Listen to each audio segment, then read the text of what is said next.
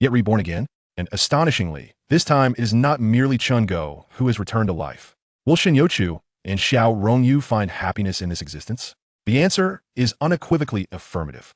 Chapter 1. The Unexpected Tenderness. Chen Hanxing inhaled deeply, concealing a hint of tears at the corners of his eyes as he pressed down on the accelerator and gradually drove away. However, on a road adorned with flourishing phoenix trees and scattered blossoms, he abruptly turned his head and exclaimed, "Hey, what is it?" In the back seat, Shen Youchu and Xiao Rongyu both lifted their heads, puzzled by Chen Hanxing's sudden interruption. Shall we consider having a second child?" Chen Hanxing declared loudly, his voice resonating through the car. The back seat fell into an unexpected silence, the sounds of traffic and commotion outside mingling with their astonishment, and unsure if he had misheard. It seemed that in the wind, he faintly caught two affirming murmurs of whom. In the province of Sudong, Jianya, in a splendid villa within the golden Jitong city, lights shone brightly, laughter echoed, and the atmosphere was as festive as a New Year celebration. In the kitchen, Bian Shishir and Wang Zibo worked in perfect harmony, methodically preparing an array of delectable dishes. Shen Ningning, a student at a prestigious provincial university, assisted nearby. The trio engaged in cheerful banter as the delightful aroma of food and warmth enveloped the room. In the living room, the representative of women's rights, Hu Linyu and the Phoenix Chicks of 602, Jin Yangming, sat at opposite ends of the sofa, passionately debating a contentious issue. Dong seated beside Jin Yangming, watched their verbal sparring with amusement, stifling giggles that occasionally interrupted their fervent discussion. In a bedroom filled with boredom, frustration, and longing, the three youngest children, Chen Zijin, Chen Zipei, and Wang Yi, sat reluctantly at their desks, intimidated by teacher Hu's stern presence, diligently working on their holiday assignments. They occasionally exchanged furtive glances, their eyes brimming with helplessness and a yearning for play. Meanwhile, from another bedroom, an infuriating voice echoed, "You two are simply pathetic. You only managed to win 1 out of 16 games, and that was with me letting you have mercy. Ah, how lonely it is to be invincible." Now the wealthiest man in Sudong province, an esteemed national entrepreneur, an internationally renowned e-commerce magnate, and a pioneer of patriotism, Guoka Chen Hanxing looked smugly at the two exquisite women before him. Though Xiao Rongyu had reached the age of 35, time seemed particularly kind to her, leaving few marks upon her visage. At that moment, her delicate brows furrowed slightly as she glared at the arrogant Chen Hanxing with defiance, her flawless oval face hinting at a touch of pride, while her exquisite dimples appeared and vanished, eliciting a smile from Chen Hanxing. On the other side, Shen Youchu's cheeks flushed slightly, her enchanting yet innocent peach blossom eyes betraying a hint of guilt as she looked toward Xiao Rongyu and timidly confessed, "I am so sorry, Rongyu. I've been such a burden." Even as a 35-year-old mother, her shy nature seemed ingrained in her very being, unalterable. "Youchu, you cannot blame yourself for this. You've only been learning for a few years. How can we possibly compete with this villain?" Xiao Rongyu gently reassured Shen Youchu, redirecting her ire towards Chen Hanxing. "Don't think you can bully us just because it's your birthday. Believe it or not, tonight, neither Youchu nor I will allow you into our room. You'll have to sleep alone with Don Don." "Woof, woof." Outside the door, the now grown Don Don seemed to have heard their conversation, responding with a couple of barks. Don Don is the dog raised in Shen Youchu's hometown in Chuanyu. Now that the village was undergoing demolition, Shen Youchu's uncle, who is Shen Rui's father, brought Don Don and the big cat along when he was relocated to Jianya by Fengge. Xiao Rongyu's words caused Shen Youchu's oval face to redden further. However, for Chen Hanxing, this was undoubtedly a decisive blow. He immediately softened his demeanor, saying, "It's all my fault. I shouldn't have concealed my cards. I surrender." With this, he raised both hands high, adopting a submissive posture. Only in the presence of Xiao Rongyu and Shen Youchu did this man, revered by countless university students and young people as the boss, whose wealth and influence are second to none in the nation, transform into a henpecked husband. Chen Hanxing lifted his hand and gently pinched Shen Youchu's small face, playfully comforting her. "Well, how should I put it? It's not that you played poorly. It's just that I've become utterly unbeatable." He resumed, boasting. "After all, I was the gambling king of 602 back in my university days. Even Zhongtou and the others were but shadows under my cards." Shen Youchu pouted, looking at the man who once occupied her entire world, now sharing it equally with their children, with a playful reproach. She softly murmured, "You naughty boy." She would never utter profanities. Calling him a naughty boy was perhaps her utmost limit in expressing discontent. Meanwhile, outside the window, the stars twinkled, adorning the night sky with exceptional beauty. The moon hung lazily in the heavens, casting enchanting moonlight that unceremoniously intruded into the bedroom.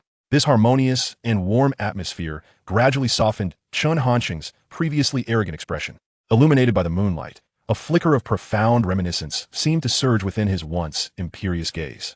He suddenly shook his somewhat dazed head, attempting to dispel the chaotic thoughts, ultimately regaining his composure. Both women acutely sensed this subtle change. Xiao Rongyu appeared slightly puzzled while Shen Youchu felt an anxious tension, gripping Chen Hanqing's large hand tightly as she apologetically inquired. "What's wrong, Xiao Chen? I didn't mean to say anything bad about you. I just—" Before she could finish her explanation, Chen Hanqing suddenly leaned forward, wrapping his arms tightly around Shen Youchu and Xiao Rongyu. He was uncertain what had come over him, as if struck by a sudden wave of emotion, prompting this spontaneous gesture. "Xiao Chen, what's the matter?" Both women inquired simultaneously, expressing the same concern. In that moment, Chen Hanqing savored and cherished this rare moment. He was acutely aware of the immense hurt inflicted upon these two beloved girls during the tumultuous events of the past few years. Yet, despite it all, they had gifted him with 2 children and continued to love him unwaveringly. "I may be a rogue, but I'm also the husband of these 2 women and the father of Zijin and Zipei."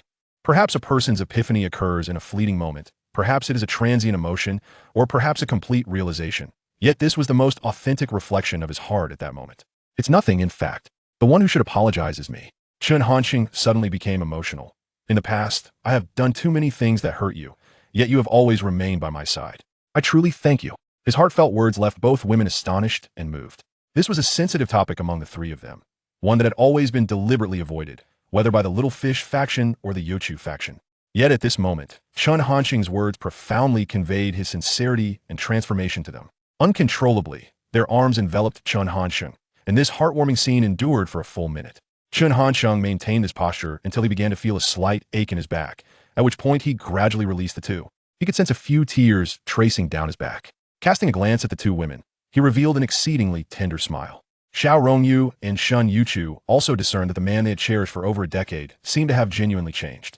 With tears glistening in their eyes, their lips involuntarily curled into faint smiles. "Chen Pig, how is it that you make me cry?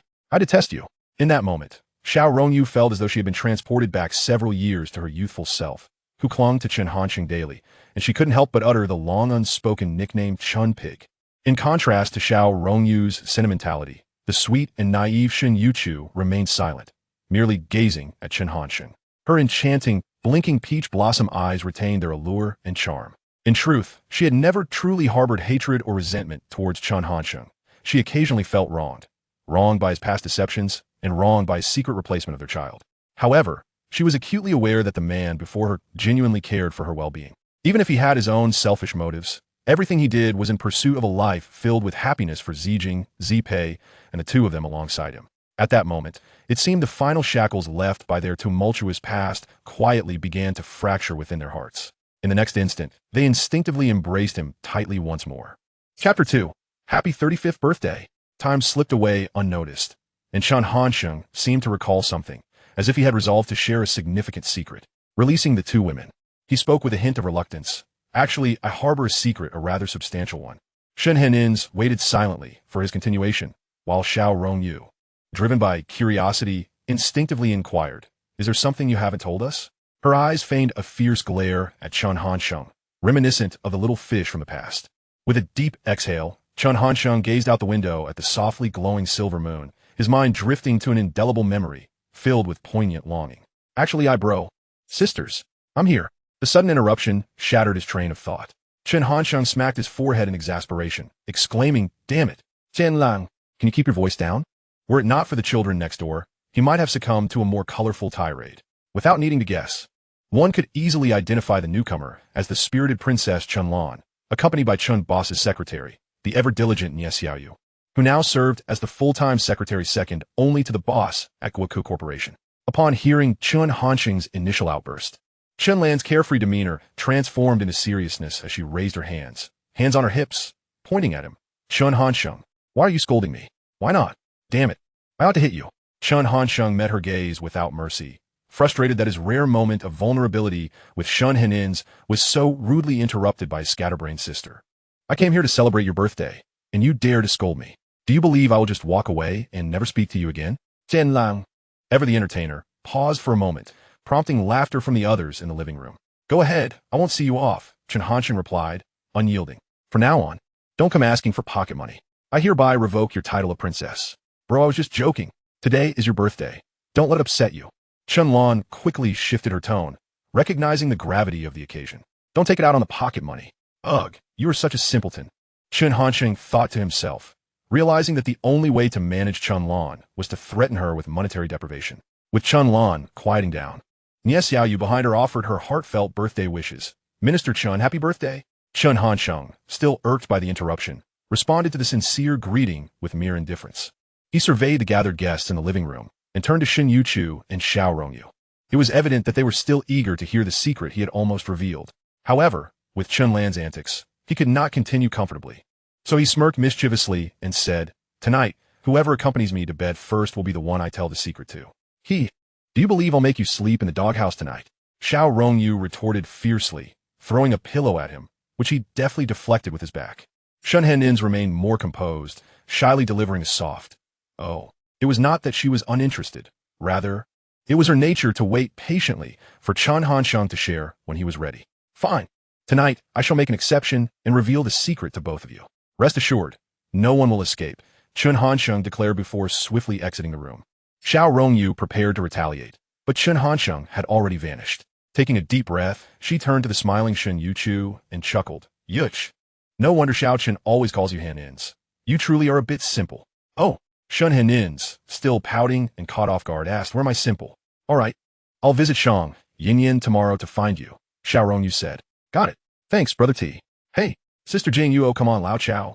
No need for such formality with me. Lao Yang. You, Lao Dai, your mother. In the living room balcony, Chen Hansheng patiently responded to everyone present. Luo Xian, Zheng Guani, Shang Yin, Kong Jing, Chao Jianda, Cui Jifeng, Yang Shichao, Li Jinan, Dai Jinyo, Liang Taiho, Lao Chun, Xiao Hongwei, and many other family and friends, including affluent acquaintances and government officials. In total, the phone calls consumed over half an hour, with some responses relegated to brief texts. If he had to respond to each call individually, he would likely go without dinner that night. Bro, you really are quite the busy man. Hurry up, E.M. Stadovin. You'll feel sorry for me. Stop. Shen Lan, can we have some dignity? Do I look like I care about your hunger? Chen Hansheng mercilessly interrupted her, finding her energy comparable to that of a workhorse. All right, Xiao Chun, it's time to eat. You are the star of the day. We can only eat after you do, Wang Zibo said, looking at his childhood friend. Hey, Wang Zibo, what nonsense are you spouting? Chen Hansheng shot him a bewildered look. What is wrong with what I said? Wang Zibo scratched his head in confusion. I'm always the star, aren't I? You rascal. I knew you were up to no good, Wang Zibo retorted, choosing to ignore him afterward. However, Bian Sure, protective of her friend, was not pleased. Aware she couldn't out-argue Chen Hansheng, she sought help from her best friend, looking at Xiao Rongyu as if to say, your Chen Hansheng is bullying my Wang Zibo again. After years of friendship, Xiao Rongyu easily understood Bian Sure's silent plea. Cough. A simple cough from her was enough to silence the ever-boisterous Chen Hansheng. Unable to help it, he returned to the spot deliberately left open for him between Xiao Rongyu and Shen Youchu. Shen Youchu dutifully handed him a glass of wine, which he accepted with gratitude. Dear subjects, today you celebrate my birthday.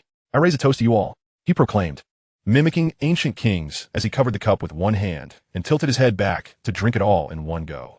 That rascal Xiao Chun is such a show-off, someone remarked. My brother really knows how to put on a show. Another chimed in. This charming rogue loved to flaunt. Everyone had their thoughts, but they couldn't help but burst into genuine laughter. They raised their glasses, with the exception of the still in elementary school, Chun Zijing, Chun Zipei, and Wang Yi. Even Ning poured herself a drink. Xiao Chun, Chen Hansheng, Minister Chun, Shi Tian Yi. Bro. Fourth brother. AG. Daddy. Godfather. In an instant, a chorus of names echoed through the air. Xiao Rongyu, Shen Youchu, Wang Zibo, Hu Linyu, Bian Sure, Nie Xiaoyu, Dong Chen Lan, Jin Yangming, Xiao Anning, Chen Zijing, Chen Zipei, and Wang Yi, a total of 13 voices resounding together. Happy 35th birthday. Chapter 3, An Unexpected Turn of Events. That evening, the atmosphere was filled with joyous exuberance, particularly for Chen Hansheng. His rebirth not only rectified the regrets of his past life, but also granted him his beloved and treasures beyond measure. Furthermore, he now had 2 children and a multitude of friends. He had indulged in considerable libations that night, to the point of slight inebriation. The vibrant neon lights flickered along the nighttime streets, with the city's bustling energy casting a backdrop to the trio's leisurely stroll. Under the moonlight, their shadows stretched long, attracting the gaze of passers-by with a nearly universal turn of heads in their direction. First, Youchu and Xiao Rongyu were simply too striking, embodying two entirely different styles, yet both radiating beauty. Although Chen Hansheng was not conventionally handsome, he had become an undeniable idol among the youth, with few unaware of his perennial presence atop the Huruan-rich list. Among the younger crowd, it was not uncommon to see 2 or 3 individuals adorned in garments emblazoned with the K logo, signifying not just fashion but a sense of pride and admiration for his charismatic leadership and patriotic spirit. It must be said his fame, particularly after a certain incident in South Korea, had provided an extraordinary boost. Didn't I tell you to drink less? You've had so much that you can barely walk. And now I have to help you alongside Youchu. It's exhausting. Xiao complained, supporting Chen Hansheng with a tone of mild disdain. Meanwhile, Shen Hanheng, also aiding him, occasionally patted his back to ease his discomfort. That evening, everyone had indulged in a fair amount of alcohol, and at the suggestion of the group, they decided to take a stroll for some fresh air. However, no one wished to play the role of a third wheel, so the group divided into 5 pairs. Hu Linyu, Nie Xiaoyu, and Chen Lan formed one pair of singletons, Dong Er and Jin Yangming another, Wang Zibo and Bian Shishir yet another, while Chen Hansheng walked with Shen Youchu and Xiao Rongyu. As for Shen Ningning, she was left at home, diligently tutoring 3 children with their homework. The trio made their way towards Lion Bridge, a place known for its pleasant ambience and a potential encounter with the couple Feng Gui and Shen Rui. Own a bubble tea shop. Although it was already past 10 at night, the area around Lion Bridge remained lively, filled with couples and university students. As the trio approached the bubble tea shop, they were greeted by Feng Gui's cheerful voice. Brother-in-law, sister, Xiao, what brings you here? Feng Gui called out, initially acknowledging the 3 before his gaze settled on Chen Hansheng. Oh, brother-in-law seems a bit tipsy. Both Feng Gui and Shen Rui were well aware of the unique dynamics among the 3, having seen Xiao Rongyu on numerous occasions. It was rare to witness them all together like this. Why don't you help your brother-in-law with a glass of lemonade? He seems to have overindulged tonight. Shen Youchu suggested, though she intended to do it herself, but found it difficult with Chen Hansheng leaning on her. Before long, Shen Rui approached with a glass of appropriately tempered lemonade. Sister, brother-in-law, Xiao Yu. She greeted the trio and proceeded to prepare 2 cups of strawberry coconut milk for the 2 women before joining Feng Gui in their bubble tea endeavors. After a while, Chen Hansheng appeared to regain some clarity. Observing the bustling front counter and a multitude of orders, he turned to Shen Youchu and inquired, how well is Feng Gui doing with the business? What is their monthly profit like? Together, they probably bring in around 30,000. But you'd have to ask Lin Yu for the specifics, Shen Youchu replied, though she herself was not entirely sure, having focused more on being with Chen Hansheng and less on financial matters. Additionally, she was preoccupied with caring for Chen Zijing and Chen Zipei, with Hu Linyu managing most of the bubble tea shop's operations. Chen Hansheng nodded thoughtfully. Oh, 30,000 should be more than sufficient for them. By the way, I heard Feng Gui mention that your grandfather is planning to return to the village soon. This sparked a memory in him. He recalled the time during his second visit to Shun Youchu's home when her grandfather had invited him and Wang Zibo to attend Feng Gui and Shen Rui's wedding. Yes, Shen Youchu confirmed gently. Grandfather mentioned that the area will be demolished in less than a week, so he wants to check if there is anything useful left. Anning's mother will also be visiting. Anning's mother is coming too? Is she planning to settle in Jianya? Chen Hansheng remarked casually. What about her current husband? Is he not coming along? His offhand questions were met with Shun Youchu's playful pout and reproachful gaze. No. Anning's mother and her husband are doing well. After the demolition, they moved to the town. This visit is purely to see Anning. How could you say that? Xiao Rongyu interjected, not inclined to indulge Chen Hansheng's banter. She pinched his side, twisting slightly, which made Chen Hansheng wince in discomfort. That's not respectful to your elders. You're in your 30s and still behave like this. Now, let's not be so harsh. I consider Anning like a daughter, which makes her mother my peer. So how am I being disrespectful? Chen Hansheng retorted with a mock seriousness that confounded Xiao Rongyu, despite the awkwardness of his logic. Ugh, what a flimsy argument. Xiao Rongyu realized she couldn't best him in this exchange, and turned her head away in annoyance, her innate pride undiminished even at 35. As they walked along the wide road, Chen Hansheng no longer required the support of the 2 women, his hands shoved in his pockets, a toothpick dangling from his mouth, maintaining his usual carefree demeanor. The bubble tea shop closed promptly at midnight, and the trio departed at 11:30, heading towards Tianjing Mountain Community, where Liang Taiho and Old Chen resided. With his capabilities, arranging a villa for the couple would be effortless. However, they had expressed that a villa felt too spacious for just the 2 of them, so Tianjing Mountain Community was the perfect fit, neither too large nor too small. This area belonged to the older district, where roadworks and streetlight installations were underway, casting a somewhat dim light along the path. As the trio approached the corner, an overwhelming sense of foreboding struck them, and a blinding light approached, inducing a sudden wave of dizziness, prompting them to shield their eyes. Yet, Chen Hanxing's heart raced. He was all too familiar with this scenario. The oncoming blinding light drew near, its speed having decreased but still posing a significant threat given the stopping distance of such a large truck. Chen Hanxing knew he could evade it, but Shen Youchu and Xiao Rongyu, unaccustomed to the sudden glare, were slow to react. He could only save one of them. With little time for contemplation, he instinctively devised a strategy.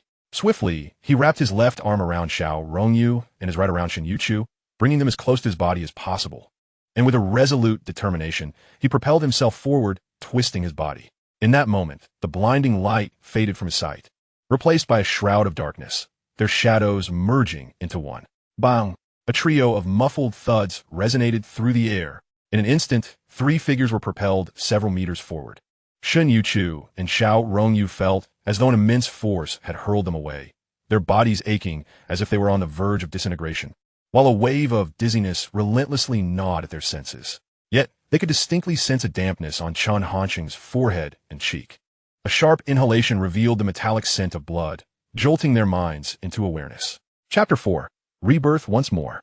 Both women turned their gazes towards the figure of Chen Hanxing, now collapsed beneath them. His shirt had been violently torn open, revealing a gaping wound on his back, the once pristine white fabric now saturated with crimson. Blood continued to seep from the corner of his mouth, pooling on the dark asphalt below. Xiao Chun, are you all right? Xiao Chun. Their cries reached his ears, and he wished to respond, yet each attempt merely elicited more blood from his lips. His eyes reflected a haze of confusion intertwined with an inexplicable acceptance. What the hell? How did I get into another accident? He thought, utterly speechless. Meanwhile, Xiao Yuer and Shun Hanin wept freely, cradling Chen Hanxing while desperately wiping away the blood that flowed from his mouth. Xiao Chun, please don't scare me. Wake up. Chen Hanxing, you must wake up. Don't ignore me. Their frantic calls persisted, fully aware that he had shielded them from the brunt of the impact and was now unconscious. Despite their own dizziness, they struggled to keep their eyes open, but after a prolonged effort, both women finally succumbed to their own fatigue, collapsing onto Chen Hanxing's shoulder, unable to endure any longer. Are you three all right? Why, yes. I've already called for help. Hang in there. This unforeseen incident had taken everyone by surprise, leaving no one prepared for such an outcome. By the way, where do you plan to go next? You must have another drink. Yin Yin, your outfit today isn't half bad. Old Four, why are you so weak with alcohol today? In a bustling eatery near Keita, within the Jiangling University town, various sounds filled the air. Chen Hanxing groggily heard Yang Shichao's voice, perplexed by his presence. Why is Lao Yang in Jianya? Did he come specifically to celebrate my birthday? He slowly opened his eyes, cautiously shifting his body. Why doesn't he hurt anymore? Have I somehow acquired an indestructible body? As this thought crossed his mind, Chen Hanxing began to move with increasing confidence, even twisting his waist, his gaze landing on Yang Shichao and Guo Xiaoqiang, a look of astonishment on his face. Old Guo is here too? Wait, where are Xiao Hanbao and Xiao Yuer? His previously hazy eyes suddenly sharpened as they scanned the surroundings. He spotted classmates from Public Administration Class 2, Shang Yinyin, Jin Yangming, Tan Min, Dai Jinyo, and Li Jinan. Realizing something, he instinctively turned to Yang Shichao. Where is Shen Youchu? Huh? Yang Shichao blinked in surprise. Old Four, why do you suddenly mention her? Annoyed, Chen Hanxing furrowed his brow. I'm asking where she is. His thoughts were muddled, and under the influence of alcohol, he instinctively raised his voice, drawing the attention of those around him. Have you had too much to drink? Why are you yelling at me? Yang Shichao retorted, giving Chen Hanxing a playful punch on the shoulder. After 4 years of camaraderie, he knew better than to take offense at Chen Hanxing's outburst, attributing it to his inebriation. But Chen Hanxing was utterly bewildered. Good heavens, what is happening? Have I truly been reborn again? He scanned the room, memories from his first life merging with the present. Today marked his graduation ceremony in his first life. Could it be that I have genuinely been reborn? Oh dear God, I never wished for this. At this moment, Chen Hanxing felt a wave of despair wash over him. Having finally ascended to a prestigious social standing after navigating 2 hellish trials, he had just begun a harmonious life with Shun Hanin and Xiao Yuer, not to mention the 3 delightful daughters and the presence of his junior sister, Tigo and Shang Yinyin. Was he to relive it all once more? Just as he was about to mentally curse the heavens, he noticed an abrupt stillness enveloping the private room, the very sound of breathing becoming faintly audible. Chen Hansheng, bewildered, followed the gazes of those around him to a singular direction. At the entrance of the room stood a figure he recognized all too well. Amidst the crowd, a girl dressed in a simple knee-length chiffon dress stood out, her attire somewhat ill-fitting yet unable to conceal her porcelain-like skin. Her long hair cascaded in gentle waves, her slender legs adorned with dark silver high heels, and her face radiant like a peach blossom. The perfect silhouette, complemented by her enchanting eyes, captivated everyone present, regardless of gender. As she turned around, it became evident that she was none other than Youchu. In that moment, the most beautiful girl of the 2002 graduating class from the Finance Institute revealed herself to all. Yet, Chen Hanxing noticed an intriguing difference. While Youchu appeared almost identical to her former self, her expression was no longer one of confusion and shyness, but rather one of excitement. Yes, excitement. Chen Hanxing's mind felt muddled, struggling to comprehend the unfolding events. To everyone's astonishment, the ethereal Youchu began to cry, tears gliding down her exquisitely oval face, igniting a fierce, protective instinct in the hearts of the young men present. Captivated by her mesmerizing eyes, Chen Hansheng found himself inexplicably rising to his feet, stepping forward until he stood merely 3 meters away from Youchu. His movement drew the attention of his peers, with Jin Yangming tugging at his sleeve, only to be shrugged off. Their eyes locked, and in that moment, Chen Hansheng seemed to grasp something profound. His lips moved, though no sound emerged. His gaze filled with boundless tenderness. Youchu, too, appeared to sense something, her body trembling as she tightly clasped her hands, yet her enchanting eyes remained fixed on him. She took 2 steps forward, closing the distance to less than a meter. "How about you be my girlfriend?" Chen Hanxing's words sent shockwaves through the room. While the crowd remained outwardly silent, their expressions were filled with incredulity. After 4 years of little interaction, was it truly possible that he was expressing interest now? Upon witnessing her true beauty at graduation, it would be remarkable if Youchu agreed. This was the prevailing thought among the onlookers, prompting the outspoken representative of women's rights, Rongyu, to rise once more. "Chen Hansheng, it's one thing to joke around with everyone, but this is Youchu," she asked, frightened to tears. Rongyu stood up to defend her friend, her tone familiar and assertive. "You know her personality. Do you really think it's appropriate to make such jokes? Besides, do you think you're the Emperor Gaozu or Qin Shi Huang? You can just declare who you want as your girlfriend. Familiar voices, familiar tones, indeed. Whether in this life or the last, Rongyu remained the same. Damn it, Rongyu, why are you always around?" Chen Hansheng inwardly cursed. "I already have Shan Henin and Xiao Yuer, and honestly, your looks and figure don't quite meet the standard." Upon encountering an acquaintance from a past life, he felt an inexplicable sensation stirring within him, though he could only voice such thoughts silently in his heart. Chapter 5. Has Youchu reincarnated too? Yang Shichao, Old 4. Don't jest on an international scale, come back. Guo Xiaoqiang. Indeed, Old 4, you have no real feelings for her. I haven't seen you speak to her even once during our 4 years at university. Jin Yangming, 4th brother, let's show some respect for the young lady. As the legal vanguard of 602, I have the right to ensure you face the scales of justice. Danmin, Gamrath. You cannot simply pursue Youchu just because she is beautiful. If you wish to court her, you must demonstrate some sincerity. They all believed that Chen Hansheng approached Youchu merely to tease her because, in their eyes, that was his demeanor for the previous 4 years, flirting with pretty girls while maintaining principles and loyalty, which garnered him a certain affection from the girls. This was one of the reasons Chen Hansheng thrived in the female social circle in his previous life. With such charisma, he could navigate the complexities of society with ease and flourish. "Are you Xiao Chen?" Youchu, standing merely a step away, spoke through her tears, as if seeking confirmation about something. This echoed Chen Hanxing's earlier suggestion of her becoming his girlfriend, a notion that lingered in both their hearts. At that moment, Chen Hanxing's expression softened, and with a gentle smile directed at Youchu, he remarked, "This time you haven't eaten 2 stalks of green vegetables. Surely you have no reason to refuse me now." Their cryptic exchange left those around them bewildered, particularly as Youchu had seemingly referred to Chen Hansheng as Xiao Chun, a term so intimate that it suggested a couple's bond. If Chen Hansheng had called her Xiao Shun, they might have attributed it to his playful teasing. But the term Xiao Chun slipped from Youchu's lips, complicating matters. They were oblivious to the significance of the phrase regarding the two of them, an exclusive memory shared between them. Overwhelmed by her emotions, Youchu could no longer restrain herself. Despite the mere meters separating them, she dashed into Chen Hansheng's broad embrace. The two held each other tightly, enveloped in a profound silence. In that moment, Chen Hansheng was certain. Shen Youchu had indeed reincarnated.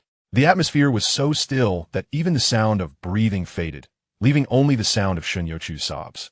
This scene lingered for quite some time, with dozens of university students rendered mute. None dared to speak, merely observing the two embraced in the center of the room. Shen Youchu, are you a fool? Chen Hansheng gently stroked her head. I'm not. Then what are you? After a brief hesitation, Shen Youchu summoned her courage to declare. I'm your wife. Upon uttering those words, her face flushed crimson, akin to a summer watermelon, as she buried her head deeper. The term wife surprised even Chen Hansheng. They had a child in their past life, so it was not unfounded to call themselves spouses. However, with so many classmates around, and Shen Youchu being the one to speak, it seemed a stretch. She was typically reserved, and uttering the word girlfriend would have been her limit, or so he thought. Shen Youchu had pondered long and hard, battling her own thoughts before she spoke. She bore Chen Hansheng's child, which made her his wife in essence. Although they had not obtained a marriage certificate or held a wedding, this was an undeniable truth. Recently, she had come to terms with this understanding. Chen Hansheng had shielded her from a truck, knowing well he could have evaded it. Yet he chose to endure the brunt of it to protect her and Xiao Rongyu. Shen Youchu understood her own body well. Had that truck struck her, she might not have died, but she would have likely faced lifelong disability. Her mother-in-law had once imparted wisdom. True couples endure hardships and face life and death together. If you encounter a man willing to give everything, even his life for you, then you are truly a couple. At that moment, she could think of nothing else. She knew Xiao Chun was the man willing to sacrifice his life for her. And that was sufficient. The word wife astonished even Chen Hansheng, let alone their classmates. They could no longer maintain their composure.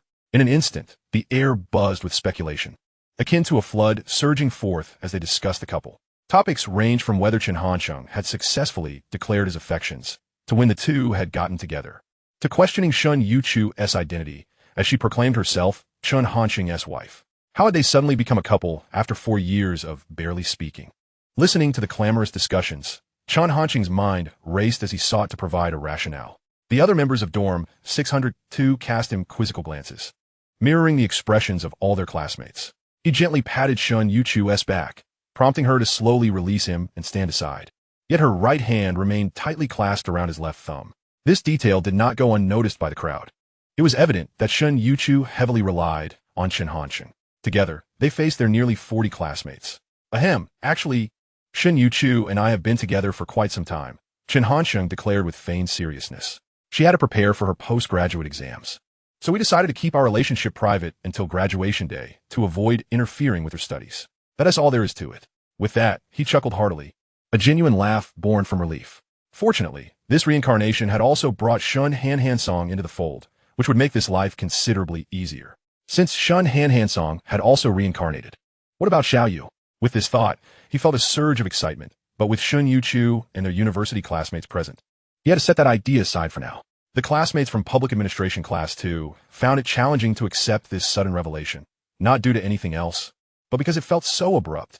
Moreover, the two individuals were polar opposites, one a boisterous, carefree rogue, and the other an introverted soul who blushed even while speaking. They seemed mismatched in every conceivable way. However, as the initial shock wore off, they gradually came to accept this reality. Seeing the opportune moment, Chen Hansheng leaned closer to Shen Youchu and whispered in her ear, I imagine everyone is quite perplexed. You should go over to the girls and explain our situation. And remember, do not mention our reincarnation. I will return to the boys' side to clarify things. If they ask when we got together, just say it was during the second semester of our senior year. Understood. Shen Youchu obediently replied. To onlookers, this scene appeared as though they were indulging in a romantic display. Chen Hansheng whispered sweet nothings into Shen Youchu's ear, to which she obediently nodded in agreement, truly resembling a couple deeply in love after years of courtship. Chapter 6, Astonishing Everyone. The two then separated to their respective tables, the boys and girls resembling interviewees as a barrage of questions erupted around the dining table. Among the boys, table 602 was the most animated, united in their curiosity about how Chen Hansheng managed to win Shen Youchu's heart. Conversely, the girls were equally inquisitive, their questions revolving around, how did you two meet? How did you and Chen Hansheng become a couple? How long have you been together? Why didn't you tell us? Poor little Han Bao could only stammer her responses. I met Xiao Chun at the beginning of the school year, but we only confirmed our relationship in the second half of our senior year. She was never skilled at deceit, especially not in front of her university classmates. Revealing this much was her limit. Anything beyond that would likely not be believed. Should she confess, Xiao Chun and I were together in our past life, and I even bore him a daughter? In contrast to Shen Youchu's bashfulness, Chen Hansheng handled the attention with remarkable ease. I met Shen Youchu in the latter half of our senior year. And mind you, it was not I who pursued her. She was the one pursuing me. Chen Hansheng recounted the events of his previous life, articulating the facts with casual confidence. He reminisced about the time when she visited the hospital due to feeling unwell and was mistakenly diagnosed with cancer. Out of kindness, he comforted her, accompanying her for meals and chats, and eventually took her to see a movie. In the end, they discovered she had received the wrong test results. Following that incident, she launched a fervent campaign to win him over. What kind of campaign? All the boys listened intently. Even the girls at the adjacent table quieted, their ears attuned to Chen Hansheng's voice. My mind has been a bit foggy lately.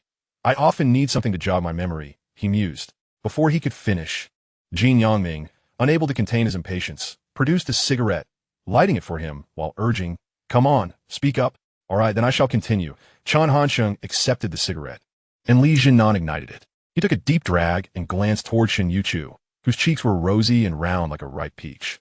Her head lowered in shyness and a hint of guilt. Shen Youchu understood that the story he was about to share, about the hospital misdiagnosis and their subsequent breakup, was slightly altered, yet she chose not to expose his embellishments. Speaking of this brought back a lengthy tale. Upon learning of the incorrect test results and realizing she did not have cancer, she was overjoyed. "But you see, he is quite charming. She told me that after spending these days with me, she has developed feelings for me and wishes to be my girlfriend." Chen Hansheng lied with the ease of recounting the truth, addressing their fellow classmates with eloquence. At that time, I did not agree, but she persistently brought me breakfast, occasionally sneaking into my dorm to accompany me back, always pestering me to study with her at the library, pleading that I should not abandon her. You all know me. I have a soft heart, and eventually I relented. Having shared this, he exhaled a smoke ring, maintaining a serious demeanor, leaving his classmates with a mix of disbelief and reluctant acceptance. The girls collectively turned their gaze toward Shen Youchu, seemingly asking, "Is this true?" Hu Linyu, who had been Shen Youchu's close confidant in both lives, boldly inquired, "Youchu, is it really like this?" She patted her chest, which had remained unchanged from freshman to senior year, regarding Chen Hansheng with a piercing gaze. "If Chen Hansheng ever coerces or threatens you into being with him, you must tell us. We will protect you." Chen Hansheng, unperturbed by Hu's fervor, feigned ignorance as he stared at the ceiling. No, it's all true what Xiao Chen said." Her nature was such that she was nearly entirely submissive to Chen Hansheng. Furthermore, she felt that it was largely the truth. After initially proposing a breakup due to a misunderstanding, she had earnestly sought to rekindle their relationship upon discovering the truth of her health. Who would have thought, fourth brother? You are truly impressive. I used to think the most beautiful in our class of 02 was either Shang Yinyin or Bai Yongshan. But it turns out Shen Youchu has been hidden away by you, Jin Yangming remarked, patting Chen Hansheng on the shoulder with a hint of envy. Stay low-key. Chen Hansheng raised his right hand, placing his index finger over his lips in a gesture for silence. Damn, fourth brother has outdone himself again. Guo Xiaoqiang grumbled from the sidelines. Then I wish our fellow countrymen and Youchu a long and happy life together, with many children. In the girls' circle of the previous life, Tan Min was the closest to Chen Hansheng and was among the first to react, prompting others in the room to join in blessing the couple. Sigh. Chen Hansheng sighed inwardly. Oh, fellow countrymen, if it weren't for my rebirth, Zipei would be a teenager by now. Lin Yu, rest assured, Xiao Chun treats me exceptionally well. As long as I could be by his side, I am utterly content. Shen Youchu felt a strange sensation. It was ironic that Lin Yu, who should know her and Chen Hansheng's relationship best, now required clarification. Perhaps this was a downside of rebirth. But you all fine. Since you say so, if I were to continue, you'd likely accuse me of sowing discord. Chen Hansheng, if you dare to bully Youchu, I will not let you off easily. Hu Linyu turned, shaking her chubby fist at Chen Hansheng. Puffed. Shen Youchu is mine. Chen Hansheng retorted, showing no leniency to Hu. I shall treat her however I please. What is this? Do you wish to be the third wheel?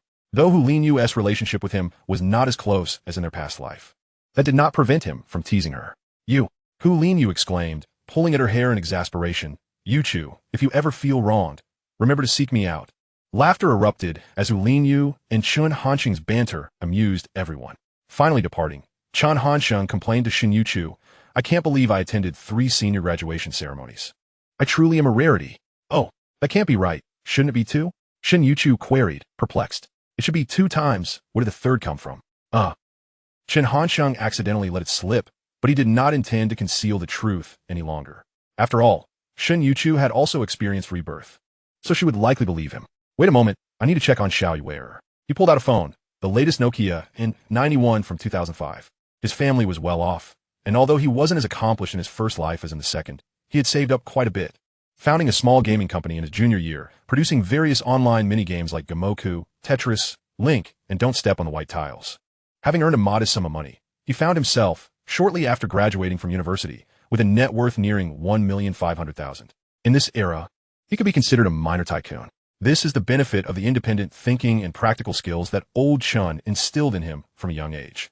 Upon unlocking his phone, he noticed 6 missed calls, all from Xiao Rongyu. He had silenced his phone while at the street food stall, and coupled with his recent reincarnation, he had been oblivious to the calls. Hello, little fish. Chapter 7. Full disclosure. Xiao Chen, what are you doing? On the other end, Xiao Rongyu seemed to stammer, and this revelation sent a surge of excitement through Chen Hansheng. He was now certain that Xiao Rongyu had also been reborn. Firstly, in his past life, she had not reached out to him after their graduation ceremony, yet this time she had called 6 times. Secondly, Xiao Rongyu was not Shen Youchu. She would never stutter out of shyness. Her stammering could only stem from urgency and fear, and if he failed to notice that, it would be a grave disservice to the notion of reincarnation he had experienced across 3 lifetimes. Even Shen Youchu, who was beside him, had picked up on the clues. Xiao, what's wrong? Why are you stuttering? Feigning nonchalance, he replied, is there something you need? Oh no, what should I do now that I've been reborn? How am I supposed to explain this to Xiao Chen? Will he believe me? On the other side of the call, Xiao Rongyu was nearly pulling at her hair in desperation. Currently, she was in her dormitory at East University in the Jiangling campus. I must find Xiao Chen first, no matter what. The only solace she found was that Chen Hansheng was unharmed. Since she was well, surely Xiao Chen was too. It felt as if she had to navigate through obstacles once more, akin to a video game character returning to the start after a failed mission due to an accident. Fully healed from her previous injuries, a bit like Super Mario. Why the silence? Chen Hansheng urged playfully. If there's nothing else, I'll hang up. I need to take my girlfriend shopping. These words struck Xiao Rongyu like a thunderclap, her mind already in disarray, now spinning further into panic. What? When did you get a girlfriend? Didn't you break up with Luo Shimi? Indeed, I broke up with Luo Xian long ago. My current girlfriend is not her. Guess who she is? Chen Hansheng continued to tease her. Why? Xiao Rongyu stammered, unsure of how to respond. Seeing that he had jested enough, Chen Hansheng decided to be serious. All right, enough of that. Xiao, come downstairs. I'll pick you up from your dormitory. After all, teasing a wife is enjoyable, but pursuing one is a different matter altogether. They needed to resolve the immediate situation first. After hanging up, Shen Youchu looked at Chen Hansheng with a playful reproach. Why are you teasing Rongyu again? Chen Hansheng chuckled, offering no explanation, instead pinching Shen Youchu's cheek. Let us go to East University to pick up Xiao. I doubt you've been here much. Now, Chen Hansheng felt nothing but tenderness towards this girl, which warmed Shen Youchu's heart. After a brief acknowledgement, she took his hand, and they headed towards East University. After approximately 10 minutes, they spotted Xiao Rongyu exiting the school gates. Upon seeing them, her delicate, oval face shifted from nervousness to confusion and finally to delight. It seemed Xiao Rongyu had begun to piece things together. Initially anxious that Chen Hansheng had found a new girlfriend, she quickly understood, upon seeing Shen Youchu, that all 3 of them had been reborn. There are too many people here. Let us find a quieter place to talk, Chen Hansheng suggested, waving to the 2 girls. Thus, the trio ventured back to the previous street food stall. Chen Hansheng recalled that in this life, he also owned a car, and it was the same as his first car in the last life, a red Xiao. He gently caressed the car's body with a hint of nostalgia, exclaiming, Xiao, look how well I treat you. You've received my first every time. In the back seat, Xiao Rongyu and Shen Youchu were whispering to each other, and Chen Hansheng could easily guess the topic of their conversation, questions regarding their rebirth. After all the hard work I put into building my wealth and buying a villa in my last life, I now have to start over. 10 minutes later, the trio arrived at the Tianjing Mountain Community on Tianyuan East Road. Shen Youchu and Chen Hansheng were undoubtedly familiar with this place, though this time they would not be residing in Unit 3201, but rather 1403. Upon entering the building and observing the somewhat simple decor, Chen Hansheng's memories from his first life began to resurface. This was the place he had moved into during his junior year, a second-hand apartment that he had purchased outright for just over 200,000. Xiao Rongyu and Shen Youchu were surveying their surroundings. seemingly assessing the living conditions of this man in this life. The three of them settled onto the sofa, and Xiao Rongyu could no longer contain herself, her fair oval face reflecting her urgency. Xiao Chen, how come we all have been reborn? Shen Youchu looked at Chen Hansheng with similar bewilderment. Honestly, I don't know why we have been reborn, Chen Hansheng replied. But I can share a secret with you, a secret I've kept from you both for 2 lifetimes. The two girls exchanged glances before turning their attention back to him. This isn't my first time being reborn. The initial words from Chen Hansheng astonished both women. What? Xiao Chen, are you implying that? Yes, this is my second reincarnation, Chen Hansheng confirmed with a nod. The two girls were momentarily dazed. But as Chen Hansheng anticipated, since they had already experienced rebirth once, the notion of him having undergone it twice did not seem as shocking. Shen Youchu remained adorably bewildered, staring blankly at Chen Hansheng, while Xiao Rongyu directly inquired, You mean to say you had already been reborn in your previous life? Yes, exactly, Chen Hansheng affirmed. Now, all you need to do is listen to me. I will reveal all the secrets. In my first life, I was quite lost. At that time, I had amassed a fortune of billions, yet I found myself utterly alone, having turned 35. Chen Hansheng began to lay the groundwork for his story. One day, I was engaged in a business deal when I encountered a car accident on my way back to Hongsheng to see Old Chen and Lady Liang. Another car accident, Xiao Rongyu blurted out instinctively. Yes, another car accident, Chen Hansheng recounted, his heart still uneasy at the memory. When I regained consciousness, I found Wang Zibo beside me, encouraging me not to give up just because I had faced rejection from you. It was the year I graduated high school. Chen Hansheng looked at Xiao Rongyu and asked, Do you remember the moment you appeared before me, and I claimed not to know you? It had been nearly 10 years since I last saw you. How could I possibly recognize you right away? Ah, so that's why you treated me like that. Xiao Rongyu exclaimed, suddenly enlightened. Understanding Xiao Rongyu's occasional interruptions, Chen Hansheng was quite forgiving, recognizing the surreal nature of their situation. Perhaps due to being reborn into a body in its 20s, Xiao Rongyu was increasingly resembling the lively and sweet girl he had first fallen in love with. Chapter 8. May all love be reunited. As I arrived at the University of Finance, encountering you once again stirred within me a recollection, Chen Hansheng remarked, directing his gaze towards Shen Youchu. Oh, Shen Youchu looked at Chen Hansheng with a face full of confusion. In truth, this is also one of the reasons I must realize the dual fulfillment method in this life, Chen Hansheng stated candidly. The mere mention of the dual fulfillment method made both women glance at him, a hint of tension evident in their expressions.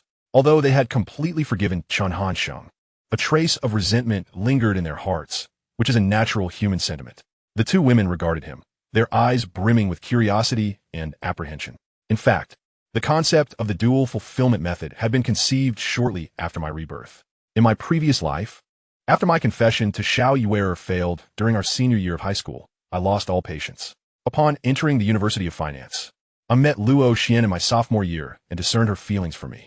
Under her pursuit, it wasn't long before we became a couple. As he spoke, he attentively observed the expressions of the two girls. Xiao Rongyu was not overly surprised, for she had integrated the memories of this life and was already aware of this matter. Shen Youchu, while somewhat astonished, continued to listen earnestly. Chen Hansheng continued. It was precisely because I was with Luo Xian that Xiao Yuer went to the United States after graduation. Even after you learned of my breakup with Luo Xian, you did not return to seek me out, for you were unwilling to acknowledge your feelings for me. You live alone in the United States for nearly a decade, during which you never sought another boyfriend, as your heart has always belonged to me. His words plunged Xiao Rongyu into silence. She understood her own nature. In her previous life, upon discovering Chen Hansheng's infidelity, she chose to live alone in the United States rather than accept Shen Youchu or seek out other men. In her heart, there truly existed only one man, Chen Hansheng. As for Shen Youchu, the memories from my first life flooded back. He inhaled deeply, his expression grave. Throughout your university years, you subsisted solely on steamed buns and free seaweed egg drop soup while juggling multiple part-time jobs. Shortly after being admitted to the graduate program at Jenny University, you succumbed to malnutrition, ultimately passing away unexpectedly. This revelation not only startled Shen Youchu, but also left Xiao Rongyu feeling a chill of dread. Thus, during the early days of the semester, seizing the opportunity to run for class president alongside Xiao, who, I bought you lunch, peeled shrimp for you, and took you out for hot pot. All these actions were intended to gradually replenish your nutrition. Chen Hansheng exhaled deeply, having recounted the past experiences of the two women. Thank you, Xiao Chen, Shen Youchu said softly, tears streaming down her face as she clutched Chen Hansheng's wrist tightly, her eyes filled with affection and gratitude. Xiao Rongyu mirrored her sentiments, but her gaze towards Chen Hansheng held a touch of guilt. Now you understand why I must fulfill the dual fulfillment method, don't you? Both women nodded tearfully in response. Though I'm not a paragon of virtue, you two are the most significant individuals in my life. Chen Hansheng's tone softened considerably. He turned to Xiao Rongyu. You, shall you wear my white moonlight? I shall not allow you to spend your days in solitude in America. He then looked at Shen Youchu. You, Shen Han Hai, my treasure, I will ensure you do not leave this beautiful world due to that accursed malnutrition, nor depart from my side. Thus, he established Rocket 101 at the University of Finance and founded Guoco Electronics, striving to amass sufficient wealth and status to protect the two women from the impending chaos. Fortunately, fate has been kind to him, allowing him to navigate through two trials unscathed. The room fell into a silence so profound that even the sound of a pin dropping could be heard. Chen Hansheng understood that they needed time to process these revelations, so he suppressed his own urgency and patiently awaited their responses, his demeanor radiating calmness and understanding. Eventually, it was Shen Youchu who first regained her composure, her tears flowing like a torrential flood. At this moment, her love and reliance on Chen Hansheng had reached a crescendo. Xiao Rongyu observed them, devoid of jealousy, only feeling remorse. Reflecting on past events, she trembled as she spoke. Chen Pig, why didn't you tell us sooner? In that instant, she felt unworthy of Chen Hansheng's affection. He had borne immense pressure for her and his Shen Youchu, enduring everyone's grievances and ire. Each trial had been exacerbated by her stubbornness, further burdening Chen Hansheng. She could scarcely fathom the weight of the pressure he had endured and hesitated to consider how he had persevered under such dire circumstances. Why didn't you say it earlier? Xiao Rongyu reiterated, her sobs rendering her voice quivering, tears cascading like pearls strung on a broken thread. Despite possessing the psychological age of over 30, she cried like a child. You cannot blame yourself. Chen Hansheng gently patted her back. I too had my own selfish motives. And at that time, even if I had spoken, you might not have believed me. Were it not for this unexpected turn of events, the three of us would have found it exceedingly difficult to accept my words, for the notion of rebirth is far too extraordinary. With arms around Shen Han Hai and Xiao Rongyu, Chen Hansheng allowed their tears to soak his shirt. Feeling their emotions, he mused inwardly. It seems the dual fulfillment method has truly been accomplished. He chuckled softly, finding the two of them reminiscent of children, having lived an additional life. He felt as if he could easily assume the role of their father. If only they could affectionately call him father, like Shang Yinyan. This thought made him grin foolishly, almost to the point of drooling. However, he quickly dismissed such notions, recognizing the improbability of such a scenario, for they were his wives, not mere lovers like Shang Yinyan. Reflecting on his daughter, he pondered further. Shang Yinyan's garment factory must have gone completely bankrupt by now. During their previous gathering, the outfit she wore was not of a luxurious brand, and her makeup had been quite understated, resembling that of an ordinary university student. Zibo was soon to be dispatched to Iraq, while Nie Xiaoyu should still be in Jianya, along with his mother-in-law, and Ning, Bian Shishir, Hu Linyu, Chunlan, Xiaojin, and Donga. A multitude of familiar faces flooded his mind. Since both Xiao Rongyu and Shen Youchu had also been reborn in this life, he felt no lingering worries. What remained was the time for him, Chen Hansheng, to nurture the world. He silently wished, may all love in this life achieve completeness. Chapter 9. 3 Lives, 3 Worlds. After a few minutes, the two women had cried to the point of exhaustion, leaving only soft sobs behind. They gradually released their grip on Chen Hansheng, and his once white half-sleeve was now nearly drenched, resembling a shirt doused in water, albeit salty. Damn it. Women are indeed made of water. My shirt is almost turned into a garment of tears. Wait here for a moment. I need to change my clothes, he said, tugging at his shirt with a serious expression. And listen, you both need to stop. If you're truly going to cry, I'll let you sob to your heart's content in bed tonight. After living with Chen Hansheng for so long, even the naive Shen Youchu grasped the meaning behind his words, lowering her head in shyness once more, while Xiao Rongyu's cheeks flushed for the first time. You rogue. They both exclaimed, laughter echoing in the room. Chen Hansheng chuckled softly. Do you think the three of us have experienced 3 lifetimes and 3 worlds? As he changed his clothes, he recalled the immensely popular television drama 3 Lives, 3 Worlds, 10 Miles of Peach Blossoms, set to air in 2018, where the female lead by Qian and male lead Yi Hua navigated love and enmity across 3 lifetimes before finally coming together. He mused that his own experiences might not be too dissimilar from that of the show. Both girls nodded in agreement, recognizing the truth in his words. Xiao Chun, I have my graduation ceremony tomorrow. Will you accompany me?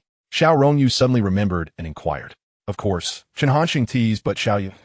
This request doesn't quite sound like you. Xiao Rongyu momentarily failed to grasp his meaning, but soon realized. The once proud Xiao Yuer would have typically issued such a request in a commanding tone rather than asking. Xiao Chun, remember to accompany me to my graduation ceremony tomorrow. Currently, Xiao Rongyu's softer demeanor stemmed from her feelings of guilt towards Chen Hansheng. He refrained from advising her, knowing this change was only temporary. After all, Xiao Rongyu was already 30 years old in her previous life. As the saying goes, one cannot easily change their nature. Her proud disposition was ingrained in her very being and could not simply be altered. After a moment, Chen Hansheng suddenly wore a mischievous grin and turned to Shen Youchu and Xiao Rongyu. How about you both keep me company tonight? As he spoke, he raised his hands and made a lewd gesture, quite cheeky in nature. Don't worry, I'll merely hold you both while I sleep. Nothing else. Don't be so shameless. Xiao Rongyu shot him a glare before turning to Shen Youchu. Youchu, Xiao Chan will accompany me tomorrow, so you should stay here. With that, she promptly decided to leave. But just as she reached the door, Chen Hansheng called out to her. Stop. Chen Hansheng approached Xiao Rongyu with a serious expression, swiftly lifting his left hand to press against the door beside her head, executing the move with such fluidity that it left her no room for resistance. He had effectively cornered her. It's already 11 o'clock. The dormitory has locked its doors. Chen Hansheng grinned. This apartment has 2 bedrooms. You can go to the other one. He estimated that Xiao Rongyu would not refuse. Well, okay then. Indeed, Xiao Rongyu relented. You better behave yourself. Youchu, keep an eye on him tonight. Don't let him sneak out in the middle of the night. After saying this, she slipped away from Chen Hansheng's grasp and hurried into the second bedroom, locking the door behind her. Chen Hansheng was left speechless and turned to Shen Youchu. Am I really that frightening? Shen Youchu remained silent, simply gazing at him with gentle eyes reflecting warmth. Chen Hansheng stepped closer and scooped her into a princess carry, inhaling her fragrance, which instantly stirred his heart. He gently placed Shen Youchu on the bed. The soft, warm light cascaded like a delicate veil, tenderly illuminating Shen Youchu's bashful, oval face. Under the gentle glow, her cheeks blushed faintly, reminiscent of peach blossoms blooming in early spring, charming and captivating. She pulled the blanket over her, partially concealing her face, but leaving her innocent and alluring peach blossom eyes fixed on Chen Hansheng, who had just shed his recently donned black half-sleeve shirt. Though she had seen Chen Hansheng's body countless times, each occasion still rendered her shy and flushed. So can we turn off the lights? Shen Youchu asked timidly. TSK, how dramatic, Chen Hansheng muttered under his breath, yet he still turned off the lights. In the pitch-black room, only the faint moonlight seeping through the window created a slender slit in the darkness, barely outlining their faces, allowing them to catch glimpses of one another. Hey, you silly girl, why do you still act like a naive maiden? Chen Hansheng gently pinched her cheek. I am scared. Chen Hansheng felt a wave of exasperation wash over him, thinking, we're practically an old married couple. What is there to be afraid of? Suddenly, a realization struck him, and he felt a surge of incredulity. Although he had lost count of how many times he had been intimate with Shen Youchu, this was her first time in this life. Damn, I'm gonna need to wash the sheets, he thought. After a night passed, Chen Hansheng gazed at the peacefully sleeping Shen Youchu and then at the balcony where the sheets, though somewhat washed, still bore traces of blood. He couldn't help but reflect, does this mean I have 4 wives now? 2 silly girls? 2 Xiao Yunis? Just as he was lost in thought, a call from Xiao Yuer interrupted his reverie. Hello, what's up? Xiao Yuer, who had an early class, had already taken a taxi back to school by 7. By the time Chen Hansheng awoke, it was already 9, and Shen Youchu, who was usually an early riser, was still asleep. A testament to how intense the previous night had been. Xiao Chun, the graduation ceremony begins at 4 this afternoon. You must remember to arrive early. Imagine familiar tone. Familiar voice. All right, I'll try to get there early. What did you have for breakfast? How dare you ask? Xiao Rongyu retorted, I had no time for breakfast. By the time I got back to the dorm and did my makeup, it was already 7:50. Thankfully, the lecture building isn't far from the dorm. Or I would have been late for my first time in life thanks to you. Can you really blame me for that? Chen Hansheng felt wronged. With the graduation ceremony approaching, why are you still attending classes? Is your school out of its mind? You wouldn't understand, Xiao Rongyu explained, with graduation around the corner. The last class is for everyone to share their feelings and reflect on 4 years of university life. It's an important conclusion to our college journey. Chapter 10, The King of Jianya, Chun Ingjun. After spending nearly 20 minutes on the phone with Xiao Yuer, Chen Hansheng noticed it was almost 9:30. Feeling a bit hungry, he casually closed the door to the bedroom where Shen Youchu was sleeping and headed to the kitchen to check the fridge. He found potatoes, eggs, cucumbers, and a chicken leg. TSK, I can't help but feel happy for you, silly girl. getting to enjoy breakfast made by the most handsome chef in Sudong province. Chen Jun, he thought to himself, while slicing the potatoes and chicken with a kitchen knife. He hummed Jay Chow's The Longest Movie, embodying the essence of a domestic chef. Give me 2 more minutes. Let me freeze this memory. Don't let the tears melt away. Your makeup is ruined. How am I supposed to remember you? Remember to tell me to forget. He felt quite pleased with his singing, secretly bestowing upon himself the title of King of Jianya. His daydreaming did not hinder his cooking speed, and in less than half an hour, he had prepared potato curry chicken and cucumber stir-fried eggs. Although he had a mischievous side, he was quite adept in household matters. Typically, these tasks were handled by Youchu. Today, he decided to reward the silly girl. As 10 o'clock approached, Chen Hansheng set the freshly prepared dishes on the dining table, while Youchu was in the bathroom, hand-washing her clothes that had been soaked with tears from the previous day. Chen Hansheng watched her, and she soon noticed his gaze. Turning her gaze, a delicate oval face adorned with an unmistakable, gentle smile came into view. As the midday hour approached, the radiant sunlight playfully streamed through the living room window, casting a warm glow upon Chen Hansheng's face. Despite the absence of any strikingly handsome features, Shen Youchu's heart raced fervently. This untroubled existence, untouched by the clamor of the world and the complexities of life, was the simplicity she yearned for deep within her soul. The little sluggard is finally up? Shen Youchu's cheeks flushed at the remark, prompting her to return to her task of washing clothes. Observing her demeanor, Chen Hansheng couldn't help but chuckle. Let's eat first. Understood. Shen Youchu replied obediently. Chen Hansheng spent the entire afternoon accompanying her. He nestled on the sofa, watching television, occasionally reaching out to pinch her cheeks, sometimes playfully squeezing them, leaving conspicuous white imprints on her already rosy complexion. Shen Youchu did not shy away. Instead, she remained docile, her eyes radiating warmth and tolerance. It was only at exactly 3 o'clock that Chen Hansheng drove his car towards Xiao Rongyu's university. Upon arrival, he spotted Xiao Rongyu along with several of her university friends, carrying various items as they entered the campus.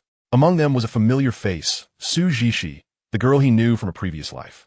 Xiao Rongyu quickly caught sight of the tallest figure in the crowd, her eyes lighting up with delight. She eagerly trotted over, affectionately linking her arm with his, and then thrust a hefty bag of snacks into Chen Hansheng's hands. The girls nearby, witnessing Xiao Rongyu's affectionate gesture, curiously approached and inquired, "Little fish, is this your boyfriend you mentioned this morning?"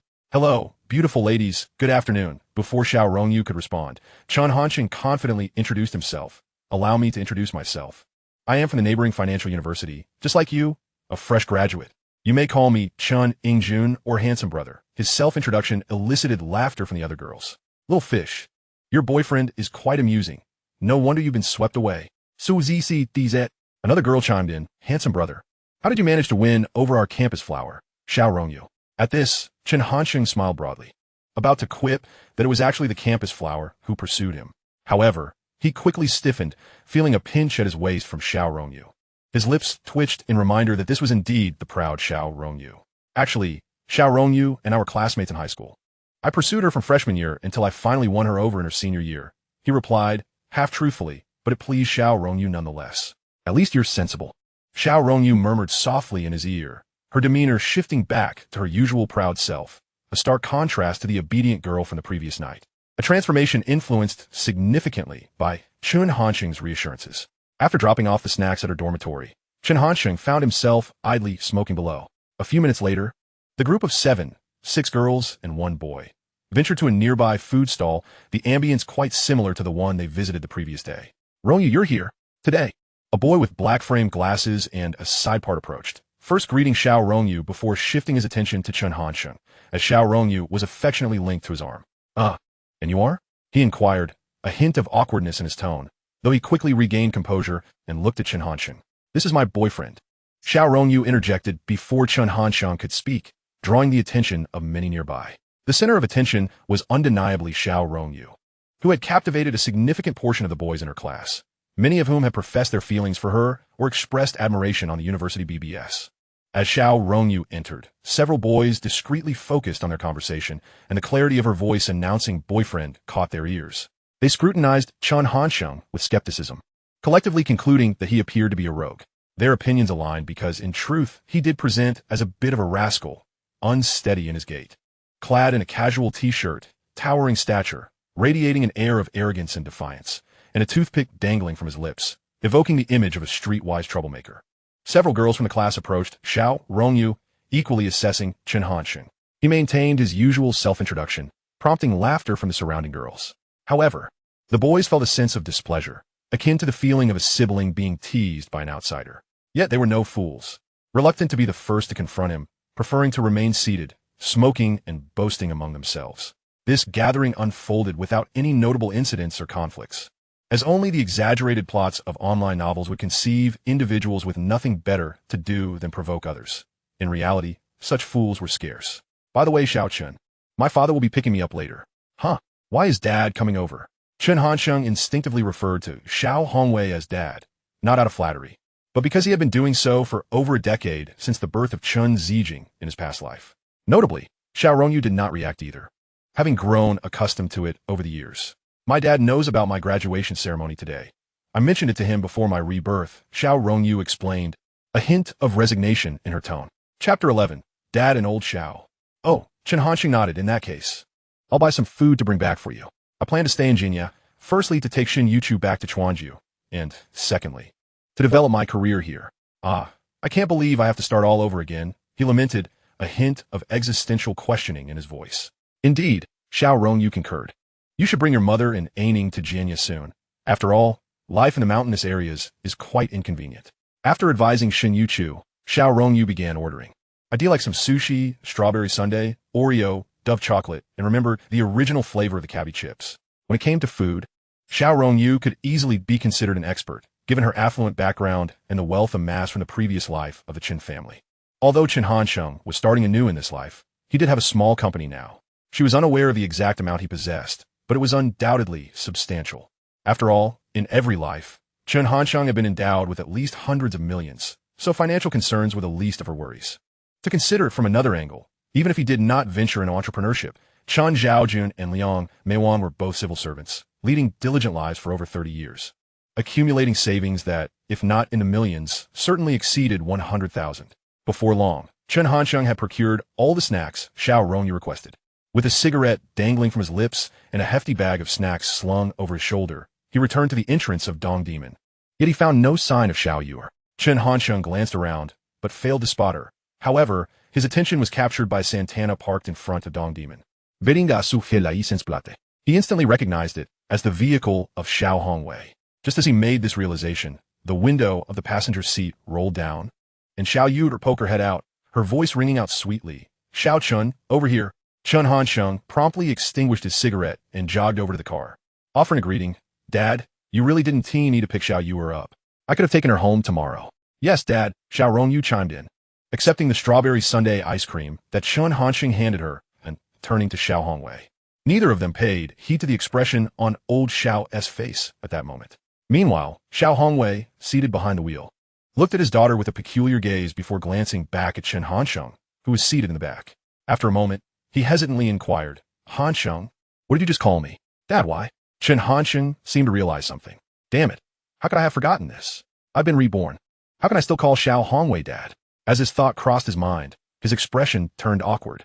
However, Xiao Yuer appeared oblivious, joking as she savored her ice cream. Xiao Chen calls you Dad.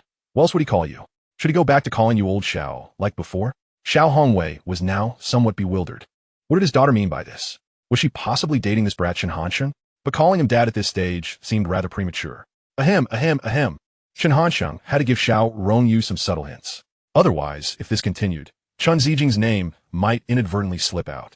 Xiao Rongyu looked at Chen Hansheng with suspicion, then glanced at her father, and suddenly, she paused with her ice cream spoon, finally detecting the oddity. Ha! Chen Hansheng nervously chuckled and quickly clarified. Well, Uncle Xiao, we were just joking. Xiao Yuer and I recently confirmed our relationship, so I thought I'd get accustomed to calling you that in advance. Even Chen Hansheng, a seasoned actor, found himself slightly out of character, having called Xiao Hongwei Dad for over a decade in his previous life. He truly struggled to adjust. At this moment, Xiao Rongyu could only smile bashfully to mask her embarrassment, echoing Chen Hansheng's words. Dad, you know how Xiao Chun loves to joke, but we really are together. With his years of experience as a detective, Xiao Hongwei could discern the half-truths in their words, yet he found no other suspicious elements. He was certain that his daughter was indeed in a relationship with Chen Hansheng, as such matters were not one she would deceive him about. Nonetheless, The whole dad and old Xiao situation left him quite perplexed. After a moment of contemplation, Xiao Hongwei solemnly stated, I want team meddle in the affairs of you young people. I watch Hanshin grow up, so I trust him. But let me make one thing clear. If that rascal dares to mistreat my daughter, I'll 1T let him off easily. At that moment, Xiao Hongwei's expression was serious. The news had come too abruptly for him to organize his thoughts, so he could only convey the essentials. Dad, Uncle Xiao. Don't worry, Chen Hanxing reassured. Thumping his chest, Xiao Yuer will be treated like a princess under my care. If I treat her poorly, you can go find old Chen. Ashu. Meanwhile, far away in Port City, Chen Zhaojun sneezed for no apparent reason.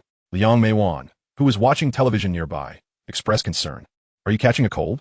They say the temperature dropped today.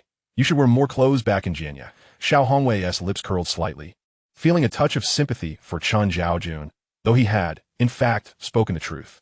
He felt relatively at ease with Chen Hansheng, having watched him grow up. Despite his roguish demeanor, his character seemed sound. Moreover, now that his daughter had graduated from university, it was indeed time for her to date. However, being a doting father, Xiao Hongwei still harbored some reservations. Mentally organizing his words as he advised, it's still too early to call me dad. You two should spend more time together first. Hasheng, now that you're venturing into society, if you encounter any insurmountable difficulties, reach out to me. If it's within my capabilities, I'll lend you a hand. Just remember to take care of Xiao Yuer and not let your career overshadow her. After a brief pause, Xiao Hongwei added, and one last thing. Xiao Yuer is pursuing her Master S degree and will be in school for another 3 years. Don't rush into anything that could jeopardize her studies.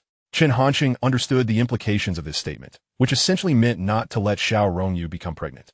Xiao Yuer too grasped the meaning behind his words and felt a twinge of guilt, thinking, if it weren't for my rebirth, your granddaughter would already be 10 years old. After chatting for a while longer, Xiao Hongwei learned that Chen Hansheng would not be returning to Port City. So he took Xiao Yuer home first. Before leaving, he attempted to hand some money to Chen Hansheng, but he declined. Phew, finally managed to navigate this dad situation. Now I've dispatched old Xiao. He drove back to the Tianjing mountain community on Tianyuan East Road. Upon opening the door, he inhaled deeply and caught a whiff of a tantalizing aroma, slightly spicy, unmistakably the signature cooking style of Shen Youchu. Hearing the door open, Shen Youchu hurried over, retrieving a pair of slippers from a shoe cabinet and neatly placing them at Chen Hanxing's feet.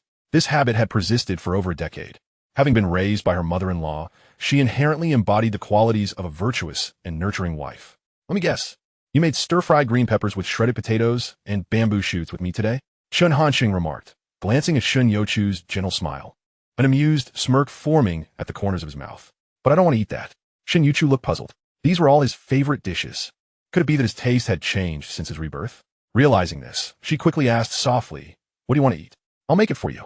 No need to cook, because all I want is you, Chen Hansheng said, leaning in closer to Shen Youchu, unable to resist the allure of her now blushing face. He playfully nibbled at her cheek.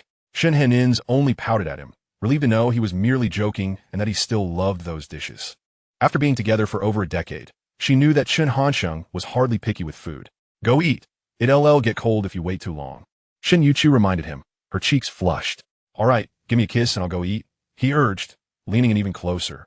In the absence of outsiders.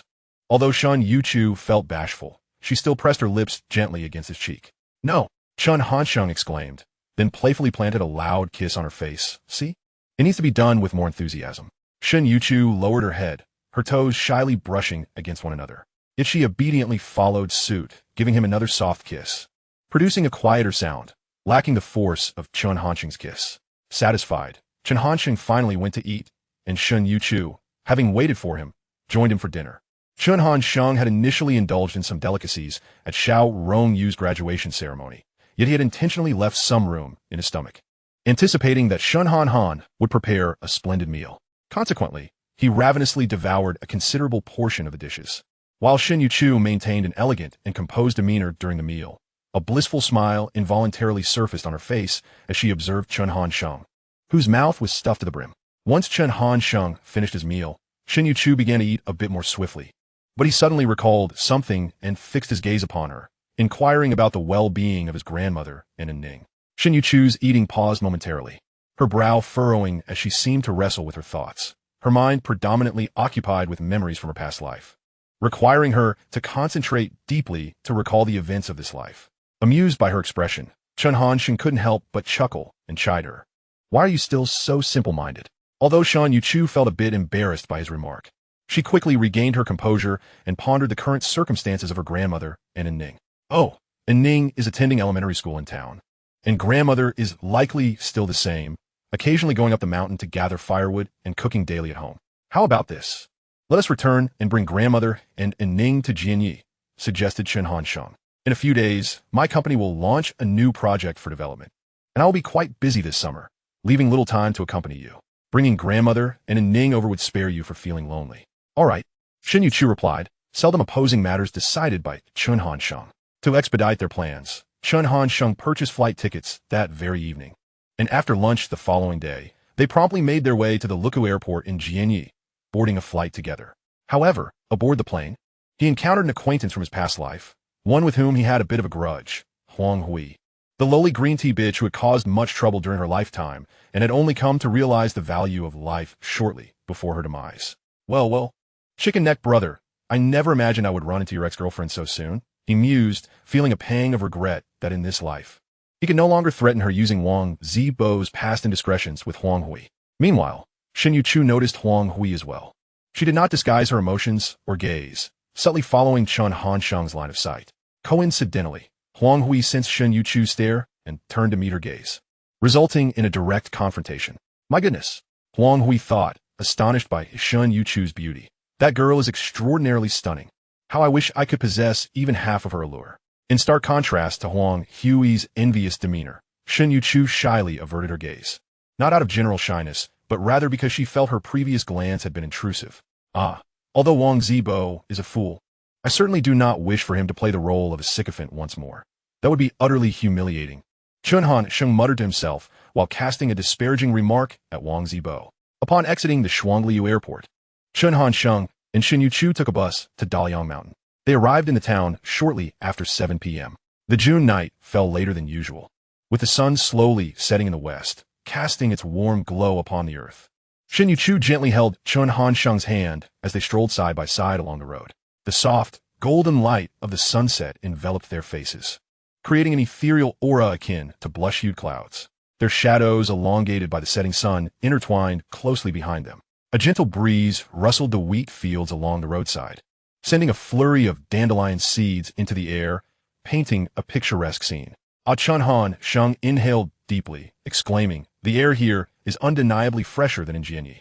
He halted, closed his eyes, and spread his arms wide as if to embrace the surrounding ethereal energy, envisioning himself as a reclusive master of the world. Oh, Shen Youchu, unaware that her boyfriend was indulging in a moment of teenage fantasy, assumed he was merely expressing a sentiment. As they followed a small path to Shen Youchu's village, it was now 7:30, and the sky was gradually darkening. Ordinarily, the village would be quiet at this hour. However, they stumbled upon a gathering of over 50 individuals in the central square, divided into two factions. Tian Hansheng, towering above the crowd, peered over to assess the situation. But upon witnessing the unfolding scene, a twitch of anger flickered across his lips, an involuntary reaction to his outrage. Damn it! He released Shen Youchu's hand and pushed through the throng towards the elderly and the young one at the center. Yet, just as he was about to approach them, several men blocked his path, including Feng Gue, the elder, and Ning's mother. He attempted to shove past them when he heard Shen Youchu's urgent voice call out, "Xiao Chun, do not resort to violence. Everyone, refrain from fighting." Rarely did she raise her voice so loudly. "This is my boyfriend. He will not harm grandmother or Ning."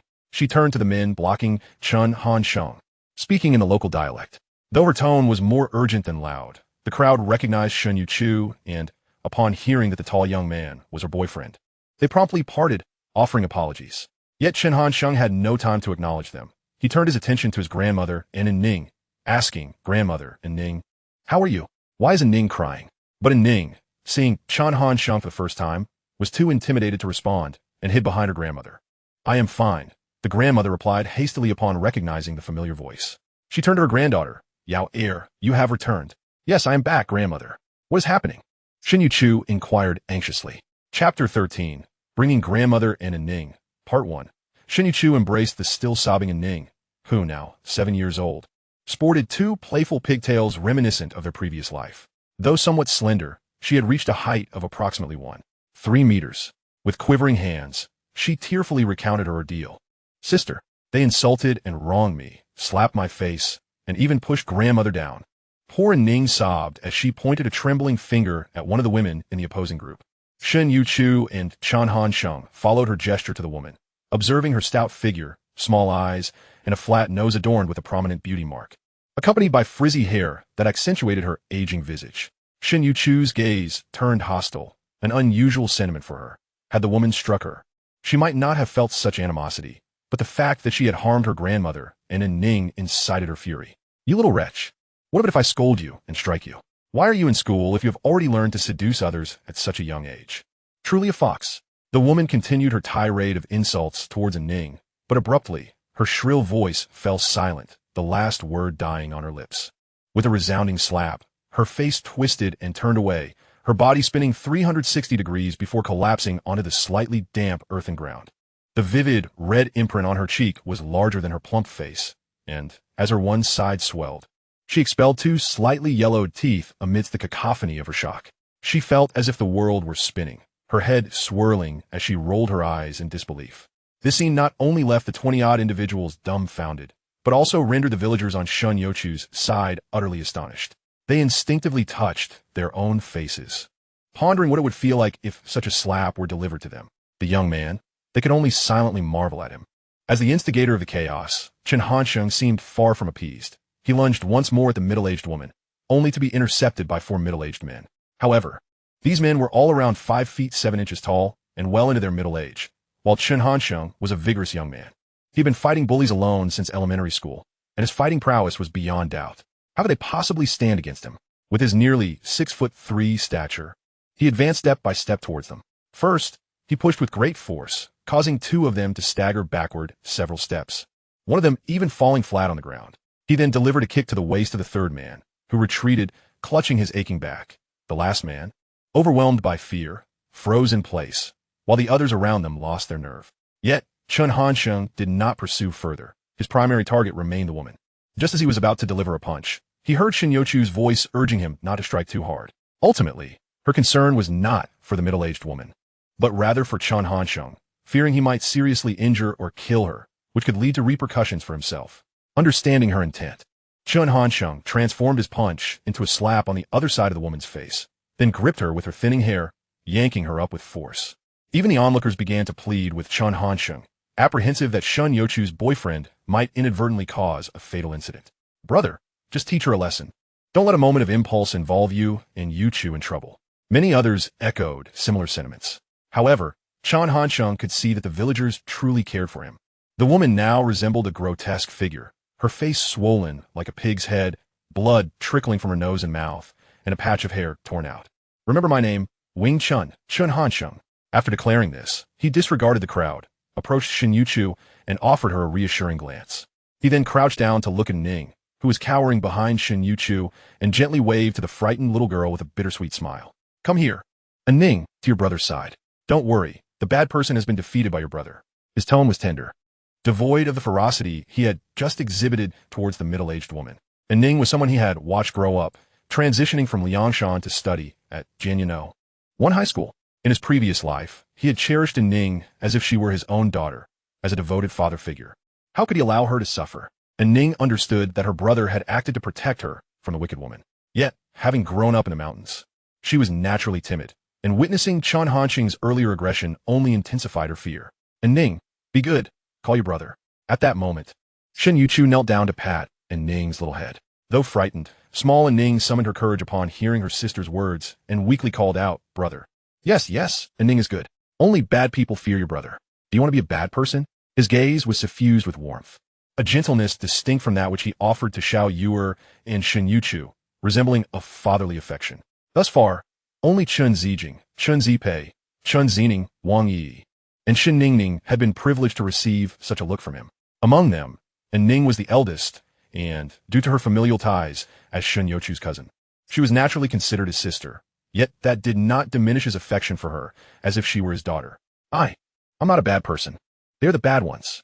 Tears still glistening in her eyes, and Ning pointed at the group of adults with a sense of injustice. Indeed, since Ning is not a bad person, come over to your brother. And Ning, your brother is the most important person in your sister's life. Don't be afraid. Just as your brother said, Only bad people fear him, and he only strikes at bad people. Go ahead. As she spoke, Shen Youchu gently nudged Ning towards Chen Hansheng. Your brother is the most important person in your sister's life, and Ning repeated in her heart, clenching her tiny fist and once again mustering the courage to approach Chen Hansheng. When she saw him suddenly raise a hand, she instinctively shut her eyes in fear. However, she soon felt the warmth of his hand atop her head, a gentle touch that was both solid and comforting, reminiscent of the affection she once received from her father long ago. Children's hearts are fragile, unable to contain her emotions, and Ning burst into tears, rushing into Chen Hansheng's embrace and weeping freely. Chapter 14. Picking up the mother-in-law and Ning, Part 2. This scene tugged at the heartstrings of everyone present. The mother-in-law, Shen Youchu, and Ning's mother, who had been anxiously watching, all began to weep alongside her.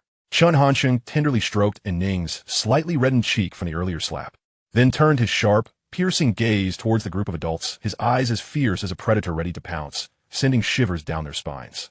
However, he quickly redirected his attention to Ning, speaking softly. Does it still hurt? No, it doesn't hurt anymore, she responded, sobbing and wiping her tears away in a state of distress. Suddenly, she felt significantly lighter, only to discover that Chen Hansheng had lifted her into his arms, planting a kiss on her little face. To onlookers, it appeared as if Chen Hansheng were Ning's father. Your brother kissed you. Shouldn't you return the gesture? Chen Hansheng asked playfully. This time, Ning did not hesitate. She planted a kiss on his cheek, leaving a mixture of tears and saliva that slid down his face. Ning instantly broke into a smile, unable to resist bestowing another kiss on Chen Hansheng's cheek. This heartwarming scene elicited smiles from everyone around, filling their hearts with warmth. Ning is so good. Once Ning's emotions stabilized, Chen Hansheng began to inquire about the incident that had transpired. Now, Ning, can you tell your brother what happened today? Why did those bad people come and bully you? Okay, Ning nodded obediently. It all started when that bad aunt's son touched my hand at school, and no matter how much I pushed him away, I couldn't get rid of him. Then I accidentally scratched his hand with a pencil, and he got angry, saying he would make me his little wife, or else he would kick me out of school. As she recounted the events, the woman attempted to refute, but her words were silenced by Chen Hansheng's intimidating gaze. After school, that bad aunt followed me home, accusing me of seducing her son, calling me a vixen, and demanding that my grandmother pay for her son's medical expenses. When my grandmother refused, she pushed her and hit me. And Ning's voice trembled as she spoke, on the verge of tears again. Yet, Chen Hansheng swiftly pulled out a treat from his pocket and presented it to Ning. Don't cry. Look what your brother brought you to eat. If you keep crying, I might just have to take it back. He waved the Dove chocolate enticingly. Upon hearing Ning's sobs, they indeed diminished significantly. Having grasped the situation, Chen Hansheng handed Ning back to Shen Youchu and turned once more to face the middle-aged woman and her companions. Damn it. It seems my inclination to teach you a lesson is entirely justified. Is your son a reincarnation of a rascal, starting so young with such mischief? Will he grow up to be a menace to society, treating the world as his playground? Chen Hansheng unleashed his fury, if it comes to it. You should personally intervene to satisfy your son's physiological needs. As a mother, isn't that your duty? He vented his wrath for a full 5 minutes, his ire unabated, culminating in a spitting retort aimed at the middle-aged woman. With a fierce glare sweeping the room, he raised his voice. Listen closely, you fools. I shall overlook today's incident. But should there be a next time, I won't hesitate to unearth your ancestors' graves. Now get the hell out. The middle-aged woman, unable to contain her composure any longer, scurried away at his command, supported by 2 others. Meanwhile, Shen Youchu's neighbors were still in shock. Her boyfriend was not only capable of physical prowess, but also possessed a sharp tongue. They approached one by one to greet him. Feng Gui, stay. Chen Hansheng said abruptly. Huh? Oh. Feng Gui was taken aback, not quite understanding how his name was known, yet he did not refuse, awkwardly asking, brother-in-law, what do you need me for? Chen Hansheng glanced at Shen Youchu, calmly advising, take your mother-in-law and Ning home first. I have a few matters to discuss. Okay. Shen Youchu nodded obediently, her gaze towards Chen Hansheng imbued with affection. Please return early. I will wait for you to have dinner. MHM. Chen Hansheng nodded, then turned to Feng Gui. He offered him a cigarette, and Feng Gui retrieved a somewhat worn lighter from his pocket to ignite it for both of them. Who is that woman from today? I heard from my father that she seems to be from the town and quite affluent. Oh, Chen Hansheng nodded. Do you think she will retaliate? He had to be cautious to avoid any unforeseen troubles that could waste his time. I believe she will, as I heard from my father that her husband has an elder brother who is quite a renowned merchant in town. Feng Gui recalled carefully. I think his name is Liu Ri. He is quite wealthy and tends to bully others. Ah, Liu Ri. What a joke. Chen Hanqing mocked. Is he your biological brother? Not exactly. It said they have some business dealings like sworn brothers. Feng Gui answered candidly. I see that scoundrel. It seems I must pay a visit to the town. Chen Hanqing inquired. Does your village have bicycles? Feng Gui nodded eagerly. Yes, I have one at home. Good. Go fetch it. Without delay, Feng Gui dashed home and returned in under 2 minutes, riding the bicycle. Brother-in-law, I've got the bike. Let us go to that Lu family. Huh? Feng Gui was completely baffled by Chen Hanqing's intentions, wondering if he was walking into a trap. What do you mean, huh? Just go. Chen Hanqing urged impatiently. 10 minutes later, they arrived in town, but first he stopped at the bank to withdraw some cash. Subsequently, they approached a self-built house in the town. Upon dismounting, he kicked the heavy iron door, not allowing Feng Gui to follow. A guard dog barked furiously at the commotion. Arf, arf, arf. Chen Hanqing, growing impatient, mused, do you know how terrified that dog at Shin Youchu's house is of me? And here it dares to bark incessantly? With a forceful kick, he swung the door open. The first sight that greeted him was a massive black Tibetan Mastiff. What the hell? Is that a dog? Chen Hanqing privately compared its size and demeanor to Wang Zibo. Compared to this Tibetan Mastiff, Wang Zibo seemed rather pitiful. Fortunately, the beast was confined in a cage. As for Wang Zibo, he stroked his chin, nodding thoughtfully. This Tibetan Mastiff is about the same size as Wang Zibo. Upon closer inspection, they do bear a resemblance. He felt a twinge of trepidation towards the Mastiff, but reminded himself that he was there to confront someone, and he could not afford to lose his bravado. He waved to Feng Gui, signaling him to come closer. Am I going in, brother-in-law? Feng Gui was startled, shivering at the sight of the Mastiff's bared teeth. Look at you. Chen Hanqing scoffed. Learn from me. Don't panic in a crisis. Damn it. It seems I'll need to bring Wang Zibo along next time this happens. Chapter 15. The Overlap of Past Lives. Just as he envisioned his best friend with a dog leash around his neck, crawling behind him, a gruff male voice interrupted his daydream. Who is there? A middle-aged man, slightly gaunt and wearing a shirt straining against his rotund belly, emerged. He did not seem like a good person. Who are you? The man scrutinized Chen Hanqing and Feng Gui. Why are you kicking my door? Who I am is inconsequential. You must be Lu Ri. He gestured flamboyantly with his fingers, mimicking the pretentious demeanor of male leads from certain television dramas. I am Lu Ri. What do you want? The middle-aged man replied, patting his ample belly defiantly. His squinty eyes scrutinized the audacious Chen Hanqing, exuding an air of arrogance. Indeed, I have come here for a reason. Aren't you going to invite me in for a chat? With arms crossed, he rolled up his sleeves to reveal his muscular arms, a cigarette dangling from his lips, his leg shaking restlessly, embodying a swaggering attitude. Why should I invite you in? Just as Lu Ri was about to retort, he saw Chen Hanqing pull out a thick wad of cash from his bulging pocket. What the hell? Lu Ri's eyes widened at the sight of the money. That looks like at least 5,000. Before he could react further, Chen Hanqing produced an even thicker bundle of cash.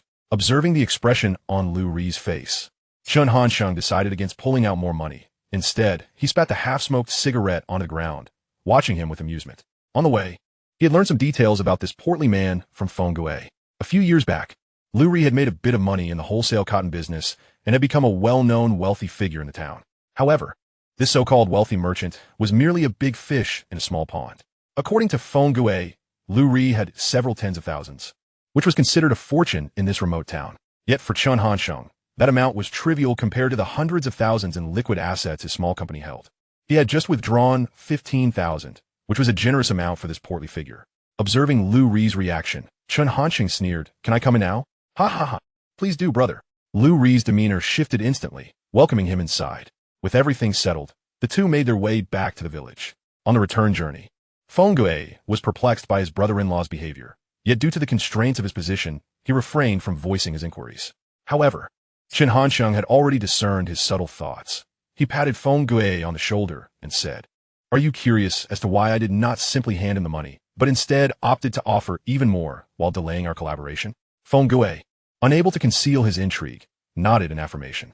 You are still quite young, Chen Hanqing continued, unfazed by the opportunity to enlighten this promising individual, as Feng Gui could be considered a distant kin in their previous life. Firstly, if I were to give him the money outright, it would create the illusion that we are merely paying him to do our bidding, thereby diminishing our own stature. Secondly, collaborating with him cultivates a sense of equality or even superiority, granting us greater leverage in the ensuing negotiations. As for the third point, Feng Gui, who had been thoroughly engrossed in the discussion, suddenly fell silent, prompting him to inquire, And what is the third point? Chen Hansheng deliberately elongated his words, creating an air of suspense. Naturally, I cannot incur losses. Is it truly worth 15,000 for that foolish woman? He scoffed. My partnership with him is mutually beneficial, and this matter can be resolved effortlessly. Ah, I see, Feng Gue remarked, filled with admiration. Brother-in-law, you truly embody the wisdom of a university graduate. Upon entering the familiar threshold of Shun Youchu's home, they were greeted by the cacophony of barking from a dog. The creature, oblivious to the consequences of its outcry, inadvertently awakened the ancient bloodline within Chen Hansheng that had lain dormant for years. Oh, you dare to bark? Upon entering, he seized the dog with one hand while playfully flicking its forehead, leaving the creature in a state of despair, as if it were destined for a grim fate. Hearing the commotion, the inhabitants of the house emerged, with little Ning being the first to rush forward, wrapping her arms around Chen Hansheng's waist and exclaiming, Sister, brother is back. Perhaps it was her longing for her father, or perhaps influenced by Shen Youchu, but she found comfort in Chen Hansheng today, displaying no fear towards him and even a fondness, as if they had known each other for years. Shen Youchu, supporting her mother-in-law, also exited the room. After settling her mother-in-law, she returned to the kitchen to bring out several dishes she had just prepared, thanks to her earlier purchases of meat and vegetables in town. Tonight's dinner was particularly sumptuous, featuring stir-fried ribs, chicken stewed with potatoes, and scrambled eggs with chili, accompanied by a jar of homemade mustard greens. And Ning inhaled deeply, unable to contain her drooling. Even the little dog outside, Dandan, wagged its tail eagerly, panting with excitement. Only the elderly matriarch remained unmoved, seemingly impervious to external stimuli. During Chen Hansheng's absence in town, Shen Youchu had already briefed her mother-in-law on their situation, though she had tailored the narrative to suit the circumstances. She spoke of her and Chen Hansheng's mutual affection during their freshman year, detailing the various trials they had faced before ultimately coming together. She even recounted how a misdiagnosis had led to their temporary separation and how he had protected her throughout, allowing her to hold her head high at school, as they studied together in the library. In essence, she wove a tapestry of their past experiences to enrich Chen Hansheng's image in her mother-in-law's eyes. Additionally, she mentioned their cohabitation, emphasizing her honesty, especially towards her mother-in-law. Thus, at the dining table, the matriarch frequently cast sidelong glances at the young man her granddaughter had brought home, and judging by the events of the evening, she appeared quite pleased. Chen Hansheng, known for his voracious appetite, moderated his pace this time, occasionally serving meat to Shun Han Hai and Ning. Ning ate the fastest, her small appetite coupled with her distraction by the little dog and the big cat outside, as she scampered off with a small metal bowl to feed them. Noticing the time, he realized it was already 9:30 p.m. He had spent some time on the phone with Xiao, learning that Xiao Hongwei had been inquiring about him occasionally, which left him feeling somewhat resigned. However, it was better to be informed early, allowing for better arrangements in the future. Once back inside, he finally broached the purpose of his visit with his mother-in-law. I presume you are already aware of some matters regarding us. I own an apartment in the city, and I would like to bring you and Ning to live there. The medical facilities and environment in the city are excellent. Moreover, Ning has just started primary school, and the educational resources there far surpass those available here. Thus, I seek your opinion on this.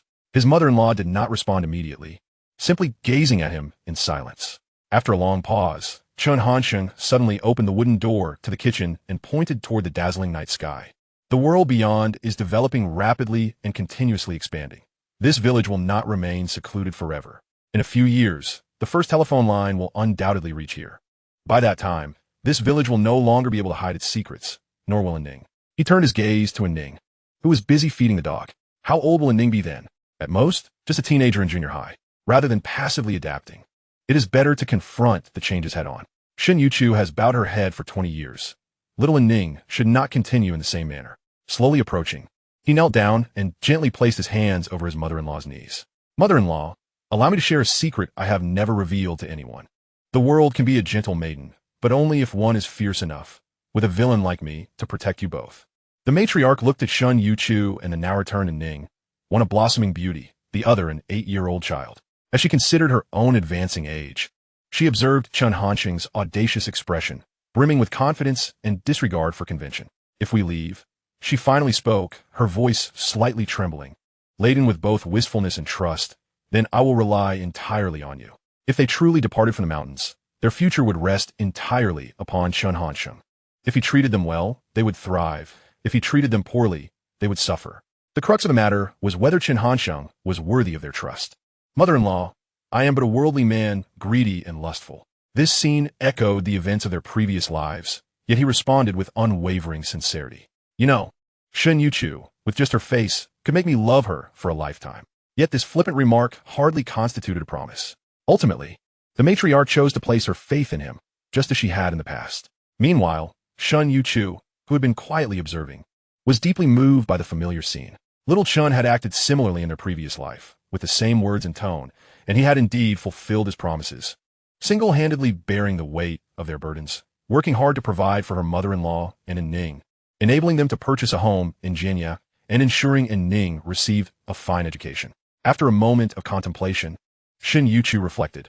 Although both she and Rongyu had been deceived and hurt by little Chen, his kindness had always been genuine. He had even been willing to sacrifice his life for them. Furthermore, the very deceptions he had woven were ultimately to protect them. In order to spare Rongyu from a life of solitude and to prevent my own departure from this world due to malnutrition, I have unwavering faith in him. The matter of relocating has reached a temporary conclusion. After dinner, Chen Hansheng unusually helped to tidy up the dishes. In the room, Shen Youchu was comforting Ning, who, having learned of her impending departure, felt a deep reluctance to leave her mother. Ultimately, it was Chen Hansheng who reassured her that there was a high probability she would be able to bring her mother to Jianya in the future, which quelled her sobs. Once everything was organized, Shen Youchu shared a room with Chen Hansheng, while Ning stayed in another room with her grandmother. This arrangement was deliberately made by the grandmother, who was aware of the relationship that had developed between Shen Youchu and Chen Hansheng, thus providing them with the space to be alone together. However, Chen Hansheng did not enter the room immediately. Instead, he stepped outside to make a phone call to Wang Zibo. After a brief conversation of roughly 10 seconds, Wang Zibo's somewhat daft voice echoed from the phone. Hey, what is up? Chapter 16. Happy birthday, Shun Henin. Brother Chicken Neck. Chen Hansheng cheekily stated his purpose. Tomorrow, I have a monumental favor to ask of you. You must help, whether you want to or not. What is this monumental task? Wang Zibo inquired, sounding somewhat exasperated. I need you to come to Chuanyu tomorrow. I'll pick you up at the airport, and I'll cover your travel expenses. What? I have to take a plane? But I've never flown before, and it's so far away. What do you need me for? Quit the nonsense. Chen Hansheng replied impatiently. This matter concerns my entire future. If you dare refuse, I'll inform Aunt Lu that during your university days, you frequented bars to pick up girls. Hey, you scoundrel, how could you say that? When have I ever done such a thing? Brother Chicken Neck, if you assist me, I promise to introduce you to a girlfriend. Her beauty is second only to Xiaoyu's. He unleashed two powerful incentives, the first being a fabrication. As in his past life, Wang Zibo had indeed succeeded in a hotel endeavor with Huang Hui, thanks to Chen Hansheng's support. The second was the mention of Bian Shi, although she currently did not know him, nor did Xiaoyu recognize him. He merely suggested an introduction without specifying a timeline, which could be days or even years away. Brother Chicken Neck, don't blame me. Even if I didn't need your help, I would still want you to come. As expected, upon hearing about a potential girlfriend, Wang Zibo perked up immediately. Yet, knowing his childhood friend's nature, he had reason to be skeptical. Really? Are you sure you're not messing with me? Alas, Zibo, although I have often deceived you in the past, I assure you, this time I am absolutely truthful. Chen Hansheng swore an oath. I guarantee that if I deceive you, I will perish amidst a horde of women. Well, then what time should I arrive? In truth, even without the supposed girlfriend introduction, he would have gone regardless, having been childhood friends for over a dozen years. Wang Zibo could sense that Chen Hansheng was genuinely in need of assistance. The sooner, the better. I'll contact you by phone. I'll come pick you up. Also, make sure to visit the city center tomorrow. Having assigned his childhood friend a task, Chen Hansheng returned to the room and explained to Shen Youchu, I just called Zibo. I'll have him come tomorrow since he accompanied me to meet Grandma in my past life, and he should do so again in this life. Oh, Shen Youchu responded. Then asked, do you want to soak your feet? Why would I want to soak my feet? Chen Hansheng replied, puzzled. After sitting on the plane for so long and traveling such a distance, your feet must be exhausted. Soaking them will help you relax, she said, looking up at him from her seated position on the floor. Chen Hansheng nodded, then glanced at his watch, noting it was nearly 11:58 p.m. Stay still for a moment, he instructed before stepping out of the bedroom. Shen Youchu obediently remained seated without moving. After about a minute, he returned with a basin of warm water. Shen Youchu had expected him to soak his own feet, but instead, Chen Hansheng placed the basin at her feet. Don't move, he commanded, halting her instinct to retract her feet. Indeed, she remained still. 5, 4, 3, 2. As he counted down, when the second hand reached the top, he finally uttered the long-awaited phrase, Happy birthday, Shun Henin. It was now midnight on June 26th, Shen Youchu's birthday. After a moment, Shen Hanin finally responded. Thank you. Xiao Chun. Her voice was soft, laced with a hint of emotion, her clear peach blossom eyes reflecting Chun Hanxing's face, her lips involuntarily curling into a blissful smile. Ah, no need for thanks, Chen Hanxing replied cheerfully. Now, give me your feet. Shen Youchu hesitated shyly. Now, seeing her reluctance, Chen Hanxing slightly intensified his tone, frowning as if genuinely annoyed. Reluctantly, Shen Youchu brought her feet closer to him, the soft, smooth skin of her delicate feet feeling both tender and cool in his hands. Despite it being summer, women are naturally cold-natured, especially in their extremities, making this phenomenon unsurprising. Gently, he immersed her small feet into the warm water, slowly massaging the smooth tops of Shen Hanin's feet, seemingly speaking to her, while also voicing his own thoughts. What is it to be understanding? Is it to sacrifice my own comfort for your happiness? Chen Hanxing paused, his gaze fixed upon Shen Youchu's exquisite, oval face. After a few seconds, he lowered his head and continued, I have always pursued my own desires without consideration for others. My happiness has always come first. I am, indeed, quite selfish. How come I'm being so sentimental today? He exhaled deeply, adjusting his emotions. What I really want to say is thank you, Shen Youchu. As he continued washing her feet, he noticed droplets falling into the basin. Looking up, he realized they were Shen Youchu's tears. Chuckling, he shook his head and resumed drying her feet. However, I must suggest you wash your feet more often. They reek. He sniffed his hand, feigning disgust. They do not stink. At that moment, Shen Youchu felt like the happiest person in the world. Chen Hanxing saw through her thoughts and mused. I haven't even begun to exert my charm, yet you're already captivated. You'd better be prepared for my grand gesture tomorrow. Later, as he climbed into bed, he glanced at the dazed Shen Youchu sitting nearby. Wow, how is it you've grown a year older, yet appear even more foolish?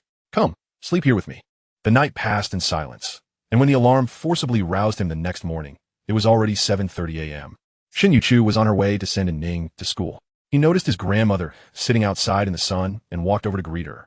Grandma. She nodded, but noticed that after his greeting, he continued to gaze at her, as if he had something to say. Indeed, he had crouched down to look at her and said, Grandma, today is Shen Youchu's birthday, and I wish to surprise her, so I want to. Upon the conclusion of his plan, even the typically composed and unflappable grandmother cast a surprised glance in his direction, though she swiftly regained her tranquility. Meanwhile, Chen Hanxing was not idle. He was already en route to Shuangliu Airport, confirming Wang Zibo's arrival time while in the car and subsequently placing a call to Feng Gue. How did it go with the matter I assigned you yesterday? Feng Gue responded with a smile. Rest assured, brother-in-law, everything is in order. Excellent. Distribute 100 to each person. Remember, keep it a secret. We mustn't let your sister find out, Chen Hanxing said with an air of mystery. You can count on me, brother-in-law. Even if you didn't say anything, we would maintain confidentiality, Feng Gue assured him. Very well, when I return to Jianya, I shall bring you and your wife along, he added, referring to Shenrui. Chapter 17. A mysterious surprise once all arrangements were finalized. He arrived at Shuangliu Airport just as Wang Zibo was disembarking. They quickly made contact. Shortly thereafter, Wang Zibo appeared, burdened with numerous bags. Breathlessly squeezing into a taxi and eagerly inquiring, Xiao Chun, are you serious about this? Chen Hanxing chuckled with pride. Do you still doubt my judgment? Wang Zibo scoffed.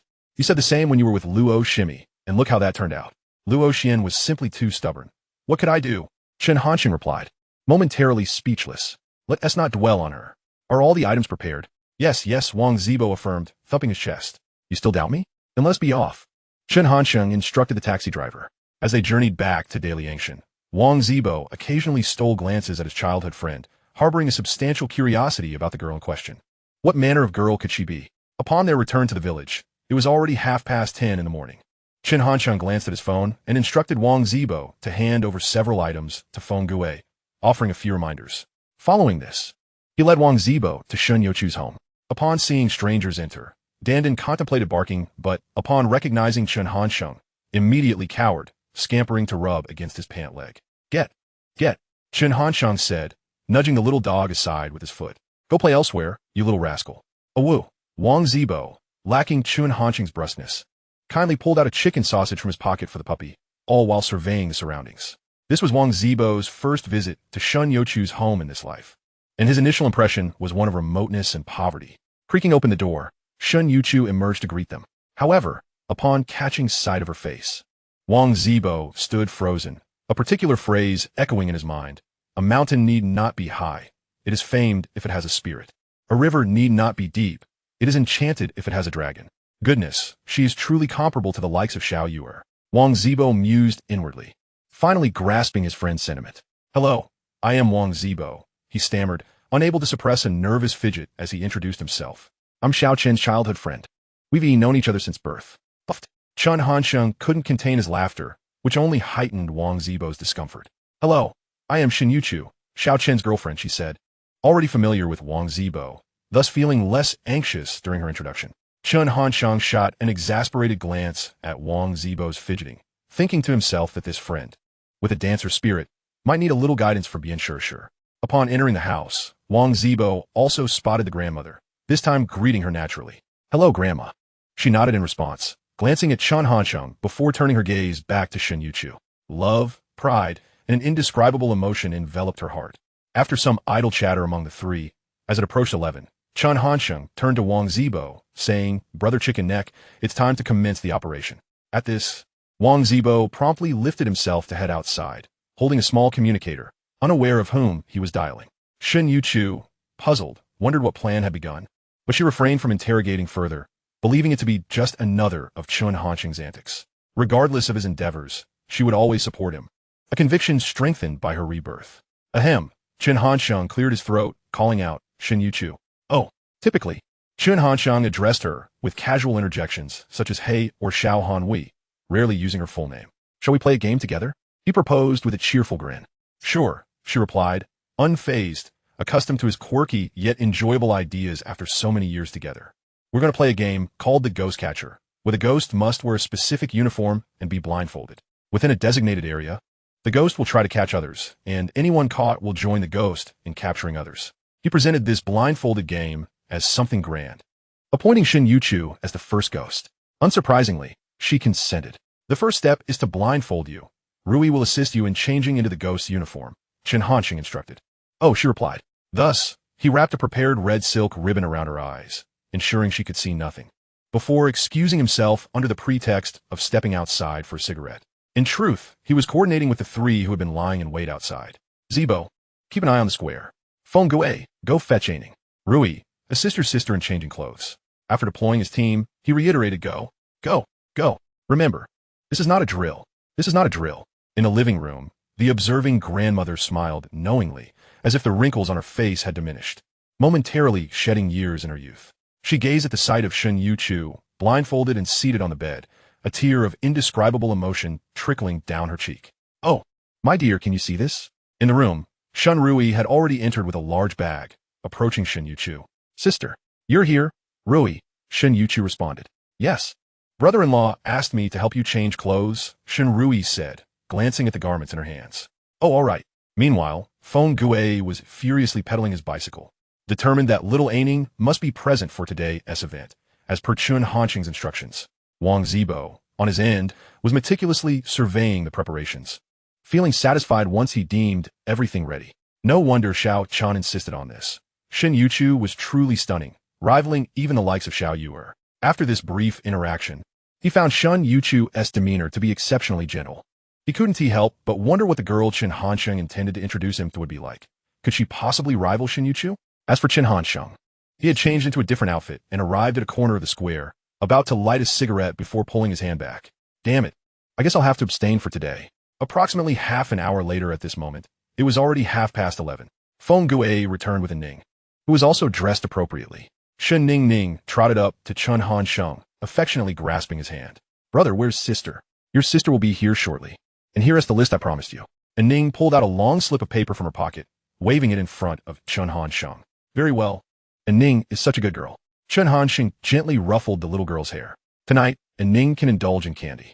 If grandmother scolds you, just tell her it was your brother who let you. Okay. Little Ning was so delighted that she danced with joy, her adorable antics prompting laughter from many villagers around. Huh. Chen Hansheng exhaled slightly, secretly pondering that this moment had finally arrived. Damn it. This is the first time in 3 lifetimes. Not only Shin Han, but little Yuer must not be overlooked either, if possible. Chapter 18. This wait spans lifetimes. A ghost is coming. Just as Chen Hansheng was lost in thought, he suddenly heard Shun Ruyi shout, a prearranged signal. The surrounding neighbors instantly fell silent, holding their breath, while Youchu, supported by Yi, slowly approached the grand stage that had been prepared long ago. Sister, be careful, there are steps here. Got it.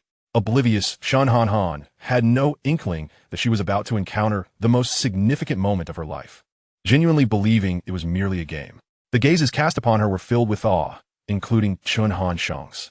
At this moment, the sun hung high in the sky, showering its brilliant rays generously. The dazzling light draped over the small lake beside the square like fine golden silk, illuminating the tranquil surface that resembled a massive mirror. It reflected the sunlight, casting shimmering ripples on the ground, as if silently narrating the tranquility and beauty of time, adding a touch of enchanting vitality to this realm. The square was adorned with round tables, laden with an array of dishes, all seats occupied. The villagers, including grandmother, uncle, and several elderly locals, sat at the front table. Youchu was still waiting beside Yi for the game to commence, while Wang Zibo turned on the speakers, playing a duet by Fei Luanhai and Tian Fuzhun titled Only Feel For You. Regardless of how beautiful or sweet a smile may be, it is not yours. Tears, no matter how bitter or salty, are comforted by you. Once again, it's a sunny day. As the climax of the song resonated, Youchu felt Yi's hand suddenly release her grip, followed by another hand grasping hers. She distinctly sensed it was a boy's hand. Her body trembled as she tried to pull away, but realized it was Shang's hand. Fearing she might be mistaken, she inquired, "Is that you, Xiao, Chen?" Beside her, Shang did not respond, but instead used his other hand to untie the silk ribbon covering her eyes. Youchu slowly opened her eyes, and the first sight that met her was the neighbors and villagers seated below, each round table adorned with red tablecloths, exuding a festive atmosphere. She glanced at Shang, her clear peach blossom eyes filled with astonishment. At that moment, Shang was clad in a fitted white suit, his shiny new black shoes making him appear quite handsome, though the mischievous glint in his eyes starkly contrasted with his attire. Youchu could hardly believe her eyes. He was unmistakably wearing wedding attire. Meanwhile, she herself donned an exquisite headpiece and a gown as white as snow, resembling a fairy who had stepped out of a dream. The fabric of the wedding dress was airy and soft, delicate as clouds, radiating pure light at every inch. The fitted waist design accentuated her perfect golden ratio figure. Undeniably a wedding dress. She stood momentarily dazed, then turned to Shang with tears in her eyes. At that moment, Shang's gaze was fixed unwaveringly upon her. "Good afternoon, everyone. Welcome to the wedding of my sister and brother." Little Ning hopped onto the stage, reading from the paper in her hand to the villagers below. At that instant, Youchu, despite her naivety, comprehended what was about to unfold. This is my wedding with Xiao Chen. She had imagined this scene countless times in her past life, yet due to Shang's unique circumstances, she had never held much hope. But today, that wish was truly coming to fruition. The villagers applauded heartily, some bold enough to whistle. "Thank you all for coming here at this special moment. I am the bride's sister, Shen Ning." After her introduction, applause erupted from the crowd, following her brother's instructions. "I am honored to witness this sacred and romantic moment with all of you. This is my first time hosting a wedding, so please bear with me if I falter." Initially timid, Little Ning gradually calmed down, remembering that this was her sister's wedding, and continued to read the words on the paper with heartfelt expression. "We say that a wedding is a naming. When you stand on the wedding stage, what you are naming is companionship and support." And Ning, still in elementary school, stumbled over some complex characters she could not recognize or read. "Now, please invite the bride and groom to stand facing each other, hand in hand, gazing tenderly at one another. And now, please address the beloved friends and family below and respond to my question."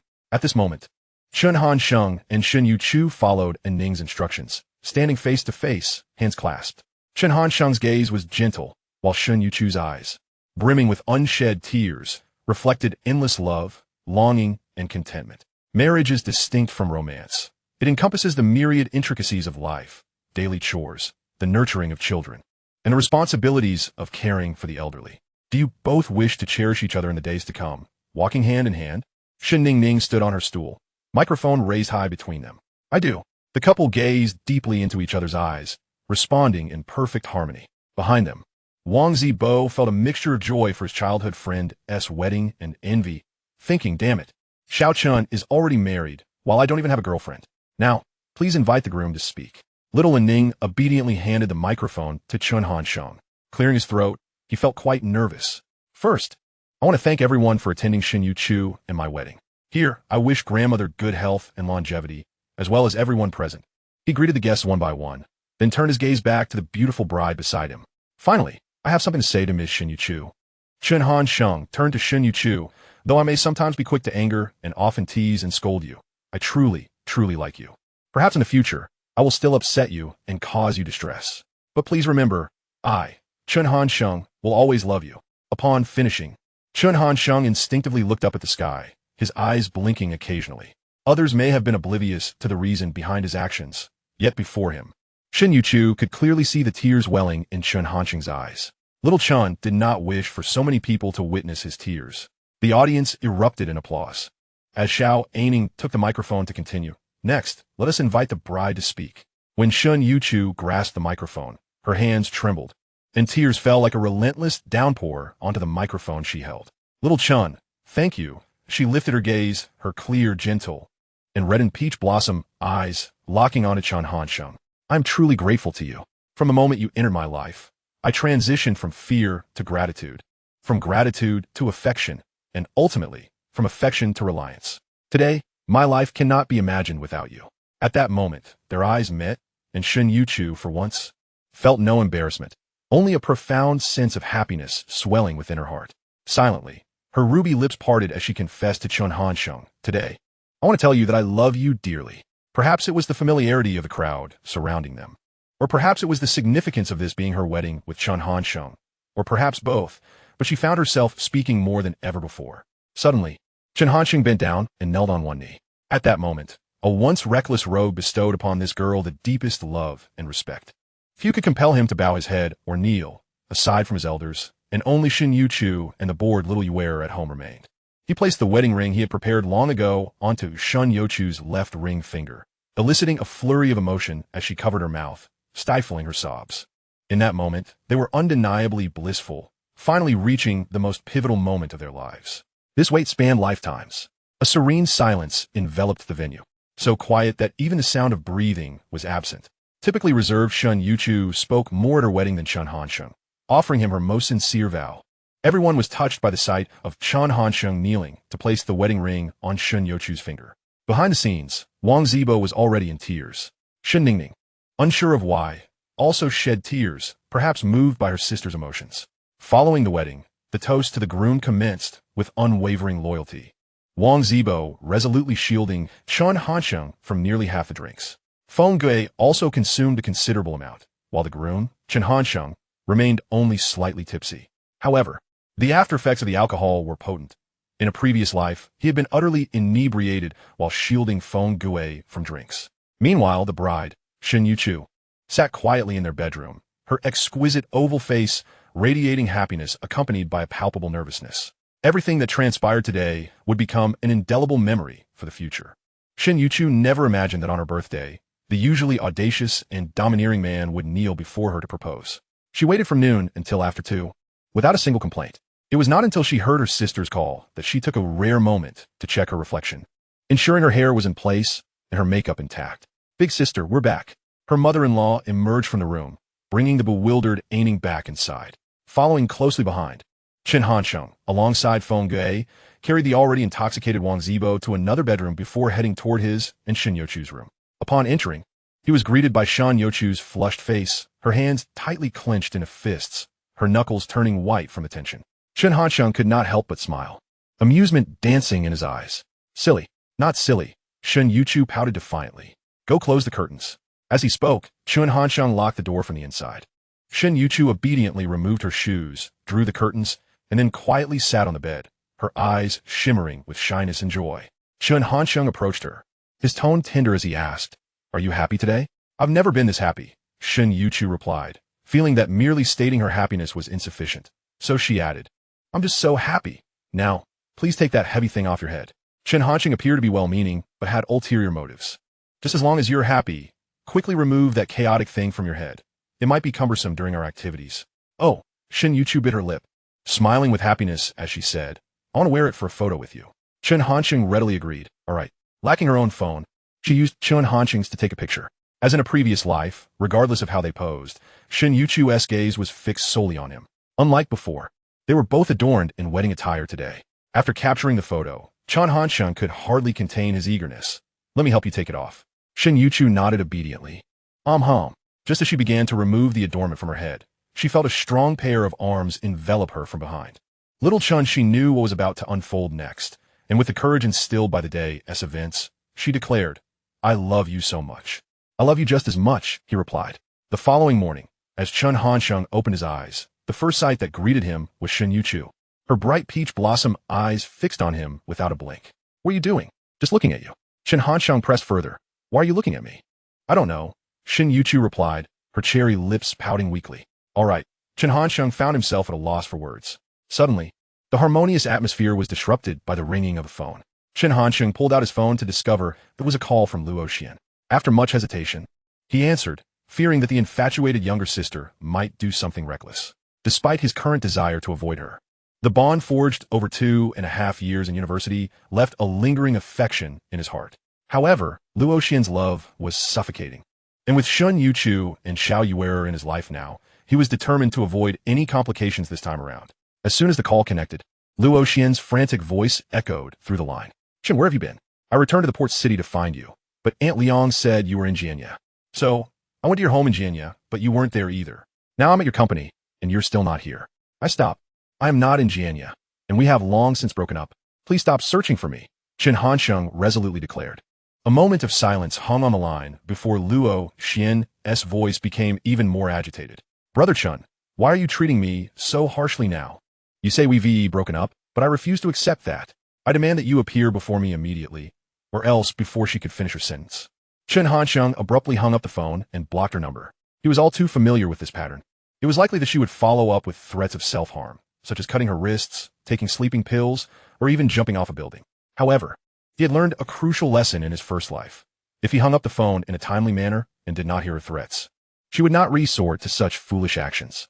Her ultimate aim was merely to reconcile with him, for who truly wishes to depart from this vibrant world? Nevertheless, out of concern, he decided to call Huang Xiaoxia to explain the situation and urge her to keep an eye on things. "Shen Hanin, would you like to hear a story?" He suddenly turned to Shen Youchu, who was curled up under the blanket, intending to share his past with Luo Xian. "Am listening," Shen Youchu replied obediently. "In my first life, I harbored feelings for Xiao throughout my 3 years of high school, a fact you're already aware of. However, one fateful day after school, I witnessed a ruffian coercing a junior into being his girlfriend. I happened to be in a foul mood that day, so I intervened and beat him up, a rather heroic rescue, if I may say so." Chen Hansheng began to recount his past. "Afterward, that girl developed feelings for me and began to court my favor in various ways, hoping to be with me." He was narrating not only for Shen Hanin, but also for himself. "But at that time, my heart belonged solely to Xiao, so I did not reciprocate her feelings. However, after graduating from high school and being rejected by Xiao once more, I never confessed my feelings again. That junior even deliberately made mistakes on her college entrance exam, losing points just to enroll in my university and be near me. Eventually, I was moved by her sincerity and agreed to be with her." Shen Hanin nodded attentively. "She was quite attractive and treated me well, but her personality was too possessive. Whenever I interacted with other girls, she would inevitably confront them about our relationship." Chen Hansheng glanced at Shen Youchu. "But you know my nature. I easily get along with girls. It's simply impossible for me to avoid all contact with them."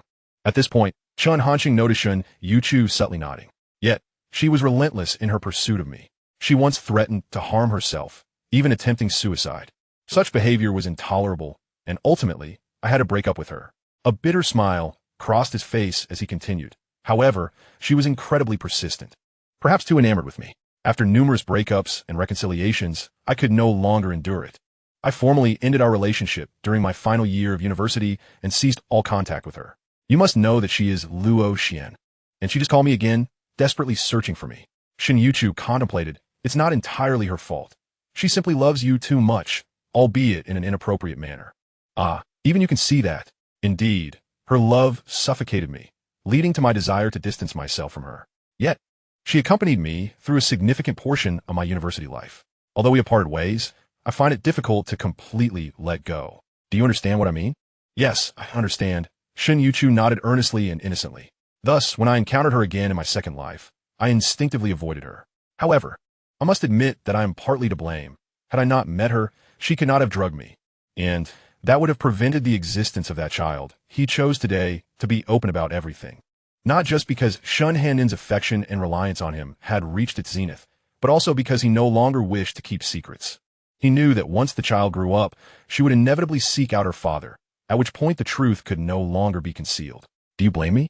He asked, looking at Youchu, who appeared momentarily lost in thought. I don't know, but since you said she was the one who drugged you, then it cannot entirely be your fault, Youchu said, biting her lip, her heart conflicted.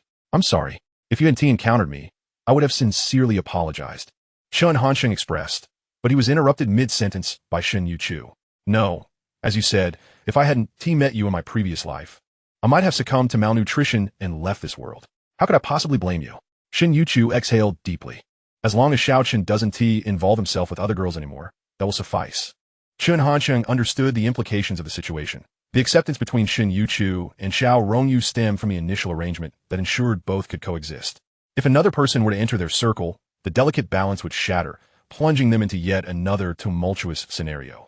Fortunately, Shen Henin had already come to terms with this reality. But how should I approach Xiao Yu? What kind of strategy or opportunity should I seize? By the way, how is that child doing? Although Youchu did not hold Chen Hansheng accountable, she still felt a twinge of discomfort and inquired about the child. Chen Hansheng replied helplessly. Oh, she is also a girl, about the same age as Zijing and Zipei. Her name is Chun Zining, and she should be with Shang Yinyan now. She's the child's godmother. Upon hearing this, Youchu was surprised to learn of the connection to Shang Yinyan. Are you planning to let her meet Zijing and Zipei? And what about dad and mom? Are they aware of the child's existence? Youchu was particularly chatty today, likely influenced by her wedding to Chen Hansheng earlier. My mother and Lao Chun are both aware. My mother scolded me for an entire afternoon when she found out, and she and Lao Chun occasionally visit Zining with me. Chen Hansheng said, his expression serious and sincere. The child is innocent. I truly hope she can harmoniously coexist with Zijing and Zipei. I don't want them to be at odds over our adult matters. Youchu tightly clutched Chen Hansheng's arm, realizing she could not truly be without him. Despite her grievances towards him, she could not wholly blame him and chose to forgive. All right, let us not dwell on her anymore. We might not even be able to go back. In this lifetime, I will do my utmost to avoid Luo Xian. As long as she doesn't pressure me too much, I can manage. He silently added a condition, based on his previous life. Luo Xian was someone he could not evade. In this lifetime, he merely needed to avoid having children with her, and for everything else, he could only say he was coerced. Okay, currently, Youchu was entirely at Chen Hansheng's mercy. Ah, by the way, I'm feeling a bit hungry. How about you? At this moment, Chen Hansheng needed to shift Shen Henin's focus, allowing her to gradually diminish the significance of the matter until she could forget it entirely. I'm a little hungry too. I'll go cook some egg noodles, Youchu said, preparing to put on her clothes to make the noodles. But Chen Hansheng stopped her. No need, you've had a tiring day. I'll take care of it. You just put on your pajamas, and I'll call you when it's ready. This was his second step to demonstrate his love for Shen Henin. He hastily put on his pants, leaving his shirt behind, and headed out. Approximately 7 or 8 minutes later, he returned with 2 steaming bowls of egg noodles. As he placed the 2 bowls of noodles on the windowsill, a hissing sound escaped his lips as he blew on his palms. Witnessing this scene, Youchu immediately surmised that he must have burned himself. Heart aching for him, she gently fanned his hands with her small ones, even blowing softly with her mouth. This was his third act of feigned helplessness to elicit concern. In truth, with his tough skin, he was hardly susceptible to such minor burns. At that moment, the esteemed actor Chen Hansheng was back in character. During their meal, Youchu offered the egg from her bowl to Chen Hansheng, but he declined. You must replenish your nutrients. After all, in my past life, I began nurturing your health from your freshman year. This time, it only commenced upon your graduation. For years later, do you wish to abandon me and depart from this world? He said, his tone grave and genuinely worried. Upon hearing his heartfelt words, Youchu ceased her insistence and promptly consumed the egg. She was genuinely fearful of leaving this world, but her greater dread lay in the thought of parting from Chen Hansheng. He then insisted, you should eat this egg too. When she expressed her disinterest, claiming that seeing the egg annoyed her, he swiftly devoured the remaining noodles in his bowl, placing it aside to prevent Youchu from reclaiming the egg. Yet, Youchu quietly finished the egg, warmth blossoming in her heart. Chen Hansheng even took it upon himself to wash the dishes. There was no alternative. To mitigate the emotional impact of Luo Xian on her, Chen Ingjun had to temporarily transform into a devoted domestic partner. Upon returning to their room, he found Youchu sitting quietly on the bed with her legs tucked, her peach blossom eyes fixed upon him. Hey, Chen Hansheng called out to her suddenly. I'm here, she replied. What if you go to Jianyu University for your master's and other boys pursue you? He initiated a conversation. I would say I already have a boyfriend. Shun Youchu responded earnestly. Chen Hansheng pressed on. But what if he persists in trying to win you over? Then I would say I'm already married. As she uttered this, aside from feeling shy, her gaze bore a hint of determination. Chapter 20. Do you prefer domestic or foreign productions? This indeed could serve as a solution, yet such reasoning might not easily deter them. Chen Hansheng spoke in a tone tinged with frustration. After all, you're too naive. If you were like Xiao, I wouldn't be worried. You should simply declare that you become a mother. But I don't have children in this life. Speaking of children, she recalled Chun Zijing and Chun Zipei, adding, I miss Zijing and Zipei. Sighing, Chen Ingjun, a devoted father, lamented, I miss my two precious daughters too, but what can I do? Why does fate insist on making me relive this life? Shen Youchu could only shake her head in silence. Let's not dwell on that. Do you remember? Thus, the two engaged in a meandering conversation, primarily driven by Chun Hansheng, while Shen Youchu occasionally shared amusing anecdotes from the past few years. At some uncertain hour, Chun Hansheng awoke from slumber, his eyes meeting the dawn light filtering through the window.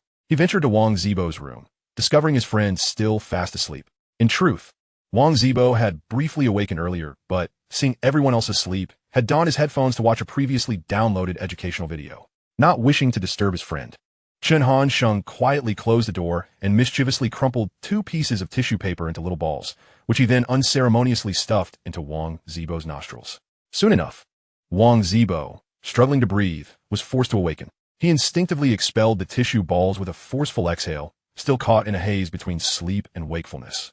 Rubbing his bleary eyes, he complained to Chun Hansheng, I covered for you with the drinking last night, and now you're preventing me from catching up on sleep? Look at the time. You've been asleep for 16 hours.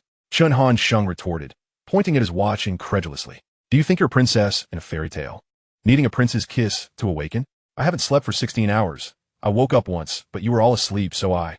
Wang Zibo nearly let slip about watching the educational video for over 3 hours, but his talent for deception was nearly non-existent, leaving him at a loss for words. However, Chun Hansheng noticed his hesitance, glancing at the MP4 player with headphones by the pillow, and teasingly inquired, So, what did you watch last night, domestic or foreign? I was watching domestic stuff.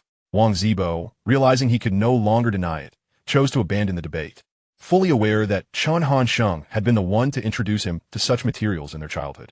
All right, Shen Youchu has prepared breakfast for us.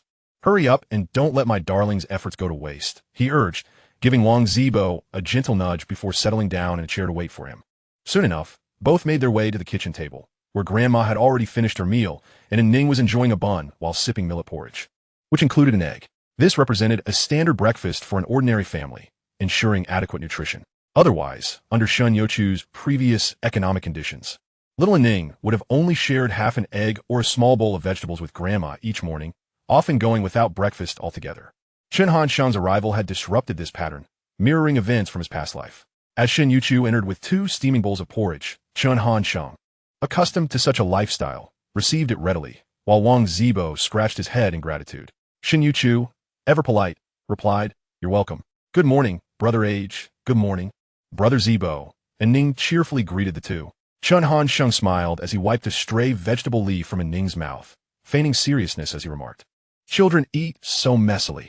How will you ever get married? He then turned his attention to Shun Youchu. If it weren't for encountering such a considerate man like me, she would likely have no suitors at all. Shun Youchu blushed and stifled a laugh, while Wang Zibo scoffed dismissively. You're being contradictory. If someone as remarkable as Shun Youchu had no admirers, our country would be on the brink of a male population crisis. That is not true. And Ning chimed in, Sister is the most beautiful in our village. Everyone says that even in the big city, she will surely attract many suitors. So you're all in cahoots. Chen Hansheng raised an eyebrow at Shen Youchu. Tell me, do you truly consider yourself unremarkable? As Shen Youchu, still sipping her porridge, hastily set her bowl down, she glanced at Chen Hansheng and, pouting, replied, I suppose so. See, even the person in question agrees with me. Chun Hansheng grinned triumphantly at his 2 opponents. The breakfast concluded in this harmonious atmosphere, after which Shen Youchu prepared to take Ning to town for school. Chen Hansheng and Wang Zibo were leisurely strolling through the village. Just as they reached the midpoint of their walk, Chen's phone rang, and to his surprise, it was a call from Empress Liang. What instructions could the Empress possibly have? Stop with the trivial banter.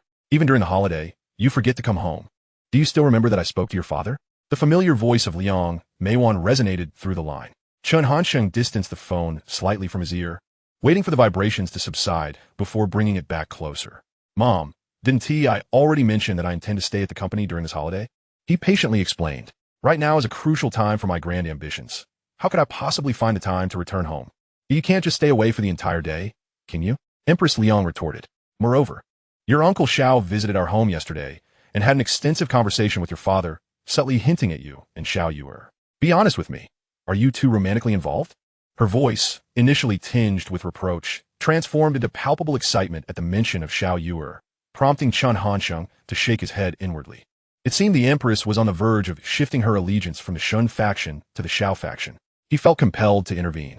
Such developments could not be allowed to continue unchecked, or how could he ensure fairness in this lifetime? Besides, he needed to come clean with his parents and, like in his previous life, guide them to evolve from the Shen and Xiao factions into the Chen faction. Chapter 21, Daughters-in-Law. Ah, close enough, Chen Hansheng chuckled, shaking his head. It is true that Xiao Yuer and I harbor certain feelings for each other, but please do not meddle in our affairs. We young people have our own plans. Once I finish my work at the company during this holiday, I shall bring your daughters-in-law to meet you. Goodbye, Mom. I love you.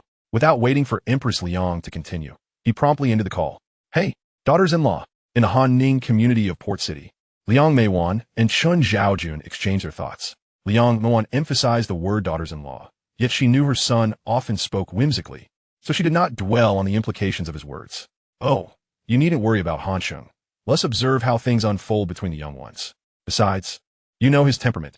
No amount of advice will alter his mind, so it is best to let nature take its course, Chen Zhaojun rationally advised. However, Xiao Yuer is indeed a fine girl. Hansheng has known her since childhood, so their bond should not be lacking. He maintained his usual nonchalant demeanor, which made Liang Meiwan feel as though Chen Zhaojun were exhibiting an urgency that surpassed even that of a concerned father. I say, Chen Zhaojun, is Chen Hansheng truly our son, or merely mine? Liang Meiwan said, suppressing her irritation. This is a matter of that rascal's lifelong happiness. Oh, he did say that once he finishes his work at the company, he would bring your daughters-in-law to meet you. He nearly let slip the word daughters-in-law, but caught himself just in time. Now I understand. No wonder that rascal calls you old Chun and not dad.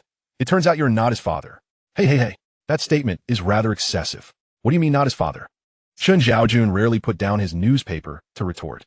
The daily banter between middle-aged couples is indeed a peculiar phenomenon. Meanwhile, Xiao Rongyu, situated in Port City, found her days of leisure considerably duller.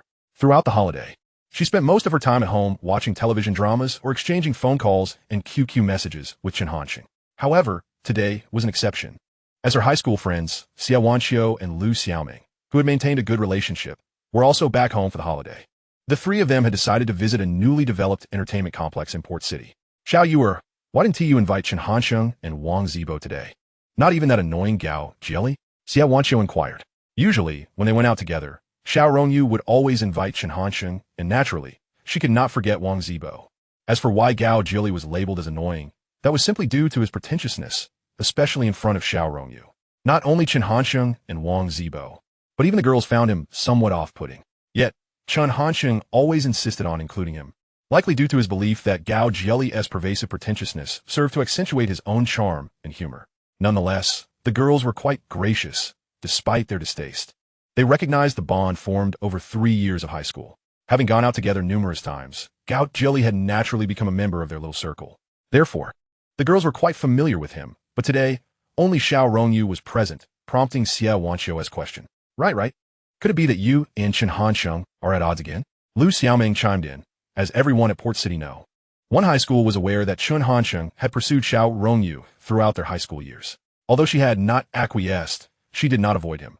In fact, they often hung out together, sometimes even provoking Xiao Rongyu's ire. When Chen Hansheng's name came up, Xiao Rongyu had no intention of concealing anything from her two friends. So she smiled, revealing her adorable dimples, and said, "By the way, Wanqiu, Xiaoming, I have something to tell you." She gestured for them to lean in closer. "I'm now with Xiao Chun." "What?" The two girls exclaimed in unison, with Lu Xiaoming eagerly adding, "How did you suddenly end up with Chen Hansheng?" "I recall he was with Senior Luo during university. Xiao Chun broke up with her long ago. We only confirmed our relationship the day we graduated." In truth, she longed to say that she and Xiao Chun had already been together for over a decade in their previous life. Oh my goodness. Now that he is your boyfriend, he should be with you even more. This time, it was Xiao who raised the question. The two friends, akin to reporters uncovering a sensational scoop, eagerly bombarded Xiao Rongyu with inquiries about her romantic life. Xiao Rongyu patiently answered her friend's questions. Xiao Chun is in Jianya. He is, unlike us, always focused on his entrepreneurial pursuits. He started a company in his junior year and has already made around 5-1, 6 million. He even bought a building and a car in Jianya. As she spoke of her significant other, she lifted her delicate chin, a hint of pride surfacing, and she didn't mind showcasing her admiration for Chen Hansheng. However, she was also aware that Chen Hansheng was likely at Shun Youchu's home, oblivious to the fact that he had already held a wedding with Shen Hanhai. It was that Chen Hansheng intended to conceal anything from her. He was merely planning to organize a wedding for Xiao Rongyu as well. For fairness was his guiding principle. He had long deduced a rule. As long as one does not register the marriage, having two weddings or even two brides as single wedding is not illegal. He dubbed this theory the handsome brother theorem. Oh my goodness. Is Chen Hansheng really that impressive?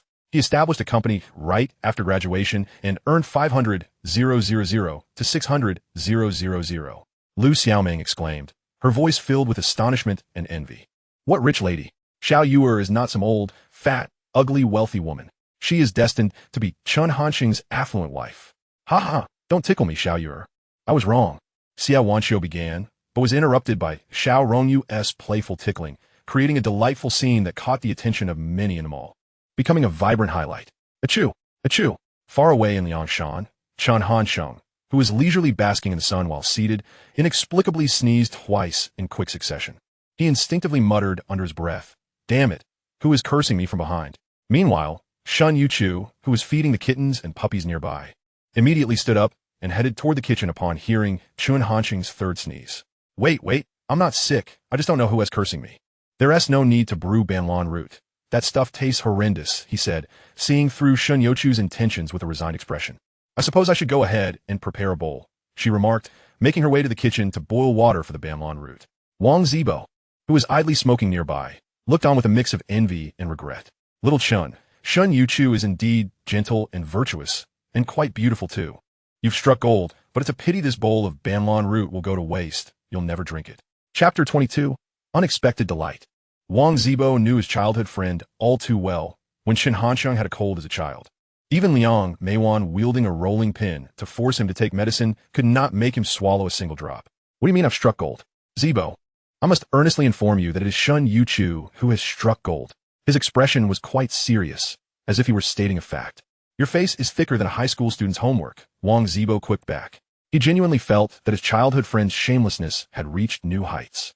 Chen Hansheng glanced at Wang Zibo and closed his eyes, contemplating that Zibo was undoubtedly part of his faction, while Xiao Yuer and Shen Youchu also belonged to his camp. It seemed he would have to drag that little girl, Chun Lan, into the fray as well. Once they took down old Chun, they could manage Liang Taiho with ease. And after gathering a certain degree of power, they could simultaneously conquer Uncle Xiao and Aunt Lu, thus ensuring a blissful future. So easy. Lost in thoughts of his future dominion, he suddenly caught a whiff of a bitter, pungent odor, realizing that Shun Youchu had come to assassinate him with her potent brew. Just as he was about to flee, he saw Shun Youchu standing beside him, holding a bowl of green banlan root with an earnest expression. Drink this. I won't drink it. Chen Hansheng quickly shook his head, resolutely declining. However, Shun Youchu persistently held the bowl, her pouting lips making her look irresistibly cute, her gaze imbued with a hint of determination. Perhaps this was one of the rare instances she chose not to heed his wishes. Seeing her stand there, reminiscent of a previous life, with a resolve that implied she would continue holding it until he drank, he reluctantly relented. All right, I'll drink it. You really leave me no choice. Shun Youchu held the bowl to feed him, and as she watched Chen Hansheng grimace, as if he were drinking poison, she couldn't help but smile gleefully. This scene echoed a memory from their past, when she had fed him medicine during an epidemic at Rocket 101. She had once heard Xiao Rongyu complain that he never took medicine when he was sick, despite Liang Meiwan's scolding and beating. Whenever she recalled this, it became a cherished memory, for deep down, she felt that little Chun treated her with greater kindness than he did his own mother. Of course, she understood that this somewhat childish comparison was not valid, but it did reflect that Chen Hansheng held a unique place in her heart. After Chen Hansheng finished the bowl of banlan root, Wang Zibo was taken aback.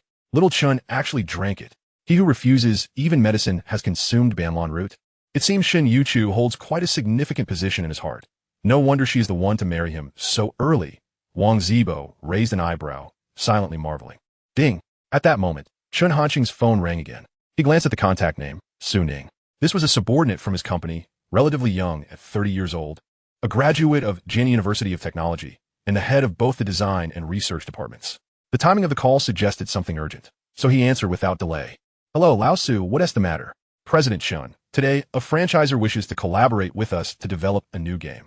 However, their previous 2 games have been met with little success, leading to significant losses. Now they're short on funds and hope we can provide a one-time investment of $1 million, assuring us a 21 profit share if we collaborate. I need to consult with you on whether we should accept this partnership. Oh, it seems they are making a serious investment in this game. A 21 profit share is indeed generous. Are they treating us like an investment firm? What type of game are they developing, and what is it called? Chen Hanqing found the company intriguing. While May 21st seemed less than a quarter, it was quite substantial for a game development company. After all, they would need to provide manpower, accumulated technology, and substantial effort and time, while his side would only need to supply a portion of the funds. If it weren't for the failure of their previous 2 games, they likely wouldn't have approached him for collaboration. Their game is somewhat innovative. It is a phenomenon-level Western fantasy MMORPG, featuring a beast system, mentor system, dungeon system, and various character skills and equipment forging as its main characteristics. Players can choose professions like mage or warrior and enhance their combat power through monster hunting and quest wait. Is there a game called Magic Domain? Chen Hanqing suddenly stood up from his chair. Huh, President Chen, how did you know? Su Ning was genuinely surprised, glancing around the office. His colleagues were puzzled, wondering why Lao Su seemed to have a sudden fit. Was their boss perhaps monitoring his office? We must collaborate. Chen Hanqing's excitement was palpable. In his first life, Magic Domain had been one of the most popular online games of 2006. Back then, nearly every internet cafe was filled with players grinding away. Mages casting explosive spells all night, while warriors camped in swamps and islands for the elusive flying slash, having lost count of how many spider queens they had farmed. The game's most unique feature was its lack of convoluted quests. Players could freely choose between monster hunting or PvP, making it beloved by that generation. He could hardly believe they had approached his company with a 25 profit share. This was like a windfall. President Chen, don't you want to come and take a look at this game?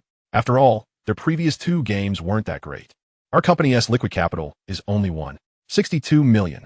If we gamble and lose, he was concerned that this game might turn out to be another failure like the previous 2, and despite the compensation, they could still incur losses of around 900,000. However, Chen Hanqing abruptly interrupted him. No need for that. We must seize this project, he replied without hesitation. I have great confidence in this game, but don't agree immediately. Give me the phone number of their company's owner. I will discuss it with them. He knew he had to proceed with caution, as this could be a pivotal step toward achieving his goal of exceeding 10 million in assets before 2007. If anyone learned of his intentions, they would likely mock him for dreaming. After all, the total assets of his current company amount to a little over 3 million, which includes the inherent value of the company itself. In reality, his liquid assets barely exceed 170,000, and with just over 5 months remaining until 2007.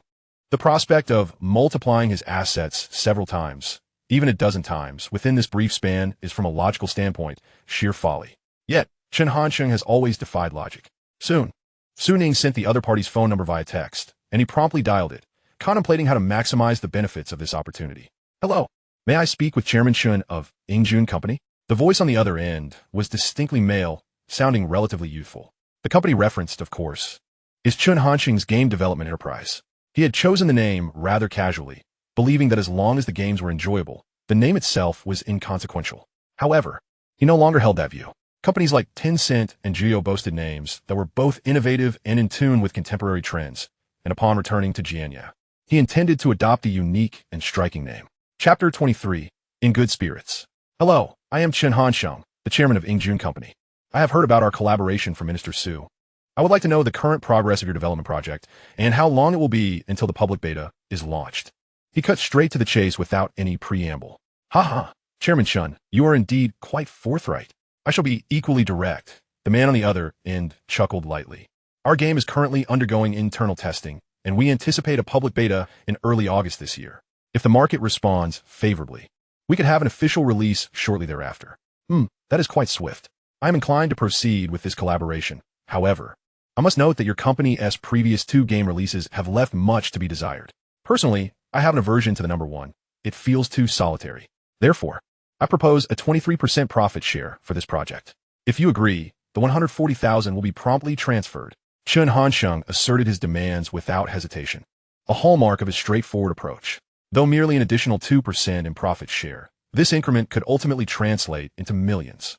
In 6 months, it might even reach the billion mark. The man on the other end fell silent, clearly contemplating the offer. All right, the man ultimately acquiesced, then it's 23%. When would Chairman Chen be available? We can sign the contract at your convenience and perhaps share a meal to discuss the future of the gaming industry. Very well. Chen Hansheng pondered briefly. Let us arrange it at the Jianya International Hotel. I have some matters to attend to over the next few days, so my schedule might be unstable. I will have Suning inform you. Let us not miss this opportunity. Agreed, we will not miss it. The other party seemed momentarily taken aback as he perceived Chen Hansheng's eagerness and blind confidence. It is customary for company owners to inspect and assess such investment projects. Yet this young proprietor had merely inquired about the release timeline and accepted the investment upon a mere 2% increase in profit share. He found it perplexing, but since his goal had been accomplished, he saw no need to dwell on it. In truth, Chen Hansheng felt a twinge of regret, believing he had settled for too little in terms of profit. If he had anticipated such a swift agreement, he would have demanded a 3% stake, which would equate to a cool million. Based on his analysis, the profit from an initial year of Magic Domain would likely be around 2 to 300 million, making that 3% a substantial sum.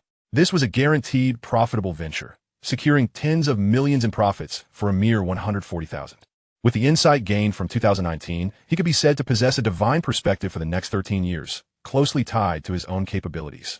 In his previous life, he had initially developed the real economy with Guac MP4 and Guac phones, subsequently establishing the Guac ecosystem through the Guac community. However, in this life, he need not rush. He could begin developing the online economy with his modest current company before directly forming an ecosystem. Ultimately, Chen Hansheng scheduled the contract signing and meal for the evening 2 days hence upon his return to Jianya. He cast a glance at Wang Zibo, who was petting a small dog, and then at Youchu, who sat quietly at the table absorbed in her reading. Hey, oh, Youchu looked up at him. Are you a bookworm? Chen Hansheng inquired in a critical tone. I'm not. If you're not, then why are you reading? Don't you realize that your actions instill a significant sense of guilt in someone like me, who struggles academically? It's vacation time. Chen Hansheng found it utterly baffling to comprehend the world of academic achievers. Youchu fell silent, unable to conjure a retort, being naturally reserved, especially in the presence of Chen Hansheng, left her at a loss for words. Are you hungry? I can make you something to eat. She shifted her focus from her book, inquiring if he was in need of sustenance. Meanwhile, Wang Zibo had been eavesdropping on their conversation, though it was hardly clandestine given their proximity of less than 5 meters. He found it difficult not to listen. When Youchu not only failed to contradict Chen Hansheng's accusation of being a bookworm, but also asked if he was hungry. His immediate thought was that she was subtly teasing him, implying, are you hungry? If so, eat something to silence your chatter. However, he quickly dismissed that notion. Though their acquaintance was brief, he was no fool. It was evident that Youchu's inquiry stemmed purely from concern for a childhood friend.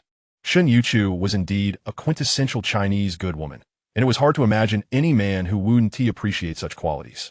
At that moment, Wang Zibo felt a mix of happiness for his childhood friend, finding such a gentle and caring partner, coupled with a tinge of sadness for himself.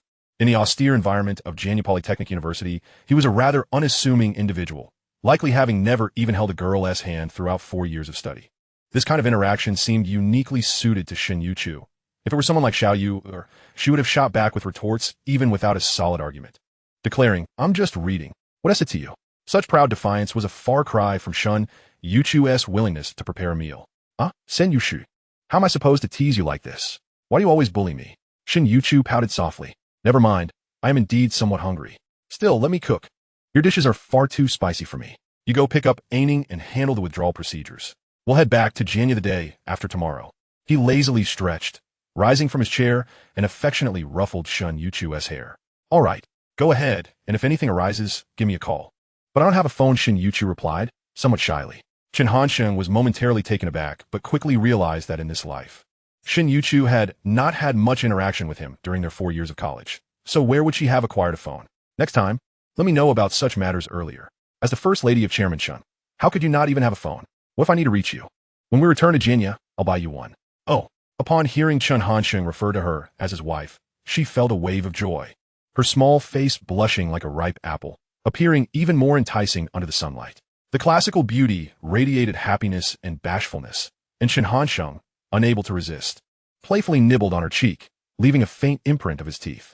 Wang Zibo, consumed by jealousy, could only vent his frustrations on the dog, giving a light pat on the head while silently vowing to himself. That rascal Chen Hansheng promised to introduce me to a beauty second only to Xiao. If he dares to deceive me this time, I'll make sure he pays for it. Chen Hansheng was in high spirits that evening, nestled under the covers, playing Tetris on his phone while humming a tune. Beside him, Shen Youchu was stitching shoe insoles, a craft that had long been rendered obsolete by the passage of time.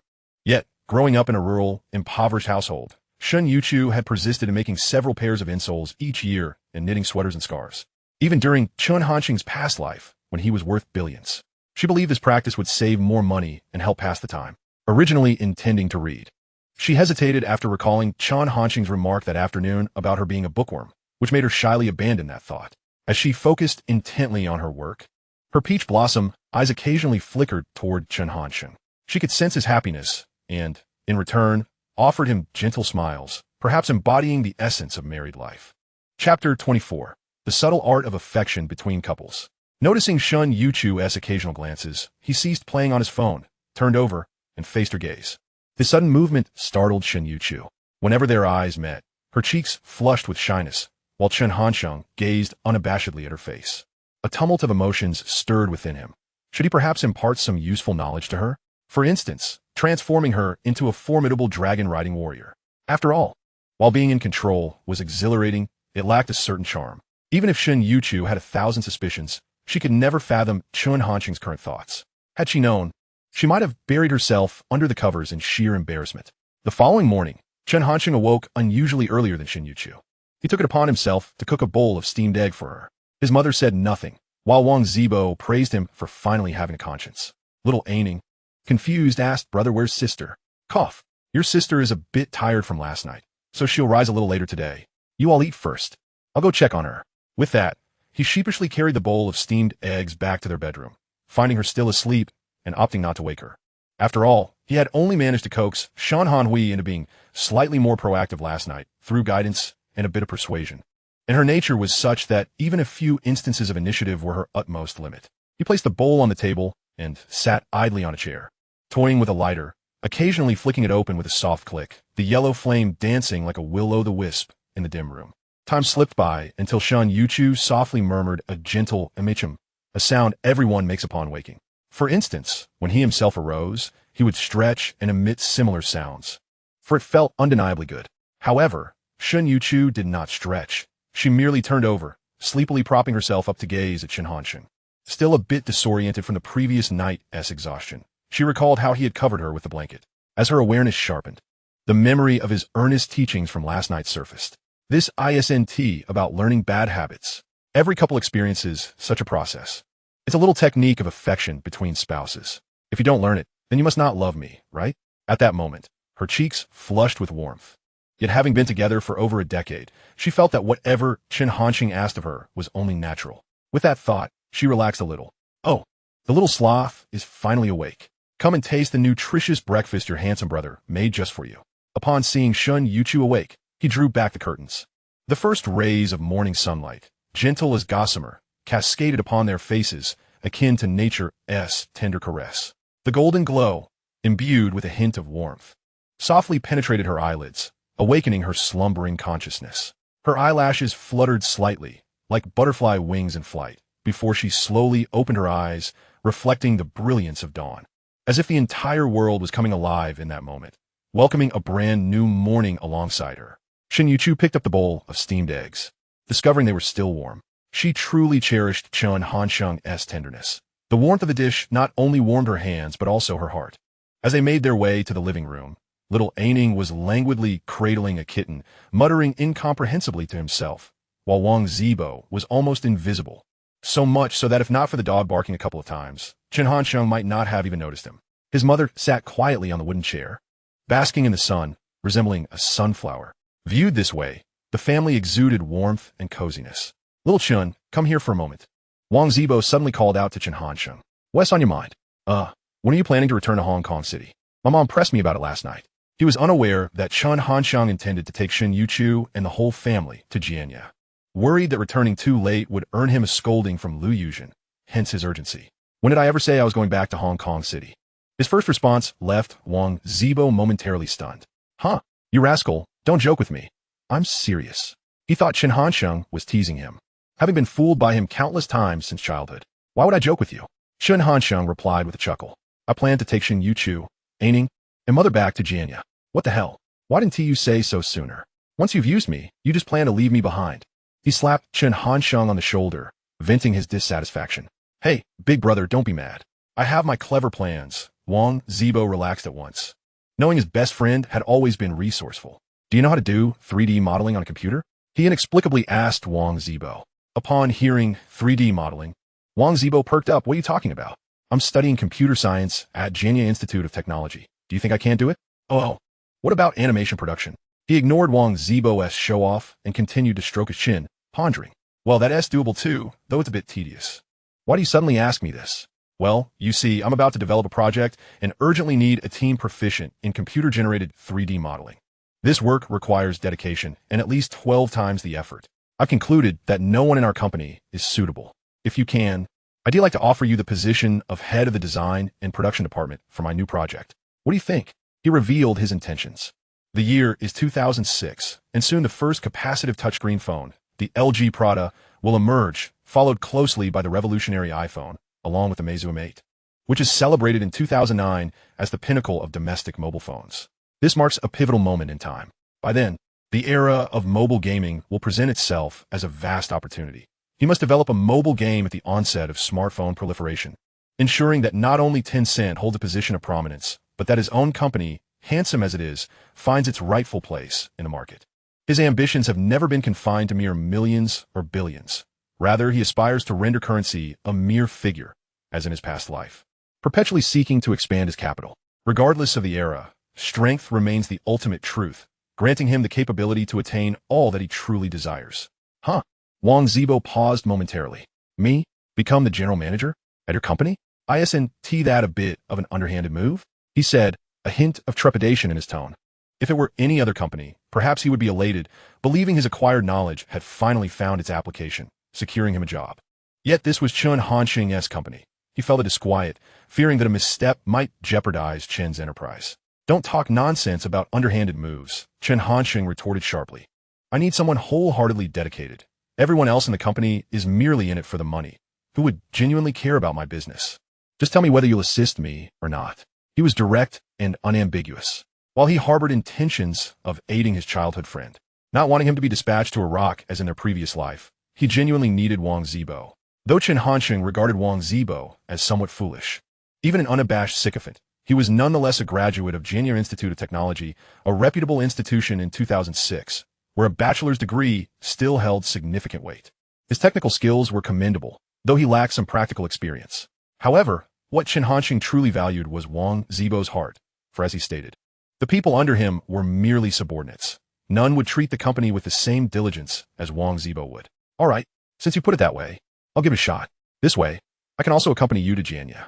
But you must help me assure my mother, otherwise she'll think I'm just wandering aimlessly. Wang Zibo readily agreed, not even inquiring about the salary, a concern paramount for most workers. He understood that despite Chen Hansheng's tendency to belittle him and deceive himself, he was genuinely loyal. After all, they had been friends for over 20 years. And Wang Zibo trusted Chen Hansheng immensely. That's no issue. I'll handle Aunt Lu. You can stay in my company, and we can enjoy some drinks and skewers together, perhaps even visit a foot massage place. Life will be delightful. As he began to suggest the foot massage, he caught a glimpse of Shen Youchu nearby. Although she might not fully comprehend, he was mindful. Given that she was still adjusting to the revelation of Luo Xian having born a child for her, there was no room for further complications. Even a usually dull-witted Wang Zibo noticed the subtlety. It appeared that Shen Youchu indeed held a significant place in Chen Hansheng's heart, enough to make him cautious in his speech. We'll discuss that later. I'll call my mother tonight, and you can explain everything then. Wang Zibo mused, appreciating the prospect of chatting and dining with Chen Hansheng after work. The idea of a foot massage had not crossed his mind until now. Oh, Let us not waste such a beautiful day. Let us head to the supermarket in the city. We're about to leave, so let us indulge a little, he proposed. Receiving Wang Zibo's support and Shun Youchu's acquiescence. Only Aining, sitting quietly, seemed disinterested, aware that she would be leaving soon and feeling reluctant to part from this place, especially from her mother. Chen Hansheng, understanding her sentiments, crouched down to pat Aining's head, saying, Aining, how about we all go to the city for some fun? We'll buy plenty of treats. He added softly, glancing at the elder nearby, I'll get some goodies for you to take home to your mother. How's that sound? Instantly, Aining's spirits lifted, her face brightening with a smile as she hugged Chen Hansheng, exclaiming, Great. Thank you, brother. Children are often straightforward. If you can discern their thoughts, it's easy to connect with their hearts, for their minds are untainted by the complexities that burden adults. The four of them took the bus to the city, where Chen Hansheng purchased beef, pork ribs, and pig's head meat. He also took the opportunity to buy a phone for Shen Youchu, while Shen Hanhai opted for spinach, cucumbers, and leeks.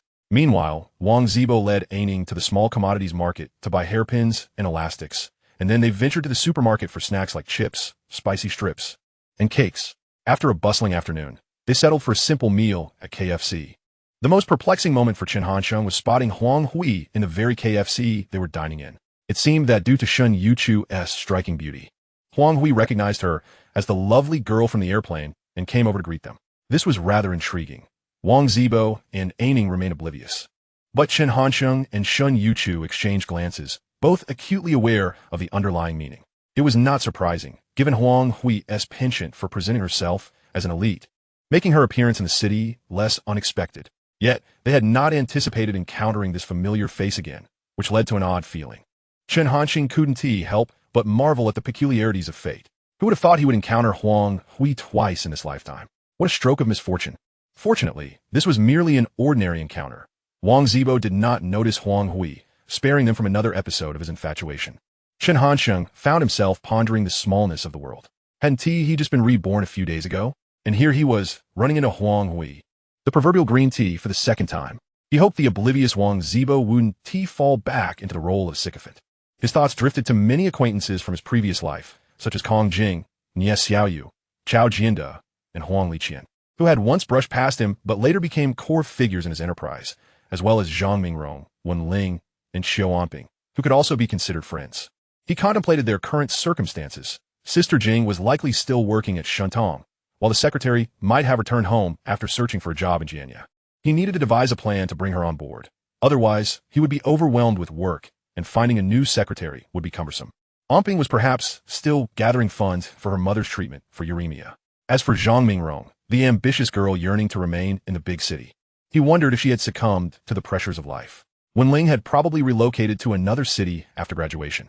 Alas, some individuals were destined to remain strangers in this lifetime. By 2:30 in the afternoon, the four returned home, finding the elder already asleep in her room.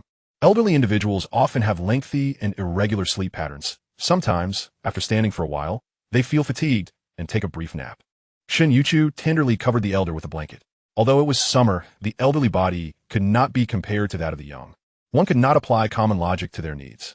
By 6 o'clock in the afternoon, Shen Youchu and Xiao Anning were engaged in washing vegetables in the kitchen, while Wang Zibo was cutting pork ribs nearby, occasionally lending a hand. Chen Hansheng, on the other hand, sat on a stool, clutching his phone, trying to recall a particular number. 139x times x times 3021. That should be it, he mused. After dialing the number, the phone rang for what felt like an eternity before a faint, weary female voice responded. Hello? Who is this? It was unmistakably Nie Xiaoyu. Good day.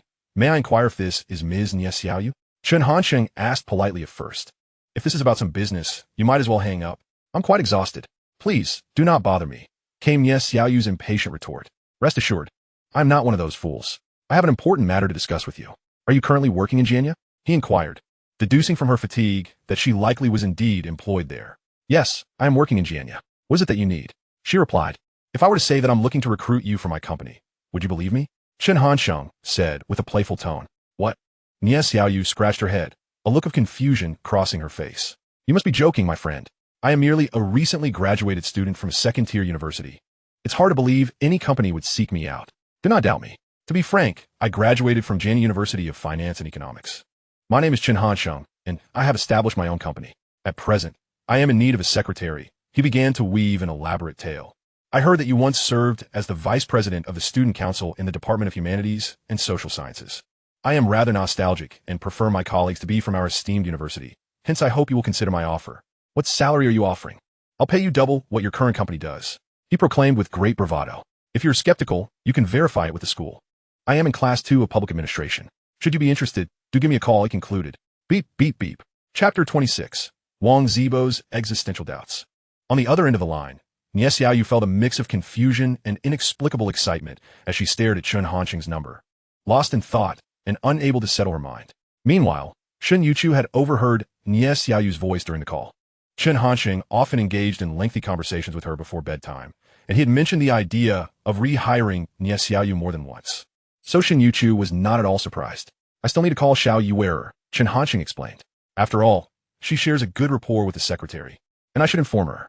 Oh, Shen Youchu agreed, believing it wise to inform Xiao Rongyu. After all, Xiao had a strong bond with both women, akin to a close confidant, and Chen Hanqing regarded her as a younger sister. However, the speaker's casual remarks struck a chord with Wang Zibo, who was nearby, leaving him puzzled. The knife he was using to cut the pork nearly nicked his fingers. He shifted uncomfortably, glancing skeptically at Shen Youchu before looking back at his carefree childhood friend, his eyes darting between the two in confusion.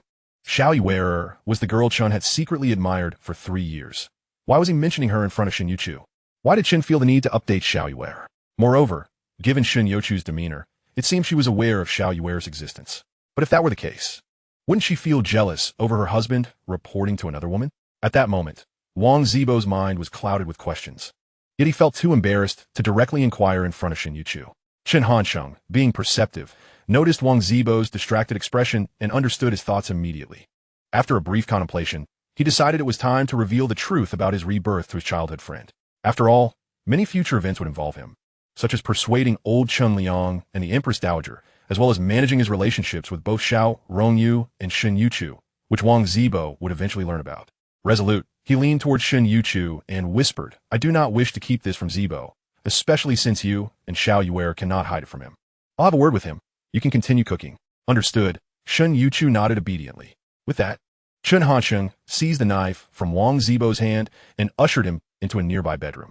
The surroundings were tranquil as Chen Hanqing propped his leg up on the chair, lighting a cigarette for both himself and Wang Zibo. Taking a deep drag, he spoke with a significant tone.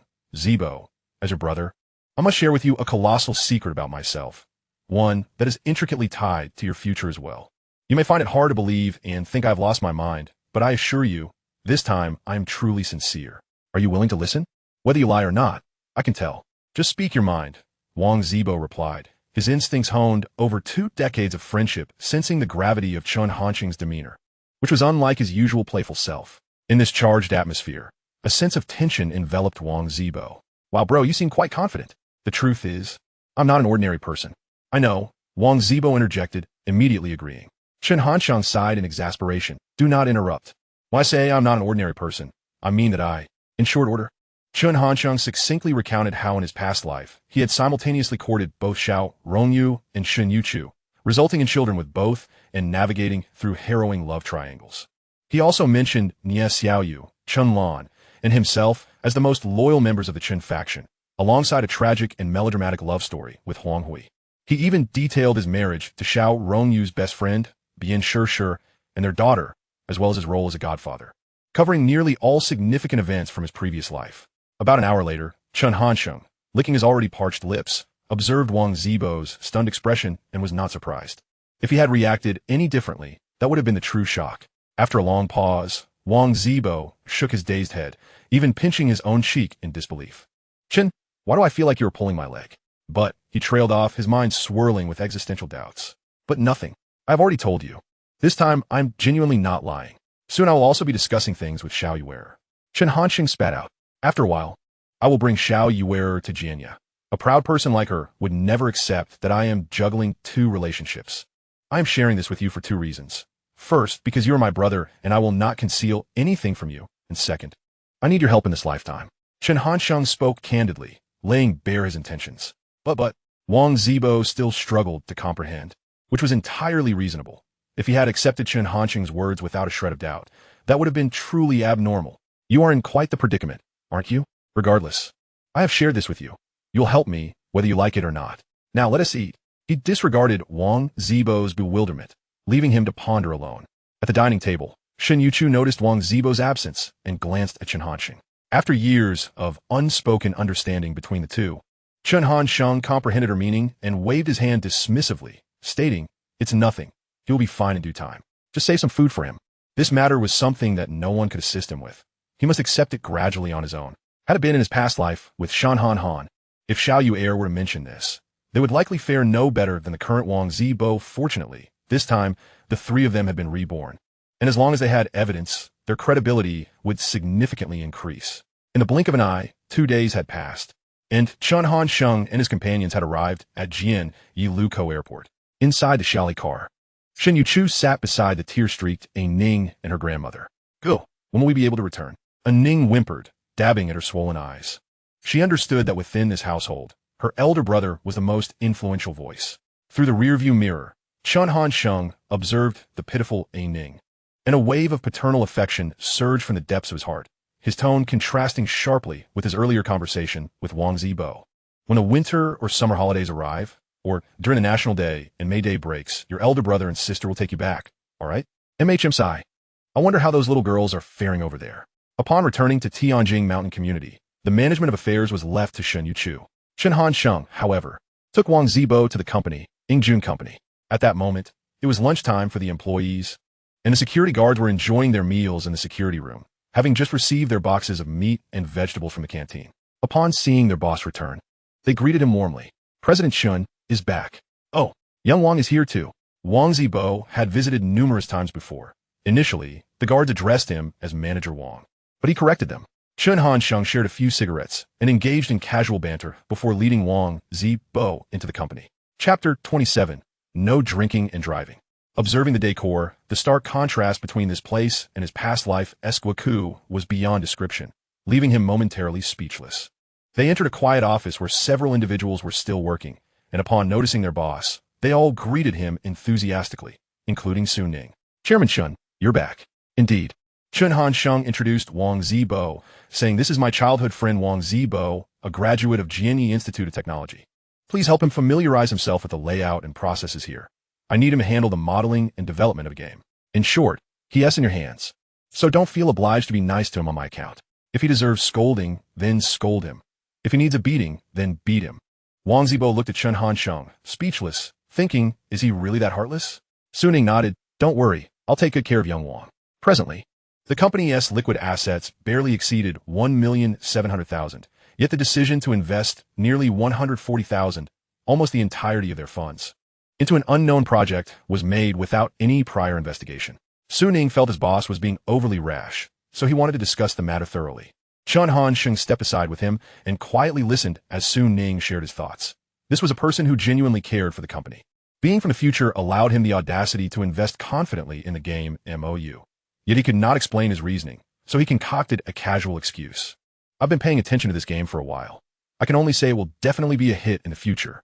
Chen Hansheng first reassured Su Ning, then continued, "Old Su, you need not worry. I've got everything under control. The rest is up to you. I must take my leave." With that, he swiftly departed, leaving Su Ning and Wang Zibo in a state of astonishment. "President Chen, Su Ning was about to express that everyone has differing opinions. Just because he liked the game did not mean everyone else would. However, he dared not stop Chen Hansheng from leaving and chose instead to unconditionally trust his boss, for it was his salary that secured his loyalty. Exiting the company, Chen Hansheng shook his head with a wry smile. "Old Su, that fellow has commendable abilities and insights, but he could be rather verbose, akin to a nagging royal." He was not in a hurry to return home, driving instead to Yiwu small commodity city to purchase some items for his grandmother and a Ning. Afterward, he returned to Kaida to take a look. Overall, there were no significant changes. Noticing that it was already 5:30, he received a call from General Liu, who was responsible for developing MOU, arranging dinner in an upscale restaurant not far from Dongda. Upon entering the private room, Chen Hansheng was surprised to find that General Liu was quite young. "Hello, President Chen. Thank you for investing in our project. I look forward to further cooperation." Liu, seeing Chen Hansheng's youth, felt a sense of admiration. In this era, it was no small feat for someone so young to establish a company valued at several million from scratch. "You're being too polite, Liu boss. You're only a decade or so older than me. Since we are to collaborate, let us not be too formal." Chen Sheng suggested with a smile. How about this? From now on, you can call me Chen Lao Di, and I will call you Lu Ge. What do you think? Chen Sheng treated General Liu with courtesy, for he stood before a future mogul whose company would be valued at nearly 10 billion, a true heavyweight in the industry. Although he himself had amassed wealth exceeding 1,000 billion in his past life, the experience of being reborn afforded him a foundation that commanded respect for General Liu. The primary reason was that he had once enjoyed playing MOU and the future gaming Hunji Run, both of which he had loved, regrettably seeing them both fade away in time. For him, the young Liu was like a benefactor. Without him, he would never have experienced such remarkable games during his youth. General Liu was momentarily taken aback. Typically, young people harbored a degree of arrogance, often putting on airs. When he started his entrepreneurial journey in his 20s, he had possessed this mindset, which was common among youth. However, Chen Hansheng stood apart from the crowd. Since you, Chen Lao Di, have said so, it would be inappropriate for me to maintain a facade. Being a straightforward person, he proposed, let us eat first, and we can discuss the contract afterward. Exactly. That is how it should be. After the meal, Chen Hansheng felt that the collaboration was already a done deal. Once MOU launched, his valuation would multiply several times over. He had already secured this advantageous position. No drinking and driving, and no driving after drinking. The shadows of his 2 rebirths had transformed him into a law-abiding citizen. On the way back, he was driven by his companion chauffeur. Upon returning to Tianjing Mountain Community, he felt a slight buzz from the alcohol. Chen Hansheng used his key to unlock the door, entering the house without changing his shoes, and hurried to the bathroom, splashing water on his face. Shen Youchu was tidying up the room for her grandmother when she heard the commotion and quickly emerged from her room. Heading straight to the kitchen, she poured a bowl of water at just the right temperature and carefully brought it to Chen Hansheng. He accepted it and drank deeply. Shen Ningning was watching television. Children are always filled with curiosity for new things. Back in the village, she had only seen the small black and white television at the village head's home, never having laid eyes on a color TV. Chen Hansheng walked over to the sofa and patted the little girl's head, asking, so, how is everything at your brother's house? As he spoke, a distinct scent of alcohol wafted from his mouth, and Ning, catching a whiff of the peculiar aroma, pinched her little nose and exclaimed, all right, brother. Your home boasts a grand television, and its color, no less. Moreover, it's not hot at all. And look at that enormous sofa, so soft and comfortable. The little girl animatedly gestured with her hands as she spoke, and upon witnessing in Ning's delight, Shen Youchu couldn't help but smile gently. Memories of their past life in the Tianjing Mountain Community flooded her mind, and she felt a profound sense of gratitude for all that Xiao Chun had done for her. I must mention something else, Chen Hansheng remarked, glancing at Shen Youchu. There's no rush regarding Ning's schooling. I will make the necessary arrangements for her. Oh. Shen Youchu nodded in acknowledgement. Additionally, during this holiday, don't just stay at home, cooped up reading and making insoles. Take Ning out for a stroll to the small commodities market to buy some clothes for Grandma and Ning. As Shen Youchu listened intently, Chen Hansheng suddenly fell silent. Concerned, she inquired, what's wrong? It's nothing, I just forgot to bring back some daily necessities for Grandma and Ning before returning. He replied, having suddenly recalled the oversight, the effects of the previous night's drinking weighing on his memory. I'll go downstairs to fetch them. I'll accompany you. Let us go. The two descended the stairs side by side and approached the side of the car. Just as they were about to open the door, a chilling voice suddenly called out to them. Chen Xiao. Upon hearing the voice and the address, Chen Hansheng immediately recognized who it was. Shen Youchu, too, recognized the voice, and they both turned to see Luo Xian standing behind them. Chen Hansheng's brow furrowed slightly, while Shen Hanhen lowered her head, directing her gaze toward her boyfriend. Chapter 28. The little junior sister of this life. At that moment, Luo Xian was clad in a white lace-trimmed dress, her hair styled in a half ponytail. Her fair skin glowed like white jade under the moonlight, her cheeks tinged with a hint of crimson, and the strong scent of alcohol emanated from her, unmistakably indicating that she had recently been drinking. She gazed at Chen Hansheng and Shen Youchu in disbelief, her eyes brimming with hostility and warning, particularly as they fell upon Shen Youchu's stunning beauty. Just as she was about to speak, Chen Hansheng preempted her. What are you doing here? Have you been drinking? He questioned in a serious tone. Of course, I came to find you. If I'm drinking, it's because I miss you, Chen Xiao. Let us reconcile, shall we? Her voice was almost pleading. Although they were together in this life, their relationship had again mirrored that of their previous life, having once more come to an end. I've told you we are truly incompatible. How many times must I repeat myself for you to understand? His impatience was palpable.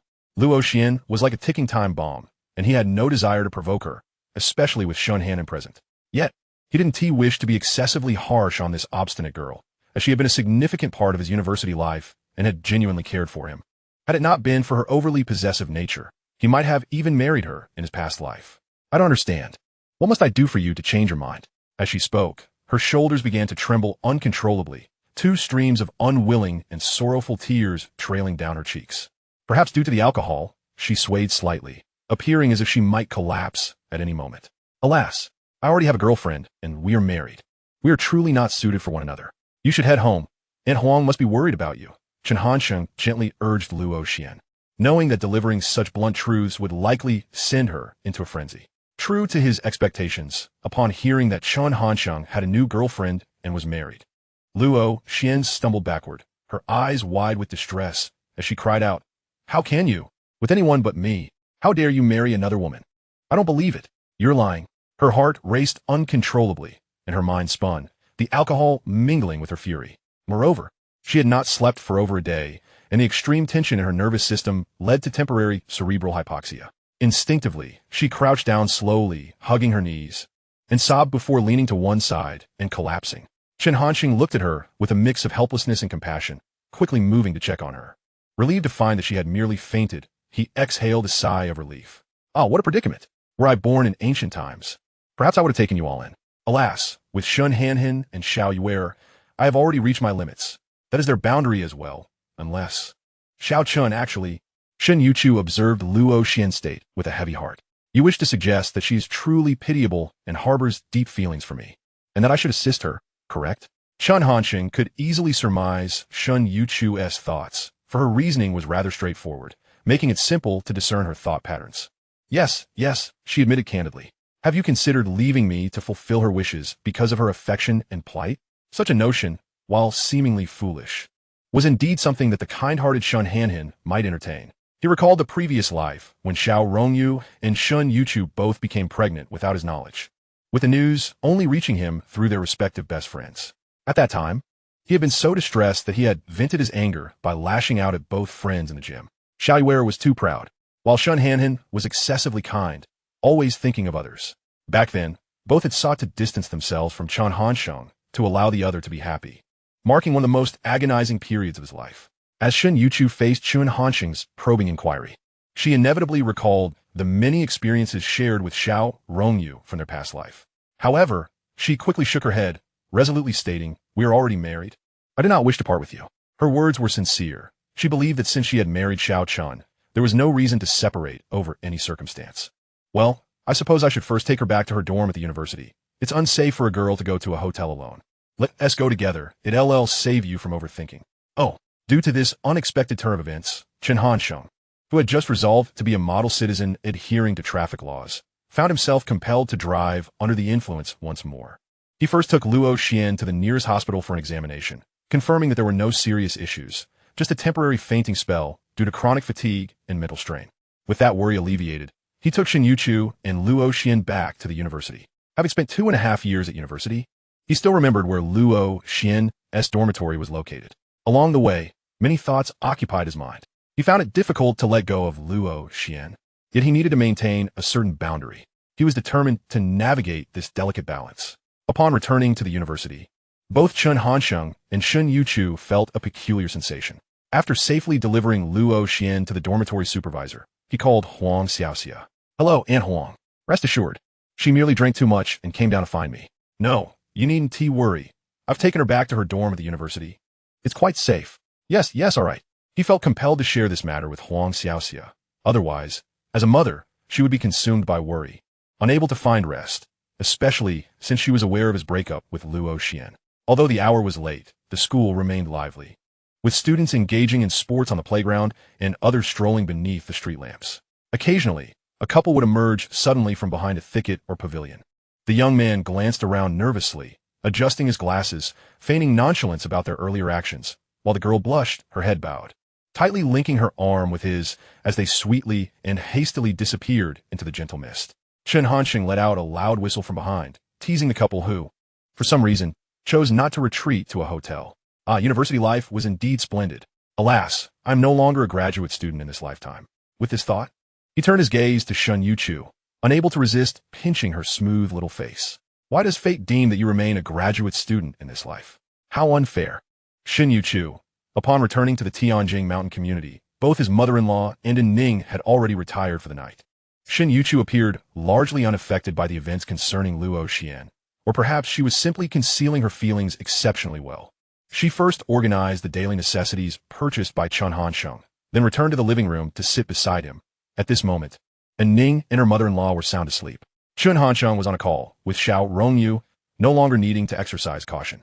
Upon noticing Shen Youchu settling next to him, he casually draped his legs over hers, reclining on the sofa. Shen Youchu attentively helped him remove his socks. After approximately 10 minutes, the call ended, and he set his phone down, glancing at Chen Hansheng. In 2 months, we shall move to a new place. This apartment, with its 2 bedrooms and 1 living room, is too small. This was merely a minor reason. More importantly, this was the place where he had cohabited with Luo Xian, who still possessed a key to the apartment. Perhaps it is unnecessary. 2 bedrooms should suffice for us. Shen Youchu remained focused on frugality. Despite knowing Chen Hansheng was quite capable of earning a substantial income, having 2 bedrooms is not out of the question when Xiao Yu comes to stay. The 2 of you can share the bed with me. He jested, though he genuinely yearned for the companionship of both women. Yet this was not an educational film, and he had never forced either of them. At most, he indulged in fleeting fantasies before sleep. Upon hearing the suggestion of sharing a bed, Shen Youchu's delicate face flushed crimson. Chen Hansheng opted not to pursue that topic further, returning to their previous conversation. In any case, I'm not short on funds. Money is merely a means to be spent. After all, I could easily earn a few million, enough to ensure our comfort for a lifetime. In a few months, I shall seek to invest further, ensuring that when my parents arrive, they will have a place to stay. He reassured this naive girl, who listened earnestly. However, he suddenly recalled something and rose, squinting with a serious expression as he beckoned Shen Youchu with his hand. I just remembered something. Shen Youchu was startled by his abrupt movement, instinctively pulling her head back, her sparkling eyes blinking at him in curiosity. I am. Once I finish my business at the company, I will take you to meet my mother. Just remember not to call her mom right away. Start with Annie. He recalled the awkward moment when he had just been reborn and mistakenly called Xiao Hongwei dad upon getting into the car. He feared that Shen Youchu, upon meeting the formidable matriarch Liang, might instinctively utter mom, which would certainly lead to an amusing situation. Okay. She paused for a moment, pondering Chen Hansheng's intention for quite some time before finally grasping the logic. Seeing her confusion, Chen Hansheng realized that this naive girl was just beginning to understand. Indeed, Shen Youchu, being oblivious, would naturally take longer to catch on. He gently cupped her face, scrutinizing it closely. Oh dear, little silly pig, why are you so dense?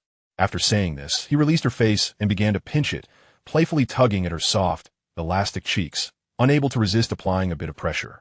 Stop pinching. It hurts, Shen Youchu protested, covering her face with a look of grievance. You cannot blame me. Who told you to have such a chubby face? I am merely helping you relax the muscles in your cheeks, Chen Hansheng said with a mischievous grin. I am not chubby. Shen Youchu pouted, seemingly contemplating something, hesitating over whether to voice her thoughts. Speak up. Don't be so timid. Chen Hansheng waved his hand, urging her to continue. When I went grocery shopping today, I saw Jin Yangming, and he greeted me. Ah, Lu. He is local to Jianya. It is quite normal to run into him since you're classmates.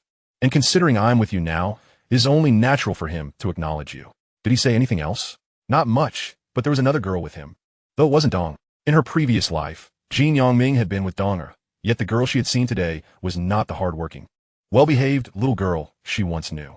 Yes, that makes perfect sense. After all, in our past lives, Donger and Lu's meeting was facilitated by our class trip. However, you must understand that a butterfly flapping its wings can change the world. It is comprehensible that they did not end up together this time.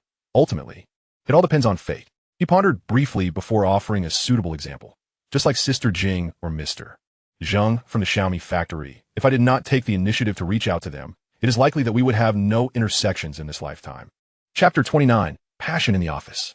Shen Youchu found his reasoning quite sound, yet she still felt discomfort, a reflection of her habitual way of thinking. When she perceived 2 things as well matched, it was merely the result of familiarity.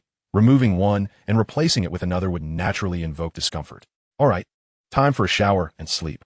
Having worked tirelessly throughout the day, he felt fatigue wash over him as he walked straight into the bathroom. With a sound of rushing water soon followed, Shen Youchu returned to the bedroom to retrieve Chen Hansheng's sleepwear. carefully sliding open the bathroom door to place the clothes on the washing machine, ensuring they would not get wet. As she closed the door, her heart raced. Despite having been together for over a decade, the nervousness and shyness remained unchanged. Chen Hansheng glanced at her and chuckled, calling her silly. The following morning, the blazing sun relentlessly streamed through the glass, invading the bedroom and assaulting the last remnants of coolness within. Chen Hansheng lay sprawled on the bed, drenched in sweat, while Youchu sat by the bedside, her gaze tender as she used a towel soaked in cool water to gently wipe the perspiration from his brow. This sleepyhead finally stirred from his slumber at 11, reluctantly rising from the bed, and by the time he dressed and finished his morning routine, more than half an hour had elapsed. After enjoying the lunch Youchu had prepared in advance, he drove to the company located on Tianyuan East Road. Good afternoon, Mr. Chen. A middle-aged man in a work uniform greeted him warmly upon his arrival. Good afternoon. It's only 11. This is still morning, Chen Hansheng corrected him. Only after 12 can it be considered afternoon. Do you understand, old Lu? He would never admit that he had slept until noon. As far as he was concerned, it was still morning until the clock struck 12. Ah, old Zhang, your blueprints exhibit remarkable skill. I believe this section requires a larger dimension. Otherwise, it may adversely affect the overall aesthetic. Old Yang, your workshop layout for this month is commendable and deserving of praise. Dingling. Just as General Chan was assigning tasks, his phone unexpectedly rang, revealing a call from his assistant, Xiao. Huh, finally mustering the courage to call your boss. I almost presumed you had been abducted. Hello, Comrade Xiao. Have you given it some thought? I've agreed, but let me make one thing clear. If you assign me to some inhospitable places like Myanmar or Syria, I shall refuse and walk away. Xiao felt a tinge of nervousness. Yet considering the lucrative salary along with the insights she had gleaned from the Finance Institute over the past few days, she was able to dismiss any notion that this was a predatory company. How imaginative the minds of these two-dimensional girls can be. Chen Hansheng shook his head and chuckled bitterly. I'm merely asking you to be a little secretary. Do you think this is an international war? Syria? You think you're Wang Zibo? He mused that his little assistant remained unchanged, still harboring her fanciful thoughts. Very well, I am currently at the entrance. Please inform the security that I wish to enter. Oh, you arrived quite swiftly. Did you come by rocket? The company ISNT very large. And soon Xiao found herself at Chen Hansheng's office. He scrutinized her closely, observing that she bore little difference from her previous self, save for a slight darkening of her complexion. Oomph. Allow me to rescue you from your unfortunate fate. His intense scrutiny startled her. She clutched her chest like a frightened monkey and leaned back. WH, what are you doing? Let me remind you, I am trained. My boyfriend is Yagami Ryoma. If you dare approach, Her anxiety escalated as Chen Hansheng began to advance, extending his hand toward her. She wanted to scream, but realized it would be futile, given that this was his company. Could it be that my pure reputation will be tarnished here? This man has likely caused misery to countless innocent girls like me.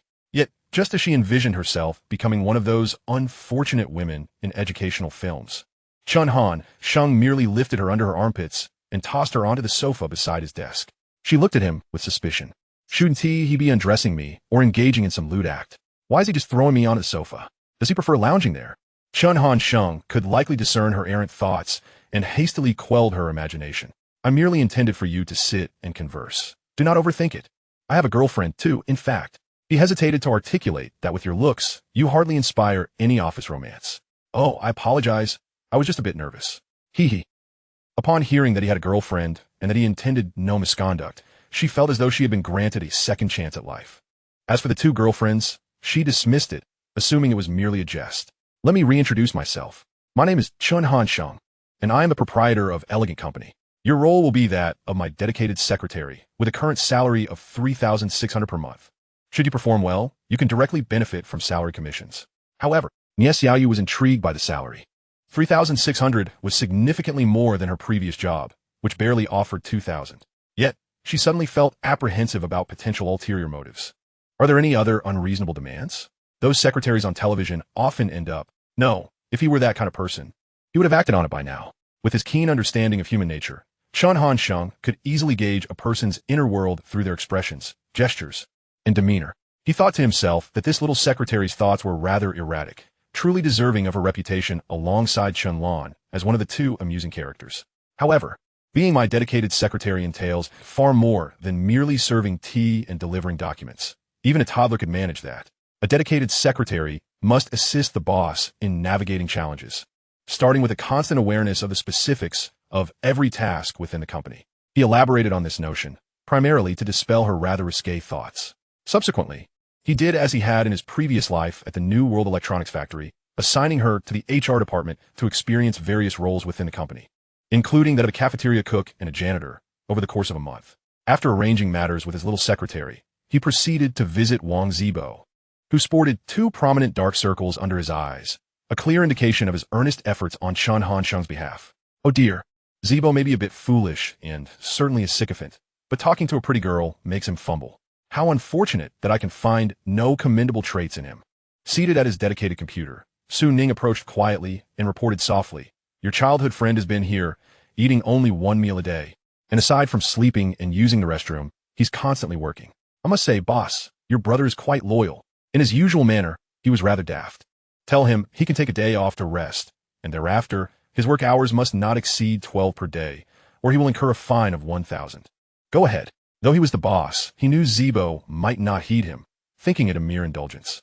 However, Su Ning was his superior, which changed the significance of the directive. By the time he exited the company, it was already 2:30 in the afternoon. Liang Meiwan had mentioned wanting to visit Jianya to see him, which caused him considerable distress.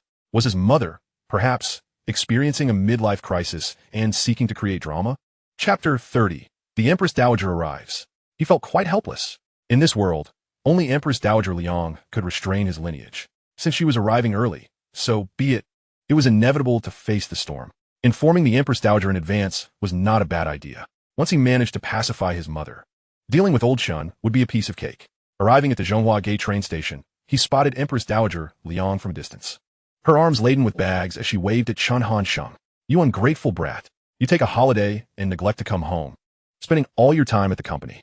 Your father and I truly raised a white-eyed wolf. Moreover, your audacity is astounding. You've been dating Xiao Yu, and Haven T informed me. Do you plan to wait until marriage and children to tell me?" Inside the car, Empress Dowager Liang continued her relentless stream of commentary, her middle-aged woman's tongue firing like a laser cannon, leaving no gaps for silence. Tianhan Sheng Fei Ni d'ignorance. Had he not been driving, he would have undoubtedly faced a verbal onslaught. Out of filial piety and a hint of mischief, he resolved to come clean with Empress Dowager Liang. After all, she was his biological mother. It was Uncle Xiao and Aunt LV's family that required careful handling. He first drove to the entrance of the building, unfastened his seatbelt, and locked the car door. Liang Meiwan was puzzled by his unusual behavior. "Hey, you little rascal. Why did you lock the car door? Open it quickly. I need to get some fresh air.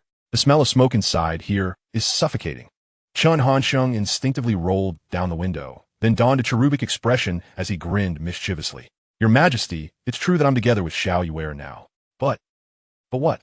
That little girl, Luo Xian, was quite nice, yet you insisted on breaking up with her. Your Aunt Huang has talked to me for ages about this. Do you realize this could cause a rift between our families? Now that you have a better option in Xiao Yuer, you should be grateful. With your demeanor, the Chun family should be counting their blessings to marry someone like her." As Chen Hansheng listened to the familiar nagging, he felt a calm resignation to the world of middle-aged concerns. Perhaps all parents secretly belittle their children while outwardly believing their offspring are their pride and joy. "Mom, I've already told you that Luo Xian's temperament is too extreme. We are simply not suited for each other. As for Xiao Yuer, I am certainly pleased with her, but, not quite enough. Hey, you little brat. Wait. Your Majesty, please calm down." I haven't finished speaking. It's not that I think Xiao Yuer is lacking, but I believe, since ancient emperors and even ordinary merchants had multiple wives, as a good young man of the new era, shouldn't I be entitled to 1 or 2 more girlfriends? Why resort to violence when I'm merely expressing myself? Liang Meiwan was currently smacking Chen Hansheng's head, scolding him vehemently. "You little rascal. Have you really lost your mind? Comparing yourself to emperors? Why don't you compare yourself to Sun Wukong while you're at it? Why not ascend to the heavens while you're at it?" After delivering over 100 smacks, her arm grew numb, yet she still felt unsatisfied and was about to switch to her other hand. "Madam, you are being a bit excessive. What if you knock some sense out of your son? You'll regret it when you realize you can't even hold your grandchild." Chen Hansheng truly found himself at a loss when it came to his mother. While he could devise 100 ways to handle Xiao Yuer and Shun Han Hai, his mother remained impervious to any form of persuasion. "Knock me silly? I'd rather knock you back into my womb. Mom, do you even want to meet your future daughter-in-law?" Faced with the formidable Liang Meiwan, he felt the weight of familial duty pressing upon him, and thus had no choice but to call for reinforcements. Indeed, at the mere mention of daughter-in-law, Liang Meiwan's hand halted midair, her brow deeply furrowed. Xiao Yuerer is still at home. How could you possibly meet her? Who said it was her? I'll visit her once I've wrapped up my business affairs in a few days. After all, she lives quite close to us. Not her. There's really a second one? Liang Meiwan gazed at her son with a mixture of confusion, anger, and disdain, yet his confident tone made her doubt her instincts. In such a state, she knew her son well enough to suspect he was speaking the truth. At that moment, this middle-aged woman from Hong Kong appeared to have the crow's feet at the corners of her eyes vanish, staring incredulously at her son. Now, I've told you not to hit me. I'm a father of 2 children now. Huh? Wait a moment. You said what about children? Upon hearing the word children, she reverted to addressing him as her son, overwhelmed by the magnitude of information presented to her. As if her 64 megabytes brain had suddenly been upgraded to a 6 gigabytes program. I mean Xiao Yuerer and another girl like my children. After all, shouldn't a girlfriend be spoiled like a daughter? Haha, wouldn't you agree? He genuinely wished to tell Liang Meiwan that she had been a grandmother to 3 children in her past life. Upon hearing this, Liang Meiwan seemed to consider that it might indeed be the case. The tension in her throat eased as she sighed in relief, yet a hint of regret lingered. She had always desired for Chen Hansheng to have a child early on, so she could help care for him. Mom. Chen Hansheng waved his hand in front of Liang Meiwan's face, noticing her dazed expression, wondering if he might have given her a heart attack. That would truly be a crime. Once Liang Meiwan regained her composure, she swatted Chen Hansheng's hand away, her expression serious yet surprisingly gentle. So, our family is just an ordinary one. Xiao Yuer's family background is already better than ours, and she is so beautiful and academically successful. She is more than enough for you. Be sensible. You should break up with the other girl. Listening to Liang Meiwan's heartfelt admonitions, he couldn't help but chuckle. When you meet Shen Youchu, I doubt you'll still hold that view. Oh, Liang Meiwan, the core figure of the Shen party. Mom, in fact, I truly cherish both of these girls. They both love me dearly, and I don't wish to part with either. However, I must disagree with your assertion that Xiao Yuer's family is superior to ours. Chen Hansheng stood tall, brimming with pride. In about 2 or 3 months, the market value of my company will multiply tenfold, and by the end of the year, it could increase by several dozens of times. By then, you and old Chen will be millionaires. Chen Hansheng, did I come here to listen to your nonsense? I'm earnestly advising you, and you treat it as if it's trivial. Liang Meiwan could no longer contain her frustration as her son skirted the main issue. Hey, don't resort to violence so easily. We live in a society governed by laws. I'll call that girl down, so at least you can meet her. Liang Meiwan understood from this that the girl was already living with her son. This changed the implications entirely. Her traditional values compelled her to believe that if her son was cohabiting with this girl, he must take responsibility. It seemed that she would have to let go of the sweet and wonderful Xiao Yuer. With a heavy sigh, Liang Meiwan shook her head in regret. Don't worry, Mom. Actually, Xiao Yuer is living with me too. Chapter 31. The shocked Liang Meiwan. Bang! Liang Meiwan's head felt as if it had been struck by a hammer, and her body trembled slightly, rendering her unable to even lift her hand to hit Chen Hansheng. How did I give birth to such a scoundrel like you? Rest assured, I am genuinely sincere towards both of them. I've saved both Xiao Yuer and Shen Youchu's lives. Do you think I'm a kind of scoundrel who would abandon them after getting what I wanted? Chen Hansheng patted his chest, earnestly defending himself. In truth, a real scoundrel is one who deceives girls into their affections and then leaves them behind. I merely want to give every unfortunate girl a home. If I must be labeled a scoundrel, then please prefix it with deeply affectionate. Shen Youchu is the name of the other girl? And you saved her and Xiao Yuer's lives? What on earth have you been doing? Yes, Shen Youchu is as beautiful as Xiao Yuer, yet her personality is entirely different. I'll call her down now, so you two can have a chat. Wait, let me catch my breath first. She needed a moment to adjust her mindset, and Chen Hansheng was in no rush. He had already strategized with Shen Youchu in advance. About 10 minutes later, Liang Meiwan steadied her breathing. Bring that girl down.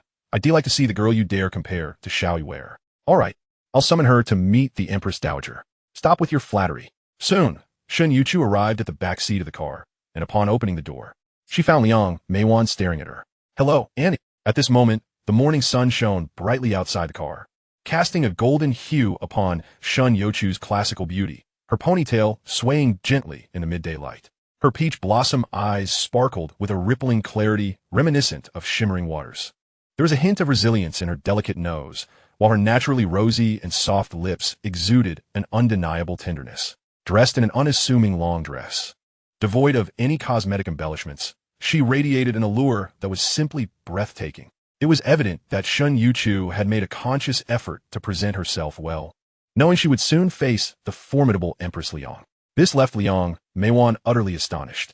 Xiao Rongyu, having grown up alongside Shun Youchu, had long since become accustomed to her beauty, but Shun Youchu possessed an entirely different kind of charm. "Mom, they're calling for you," Chen Hansheng gently reminded his mother, knowing she would likely be as captivated as in a previous life upon seeing Shun Youchu's innocent allure. "Huh, that is my mother for you. Oh, you must be Xiao Shun. Come in, sit down." In the presence of the stunning Shun Youchu, Empress Liang completely forgot her earlier words to Chen Hansheng about maintaining a good relationship with Xiao Yuer and ending things with another girl. Indeed, this was a society that placed great emphasis on appearances. Beauty could truly open doors. "Oh dear, Xiao Shun, you are simply too beautiful, those enchanting peach blossom eyes." Cough. Chen Hansheng subtly reminded his mother to maintain her composure. The dignity of a mother-in-law before her future daughter-in-law seemed to have vanished entirely. "Xiao Shun, where are you from? Do you have any relatives? How long have you been with Chen Hansheng? How long have you been living together?" Empress Liang exhibited the profound skills of a seasoned member of the gossip committee in Haining community, while Chen Hansheng leaned back, yawning and listening quietly to the conversation between the mother and daughter-in-law. I'm from Chuanyu, and my family consists only of my mother-in-law and a cousin. My parents left long ago, and As Liang Meiwan listened, her heart ached more and more for the beautiful yet innocent girl before her. When she heard that Chen Hansheng had bled to protect Shun Youchu from a car accident, it felt as if her heart had stopped momentarily. Though she often scolded Chen Hansheng, her affection for her only son was profound. He and her husband were her entire world. That little rascal. How could I not know about such a significant event? When he returns home, I'll make sure to give him a good thrashing with a rolling pin. After listening to Chen Hansheng's heartfelt yet partially fabricated love story tailored for Shun Youchu, Empress Liang fell completely under her spell. Having worked in the system for over 30 years, she could discern a person's character and demeanor with ease. This girl, in terms of appearance, physique, education, and personality, was in no way inferior to Xiao Yuer. In truth, the story Chen Hansheng crafted for Shun Youchu was based on reality, albeit a restructured narrative intertwining experiences from their past lives. For instance, how he often accompanied her for meals and helped her heal her hidden ailments, or how their initial acceptance of one another stemmed from a child swap, transformed into a tale of him rescuing both of them from a car accident, leading them to fall deeply in love. As she spoke, Shun Youchu began to cry, her emotions sincere as she reflected on how Chen Hansheng had bled to save her and how he had averted her fate of sudden death. She felt immense gratitude towards the man before her. This narrative made it easier for Liang Meiwan to accept the situation and spared Shun Youchu from excessive shame in her embellishments. For she was no actor of Chen Hansheng's caliber. Empress Liang gently wiped Shun Youchu's tears, thinking to herself that this daughter-in-law was truly remarkable. She then thought of Xiao Yuer, and in her mind appeared two small figures reminiscent of her childhood cartoons. One donned an angelic outfit with a halo, while the other sported horns and wicked wings. The angelic figure proclaimed that we lived in a society governed by laws, disallowing the marriage of two women. The devilish figure countered, asserting that Chen Hansheng genuinely loved both women and that both accepted one another. They had nothing to fear. The angelic figure retorted, questioning the stance of Xiao Yuer's parents. Would they approve? What about Shun Youchu's mother-in-law and cousin? The devilish figure argued that since the children had consented, the opinions of parents and elders were irrelevant. All that mattered was their happiness. Shaking her head, Liang Meiwan glanced at Shun Youchu, then at Chen Hansheng, who was idly playing with a lighter, and sighed. Forget it. I want to meddle too much in your youthful affairs. Xiao Shun, you and Xiao Yuer are both wonderful girls. My son is fortunate to have caught your attention. Empress Liang tenderly caressed Shun Youchu's cheek, speaking from the heart. Since you both accept one another, I can only wish you well. And since you've already lived together with Chen Hansheng and married in your village, you might as well call me Mom. Wait, what a bold move. Calling her Mom directly? Truly, she is an empress, more eager than my own son. Shun Youchu, wiping her tears, looked towards Chen Hansheng, seemingly seeking his approval. Don't look at me. You should call her Mom anyway, he replied nonchalantly. With Empress Liang's approval nearly secured, the matter with Chen was easily resolved. In this life, Liang Meiwan had seamlessly transitioned from Shun's camp to Chen's, becoming one of its core members. Now, her influence grew, and with Xiao Yuer and Shun Youchu as the two pivotal figures, the shift was clear. Wang Zibo and Ye Xiaoyu, along with Empress Liang, made for a potent alliance. Indeed, the boy who smiled often was bound to enjoy good fortune. Mom. Shen Youchu called out sweetly, her bright peach blossom eyes sparkling. Hey, if Chen Hansheng dares to bully you, just tell me, and I shall handle him. No. Xiao Chen treats me very well. Shen Youchu seemed to forget the times Chen Hansheng had scolded her, pinched her cheeks, or even bitten her face. Sometimes quite forcefully. All these instances were unconsciously overlooked. All right, Mom. Shen Youchu's mother-in-law and sister are still upstairs. Shouldn't we go greet them? Chen Hansheng kindly suggested. No need for your advice. After all these years, I can manage just fine. Now hurry, take me to the city. Xiao Shun's mother-in-law is considered an elder to me, and I can't meet her empty-handed. Chen Hansheng thought to himself, goodness. Now I truly understand the saying about a dog, not recognizing a good person as heart. I'm like Lu Dongbin, while Empress Liang is the dog. Wait, if she has the dog, then what am I? On their way to the shopping mall, Shen Youchu urged Liang Meiwan twice, but each time she was met with rejection. The reasoning straightforward. Xiao Shun, in our port city, it's customary for the male to bring gifts when visiting the female's family. You two are already married, and I haven't given you the 3 gold pieces or betrothal gifts, so I certainly can't go empty-handed to meet your mother-in-law. She held no disdain for Shen Youchu's family background. In fact, she believed that the poorer Shen Youchu's family was, the more power her son would wield within the household. She recognized this was selfish, yet her concern for her son rendered it entirely natural. Ultimately, after much deliberation, Liang Meiwan selected a set of gold bracelets worth 7,000 yuan to present to her mother-in-law. She had originally intended to purchase a gold necklace worth over 10,000, but settled for this alternative after Shen Youchu's fervent persuasion. Additionally, she acquired a silver safety lock priced at over 700 yuan, intended as a gift for Ning. However, upon their return to Chen Hansheng's home, they discovered that both the grandmother and Ning were unexpectedly absent. Shen Youchu pondered for a moment before deducing. Grandmother must have taken Ning for a stroll in the nearby park. I shall begin preparing dinner. Liang Meiwan was not surprised. It would indeed be peculiar if someone from Shen Youchu's family was unable to cook. The clock had already struck 6, and by the time dinner was ready, it would be nearly 7, typically the hour she and Chen Hansheng would dine together. In the meantime, the grandmother and Ning returned home at around 6:40. And although the grandmother was usually reticent, she found herself reminiscing about her era upon seeing Liang Meiwan. Despite their nearly 25-year age difference, they managed to find some common ground for conversation. Liang Meiwan often praised Shen Youchu, and while the grandmother's speech was somewhat muffled, her gestures were affectionate as she grasped Liang Meiwan's wrist, her aged, murky eyes reflecting a sense of reassurance. It seems that all elders desire to see one another as parents or ancestors, as it provides them with a sense of stability regarding their descendants' relationships. Meanwhile, Chen Hansheng was lounging on the couch with little Ning, munching on snacks while watching the immensely popular animated series, Rainbow Cat and Blue Rabbit, The 7 Heroes. The scene resembled a father enjoying animated tales with his daughter, filling Shen Youchu, who was busily working in the kitchen, with warmth and joy, her clear, peach blossom eyes shimmering with delight. In truth, life in her previous existence was not dissimilar to the present, save for the absence of certain individuals, such as Chen Zijing, Chen Zipei, Hu Linyu, and Dong Er. She recalled a particular birthday celebration for Chen Zhaojun, where nearly all members of the Little Fish Party, Youchu Party, and Chen Party were present, with only Professor Sun remaining at home due to health reasons. The focal point of their gatherings was undoubtedly Chen Hansheng, yet he could only command the attention of the younger generation. Elders like Xiao Hongwei, Lu Yuqing, and Mo Ku, and Sun Biu rarely intervened in the affairs of the youth. Before long, a table brimming with dishes was brought forth by Shen Youchu and the considerate Ning. Liang Meiwan shot a disapproving glance at Chen Hansheng, who was lounging on the sofa, idly picking at a toothpick while watching television. Young Master Chen, could you not exhibit a modicum of dignity? Even little Ning is lending a hand while you remain carefree. After dinner, you shall wash the dishes. With his mother's directive, Chen Hansheng dared not dissent, promptly assisting Shen Youchu with the stools and utensils, playfully pinching her cheek as he stood next to her. This was the essence of Liang Taiho. Had it been Hu Quanshi issuing commands, it would have sparked a fierce confrontation. Indeed, it was often Hu Linyu who found herself exasperated by Chen Hansheng's remarks. For without Shen Youchu's intervention, the spirited Hu would likely have clashed with him. Alas, such is the innate constraint imposed by maternal lineage. Chen Hansheng softly lamented at the dinner table. Do not overexert yourself.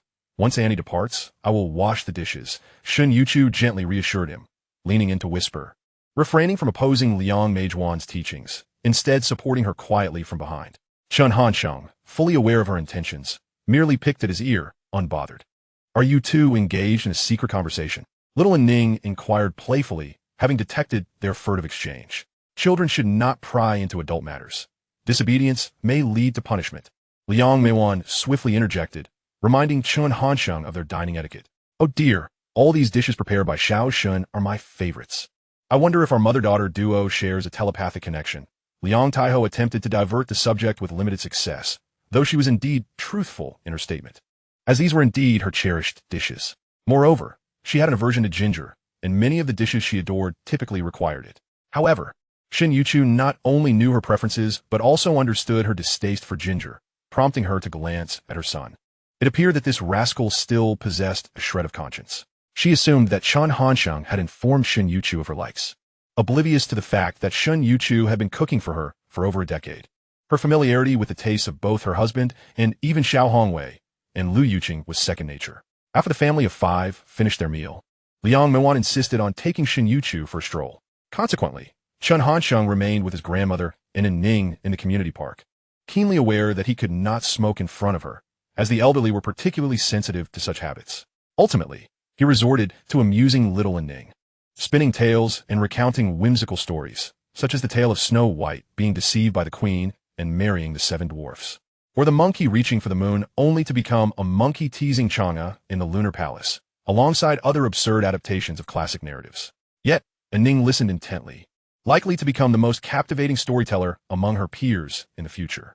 Although the grandmother initially did not recognize the tale of Snow White, she soon understood the reference to the monkey stealing the moon, realizing that it was a retelling of a familiar story.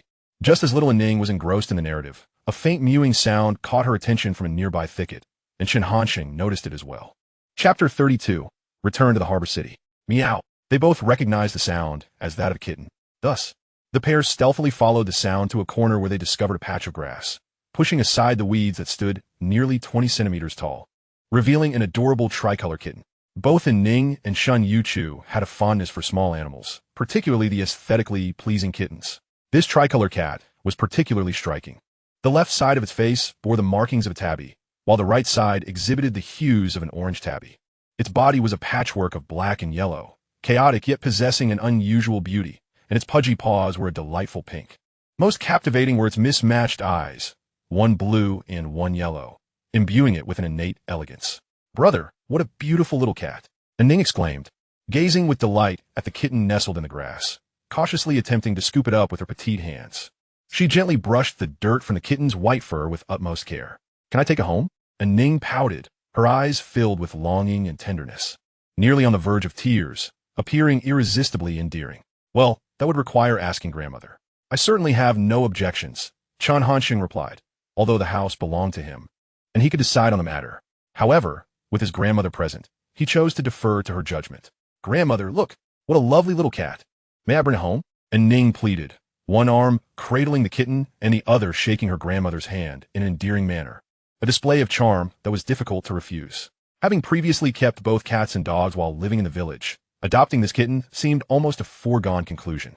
As Chen Hansheng gazed at the kitten, he couldn't help but recall the chubby white cat named Tuan Yuan from his past life at the university. Alas, I wonder if that plump cat can still become a campus mascot without Shen Youchu around. Naturally, the grandmother did not refuse. Little Ning danced with joy, cradling the tricolor kitten. Brother, you should give a name, Ning suggested, still in elementary school, believing that her brother, like her sister, being a university student, would surely come up with a delightful name. In truth, Chen Hansheng's current academic prowess is likely insufficient even for slightly challenging questions on the high school entrance examination. The zenith of a typical student's intellectual capacity is often reached on the day of the college entrance examination. Although university students may appear to have attained a high level of education, this stage is characterized by stark polarization. Those eager to learn will thrive, while those indifferent to their studies may see their intelligence plummet to astonishing lows. Perhaps we should wait for your sister to return before deciding on a name. The names conceived by your brother are simply too imposing. This little feline is a female, so would not be suitable. Very well. Let us await your sister's return to bestow a name upon her. By the time Shen Youchu and Empress Liang returned, it was already past 6 in the evening. He observed the attire Shen Henin was wearing, which was evidently different from what she had on when she left. Initially, she donned a modest long dress that reached just below her calves, yet now she was adorned in a sky blue, knee-length, off-shoulder lace dress that accentuated her figure splendidly. Though her cheeks were predictably flushed, perhaps due to the outfit's daring cut. Wow, where did this beauty come from? Miss, could you share your QQ number with me? He approached Shun Youchu with playful banter, only to be met with a merciless slap from Liang Meiwan. Finding himself at a loss for amusement, Chen Hansheng picked up the small calico cat from the living room. Shen Youchu's eyes lit up at the sight of the kitten. She gently cradled it from his hands, stroking it affectionately from head to tail. Empress Liang, while not particularly fond of small creatures, did not harbor any aversion either, having often encountered kittens and puppies in her rural upbringing. Sister, little Ning wrapped her arms around Shun Youchu's slender waist, her gaze fixated on the little kitten in her sister's hands. Sister, why don't you give her a name? Well, I was waiting for your return to name her. I'm not adept at choosing cute names, so it's best if you do it. All right. Shen Youchu tilted her head in contemplation, as her naming conventions usually held significance. For instance, she had named a past pet reunion at a time when she and Chen Hansheng had parted ways, symbolizing her hope for reconciliation. How about we call her Ping and Peace? Ping sounds wonderful, a wish for everyone's safety. Chen Hansheng concurred, appreciating Shen Youchu's meaningful choice. Chen Pingyan, you must live up to the name your mother has given you. Otherwise, I shall not feed you. Meow. The kitten responded with a soft meow, seemingly acknowledging her newly appointed father. This comical scene elicited laughter from all present. During this period, Chen Hansheng's life was quite fulfilling. He spent his days inspecting the company, checking in on Wang Zibo and Xiao. After dinner with Shen Youchu, he would stroll around Yiwu Small Commodities Market or Shizikyo.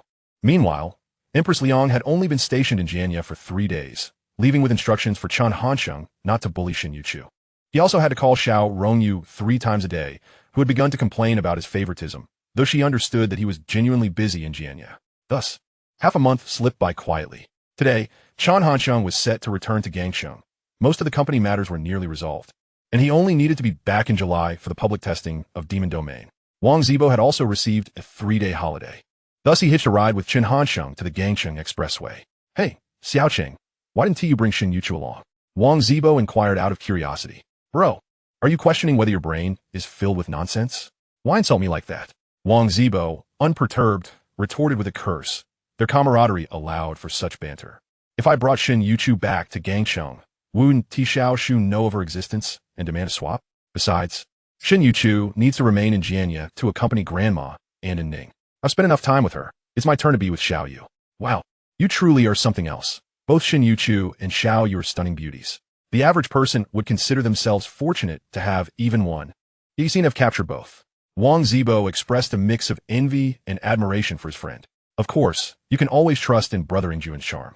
By the way, Xiaocheng, what is my past life wife Bian Shishir up to these days? Wang Zibo suddenly recalled the stories Chen Hansheng had shared about his previous life, where he found a girlfriend who was nearly as beautiful as Xiao Yu, even marrying her and having a child, with her recognizing Chen Hansheng as a godfather. He was gradually coming to terms with this reality. That is something you'd have to ask Xiao Yu. I have no idea what she is currently doing. I haven't installed any surveillance on her, Chen Hansheng replied candidly. Oh, so if I were to run into her, how should I pursue her? Well, that is a conundrum. How about this?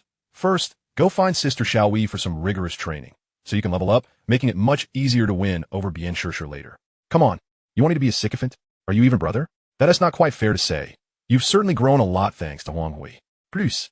You did manage a successful declaration once, so it's not a total loss. Don't you want to declare again? Chen Hansheng chuckled mischievously. Forget it. I'll reserve my first time for my future wife. Wang Zibo replied thoughtfully and seriously. While my dear brother is quite the gentleman, even I, a grown man, am moved. Chen Hansheng teased in a high-pitched voice. Ugh, spare me.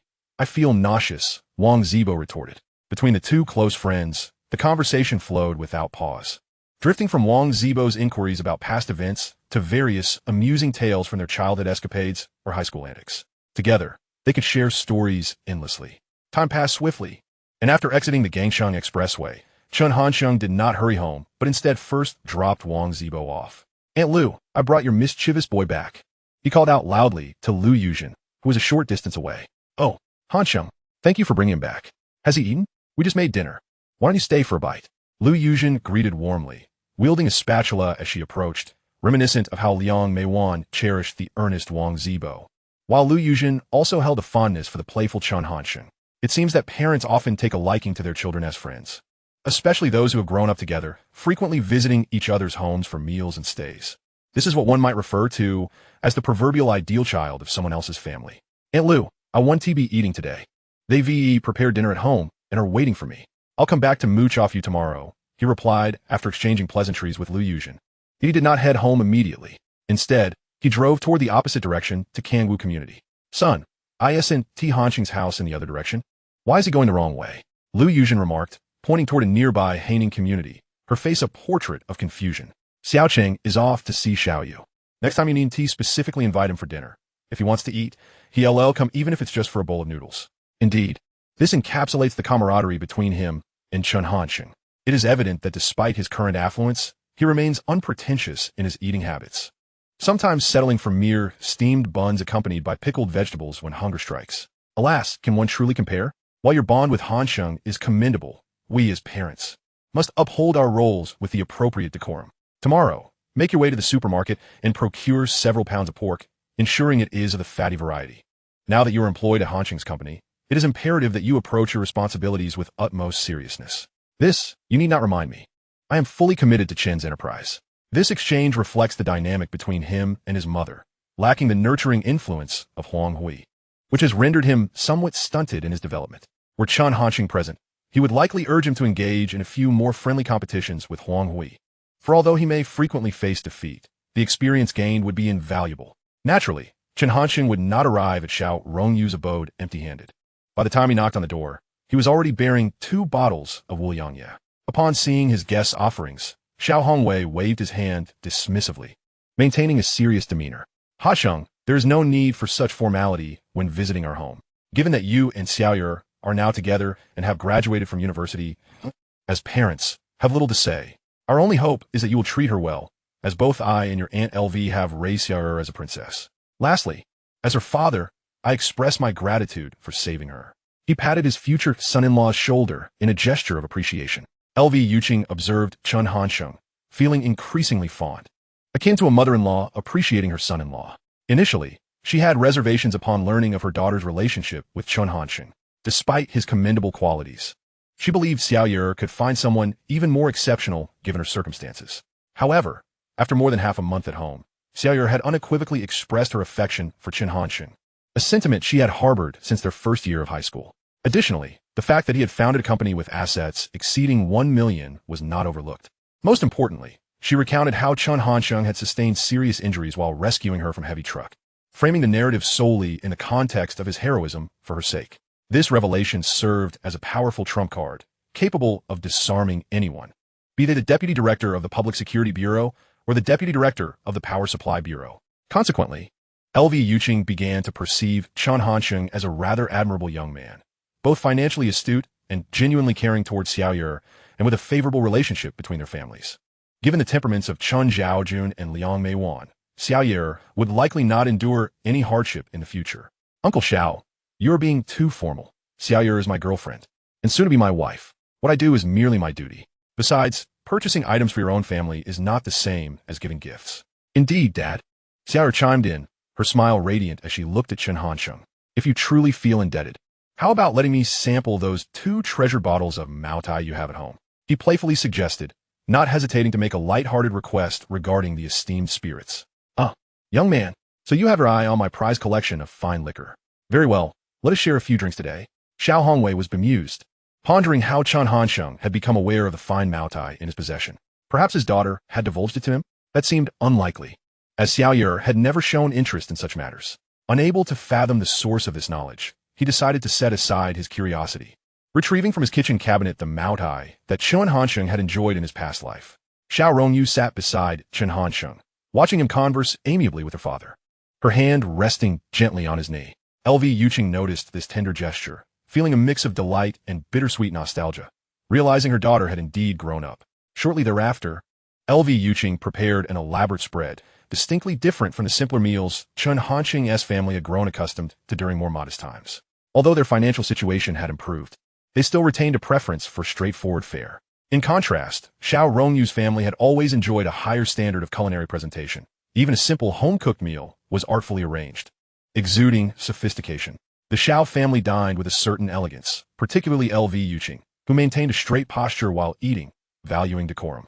Chen Hansheng, however, dismissed such formalities, casually resting one hand on his leg while the other wielded chopsticks, engrossed in his meal as if starved.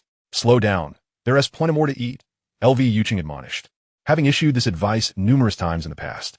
In fact, she had likely repeated it no less than 40 or 50 times previously, but eventually, she grew accustomed to it and ceased to concern herself with his eating habits. Before long, Chen Hansheng had devoured an entire bowl, heaping his serving into a small mountain, sufficient to satisfy Xiao's appetite for 2.5 bowls. Ahem, well, Hansheng is quite tall. Thus, his appetite must be considerably larger than ours, Xiao Hongwei interjected, attempting to ease the situation, aware of his wife's penchant for being overly particular. Indeed, it is primarily due to Aunt LV's exquisite cooking that I find it so delectable, far surpassing my mother's culinary skills. I simply could not resist indulging a bit more, he remarked, deftly alleviating any tension while also flattering LV Youchu, who beamed with pride, leading Xiao Hongwei to nod approvingly. Ah, this lad possesses a way with words, and his social graces are commendable. It is no wonder he has established a company at such a young age. Please do come by more often. Xiao often complains about you not spending time with her. Xiao Hongwei remarked. Mom, I never said that. I was merely chatting on QQ, Xiao retorted, her pride preventing her from admitting any fault. Very well. That must have been my misunderstanding, LV Youchu conceded, unable to contend with her daughter's stubbornness. After the meal, Xiao Rongyu, Chen Hansheng, and Xiao Hongwei settled on the sofa to watch The Legend of the Condor Heroes, while LV Youchu busied herself washing the dishes in the kitchen. Xiao Rongyu suddenly recalled something and spoke up. "Oh, Chen, we have a high school reunion in 2 days. I would love for you to accompany me." "Certainly. It will be a splendid opportunity to see how everyone is faring," Chen Hansheng replied, adopting a tone of earnestness befitting an elder. "Indeed, it has been quite some time since we last caught up with our old classmates," Xiao Rongyu echoed in agreement. "Xiao, why are you adopting this juvenile terminology? Referring to them as little ones makes it sound as if you and that rascal are of a different generation," Xiao Hongwei interjected, glancing up from the news. The two, caught in a moment of mutual understanding, simply exchanged smiles without offering any clarification. Chen Hansheng, of course, had no need for elaboration, having lived 3 lifetimes. His true age exceeded 70 years. Even in his first life, he was 35, and Xiao Rongyu, before her rebirth, was nearing her 35th birthday. In their presence, these generally youthful university graduates appeared as mere children. Ah, it is evident that Xiao and Chen Hansheng are concealing something from me. Yet how old could they possibly be? While it is understandable that Chen Hansheng, being the owner of a company with over 100 employees, possesses a certain depth of social experience, it is perplexing that my own daughter, whom I have watched grow up, now exudes an aura of mystery, despite her intelligence. I have never before felt this sense of obscurity surrounding her. Am I truly aging? This thought lingered in his mind, igniting a sense of melancholy. Little did he know that the 2 individuals before him possessed a psychological maturity not unlike his own. Leaving aside Chen Hansheng, who had founded a large enterprise in his previous life, even Xiao Rongyu had spent nearly a decade as the head of a prestigious law firm, guided by the esteemed Professor Sun, who received state subsidies. Although she had reverted to her former self, the proud Xiao Rongyu, she was far from the naive girl she once was. However, that inexplicable aura of maturity and the composed demeanor befitting a workplace environment have now become elusive for the present Xiao Hongwei to easily discern. At 5 o'clock in the afternoon, Chen Hansheng realized it was getting late, so he bid farewell to Xiao Rongyu and drove back to his residence in the Haining community. Yet, upon his return, he discovered that only his father, Old Chen, was lounging on the sofa, engrossed in reading the newspaper. "Old Chen, your son is back." Oh, it's good that you're back. Your mother has been incessantly nagging about you these past few days. If you hadn't returned soon, she would have directed her frustrations towards me." Chen Zhaojun shook his head in exasperation. "Your wife is just like that. You ought to know by now." "Chen Zhaojun, by the way, is it convenient for you to discuss your romantic affairs with me?" Old Chen's unexpected query momentarily stunned Chen Hansheng, who quickly regained his composure. "Oh, so it turns out that Empress Liang has sold me out. We had agreed to join forces against you, Old Chen. No wonder she's not at home. She must be deliberately avoiding me." Chen Hansheng resolved that he would no longer confide in the Empress about anything. How treacherous. Did my mother really mention it to you? Chapter 33. A Conversation with Old Chen. Yes, but your mother only told me that you are simultaneously dating 2 girls, one of whom is Xiao Rongyu, and the other is a similarly exceptional girl beset by misfortune. The most astonishing part is that both of them willingly choose to be with you. However, When I inquired about the reason, she refused to share. Chen Xiaojun shook his head helplessly and then turned to his son. Although my interactions with Xiao Rongyu have been limited, I can perceive that she possesses a considerable pride. Therefore, I am genuinely curious about the method you employed to ensure that the two of them coexist harmoniously. Ah, so Empress Liang still possesses some reservations. Chen Hanqing mused inwardly. In truth, even if I were to tell you, you might not believe me, he said with a hint of mischief tugging at the corners of his mouth. Oh, doing leaguing me. Old Chen's curiosity was piqued. He bore no resentment towards his son, understanding that young people invariably make mistakes. Nonetheless, he was far more intrigued by how Chen Hanqing managed to keep two such remarkable girls contentedly navigating the complexities of a love triangle. If I were to say that both of them bore children for me, and that I utilized your two granddaughters to subtly influence them into accepting one another, what would you think of your son? Stop. At this moment, old Chen could no longer maintain his composure. Nearly leaping from the sofa, he exclaimed, "What did you just say? Grandchildren? You? Oh, do not fret. I was merely speculating." Chen Hanqing quickly reassured his father, fearing he might give him a heart attack. "You? Ridiculous." Old Chen, rarely losing his temper, took a deep breath and addressed his son. "How could you joke about such matters? In truth, I fortuitously saved both of them from life-threatening situations, which led to their profound affection for me. To put it plainly, their feelings for me have surpassed their own boundaries." "Oh, I see." Chen Xiaoju nodded, realizing the situation's complexity. "So what are your plans moving forward? Although both girls have accepted one another, gaining the approval of their parents will be quite challenging. Shen Youchu's parents passed away when she was very young, leaving her with only a grandmother, which is easily manageable.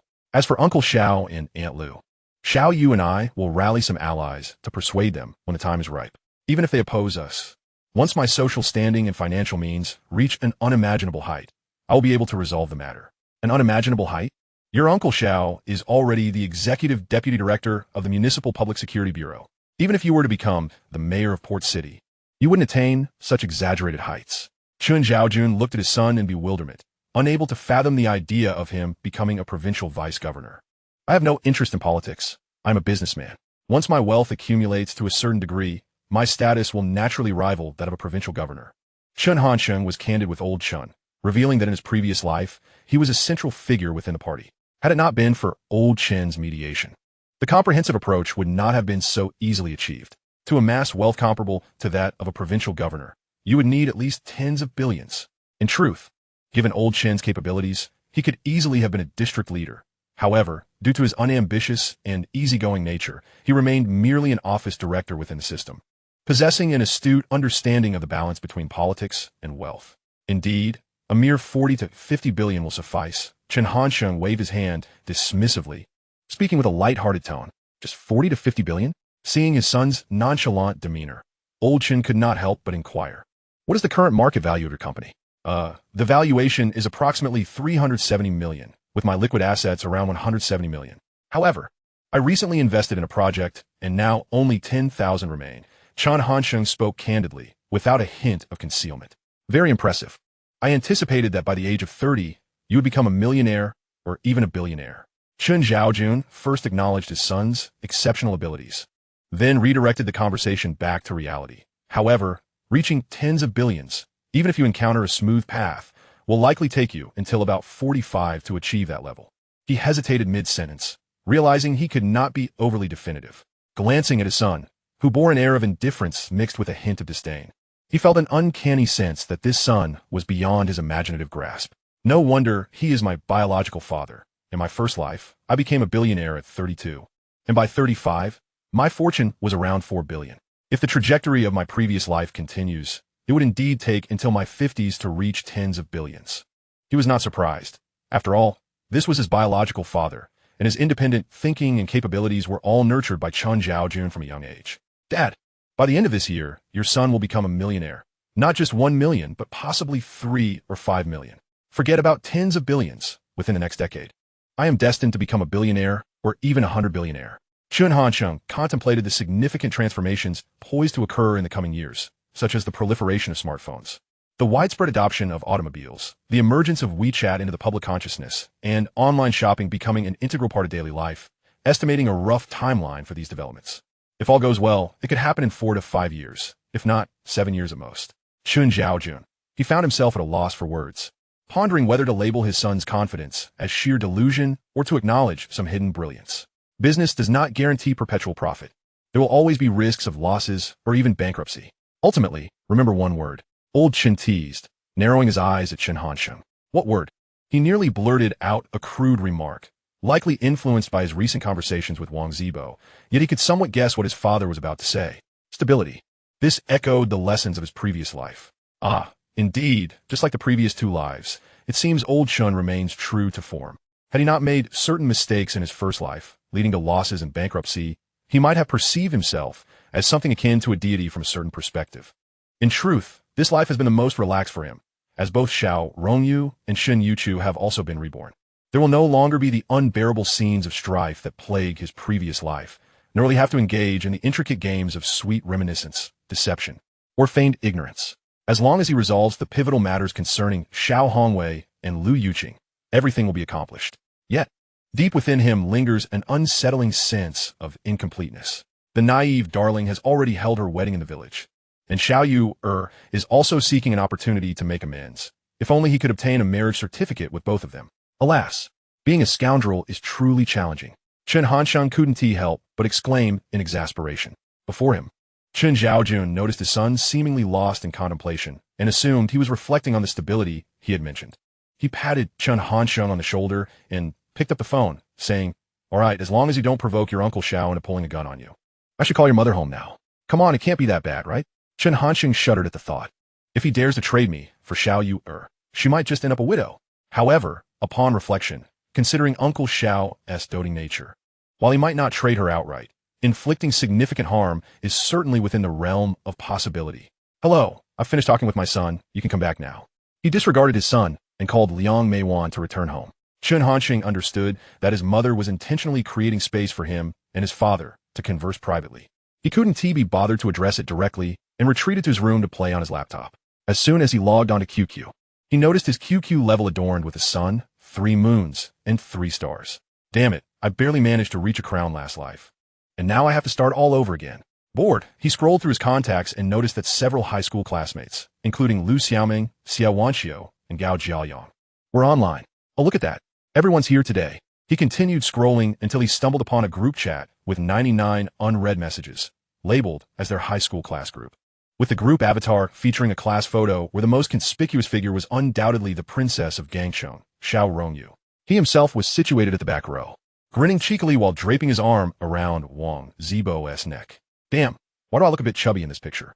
Xiao Yu are still sports or short hair, and Wang Zibo looks even darker than a minor. And Gao Jiaoyang, that show-off, is flaunting his new watch.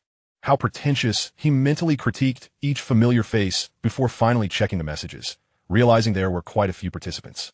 The class monitor Lu Ziyu and some class officers were in a lively discussion about academic topics. "Oh, old Zhang, you've also been accepted into graduate school? Wow, monitor, you really secured a recommendation?" Occasionally, their homeroom teacher, old Su, chimed in with necessary comments. Scrolling back, he discovered something amusing. Lu Ziyu and the other class officers only began to show off after Xiao Rongyu's arrival. Well, the sun is shining, and the boys feel empowered again. These pretentious lads still can't forget our little Yu but alas, she has already had my child. Cheningjun, hey, you're not chatting in the group. Cheningjun, what are you up to? He first messaged Wang Zibo, then inquired about Xiao Yu's activities. Ding dong. Xiao Yu was the quickest to respond. The fish hiding in the sea. Xiao Chun, you wouldn't believe it. I was having a great chat with Xiaoming and Wanxiu, but then Lu Ziyu and the others started discussing academics, each trying to outdo the other. Oof. When they entered the workforce, they realized that getting into Tsinghua isn't all that impressive. While they're still job hunting, you'll already be a billionaire. Xiao Rongyu had no doubt about Chen Hansheng's ability to earn money, and with her current mindset, she felt above the petty boasting of these freshly graduated college students. Cheningjun, haha, they're just a bunch of nonsense, you know? Wherever you are, they flock to you. The fish hiding in the sea, gross. Xiao Yu first sent an emoji, then expressed her disdain. The fish hiding in the sea. What you said is so disgusting. If they're nonsense, then what am I? Cheningjun, you're undoubtedly a beautiful little mermaid. The fish hiding in the sea. Right now, I'm chatting in the QQ group we created back in the day with Xiaoming and the others. The absence of Chen Hansheng in this group was simply because the girls occasionally shared pictures of themselves or discussed private topics. In truth, it was just boys who talked about which girls were pretty and had good figures. Girls also engaged in some risque discussions among their close friends. Ding dong. At that moment, a message from Wang Zibo arrived. Youthful naivety. You haven't said anything either, have you? Chen Yingyun, em accompanying Xiao Yuat. I don't have time for those idiots. Youthful naivety. Their essay high school reunion the day after tomorrow. Are you going? Chun Ingjun. If Xiao Yu is going, do you think I'd miss it? Their exchanges were succinct compared to those with Xiao Yu, which is the proper way for close friends to communicate. Chapter 34. Wang Zibo and Hu Linyu. Today, he promised Xiao Yu to accompany her shopping. Although Gangsheng isn't as bustling as Jianya, there are still some shopping centers and entertainment venues to explore. He spent the entire morning with Xiao Yu, purchasing a dress, a pair of pure white Nike sneakers, and various trinkets such as hairpins, earrings, and bracelets. Naturally, Chen Hansheng played the role of the bag carrier, while Xiao Yu picked up some snacks, including milk tea, starch sausages, and a small bucket of oden. She occasionally brought food to Chen Hansheng, feeding him with a swaying ponytail. Xiao Chun, tell me, if you hadn't been reborn your first life, would you have come looking for me later? Xiao Yu, a dreamy and sweet girl, often fantasized about their future life together when she and Chen Hansheng were dating. Now, upon learning that he was still single at 30 in his previous life, while she lived alone in America and only returned home during festive seasons, it felt as if she had opened a door to an entirely new world. Well, who knows? The key is that after you turned me down in senior year, I lost the desire to confess to you. Back then, during the holidays, I would occasionally see you when passing by your house. You just greet me and ask how I was doing, when I planned to settle down, and such. Could you share more specific details? Xiao Yu asked curiously. Let me think about it carefully. Sometimes I can hardly remember my parents' birthdays. I really need to ponder this, he said, finding a wooden chair to sit on, resting his forehead on his hand, and closing his eyes in deep thought. Xiao Yu sat beside him, her long, fair legs resting on Chen Hansheng's lap as she munched on her fries. Couples passing by pretended to be casual as they glanced at them, rather than true couples. It was more accurate to say that the boys looked at Chen Hansheng and Xiao Rongyu with envy and jealousy, while their girlfriends noticed their boyfriend's unusual interest and glanced over as well. I remember. He suddenly opened his eyes, as if having an epiphany. Quick, tell me. Xiao Yu seemed to relish hearing about Chen Hansheng's past life, believing it would help her understand him better. In truth, it was hardly a matter of glory. At the age of 28, shortly after celebrating my birthday, I found myself ensnared by the underhanded tactics of a certain company, leaving me in dire financial straits. In desperation, I summoned Wang Zibo back from Hangzhou to share a drink with me, only to discover that he had succumbed to inebriation before I could even get a proper toast in. Ultimately, I bore the burden of hauling him into a taxi for the journey home. It was indeed a series of unfortunate events. Not only had my career crumbled, but I also encountered a rather incompetent taxi driver. Just thinking about him makes me want to unearth his ancestors' graves. Imagine it. I had to engage in a close-quarters battle with a truck at an intersection. Fortunately, Wang Zibo was reclining in the back seat and thus spared from significant harm. But I was not so fortunate.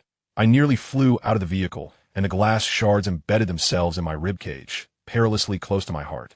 At that moment, I nearly met my end. Had it not missed my face, my future would have been irrevocably altered. Initially, Xiao Yu was quite worried upon hearing of my injuries. But when I casually mentioned that I relied on my looks to make a living, she couldn't help but laugh. This, however, did not sit well with Chen Hansheng. What are you laughing at, Xiao Yu? Is there something wrong with what I said? No. Please continue, she replied. Due to the commotion we caused, a kind-hearted matron nearby called for an ambulance. The doctor informed me that while I sustained only superficial wounds elsewhere, the shard embedded in my rib was quite deep, necessitating surgery for its removal. The pain following the operation was excruciating. Yet when I awoke that afternoon, the first thing I saw was you seated by my bedside. Did you know that at that moment, I yearned to embrace you? Alas, having just undergone surgery, I lacked the strength. Oh, why didn't you confess back then? Xiao Yu teased, her tone tinged with pride. While my parents and grandmother were present, how could I possibly declare my feelings? Besides, Luo Xian was on my other side. I explained helplessly. Indeed, Sister Luo was also there. She is your ex-girlfriend, after all. She must have known about your surgery. Yes, that is true. However, Aunt Huang had to leave the province for business, so she only stayed for a day. For the remaining days, it was you who kept me company, often recounting amusing tales from our high school days. You mentioned how I would sneak into the internet cafe when I had no money and pilfer the little cakes from your desk, and how I never brought my backpack to class, relying on you for notebooks and pens. That was because you were such a rogue in high school, and you've only become more incorrigible. Cough, I did that to get closer to you. By the way, is old Sue coming to the gathering tomorrow? I deftly shifted the conversation. Old Sue is, of course, our high school homeroom teacher who had a close relationship with Chen Hansheng. In a previous life, he succumbed to lung cancer, and upon returning to Port City, he often gifted Chen the finest cigarette filters, which proved to be quite effective. Teacher Sue will definitely be there. We should prepare some small gifts for him. Indeed, we must present him with a gift. I've already decided to buy him a cigarette filter. Subsequently, I informed Xiao Rongyu about Old Sue's passing due to lung cancer. Initially, it was a mere instinctive explanation, but Xiao Rongyu, unexpectedly, insisted that Chen Hansheng quit smoking altogether. After much resistance on his part, she only permitted him to indulge in 1 cigarette per week. Humph. I can always smoke in secret, he retorted. If you dare to smoke behind my back and I discover it, I will join forces with Youchu to ostracize you. Xiao Rongyu had grown increasingly accustomed to Shun Youchu's presence. She felt that since the three of them were destined to coexist, they might as well foster a good relationship. Otherwise, interactions would inevitably become awkward, and she and Youchu did not possess Chen Hansheng's audacity. All right. I swear on Wang Zibo's romantic prospects that I will never smoke again. Chen Hansheng raised his right hand, making a solemn vow. Yet, Xiao Rongyu couldn't suppress her laughter. Ha ha ha, Xiao Chen, why do you always pick on Zibo? You must remember your vow. Otherwise, not only will Zibo suffer, but Sure will remain single for a lifetime. Rest assured, without Zibo, the number of suitors for Bian Sure would hardly dwindle to less than a class. I wonder if she's dating anyone now. Indeed, if Sure is being pursued or is already in a relationship, it would certainly concern Xiao Rongyu. Well, that's hard to say. If all else fails, should I introduce Hu Linyu, that fierce girl, to Wang Zibo? Suddenly, he envisioned a striking scene. Bian Sure saying to Wang Zibo, I'm sorry, Zibo, but I already have a boyfriend. You're a good person. Hu Linyu then declaring, Zibo, I like you. Let us be together. I will take responsibility for you. Wang Zibo, rendered speechless, would ultimately weep in the restroom. Ha ha ha, just imagining it is thrilling. Chapter 35. High School Reunion, 5,500 words, a significant chapter. However, he could only entertain these thoughts internally. He did not hold Hu Linyu in disdain, but her fiercely independent and feminist ideals would never yield to a man. Moreover, they were fundamentally incompatible. Wang Zibo, with his earnest demeanor, contrasted sharply with Hu Linyu's boisterous and eccentric personality. They were more akin to two brothers than potential partners. Xiao Chen, what are you smiling about? Xiao Rongyu inquired, noticing her boyfriend lost in thought. Oh, am I smiling? You are, and it's quite devious, she retorted. Chen Hansheng feigned indignation. TSK, how can you say that? Be careful, I might accuse you of slander. Just because you're a lawyer doesn't mean I'm afraid of you. The next day, at 2:30 p.m., Chen Hansheng drove his small car to pick up Xiao Rongyu, accompanied by Wang Zibo and Gao Jiaoyang. It was they didn't want to fetch Xiao Yuer first. Rather, Wang Zibo and Gao Jiaoyang had arrived at his building by 2 p.m. Although both he and Wang Zibo found Gao Jiaoyang insufferable, their 3 years of high school had forged a bond, even amidst the insults. It's a peculiar phenomenon. One can despise someone yet still share a laugh with them on occasion. Xiao Yuer, are you really with Chen Hansheng? Gao Jiaoyang inquired eagerly as she entered the car. Yes, I started dating Xiao Chen right after we graduated from university, she succinctly replied. We started dating right after graduation. We are together. This proclamation rang out like a series of tolling bells, shattering Gao Jiaoyang's steadfast heart that had remained unyielding for 7 years. His previously hopeful and inquisitive gaze instantly morphed into one of despair, resembling that of a withered elder. Wang Zibo, stifling laughter, turned a deep shade of red. His teeth clenched tightly against his pursed lips. Gao Jiaoyang, Gao Jiaoyang. Chen Hansheng called out twice, but when that failed, he turned to Wang Zibo. Zibo, give him a slap. Huh? Wang Zibo pointed at Gao Jiaoyang, incredulous. Really? Just slap him. If you don't, he'll sink into despair. Chen Hansheng retorted with a scoff. Oh, all right. With that, Wang Zibo delivered a resounding slap to Gao Jiaoyang's face, rousing him from his stupor. Wang Zibo, why did you hit me? Gao Jiaoyang erupted, akin to a volcano ready to explode, his round eyes glaring at Wang Zibo. Enough. I told him to do it. Look at you, wallowing in despair. You. Gao Jiaoyang knew he had embarrassed himself, but he quickly fell silent once more. When the four of them arrived at the Port City Grand Hotel, Lu Xiaoming, Xiao Wanxiu, and several other high school female classmates were just stepping out of a taxi. Xiao Yu, with her keen eyes, immediately spotted Chen Hansheng's red Xiaoli, as he often took her back to Port City. Congratulations, Chen Hansheng. You've landed the princess of our Port City #1 high school, she exclaimed. You must treat us to a grand meal someday. The words were carelessly spoken, but they struck a chord with Gao Jiaoyang, whose heart felt as though it were being crushed. Observing the cheerful exchanges between Xiao Rongyu and Lu Xiaoming, he felt as if life had lost its vibrancy. Wang Zibo cast a glance, but offered no words of comfort. After all, he had frequently clashed with Gao Jiaoyang, and the entire grade had known of Chun Hanqing's pursuit of Xiao Rongyu. In truth, many others were also vying for her affection, but Gao Jiaoyang was undoubtedly the most ostentatious among them.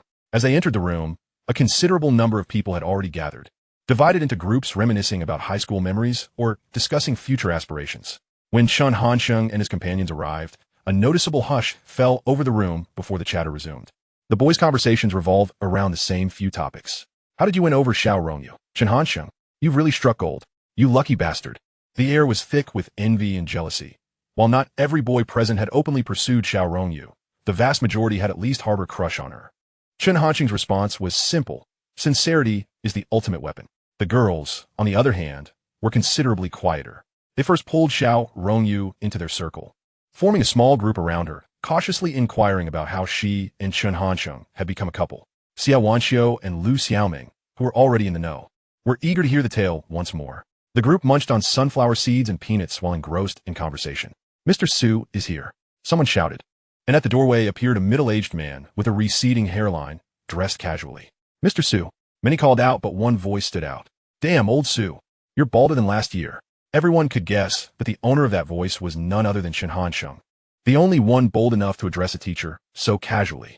Ha, Mr. Su chuckled heartily. You've graduated, and I've grown older. Naturally, I'm balding more. You didn't even come to last year's reunion, and you still have the audacity to say that. Mr. Su remained amiable, sharing a camaraderie with Chen Hanqing akin to that of old friends. He preferred not to be treated with excessive formality by his former students. For instance, Wang Zibo was quite the epitome of formality, which made their interaction feel somewhat distant, while Chen Hanqing brought a sense of familiarity, resembling the comfort of home. Hey, Chen Hanqing noticed Mr. Su reaching for a cigarette and quickly interjected, I've told you countless times, cut down on smoking or you'll end up with lung cancer. He snatched the pack from Mr. Su's hand and handed him a box he had taken from Xiao Rongyu's bag. Here, a gift for you, use it often, or I won't remind you again. Meanwhile, Chen Hanqing unconsciously picked up a cigarette from the pack he had just seized, ready to light it. However, another hand intercepted the cigarette just as he was about to place it in his mouth. He turned to protest, only to meet Xiao Rongyu's serious expression. Mr. Su isn't allowed to smoke, and neither are you. Since hearing Chen Hanqing mention that Mr. Su had lost a previous life to lung cancer due to smoking, she had confiscated all of Chen Hanqing's cigarettes. The onlookers interpreted this as a display of affection between Xiao Rongyu and Chen Hanqing. Wow, how sweet. The girls in the class couldn't help but tease, while some boys pretended to be indifferent, though internally they were seething with jealousy. Mr. Su glanced at the box in his hand. He had seen it on television, a newly launched cigarette filter. He found it peculiar that Chen Hanqing, a notorious smoker, will buy such a gift for himself. However, he soon understood and felt touched. Compared to other classmates who brought mundane gifts like canned milk or beer, this present was clearly more thoughtful. It was a detail that few would notice, but after years in the teaching profession, he grasped Chen Hanqing's intentions. This young man not only found his own company, but also won the heart of Xiao Rongyu. Truly a success in both business and romance. Mr.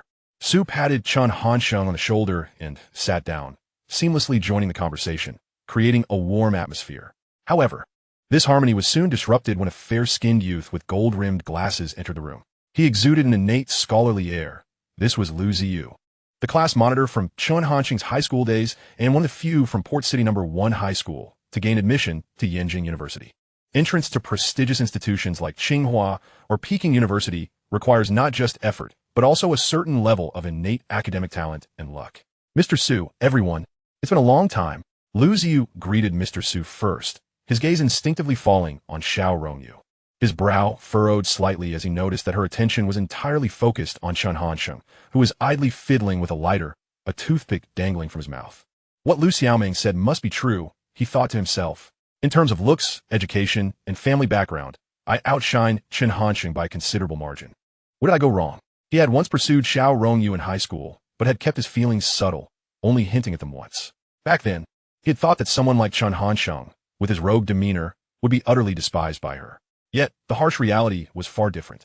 Dishes of various cuisines began to arrive, and a lively discussion ensued among the group of university students and Mr. Su. The topics were predictable. What are your plans after graduation? Who is taking the postgraduate entrance exams? Where are you going for your master's? Lu Ziyu was particularly pleased, as he had been accepted into Yenjing University's graduate program, paving the way for a future in a high-tier, state-owned enterprise with an annual salary of 200,000 to 300,000 at least. What pretentious show-off! Chen Hansheng thought disdainfully as he listened to Lu Ziyu and a few other class leaders boasting. If they were merely gathering to flaunt their accomplishments among their own circle, Chen Hansheng would have paid them no mind.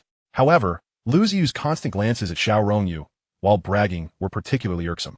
Xiao Chun. That Lu Ziyu guy keeps stealing glances at Xiao Yu. What a creep.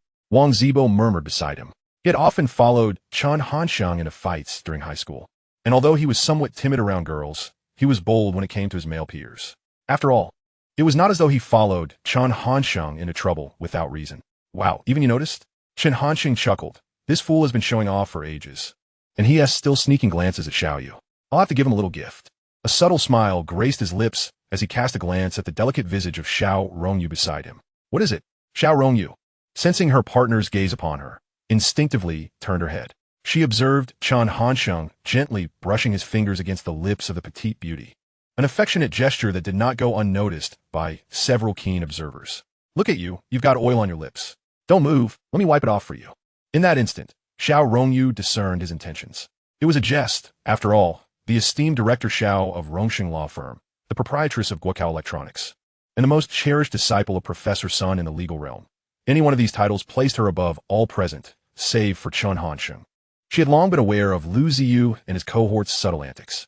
Since Chen wished to put on a show, she decided to play along. Hee, thank you, Chen. With a radiant smile, she softly uttered this endearing phrase while gently raising her hand to smooth the few unruly strands of his hair.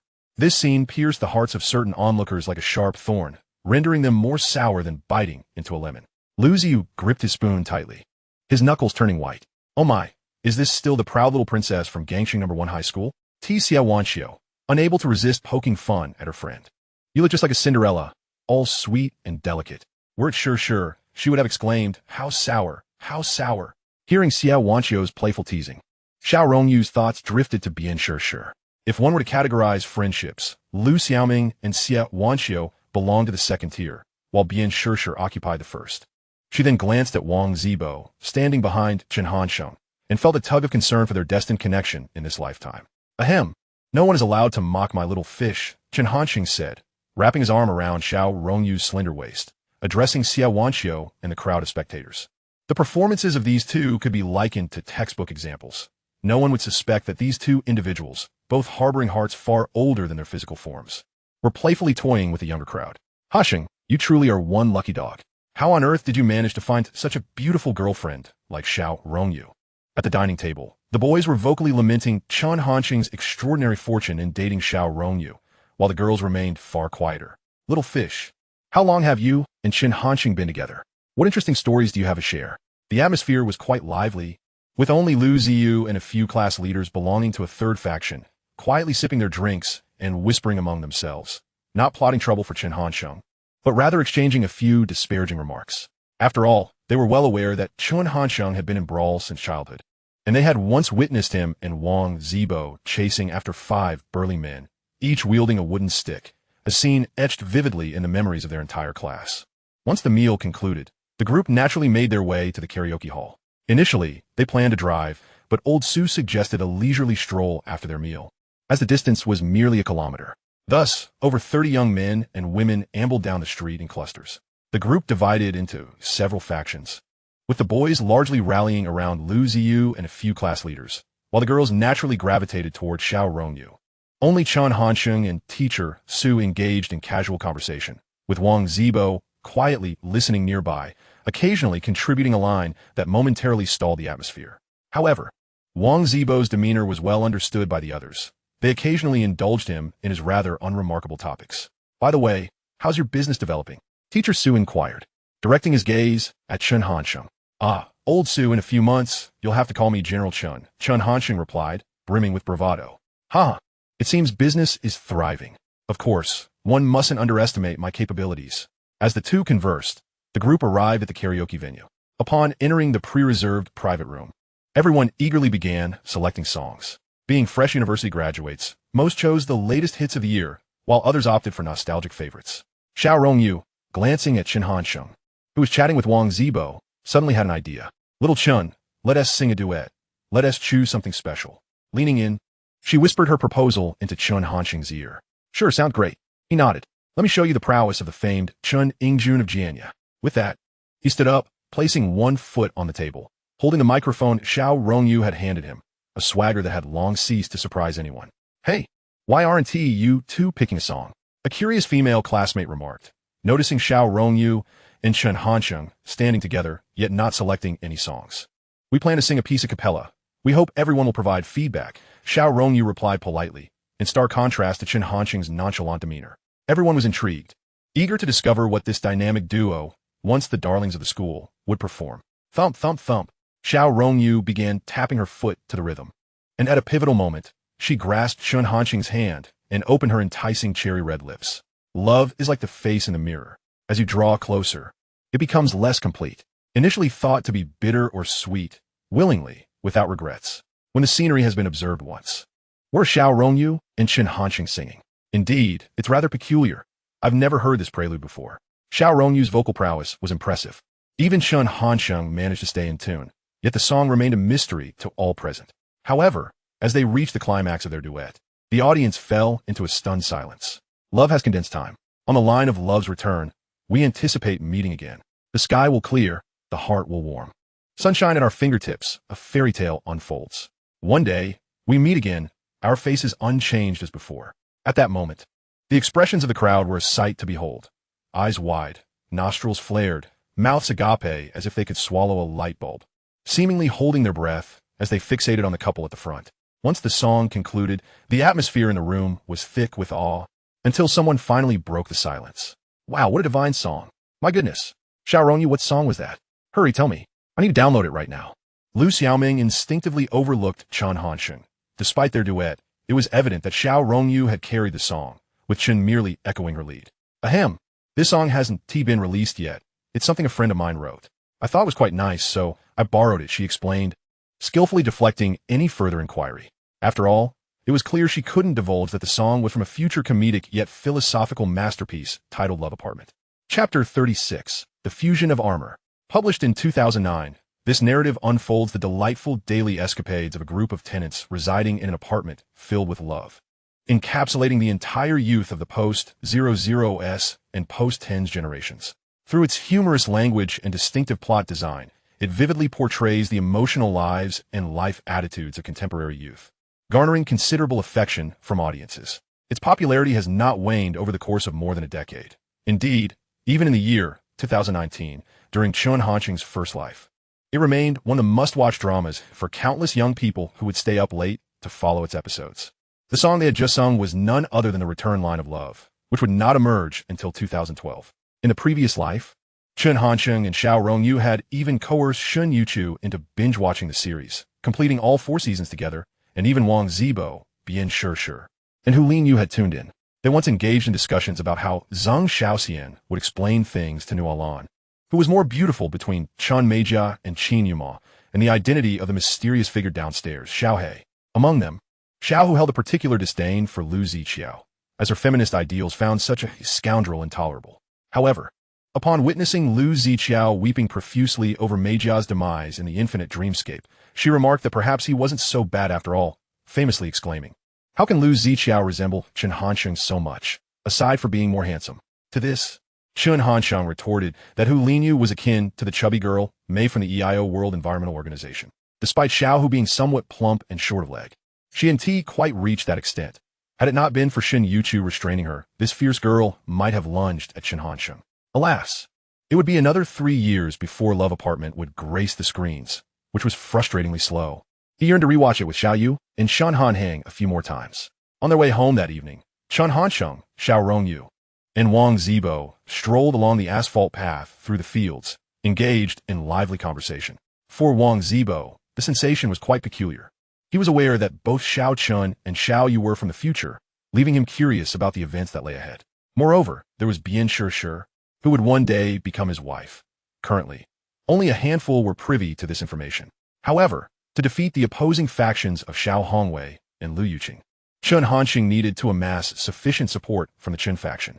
In truth, given old Xiao's daughter-slave temperament, as long as Xiao Rongyu remained steadfast, he would eventually have to concede with tears in his eyes. Yet, what he truly desired was to have both Xiao Hongwei and Lu Yuqing willingly accept Shen Youchu, which posed a considerable challenge. Chen Lan, Nies Xiaoyu, Old Chen, and the Empress Dowager were all steadfast members of the future Chen faction.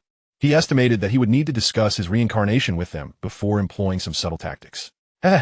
Apologies to my future in-laws. In this life, he found himself quite at ease, free from the harrowing love triangles of his previous existence, thus sparing him the need for elaborate time management or intricate schemes. It was simply a life of leisure and joy. However, while the trio was chatting, they spotted a figure ahead, an unmistakable girl. Chen Hanxing, being tall and possessing a broad view, immediately recognized her physique. What the heck?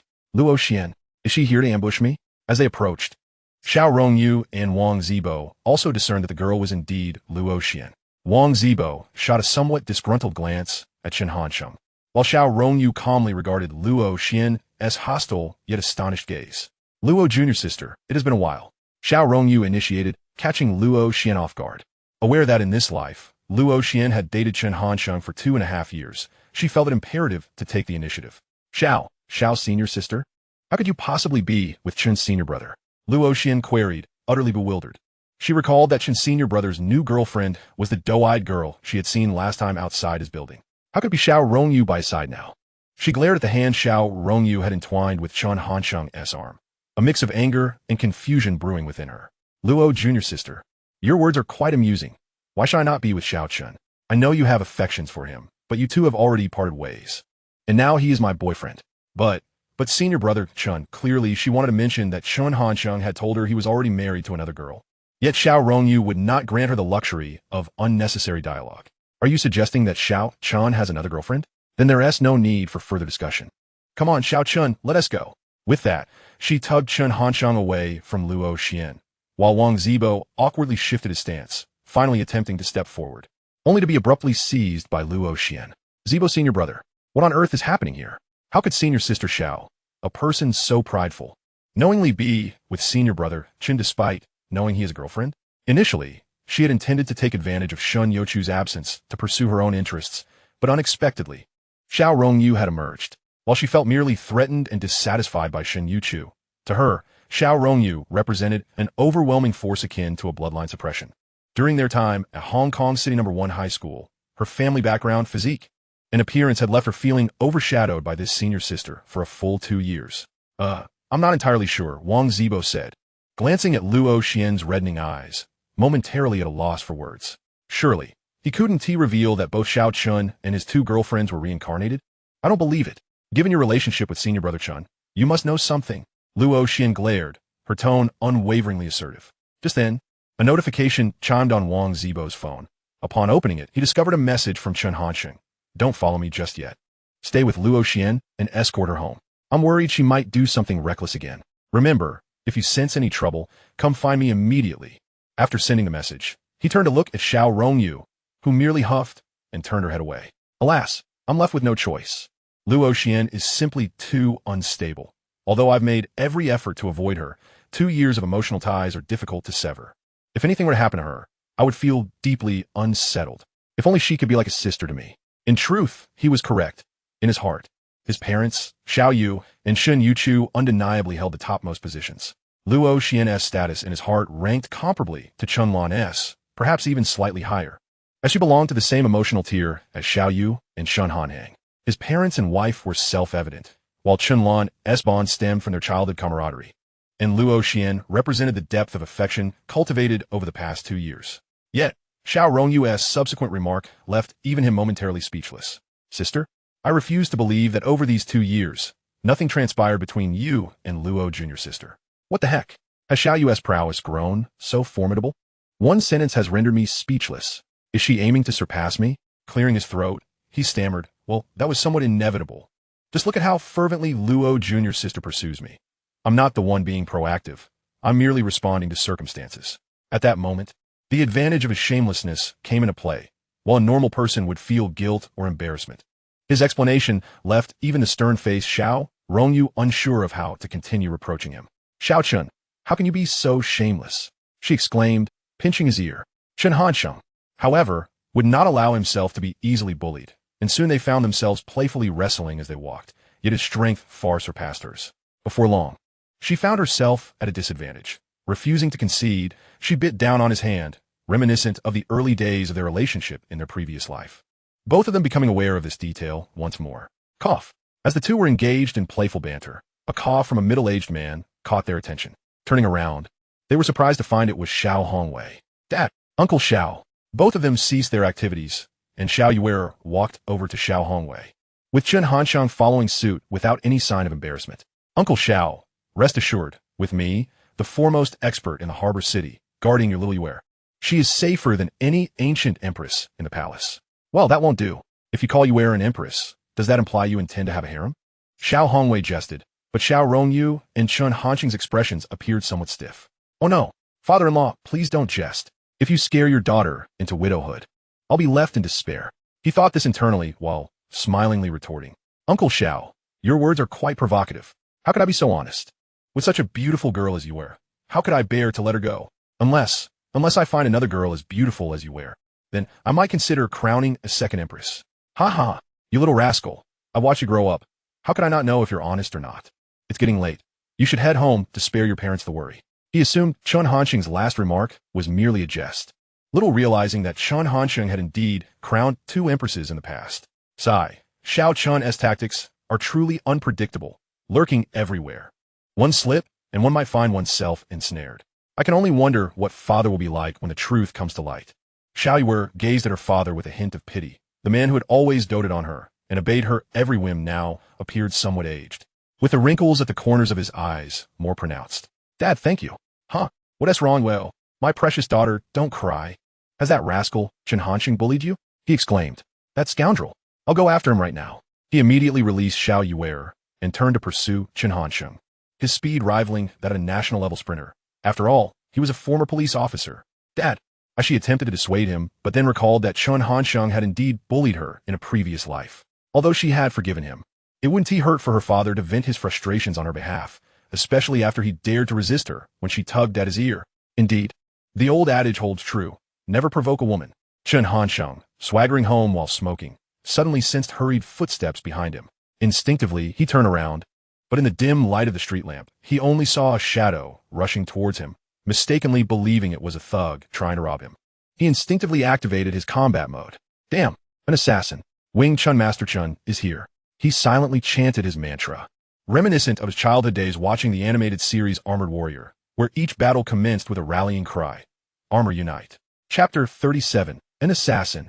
With that battle cry, his hands reached out to grasp the Shadow's arm, clearly catching the figure off guard. However, drawing from his training as a police officer, the Shadow quickly broke free from Chen Hansheng's grasp and maneuvered around his arm in an attempt to counterattack. But his opponent was no pushover. Having fought with street thugs since childhood, Chen Hansheng's combat prowess was formidable. Thus, the two engaged in a fierce exchange for several rounds until Xiao Yuer rushed over, calling for halt. Stop. Why are you two fighting? She panted, observing the comical scene before her. Chen Hansheng had wrapped his arms around Xiao Hongwei's waist, while Xiao Hongwei had firmly seized Chen Hansheng's wrists, preventing him from making any further moves. Xiao Rongyu found it quite amusing that this old and young pair had resorted to a scuffle. Huh? Xiao Yuer, quickly call Dad. Someone ambushed me. Gaggle, gaggle. Gaggle. Xiao Yuer could no longer contain her laughter, even though she was still catching her breath. You're looking for me? Hearing Chen Hansheng's words, Xiao Hongwei felt a wave of annoyance. He had come over to seek justice for his daughter, only to be unexpectedly struck by Chen Hansheng and now labeled as an assassin. Damn, Uncle Xiao. Upon hearing the familiar voice, Chen Hansheng immediately released Xiao Hongwei. What were you doing trying to assassinate me? Chen Hansheng was equally perplexed. What was this nonsense about a father-in-law attempting to assassinate his son-in-law? Had Xiao Yuer divulged their secrets? But that couldn't he be, for Xiao Yuer was no fool. Who was trying to assassinate you? Have you been watching too many palace dramas? I simply want to know why you were bullying my daughter. Huh, uncle? Don't think just because you're my future father-in-law that I won't dare to accuse you of slander. How have I bullied Xiao Yuer? Chen Hansheng raised his hands in feigned innocence. If you didn't bully her, then why was she crying? Dad, I was just touched by how well you've treated me over the years. That's why I was crying. A moment of silence enveloped the three. Undoubtedly, Chen Hansheng was the most aggrieved, his hand still pinched painfully by Xiao Hongwei, finally grasping the meaning of the phrase do es grievance. Oh, is that so? Hasheng, you've got quite the strength. This big guy hasn't grown strong for nothing. You should head home now. Xiao Yuer and I'll take our leave. Chen Hansheng stared at Xiao Hongwei in disbelief, while Xiao Yuer turned back and made a face at him. Upon returning home, he found his parents, Old Chen and Lady Liang, engrossed in watching television. Seeing their son return, they promptly shut off the TV and urged him, "You little rascal, come home earlier next time. Otherwise, your father will insist on waiting for you." Now off to bed. After addressing their son, Lady Liang dragged the bemused Old Chen back to their bedroom. "Seriously, if you're worried about me, just say it. Why drag Dad into it? When did my mother become so prideful?" Back in his room, he pulled out his phone and texted Wang Zibo, "How is everything on your end?" Wang Zibo replied, "Not too bad." Luo Shimi was just sitting on the ground, crying for a while, then insisted on asking me about Xiao Yuer and Shen Youchu. "Chen Hansheng, did you tell her?" Wang Zibo, "Am I that foolish?" Chen Hansheng, "Yes." Wang Zibo, "Chen Hansheng, and then?" Wang Zibo, "Then she stormed home in a huff. I watched her go inside." Upon reading this, Chen Hansheng decided not to respond further. As long as Luo Xian was all right, that was sufficient.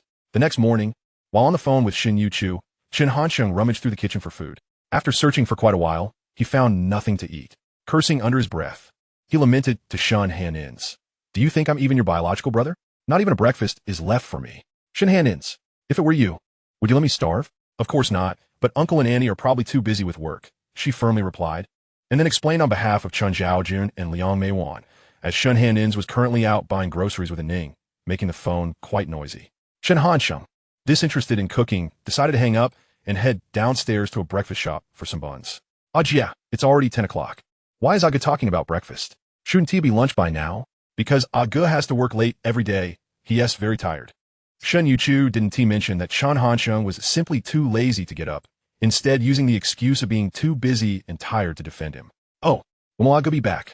I miss him so much in front of Gangsha No. 1 High School, at the Baozi shop." Chen Hansheng, after relishing 2 baskets of steamed buns and a bowl of soybean milk, contentedly patted his belly and arrived at the doorstep of Xiao Rongyu's home. Upon entering, he was surprised to find it was Xiao Grandma who opened the door. Xiao Grandma is here too." Chen Hansheng greeted her politely and glanced around the living room and kitchen, noting that only Xiao Yuer was present, engrossed in a legal channel, while Xiao Hongwei and Lu Yuqing had presumably gone to work. "What did you say? Speak up." "I said, hello, Grandma." Chen Hansheng was well aware of her selective hearing, but felt reluctant to ignore her and leave, so he raised his voice. What? I'm in good health."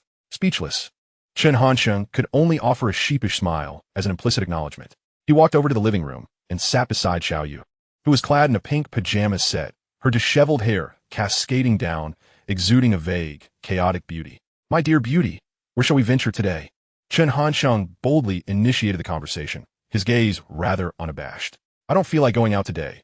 I'd rather not encounter certain troublesome girls," Xiao Yuer replied, a frown crossing her face. Chen Hansheng was taken aback. "Am I to blame for this?" "Rest assured, she is probably busy pondering over you and Shen Youchu, with no time to seek me out," she reassured him. "Well, I still don't want to go out unless..." "Unless what?" Chen Hansheng inquired, his eyes fixated on the collar of her pajama top. "Unless you help me do laundry today." She pointed towards the bathroom, tilting her chin in a gesture for him to check it out. This caught him off guard. He stood up to peek into the bathroom and returned, rolling his eyes. "Isn't there a washing machine at home?" "Well, washing half sleeves in the machine tends to leave creases, and it's not as clean as hand washing." "I don't care. Are you going or not?" Fine, I'll wash." He had a purpose for visiting today. Otherwise, whether to play outside or stay at home made little difference to him. "You made me wash fish skin this morning, so I expect to eat fish this afternoon." He walked to the bathroom, picked up a cream-colored half-sleeve, and inhaled its faint, pleasant fragrance, savoring it with closed eyes, though he muttered insincerely, "Ugh. This shirt reeks of sweat. Only a good man like me could wash it for you." Xiao Yuer ignored him, munching on Oreo cookies while watching the Legal Weekly, having long since guessed Chen Hansheng's little schemes. However, she chose not to expose him, instead harboring a playful desire to toy with him.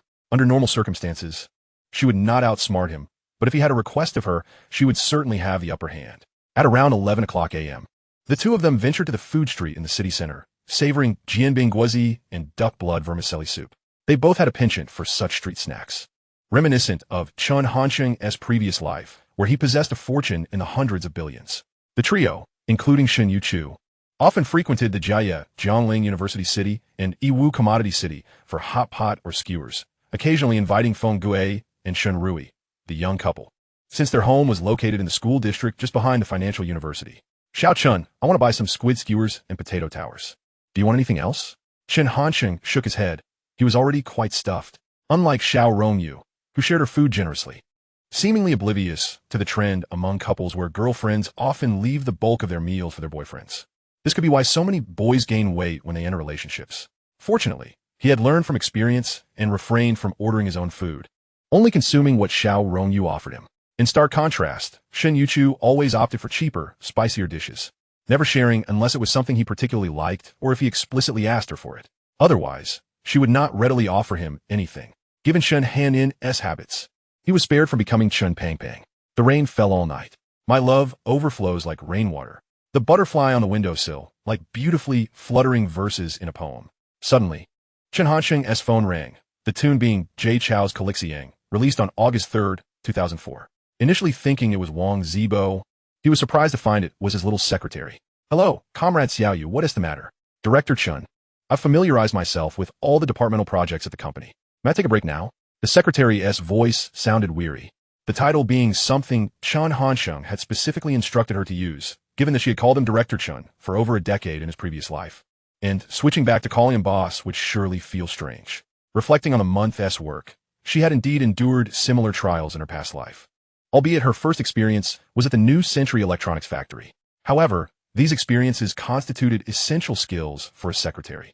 To wear the crown, one must bear its weight, he remarked, humorously placing a metaphorical hat on her. Comrade Xiaoyu, I grant you 4 days of leave to recuperate, but I have a small task to assign you. What? Another one? The little secretary pleaded. Director Chen, please spare me. Don't worry, it's just a small task. Do you not trust your boss? Chen Hansheng feigned seriousness. Director Chen, you said they would be manageable tasks before. This is far from manageable. I'm nearly exhausted. For the past month, her life had been engulfed in work, only managing 6 hours of sleep each day. For a high school student, this might not be overly taxing, but she was a college student. Although university students have higher academic standings than high schoolers, research indicates that a typical student's peak intellectual and physical state coincides with the days of the college entrance examination.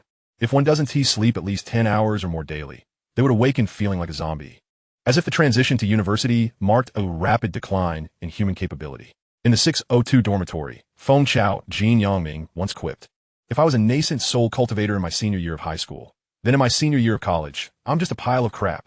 At that time, Dai Jinyo scolded Jin Yangming for insulting the cultivation civilization, leading to a comical brawl, resulting in both of their faces swelling up like monkey's rear ends by the next day's class. Kof, Nishaoyu. Chen Hansheng suddenly raised his voice. I'm assigning you a task. Over the next few days, take some time to visit Yiwu Commodity City, around the entrance of the financial university or near Janya Polytechnic, to find a few stores with reasonable prices and high foot traffic. Upon hearing it was such a small task, Nie Xiaoyu felt a wave of relief. Woohoo, Director Chen. You finally understand how to care for your little secretary, she thought to herself, aware that if anyone else heard her, they would likely misinterpret her sentiments. Xiao Rongyu was also aware that Nie Xiaoyu had been reinstated by her boyfriend. Moreover, she was genuinely concerned about Nie Xiaoyu's current condition, as in her previous life. Chen Hansheng had treated Nie Xiaoyu much like he did Chen Lan, viewing her as a little sister. Moreover, her relationship with Xiao Yuer and Shun Henan was quite amiable. Otherwise, in her previous life, the little secretary would not have been able to secure the titles of a loyal member of the Chun faction and the Second Tool. By 3:30 in the afternoon, Chen Hansheng finally revealed his true colors. Xiao Yuer, I didn't sleep well last night and am utterly exhausted. I need to rest for a while. As he spoke, he exaggeratedly stifled a yawn. Then let us head home, Xiao Rongyu retorted, unwilling to let this rascal have his way. Absolutely not. Chen Hansheng firmly rejected. My mother despises it when I sleep in. If I return home, she won't allow me to rest. Then, that won't do either. He had anticipated Xiao Yuer's next words, fully aware that she had seen through his intentions. Xiao Yuer, being exceptionally clever and the pride of Professor Sun, had encountered various people while handling numerous cases in the Rongxing law firm in her previous life. If she failed to discern his motives, it would be better for her to find a tofu to bump her head against. However, neither dared to voice their understanding. both engaging in a silent game of charades, their hearts perfectly aligned in clarity. Eventually, through his flattery and audacity, Chen Hansheng successfully persuaded Xiao Rongyu to accompany him to a hotel, albeit with the condition that he would accompany her to visit relatives in the countryside the following day.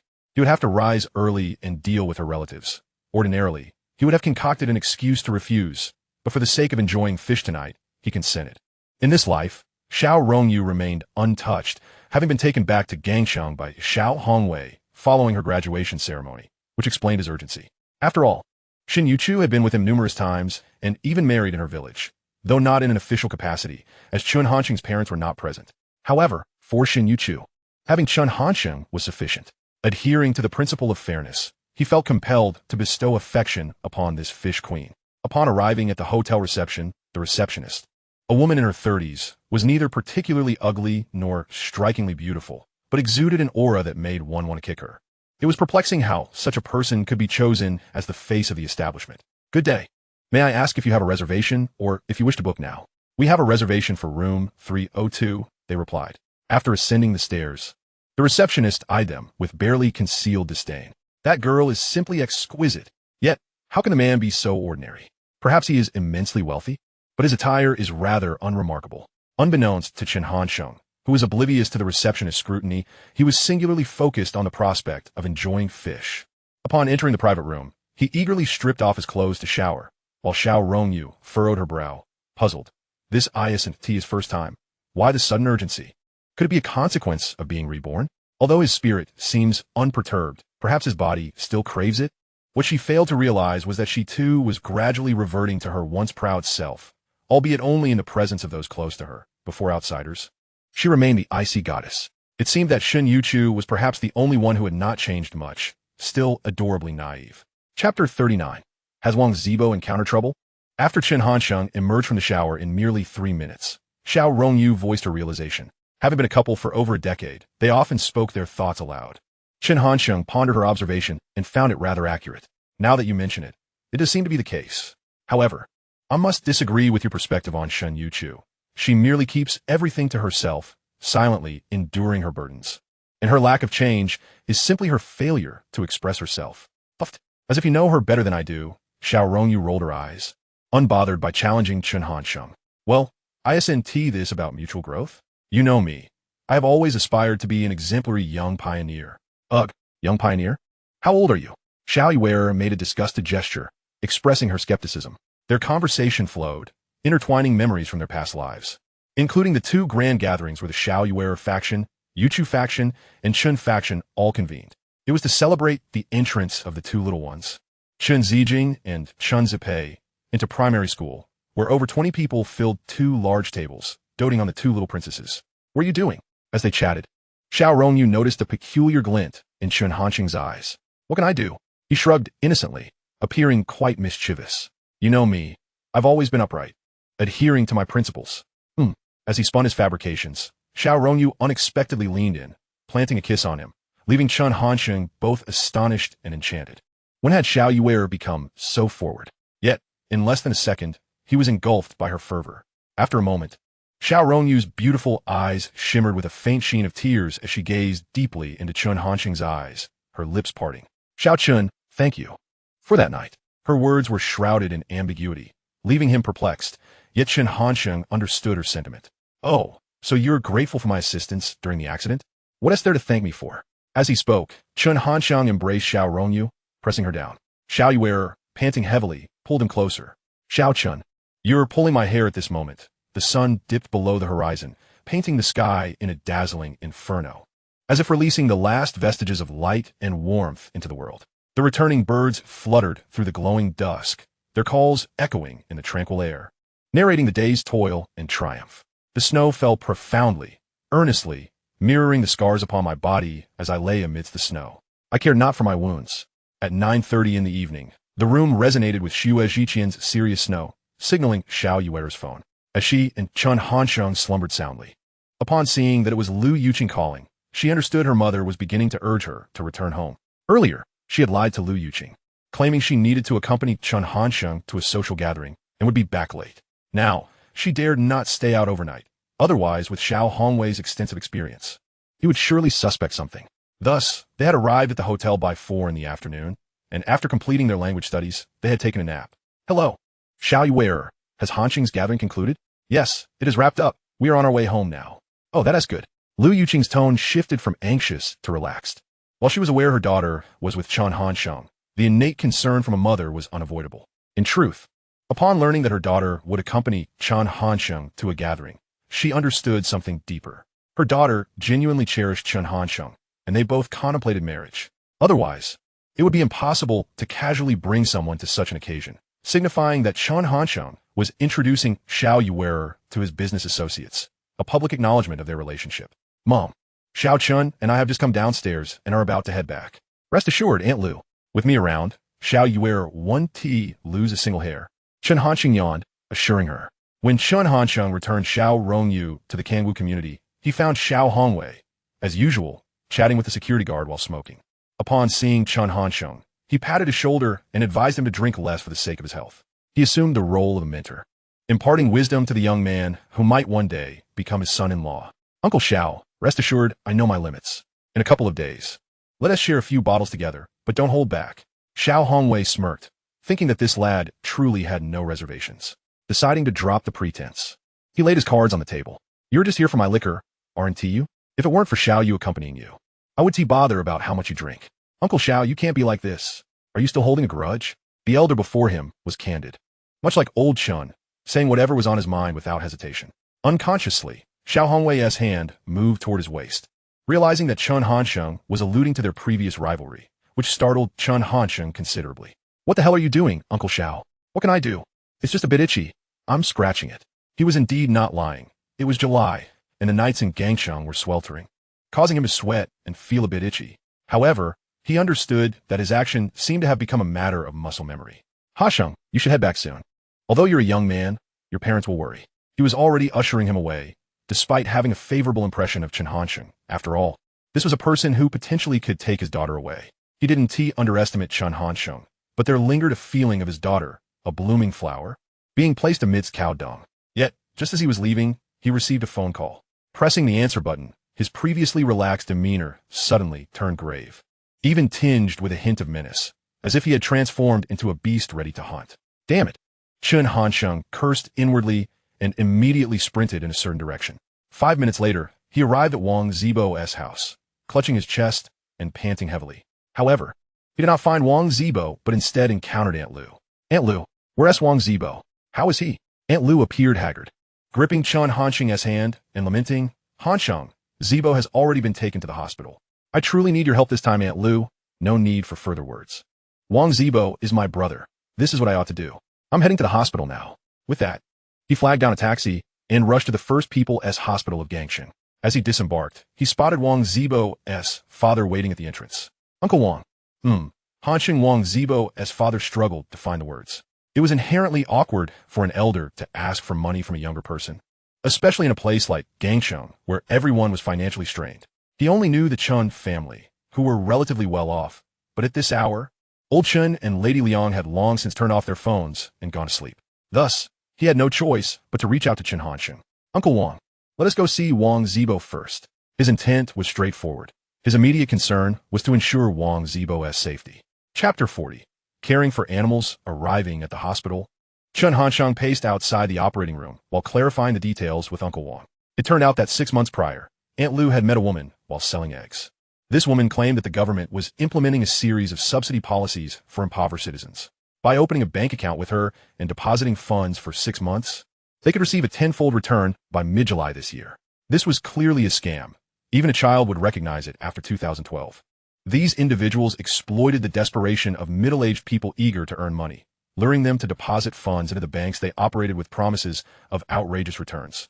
Although they verbally communicated a 6-month return, the contract they had them sign would stipulate a much longer wait, sometimes several years.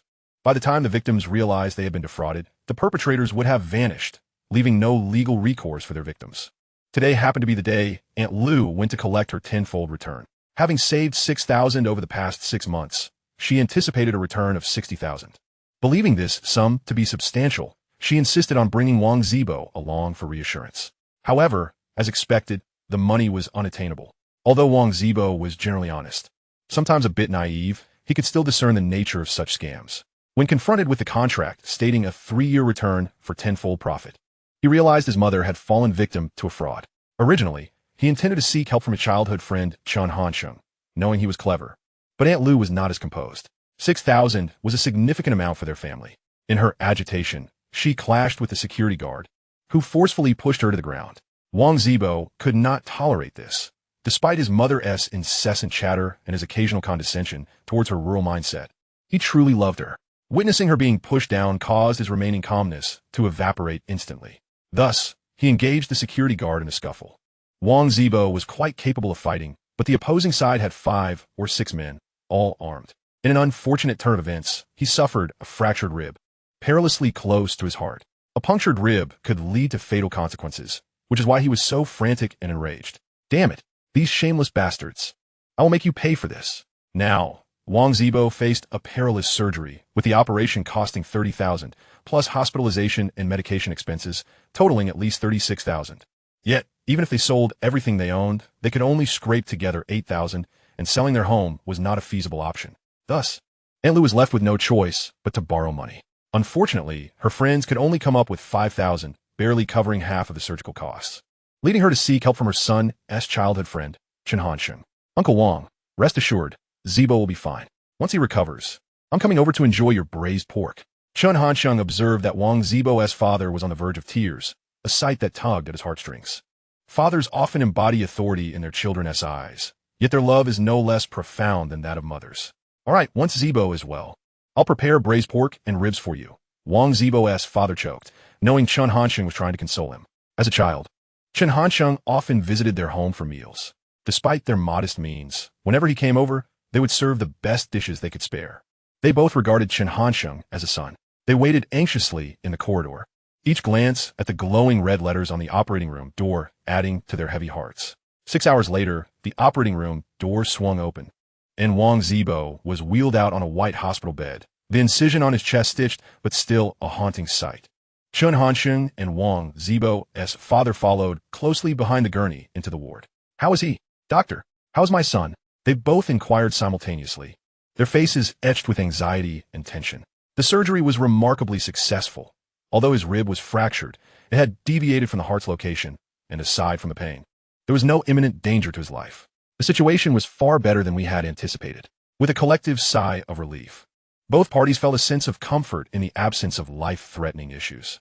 At 6 in the morning, Xiao Rongyu, Xiao Wanqiu, Lu Xiaoming, and Gao Jiaoyang also arrived. This trio of men and women had finally gathered, thanks to Chen Gou, who had only informed Xiao Yuer. Yet to our surprise, everyone showed up. Each of them brought fruits or canned goods, a customary gesture for visiting a patient. Chen Gou, however, took a rather cheeky approach. Seeing that Wang Zibo was out of danger, he paid him no mind and stealthily pilfered the cigarettes from Wang Zibo's pocket. How are you feeling? Xiao Rongyu was the first to inquire, followed by the other 2 girls, while Gao Jiaoyang awkwardly offered his greetings. I'm fine, everyone need not worry. It just hurts a bit, Wang Zibo reassured them. He had awakened prior to their arrival, as his fainting was merely a consequence of overwhelming pain, which posed no significant threat to his well-being. The group, with the exception of Gao Jiaoyang, who shared a deeper bond, engaged in casual conversation. They all breathed a sigh of relief at Wang Zibo's stable condition, while Uncle Wang sat quietly nearby, and Lu Yuzhen had yet to arrive. She felt torn between the need to stay home and supervise and the guilt of neglecting her son. Wang Zibo was well aware of her secretive efforts to save money, which he had advised against, believing it to be a ruse. Now facing the consequences, this traditional and simple middle-aged woman was engulfed in remorse and guilt. After conversing with his friends for a while, Wang Zibo cast a reassuring glance towards his father. Unconsciously, he glanced at Chen Gou, who was leisurely sitting nearby, nonchalantly enjoying the fruits brought by Gao Jiaoyang. That behavior is so typical of you, Chen, he mused inwardly. Despite having fainted earlier, he had heard his childhood friend's anxious inquiries upon exiting the operating room, with his ordeal being less dire than expected. Chen Gou had reverted to his usual carefree demeanor. At that moment, the doctor entered the room, looking seriously at Wang Zibo and the others. Though the patient is out of danger, one of his ribs is indeed fractured. We have stabilized and sutured it, but he will need at least 20 days before he can attempt to get out of bed. Moreover, the injury will require over a month to heal completely. During this time, refrain from applying pressure or engaging in roughhousing, as it may pose potential risks. The group nodded in understanding, though Xiao Rongyu turned to Chen Hansheng, who often playfully engaged in roughhousing with Wang Zibo. Chen Hansheng, seated beside the bed, was nonchalantly munching on an apple, seemingly unfazed by the doctor's warnings. "Hey, what are you doing?" he exclaimed, rubbing his waist where Xiao Rongyu had playfully pinched him, glaring at her fiercely. "Did you hear that? For the next few months, you cannot bully Zibo. Who is bullying him? I adore little animals." Wang Zibo muttered under his breath, "Damn it, that is still not acceptable. If anything were to happen to Zibo, how would I explain it to Shir later?" Cough, cough, cough. Lu Xiaoming asked, "Who is Shir?" Gao Jiaoyang chimed in, "Chen Hansheng, are you sick or something? Why are you coughing so much?" Xiao Rongyu and Chen Hansheng exchanged puzzled glances. Chen Hansheng was the first to catch on, slapping the bed beneath him and glaring at Gao Jiaoyang. "I was just coughing because of the fruit you brought for Wang Zibo. My throat is now in this state, and you dare question my intentions?" Gao Jiaoyang explained. Shir is Zibo's aunt, very close to him. If something were to happen to him, how would he explain it to her? Right, Chen? Chen Hansheng discreetly gave Xiao Rongyu a thumbs up, thinking Xiao Rongyu has truly mastered the art of deception. Indeed, Aunt Shir cares deeply for Zibo. Oh, is that so? After a brief exchange, the matter of Aunt Shir was deftly brushed aside. However, Gao Jiaoyang, feeling slighted by Chen Hansheng's earlier retort, sought another opportunity to provoke him. "Chen Hansheng, stop gnawing on your fingers. We're university students, elevated members of society. How can you engage in such unrefined behavior?" Chen Hansheng retorted, "So what?" The others chimed in. Gao Jiaoyang's illness has flared up again. A profound silence enveloped the room, the atmosphere growing eerily still, as if time itself had paused in that moment. This silence was a true reflection of their unique dynamic within this trio of men and women.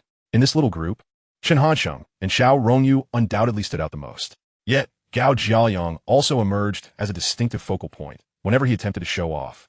The others would fall silent, attentively listening to his ramblings. Ironically, Gao Jiaoyang remained blissfully unaware of this dynamic. He mistakenly believed that their silence indicated agreement with his opinions, which only fueled his self-importance as he continued to voice his thoughts. This subtle interaction became a hallmark of their camaraderie, adding countless moments of humor to their daily lives.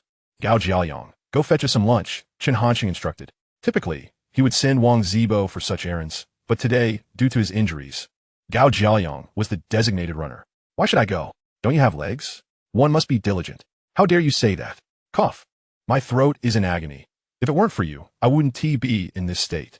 Gao Jiaoyang's expression was one of utter disbelief, as if he had just swallowed a fly. A mixture of confusion and indignation etched on his face. It was painfully obvious to everyone that he was merely acting, yet he continued his performance. His lack of embarrassment made everyone else feel secondhand embarrassment. Wang Zibo and the three girls stifled their laughter, struggling to maintain their composure. "I'm not going. Why should it be me? There are so many people here." He attempted one last desperate plea, but Chen Hansheng had been waiting for this very moment.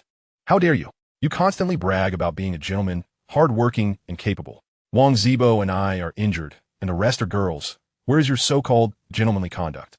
"Fine, I'll go. Go on, Pikachu." As soon as Gao Jiaoyang reluctantly descended the stairs, the pent-up laughter erupted within the ward. "Xiao Yuer, your Chen Hansheng is quite the talker, isn't he? Chen, Gao Jiaoyang is probably cursing you all the way down." Meanwhile, Wang Zibo's father, who had been quietly observing the six of them, couldn't help but marvel internally. If only my Zibo had even half of Hansheng's eloquence, let alone a mere 20%. How would he have to worry as a father? After sharing the lunch that Gao Jiaoyang begrudgingly brought back, the group gradually began to disperse. Once Lu Yuzhen learned of her son's stable condition, she felt a sense of relief and hurried to care for him. As the earlier scare was merely a false alarm, their previously canceled plan to visit Xiao Rongyu's grandparents was once again set into motion. As the cherry car was parked in the hospital lot, the two of them proceeded directly to the home of Xiao Rongyu's grandparents. After driving to the countryside, Chen Hansheng, holding little Yuer's hand, couldn't he help but exclaim, "Wow, our grandparents' house is truly the stronghold of this rural area." He surveyed the two-story self-built villa before him, which appeared both grand and distinctive. Yet he recalled that in his previous life, it hadn't been like this at all. He had visited frequently, but he distinctly remembered that in 2006, it was far from this luxurious. After a moment of contemplation, Xiao Rongyu, connecting the dots between her past and present, discerned the reason behind this transformation. "Do you remember that Land Rover Dad bought for you in your previous life?" "Of course. Oh, I get it now. The money for the car was originally meant for renovating our grandparents' home. Little Chen was truly astute, able to piece it together so quickly. However, she wouldn't praise him in front of this insufferable man. Instead, she aimed to tease him a bit. TCH, Dad was so good to you. You always made him angry in your past life. Let us go see Grandpa and Grandma first. Xiao Rongyu tossed him a haughty look and gestured for him to open the door. At that moment, Chen Hansheng had a toothpick in his mouth, while his hands were laden with a box of milk, some canned goods, and several packs of cigarettes, swaggering into Xiao Rongyu's grandparents' home. Upon entering the courtyard, two large cats startled and leapt onto the eaves, their bright, alert eyes cautiously scrutinizing the unfamiliar figure. Cats in rural homes behave like this. They can be quite affectionate with familiar faces, circling around and rubbing against their legs, yet turn wary as though confronting an adversary when strangers appear. Steamed bun flour roll, come here. Hearing Yuer's sweet voice, the two cats recognized her and promptly jumped down, avoiding Chen Hansheng as they approached Xiao Rongyu's exposed fair legs. Are steamed bun and flour roll the names of these cats? Yes, I named them when I was little. What do you think? Aren't they adorable? Indeed, very cute names, hee. Of course. Yuer crossed her arms, brimming with pride. It seems that cats truly resemble their owners. Shen Youchu's chubby cat, named Reunion, and the three-colored cat, named Peace in this life, both carried profound meanings. This reflected Shen Youchu's traditional and meticulous nature, even in naming, which was closely tied to life. In contrast, Yuer's names leaned towards the adorable, as steamed bun and flour roll held no special significance, merely being charming and perfectly suited to the sweet nature of Xiao Rongyu. As they stepped into the living room, they discovered it empty, prompting Xiao Rongyu to tug on Chen Hansheng's shirt and lead him toward a locked bedroom door. Grandpa and Grandma are probably busy with farm work, Chen Hansheng noted, having observed the absence of farming tools like shovels and hoes in the yard. Typically, such tools would be left out in the open in rural households, much like in his grandmother's home. Let me make a call. Chapter 42. The Film Emperor Chen Hansheng. Beep, beep, beep. Hello, Grandma. I'm already here. Yes, right next to me. Okay. Xiao Rongyu hung up the phone and glanced at the eavesdropping Chen Hansheng, her eyes swirling mischievously as she pulled him towards the fields. What are you doing? Chen Hansheng feigned ignorance. I'm taking you to find Grandpa and Grandma, but I need to use the restroom. Chen Hansheng clutched his stomach with a grimace of constipation. Stop it. I know you too well. You're just being lazy and don't want to work. Xiao Rongyu playfully punched Chen Hansheng's belly, looking at him with disdain. What? Chen Hansheng raised an eyebrow. Are you my intestinal parasite? After a 10-minute walk, guided by Xiao Rongyu, they arrived at a lush expanse of fields. It was midday, and the rice ears shimmered with a golden hue under the scorching sun, the plump grains seemingly bowing under the weight of their ripeness. The weeds along the path wilted under the heat, their once vibrant green now dulled. Several dragonflies flitted low, their wings beating rapidly as if battling the heat. Occasionally, a gentle breeze would sweep through, causing the rice waves to rustle softly, momentarily breaking the midday tranquility before settling back into stillness. As if the entire field were in a deep slumber, awaiting the evening's coolness to awaken it. Grandma, amidst the many aunts and uncles, Xiao Rongyu spotted her grandmother. Standing at 168 meters, she seemed to leap under the sunlight, her hand brushing the air above her head and leaving a gentle fragrance in its wake. At her call, many heads in the field turned, squinting against the sun to see the familiar figure of little Yuer approaching, accompanied by a tall young man. My dear granddaughter has come, Xiao Rongyu's grandmother exclaimed with a smile. Neighbors nearby gathered curiously. Hey, little Yuer is still as beautiful as ever. Indeed, she's been stunning since childhood. Who is that boy beside her? He is quite tall. Grandma, Grandpa, Uncle Qin, Aunt Lin, Uncle Xiao, hello. Xiao Rongyu politely greeted her grandparents and the neighbors, then dashed in her grandmother's embrace, her gentle hug enveloping her as she towered over the older woman. The surrounding neighbors were touched, reflecting on their own aging. Grandma, I've missed you and Grandpa so much. I miss my precious granddaughter too. Following closely behind, Chen Hansheng echoed Xiao Rongyu's greetings to everyone. As she led her grandparents toward him, numerous eyes fixated on him. You must be little Chen, right? Her grandmother appraised Chen Hansheng with a scrutinizing gaze before nodding in satisfaction.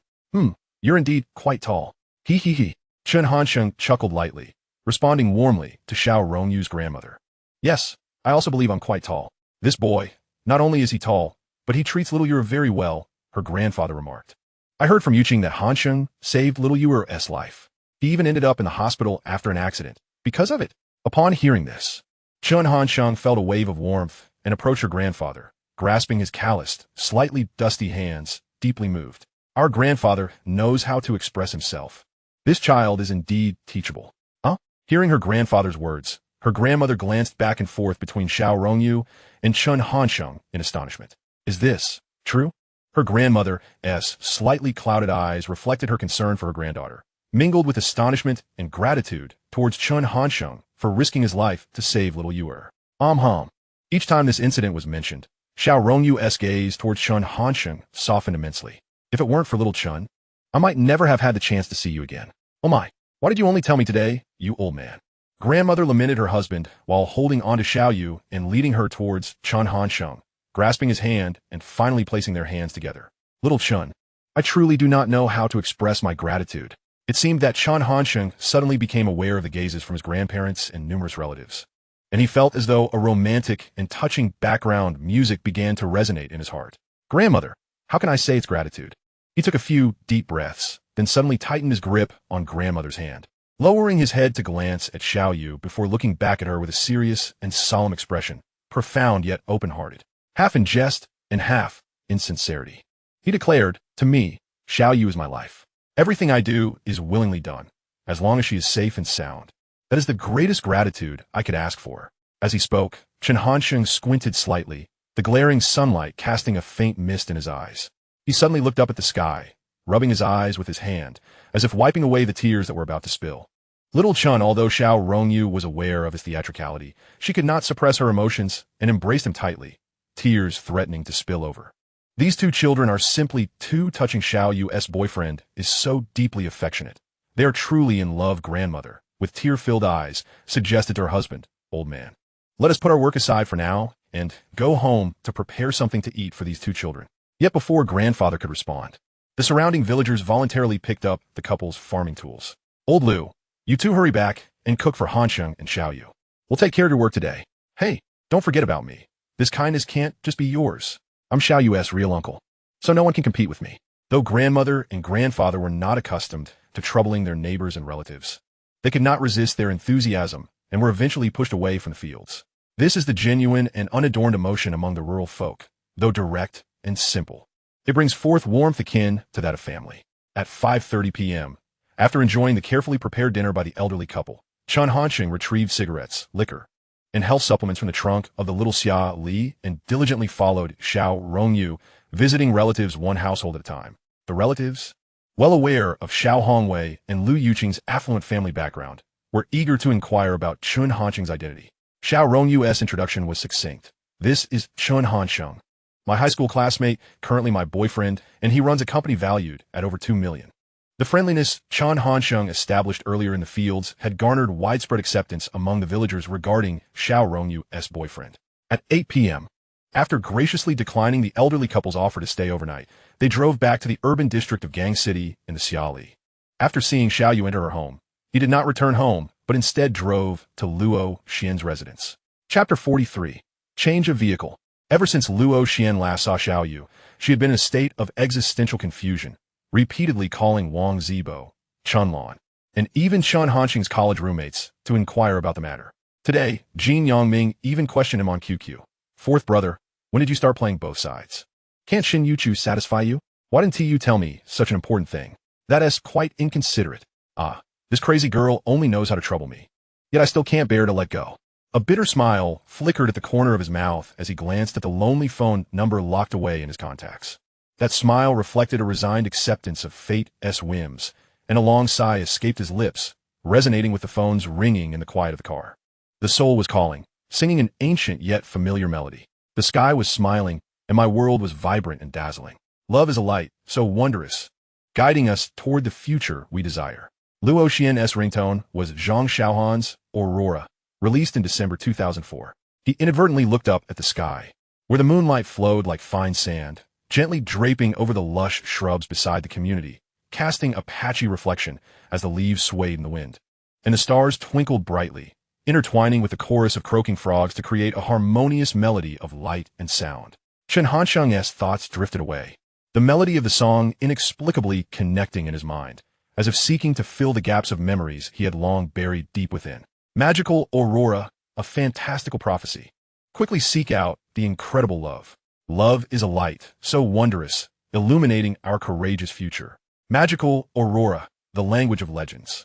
It turns out this is the gaze of lovers. Unintentionally, he seemed to hear Luo Xian's voice. Senior Chen, this song is really beautiful. Not only is the song beautiful, but so is the singer. You're senior. I don't care. You're only allowed to see me as beautiful. I light. You're beautiful, so beautiful. This was a brief exchange, lasting only a few seconds. It was not a song, yet it surpassed one. He recalled the New Year's Eve of 2004. The moon was bright that night, and Luo Xian tightly clung to his arm, resting her head on his shoulder. Delicate snowflakes fell like softly scattered white petals, gently drifting onto them, bringing both coldness and tranquility. It was also on that night that he and Luo Xian shared their first intimate encounter. The fragments of the past lingered in his heart, causing him to become somewhat dazed, sinking into deep reminiscence of that unforgettable experience. Senior Chen, you finally decided to call me. Have you come to a realization? Why are you silent? On the other end of the line, Luo Xian's voice was filled with surprise, yet tinged with anxiety, finally turning into confusion and concern. Youchu Hanqing's throat moved, and he choked a bit. Not much. Come down. I'm downstairs at your place. After saying this, he hung up the phone. Meanwhile, Luo Xian, who was upstairs preparing to call her sister Chenlan, felt a mix of surprise and trepidation. The surprise was naturally because Senior Chen had called her and was waiting downstairs. She could see him as soon as she went down. The trepidation stemmed from the worry that Chen Hanqiang would scold her for her recent outburst against those around him. For what she knew of him, he was likely coming to confront her tonight. In truth, Chen Hanqiang had indeed intended to scold her, but after experiencing a whirlwind of emotions brought on by Aurora, he could not bring himself to reprimand this little junior sister who loved him so fiercely. Never mind. As long as I can see Senior Chen, I would willingly endure his scolding. Thus, she neglected to change her clothes, dashing out of the house in cartoon pajamas and slippers, unable to contain her excitement. Inside the Xiao car, Chen Hanqiang rested his hand on the window, smoking a cigarette, the smoke dissipating into the June evening breeze. Top, top, top. A faint sound reached his ears, and he turned to see Luo Xian running toward him, her delicate, fair feet clad in purple slippers striking the ground. The little junior sister naturally spotted him too.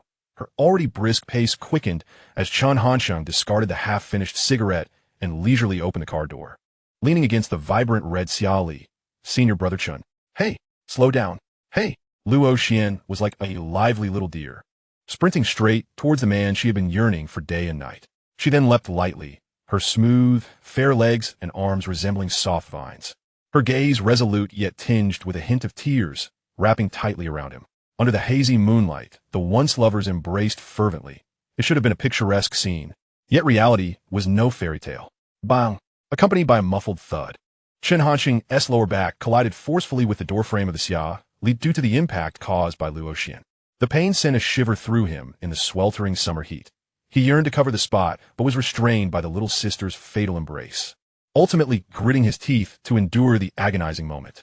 Luo Xian also sensed that she might have hurt him, thus reluctantly releasing her grip, cradling his painfully bruised waist. He couldn't help but draw in a sharp breath. Ow, damn it!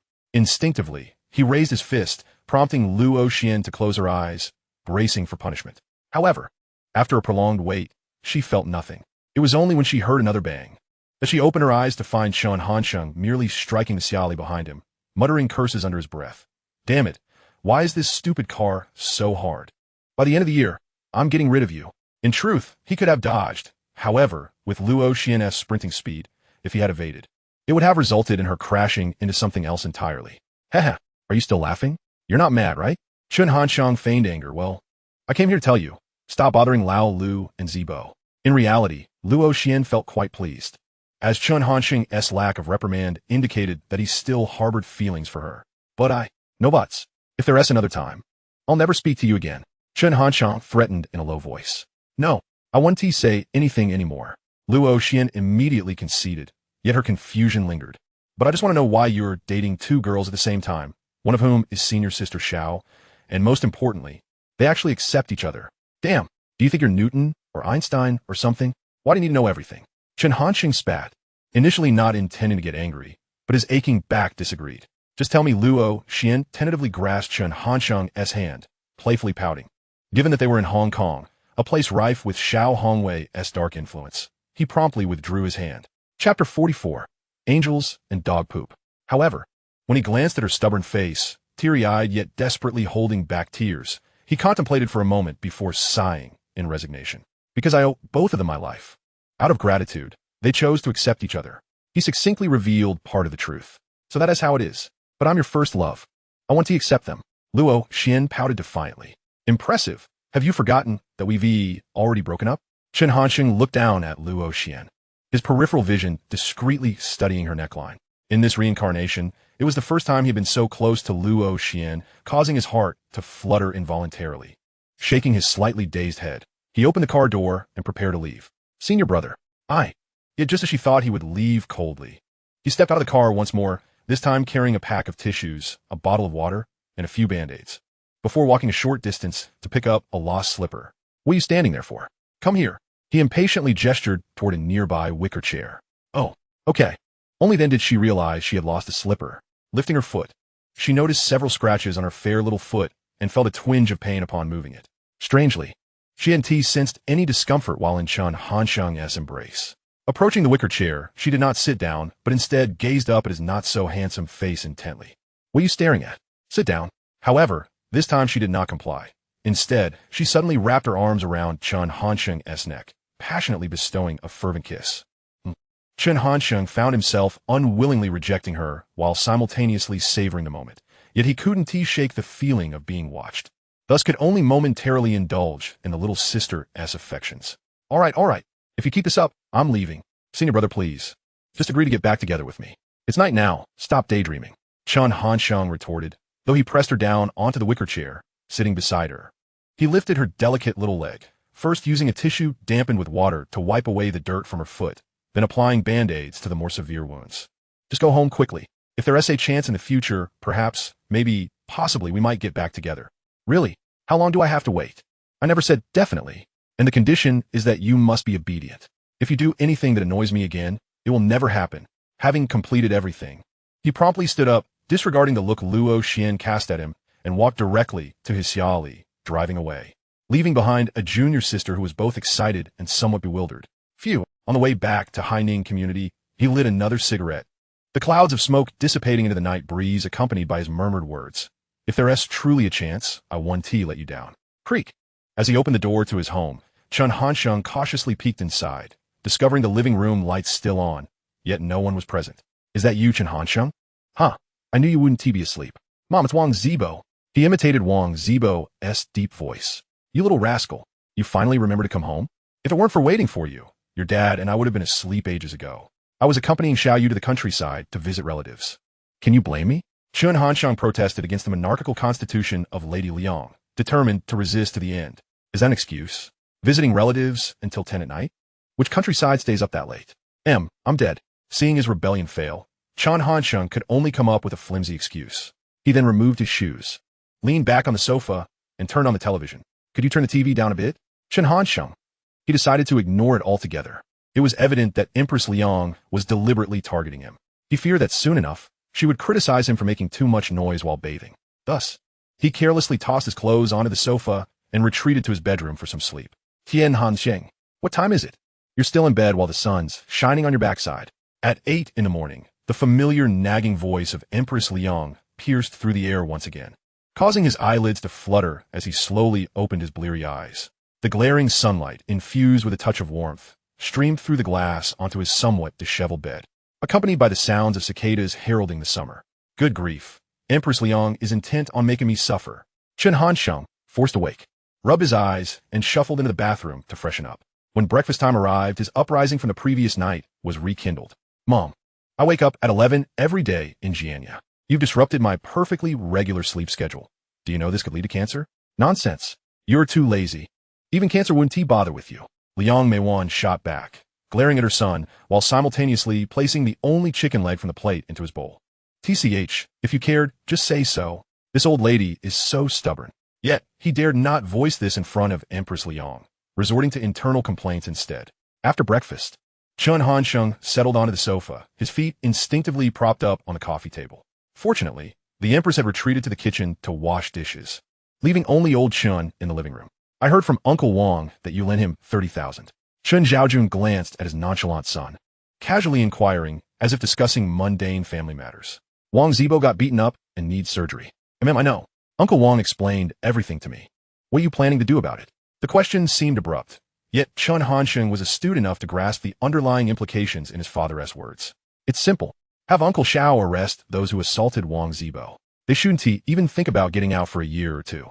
At the mention of this matter, a defiant grin spread across his face, his eyes glinting with determination and ferocity. Arresting them is easy, but this organization must be uprooted entirely. How do you plan to tackle that?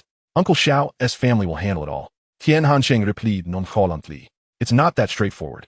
Although Uncle Xiao is now the deputy director, he can't just arrest people without evidence or legal authorization.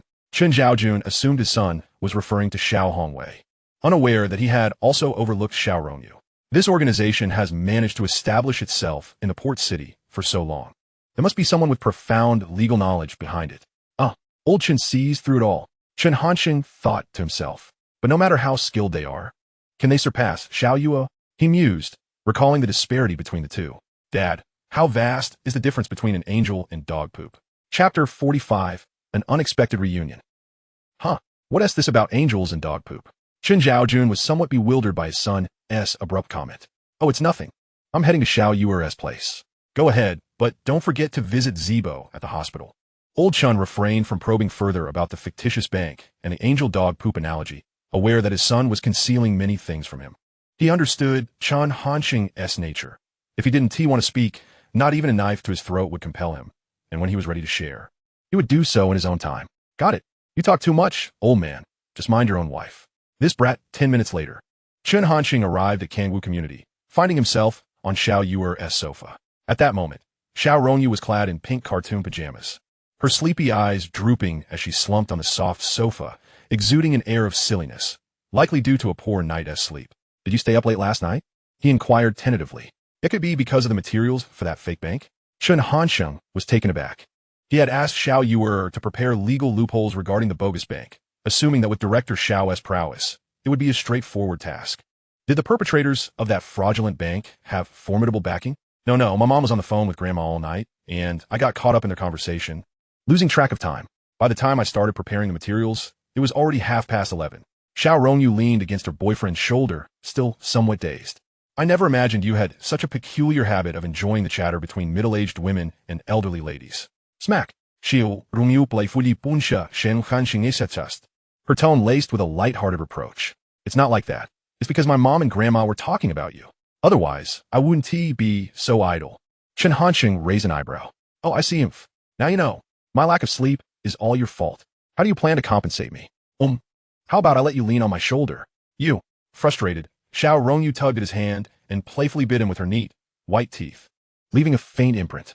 Chen Hansheng, truly, as a rat, you never miss a chance to nibble at me. Seems I have a penchant for nipping at Youchu too. Hey, next time wanna bite me. Give me a heads up. Why? Xiao Rongyu paused, pondering that he might not have been prepared. Hence the bite had stung a bit. In life, there are many instances where being forewarned of an impending injury alters the pain experienced. When I know when you're going to bite, I'll just make sure to tremble a little while I'm in the restroom. That's disgusting. Oh, now you find me disgusting? Xiao Rongyu, you ungrateful wretch. Just you wait, he declared, seizing a cushion from the sofa and striking her playfully on the behind. Ouch. Chun pig, how dare you hit me? Xiao Rongyu shielded her rear, glaring fiercely at Chen Hansheng, a burst of rebellious spirit igniting within her, compelling her to grab a weapon from the sofa to engage in a playful duel with him. The two exchanged playful hits, each taking turns to strike back, occasionally clashing their makeshift weapons with delightful synchronicity. They continued their spirited banter for over half an hour, and by the time Xiao Rongyu, glistening with sweat, retreated to freshen up and apply makeup, the clock had already struck 10:30. Although Chen Hansheng had eaten breakfast at home, Xiao Rongyu had consumed nothing, and after their prolonged frolic, her stomach began to send serious signals of distress. Thus, as they descended the stairs, she persistently urged Chen Hansheng to buy her a grain pancake from the snack street at the Central Mall. However, just as Chen Hansheng drove towards their destination, he suddenly came to a halt. At first, Xiao Yue was somewhat oblivious, mistaking the situation for merely encountering a traffic light as she focused on her phone. However, after a while, she furrowed her brows and glanced over at her boyfriend in the driver's seat. Xiao Chen, what are you doing? Chen Hansheng surprisingly ignored her. squinting his eyes towards the front and nudging ahead with his chin. Following his gaze, Xiao Yuer looked over and, upon doing so, her beautiful eyes widened in astonishment. She recognized a familiar face. The expressions and emotions of the two individuals in the car were entirely different when they looked at her. Chen Hansheng's expression was one of curiosity and confusion, whereas Xiao Rongyu's was filled with excitement and surprise. This acquaintance was both familiar and unfamiliar to the two of them. Familiar due to the many interactions they had in their past lives, yet unfamiliar as it was their first encounter in this life. Quick, quick, quick! Xiao Chun, I want to get out. Xiao Yuer became unusually impatient, her delicate hands rhythmically tapping on Chen Hansheng's shoulder, urging him to stop the car. Hey, don't rush. Just let me find a place to park first. Xiao Rongyu realized she was somewhat losing her composure, yet in front of her boyfriend, she felt no embarrassment. Instead, she turned her head away defiantly. Once they found a parking spot and exited the vehicle, Xiao Rongyu disregarded her boyfriend and hurried towards the person she had just seen. Futanatalu, Tian Hansheng, being tall with long strides, quickly caught up with her. Why the rush? She's not going to run away. We don't even know what she's doing in Hong Kong. Will she leave soon? Oh, Tian Hansheng shrugged nonchalantly, believing that encountering this familiar face held little significance. However, after a moment of thought, a playful idea struck him. I'll approach her first. He exchanged a glance with Xiao Yuer, signaling for her to let him take the lead. What do you intend to do? Xiao Rongyu queried uncertainly, eyeing her boyfriend's mischievous smirk. Chen Hansheng did not respond, and as they approached the figure, he stepped in front of her, blocking her path. Hello there, beautiful. My goodness, what is wrong with you? Why are you so frightening in broad daylight? She appeared visibly startled, confusion mingling with irritation. Apologies, allow me to introduce myself. My name is Chen Hansheng, and I am a fortune teller. You got the wrong person. I don't need a fortune teller. You should look for someone else. The girl instinctively assumed that this tall, imposing boy claiming to be a fortune teller was merely a fraud. Wait, you are from Janya. Chen Hansheng, seeing her attempt to walk away, quickly began his fortune telling. Crazy although he was right, the girl dismissed it, thinking he had merely guessed correctly. How dare you question Master Chen? You are from Yang. This time, the girl halted her steps, turning around to scrutinize the fortune teller with suspicion. What else do you know? Chen Hansheng smirked. Oh, my dear. You attended Dongda University, Chapter 46, visiting Wang Zibo. The girl remained silent, her vigilance towards the stranger growing. Seems like you still don't believe me. Let me share another detail. He paused dramatically, and the girl, predictably, took the bait. What else? When you were 6, you were bitten on the hand by a purplish venomous snake, and you fainted for 2 days and 2 nights. How do you know that? The girl gasped, covering her mouth in disbelief. This incident was known only to her and her parents. How could he possibly know? Could he truly be a fortune teller? How about it, beautiful lady? Do you believe me now? Chen Hansheng raised an eyebrow at Xiao Yuer, who had informed him of this incident. Meanwhile, Xiao Rongyu, who had been silently observing from behind, felt utterly speechless as she witnessed the whole scenario unfold. She understood that Chen Hansheng could sometimes be a bit oblivious, but he had never been this outrageous before. However, she soon realized something significant. No, Xiao Chen wouldn't act out of the blue. Only that girl Chen Lan would behave like this. There must be a deeper meaning behind it all. You even know my name?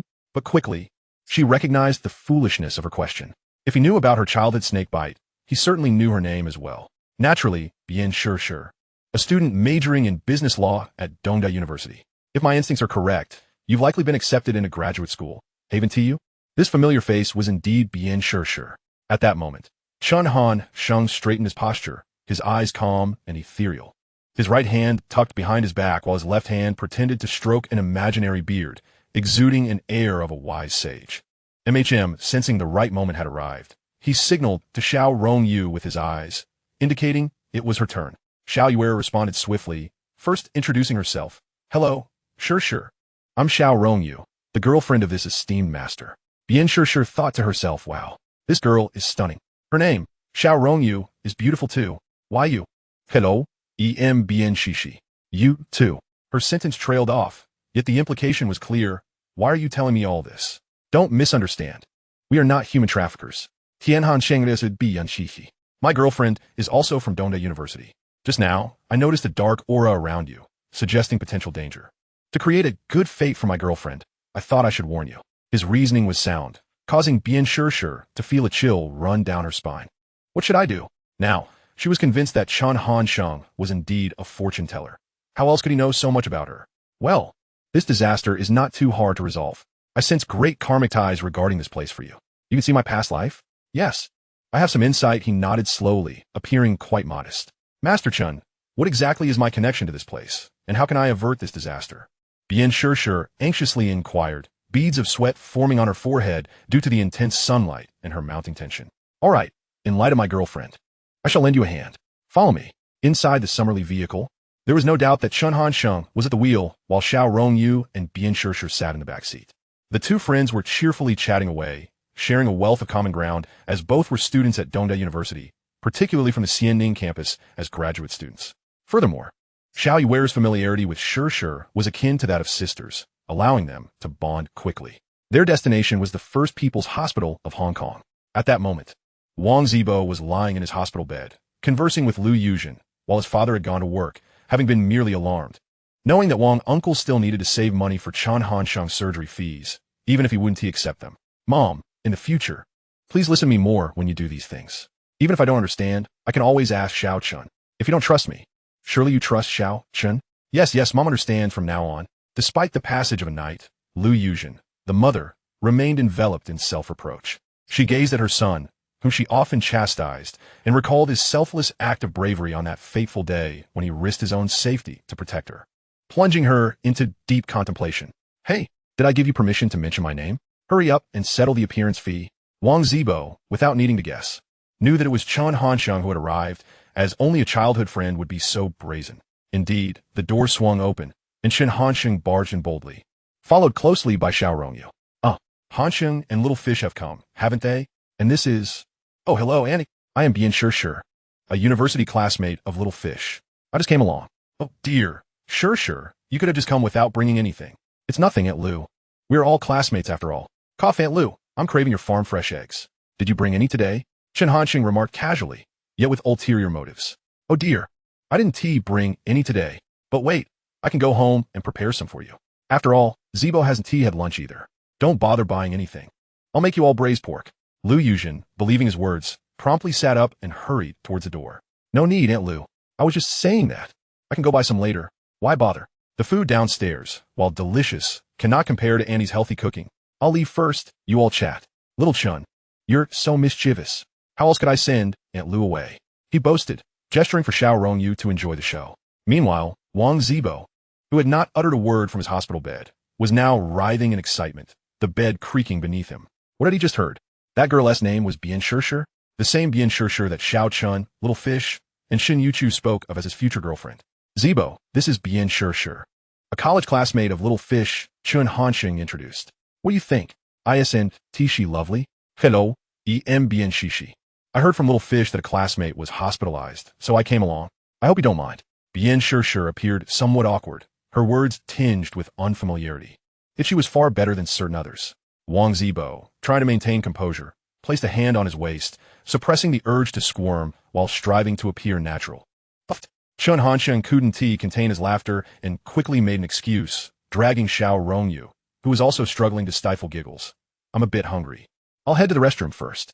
Once the hospital room was left with just the two of them, Wang Zibo swallowed hard, feeling slightly anxious as he spoke. I'm Wang Zibo, a high school classmate of Little Fish. Indeed, this Wang Zibo seemed quite reserved. Before arriving, Chen Hansheng had briefed her on Wang Zibo's character, preparing her mentally. Exhale, Bien Shishir took a deep breath and casually initiated a topic. I heard you were injured while protecting Aunt Lu.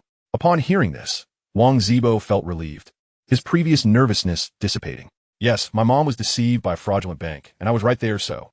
Thus, the first conversation between Wang Zibo and Bien Shishir unfolded rather serendipitously. Meanwhile, the two eavesdroppers, hiding just outside the door, stifled their laughter.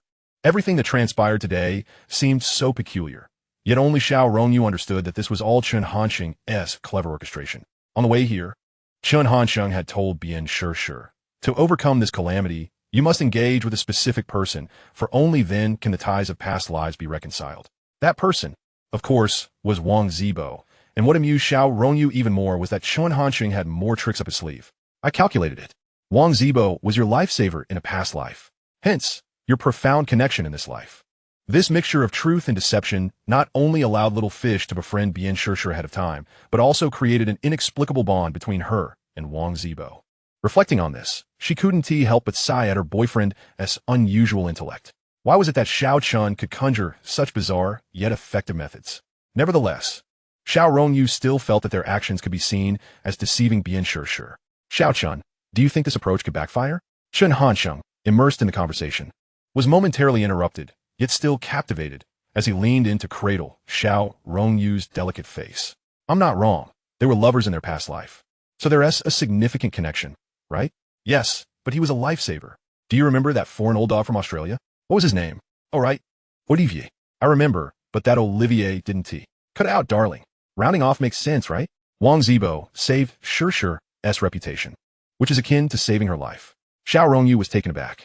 This was the first time she heard the term rounding off used in such a manner.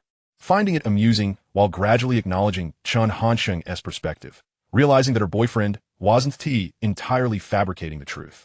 Having resolved little fish's confusion, the duo continued to eavesdrop shamelessly.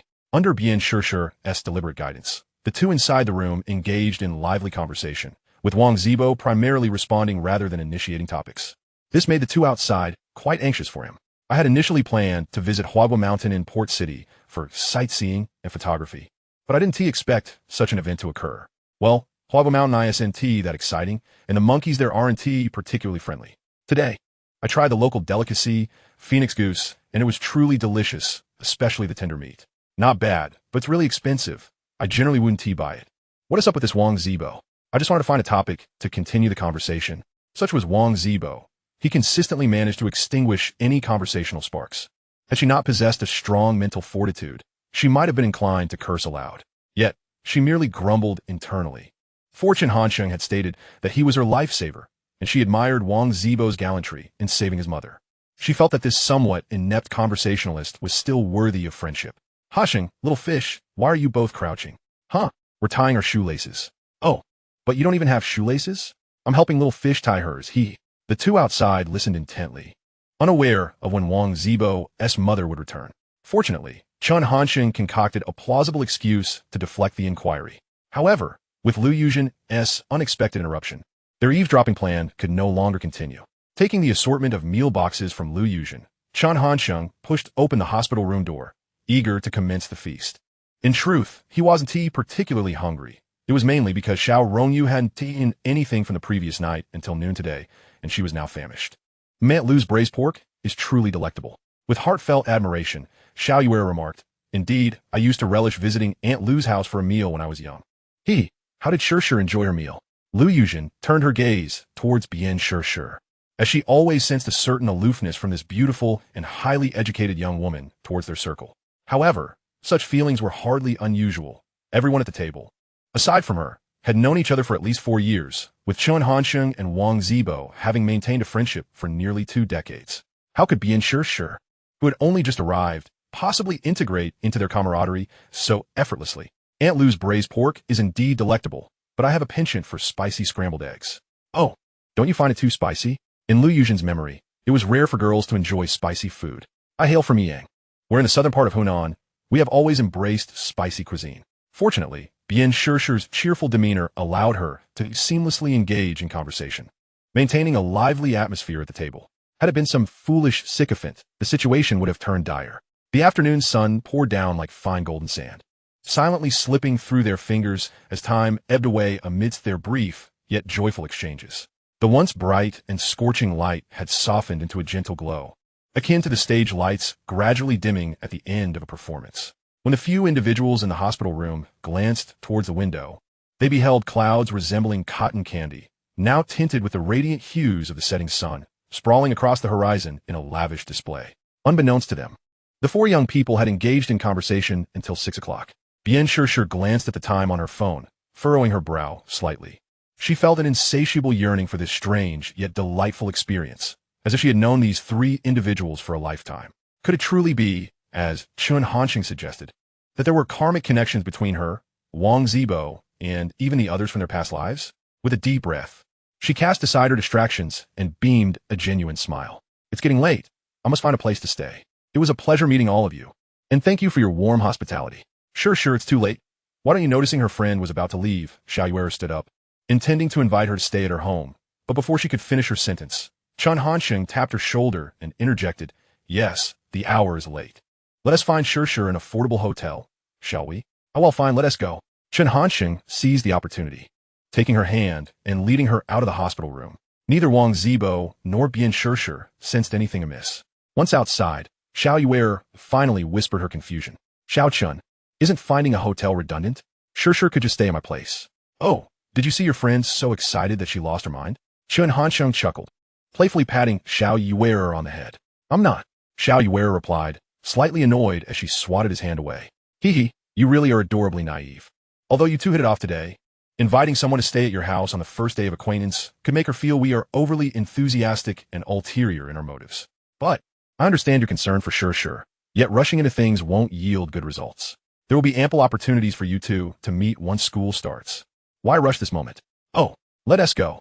We'll find Sure a hotel, and tomorrow we can leave Wang Zibo behind and explore Waguashan."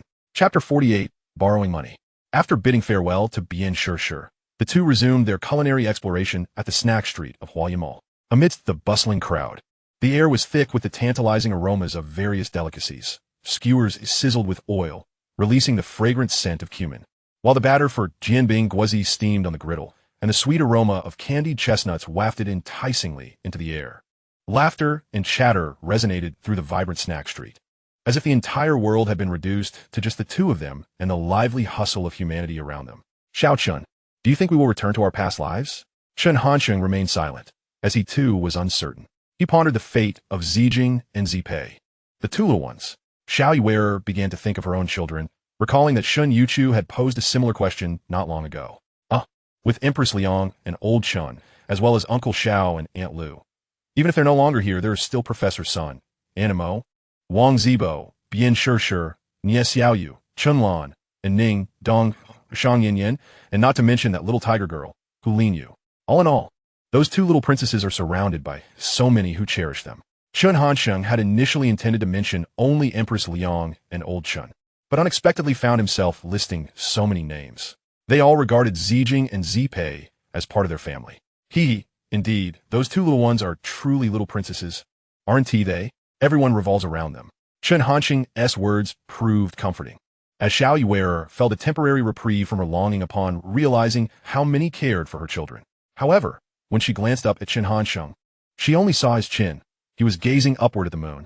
The moon shone brightly, its brilliance seemingly futile, just as her affection for him was powerful yet unreciprocated.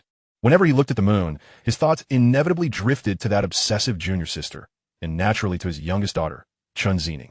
"Zijing, Zipei, your father misses you dearly." The deep summer night was both serene and raucous. The croaking of frogs and the chirping of cicadas mingling with the sounds of vehicles passing through the sultry air, creating a captivating melody.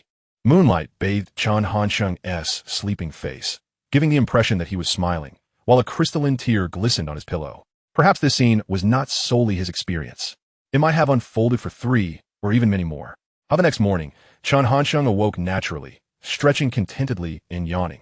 Indeed, life without Empress Liang was quite splendid.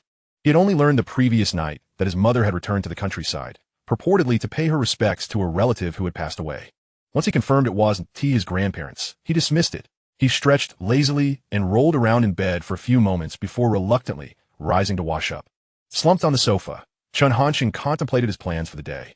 Xiao Yuer was accompanying Bian Sure for shopping, and he intended to organize some documents in the morning. But what to do in the afternoon? A visit to Wang Zibo was certainly on the agenda, but he wasn't a young girl, so he didn't warrant prolonged company. Perhaps he could seek out Luo Xian, but wait, this was Uncle Xiao's territory. Yes, visiting him would be a good idea, though he wondered if he was currently in Gangxing. With a plan forming in his mind, he felt invigorated, starting his little Xia Li and speeding off in a determined direction. He arrived at the billiard hall he often frequented in his past life, the familiar scent of second-hand smoke evoking a sense of nostalgia. "Hansheng, it's been a while, hasn't it? Have you graduated?" The front desk attendant recognized him well. He had been a regular since his first year of high school. Accepting the red Jinling from the front desk, he joined the ranks of those indulging in the haze of smoke. "Hansheng, what brings you here today? Just feeling like playing a few rounds?"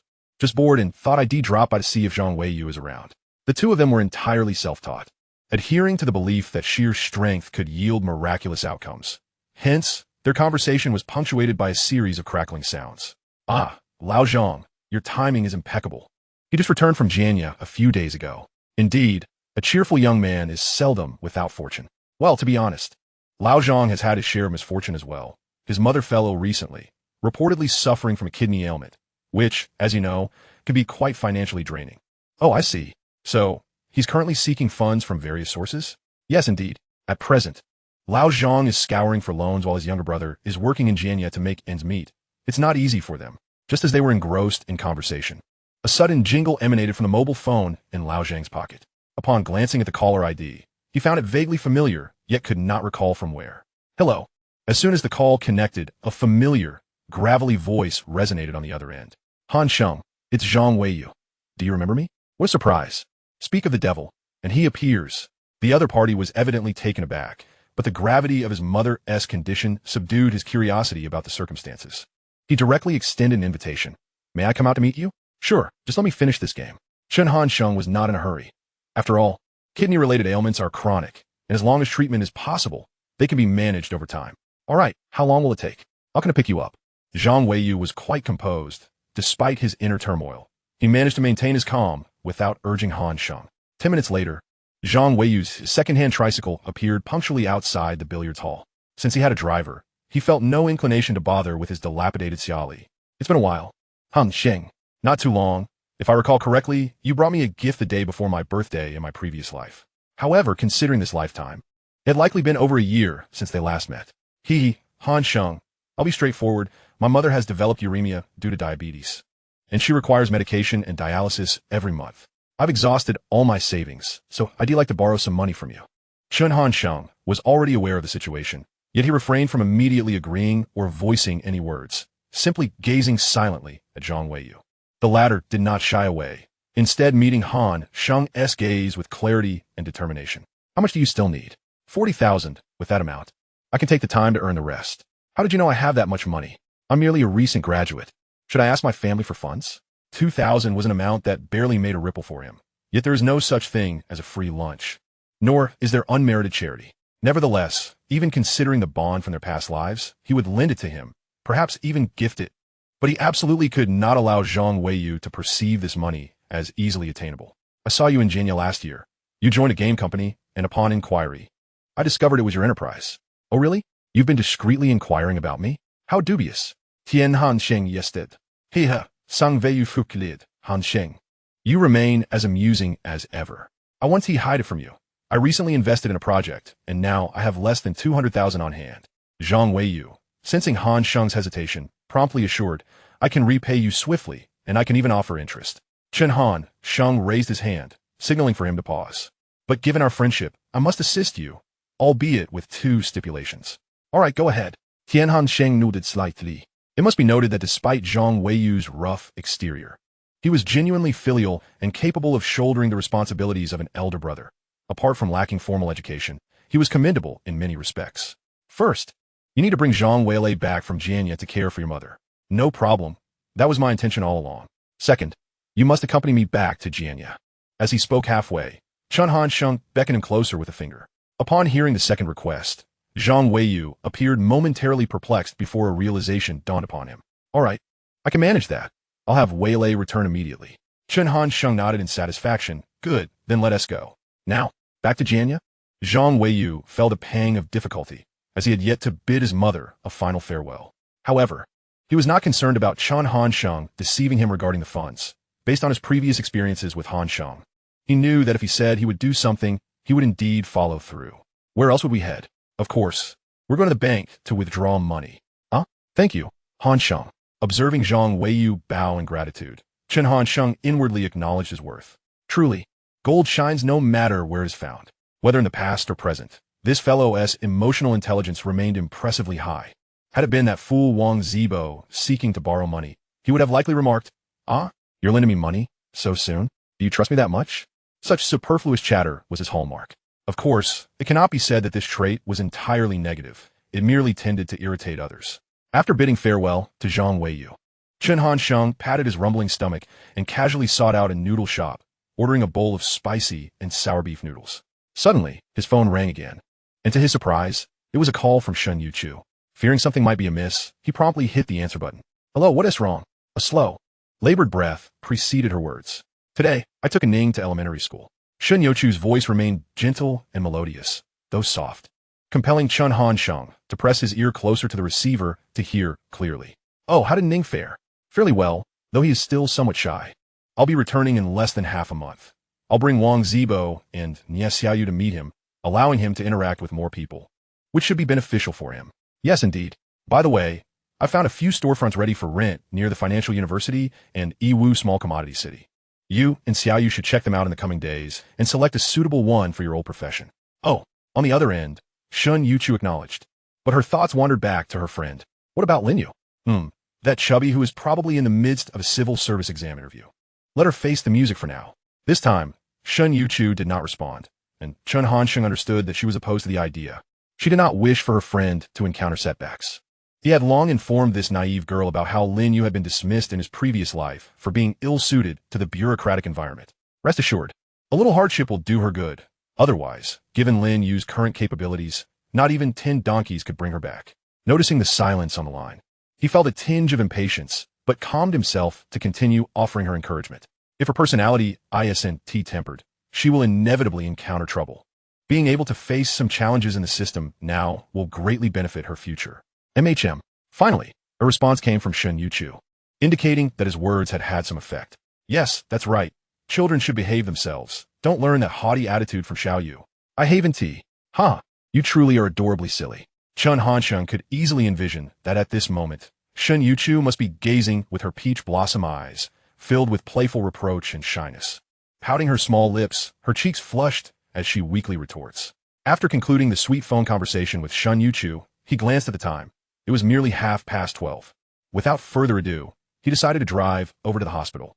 Today, Wang Zibo's condition was markedly improved compared to the first day. At least he could move about a little, unlike the first day when he had to be fed by Lu Yuzhen. Brother Chicken Neck, you seem to be doing well today. It seems your time spent alone with classmate Sure yesterday had a positive effect. Get lost. What does that have to do with Sure? With their parents absent, the two spoke without any reservations. Xiao Chun, do you think I could really marry such a beautiful girl in the future?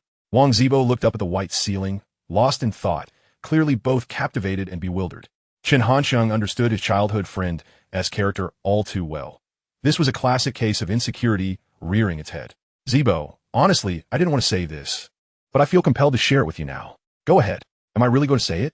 What is there that you can't share with me? Chen Hansheng's expression suddenly grew serious as he fixed his gaze intently on his best friend's eyes. In my past life, I always thought that you, as a devoted admirer, were unworthy of Bien Sure. What the hell? I thought you'd say something to comfort me. Did you really think I would? But on the other hand, it's not about worthiness. Your honest, steady character allows you to wholeheartedly devote yourself to friends and family without seeking anything in return. This can be your flaw, yet it is also your strength. Indeed, if you were to encounter a girl like Huang Hui, your personality would simply make you her ATM. However, if you meet someone like Bien Sure or a girl of her ilk, then that becomes your advantage. Advantage. Wang Zibo fell silent once more. There's no need to overthink it. The boat will find its way to the shore when the time comes. No, it will naturally sail straight. In short, just remember one thing. Do not strive to change for others. Present your truest self to pursue Bien Sure. I understand. Xiao Chun. Although there's no need for such formality between us, I still want to thank you.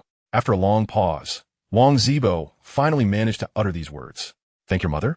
Don't get sentimental with me. You're no beauty. Wang Zibo shot back with a sullen expression, deciding against gratitude and retorting instead. You bastard Aunt Lu is back. Chen Hansheng glanced toward the hospital room door, turning to wave. Look how scared you are. He couldn't help but burst into laughter at Wang Zibo's comical reaction. Get lost. I can't win against you. Can't I just stop talking? Chen Hansheng paid no heed to Wang Zibo's feelings, stroking his chin as he scrutinized him, feeling as if something was amiss. Why are you looking at me? Zibo, you saw me introduce you to your future wife yesterday, and today, I'm teaching you how to pursue girls. Shouldn't you repay me in some way? What could I possibly offer you? Oh, you can repay me right now. Chen Hansheng looked at him with a solemn expression. Well, what do you want me to do? His intuition told him that his childhood friend was up to no good, but considering the events of yesterday and today, he felt that even if he took a little loss, it wouldn't matter. Just call me Dad. Is that too much to ask? Get lost. Shoo. Aunt Lu is coming. Don't say a word. Chen Hansheng glanced toward the corridor, his gaze flitting about as he reminded the agitated Wang Zibo. Damn it. Trying to trick me again. Wang Zibo. How could you curse like that? Wang Zibo spent the afternoon at the hospital until 4 o'clock, waiting for Xiao Rongyu to accompany Bian Shishir after their outing to Huabu Mountain before receiving the call to drive and pick them up. Xiao Yu was undoubtedly elated. Today she and Bian Shishir had shared many heartfelt conversations, naturally deepening their bond. From the moment Chen Hansheng saw her until they got into the car, a sweet smile lingered on his lips, drawing the attention and admiration of passing boys. The two had already shown signs of evolving from ordinary friends to good friends, and the next step would be to become inseparable best friends. With this thought, Chen Hansheng couldn't help but recall Zheng Gimi, a formidable character with whom he could spar in the cutthroat arena of business, and also one of his many cherished female companions. T.E. If your spirit from your past life exists, please take a moment in this life to observe me, an ethereal being with exceptional charm, adored by all. Even the Bodhisattva would express love for me, your male best friend. Xiao Chen, what are you thinking about? Sitting in the back seat, Xiao Rongyu caught a glimpse of Chen Hansheng's troubled expression through the rearview mirror. Ahem, I wasn't thinking about anything. Xiao Rongyu clearly didn't believe him, but didn't press further. Little did she know that Chen Hansheng's melancholy stemmed from thoughts of women. By now, afternoon had settled in, and the sun had begun its slow descent, no longer as fierce as it was at noon. Its rays softened, casting a languid yet harmonious outline over the bustling train station. Today, Bian Shishir was returning to Jianya, and the two sisters would share a brief embrace before parting ways. Chen Hansheng could not comprehend the rapid emotional entanglements that could develop between girls. After bidding farewell to Bian Shishir at the train station, the two found a nearby rattan chair to sit closely together. So, did that security guard go in? Due to the undeniable evidence of intentional assault and the numerous witnesses, it was easy to secure a conviction. However, due to legal proceedings, Aunt Lu's actions were deemed instigatory, leading to a reduced sentence of only 45 days. They were, of course, discussing the incident involving Wang Zibo's assault, with the perpetrator currently undergoing ideological education while operating a sewing machine. But when Xiao Rongyu noticed the slight furrow in her boyfriend's brow, she understood that he was dissatisfied with this outcome. Damn it. I could care less about him for a year and a half. I wanted to hit Wang Zibo for ages. Huh? Why would you hit Zibo? Haha, I don't even know, it just slipped out. Poor Zibo. Not only did he get beaten, but now he also has to hear you berate him. Her laughter revealed her dimples, enchanting enough to draw anyone in. There's no other way. He is still under legal protection and all. But once I go to court with the opposing lawyer, their legal agreement will be rendered void. Xiao Rongyu's understanding of the law was far beyond what Chen Hansheng could grasp. She had considerable experience dealing with such organizations. Chen Hansheng absent-mindedly nodded, his gaze on Xiao Rongyu growing bolder, his hands around her slender waist becoming increasingly audacious. What are you doing? No. She struggled in vain, her strength insufficient against Chen Hansheng's. Fortunately, he was aware that they were in a train station and refrained from further actions, allowing Xiao Yu to exhale in relief and cease her resistance. If it were Youchu, Chen Hansheng surmised that she would not resist, but would undoubtedly shyly bury her face in his embrace. Well, it's already 6 o'clock, and my mother is calling me home for dinner. Xiao Rongyu glanced at the message. Youchu urged her to return home. I truly envy children like you who have a mother. Unfortunately, my mother is often intoxicated. Chen Hansheng sighed deeply, wearing a look of dejection. Xiao Rongyu, thinking something might have happened to Liang Meiwan, asked anxiously, what is wrong with Mom? Oh, my mother is doing quite well. I meant to say that I genuinely envy Aunt LV for cooking for you. You scare me to death. Upon hearing that Liang Meiwan was fine, Xiao Rongyu exhaled a heavy sigh of relief, then cast an indignant glance at Chen Hansheng. My mother has been in my grandmother's house these days, while old Chen is at work and still provides 3 meals a day. It's only me who has been eating junk food outside every day. Then come to my house for dinner. I'll ask my mom to prepare extra food. Yet, seeing him go hungry, Xiao Yu felt a pang of sympathy. I was just waiting for you to say that. Time flew swiftly in the bustling port city, and before long, it was already mid-August. During this period, both Chen Hansheng and Xiao Rongyu returned to their hometowns to celebrate a harmonious mid-autumn festival. While Wang Zibo had mostly recovered, Xiao Rongyu, harnessing her own prowess, decisively crushed the lawyers behind the fraudulent bank, ensuring they received their due punishment and reclaiming all the money swindled from Lu Yuzhen, as well as Wang Zibo's surgical fees and compensation for mental distress. This incident earned her the esteemed title of lawyer, Xiao, among the townsfolk of the port city. Even Xiao Hongwei and LV Yuching were profoundly astonished upon learning of this event. They recalled that their daughter was studying international trade, so when did she delve into law? Old Xiao even consulted a seasoned local lawyer, who described Xiao Yu in 4 words, difficult to fathom. At the southern gate of Chen Gou community, Xiao Hongwei waved at Xiao Rongyu in the little car, advising her, call Dad when you arrive in Jianya. Got it, Dad. In Hansheng. Make sure to take good care of Xiao Yu. Rest assured, Uncle Xiao, Jianya is my territory. Due to company matters, Chen Hansheng was returning to Jianya, while Wang Zibo needed to recuperate at home for a while longer, and naturally, Xiao Rongyu was preparing for the upcoming school term. My daughter has truly grown up, with a boyfriend, maturity, capabilities, and her own secrets. How time flies. At this moment, the midday sun shone brilliantly, casting rays upon the face of the once dashing Wu Yanzu of the port city. His determined, wise, yet mature gaze followed his daughter's increasingly distant smile, unconsciously morphing into a bittersweet and wistful grin. On the Jianport Expressway, Xiao Yu munched on potato chips while venting her grievances to Chen Hansheng. You have no idea how pretentious that teacher is. It's just a change of major. Passing the judicial examination should suffice, yet they still require a re-examination. A fortnight ago, Xiao Rongyu had submitted her application to switch majors. She was currently studying international trade, but needed to revert to business law to be in the same class as Bian Shi and to have interactions with Professor Sunday. With your capabilities, why fear a re-examination? I bet that Proctor would reverse the roles and call you teacher. The re-examination isn't the issue. I had promised Shi to visit the AI Shang shopping center into Chengmingdian today. Xiao Rongyu pouted her pink lips, visibly annoyed. Upon arriving in Jianya, he first dropped Xiao Yu off at Xianning for her re-examination, then returned to Tianjing Mountain Community to check on Shen Youchu and her mother-in-law. Since Shen Ningning had not yet finished school, he finally sped over to Tianyuan East Road, where the company had been rebranded as Xinyue. He had even designed a logo for this name, a radiant silver moon adorned with a dazzling star, resembling a crescent moon embracing a star. Chapter 51, Cadillac versus Xia Li. This logo exuded a modern fashion sense and a unique romanticism, and in Chen Hansheng's eyes, the moon naturally represented his pure and ethereal Xiao Yu, while the star symbolized the treasure from the starlit sky, Shen Han Hai. Whenever he gazed at this logo, thoughts of them would naturally come to mind. Damn it, how'd I ever think of naming a handsome Xiao Yu? As soon as he stepped into the office, Chen Hansheng summoned his secretary. Within 2 seconds, Xiao Yu appeared before him from the adjacent office. Minister Chen, you've finally returned. Did you miss me? Let us not kid ourselves. I wouldn't dare to miss you. With a girl like Youchu, who would find you meaningful? She had been at the company for over a month now and had encountered Shen Youchu several times, discovering that the boss lady was quite approachable, treating her with kindness and friendliness, much like friends. Shen Youchu is just like that. What is so extraordinary about it? Chen Hansheng waved dismissively, feigning nonchalance. His secretary rolled her eyes. Minister Chen, you're really good at pretending. After chatting about trivial matters for a while, they finally got down to business. By the way, how far along is that proposal I mentioned? You mean the 2D side-scrolling fighting game, right? Yes. What is the current progress on its development? The secretary pondered while nibbling her thumb, then provided a general update. The dynamic backgrounds and the corresponding professions and skills for each character have been designed.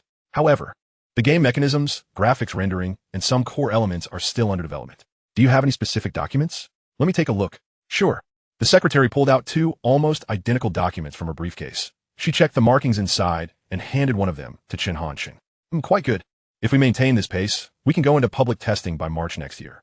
He calculated in his mind that once this game launched, his worth would soar past the billion mark in no time, a pace much faster than in his previous life.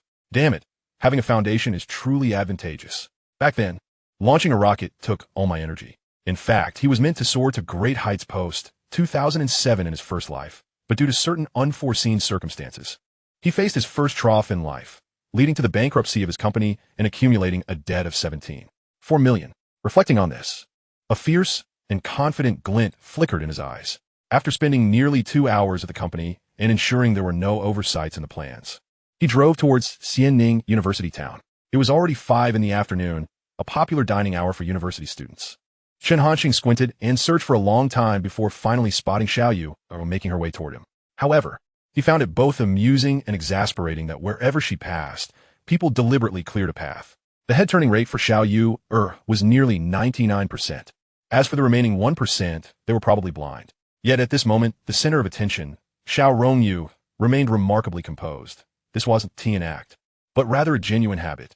Wow, this girl is stunningly beautiful. She's simply the epitome of my ideal goddess. I know her. She is the school beauty from our school's Jiangling district. named Xiao Rongyu.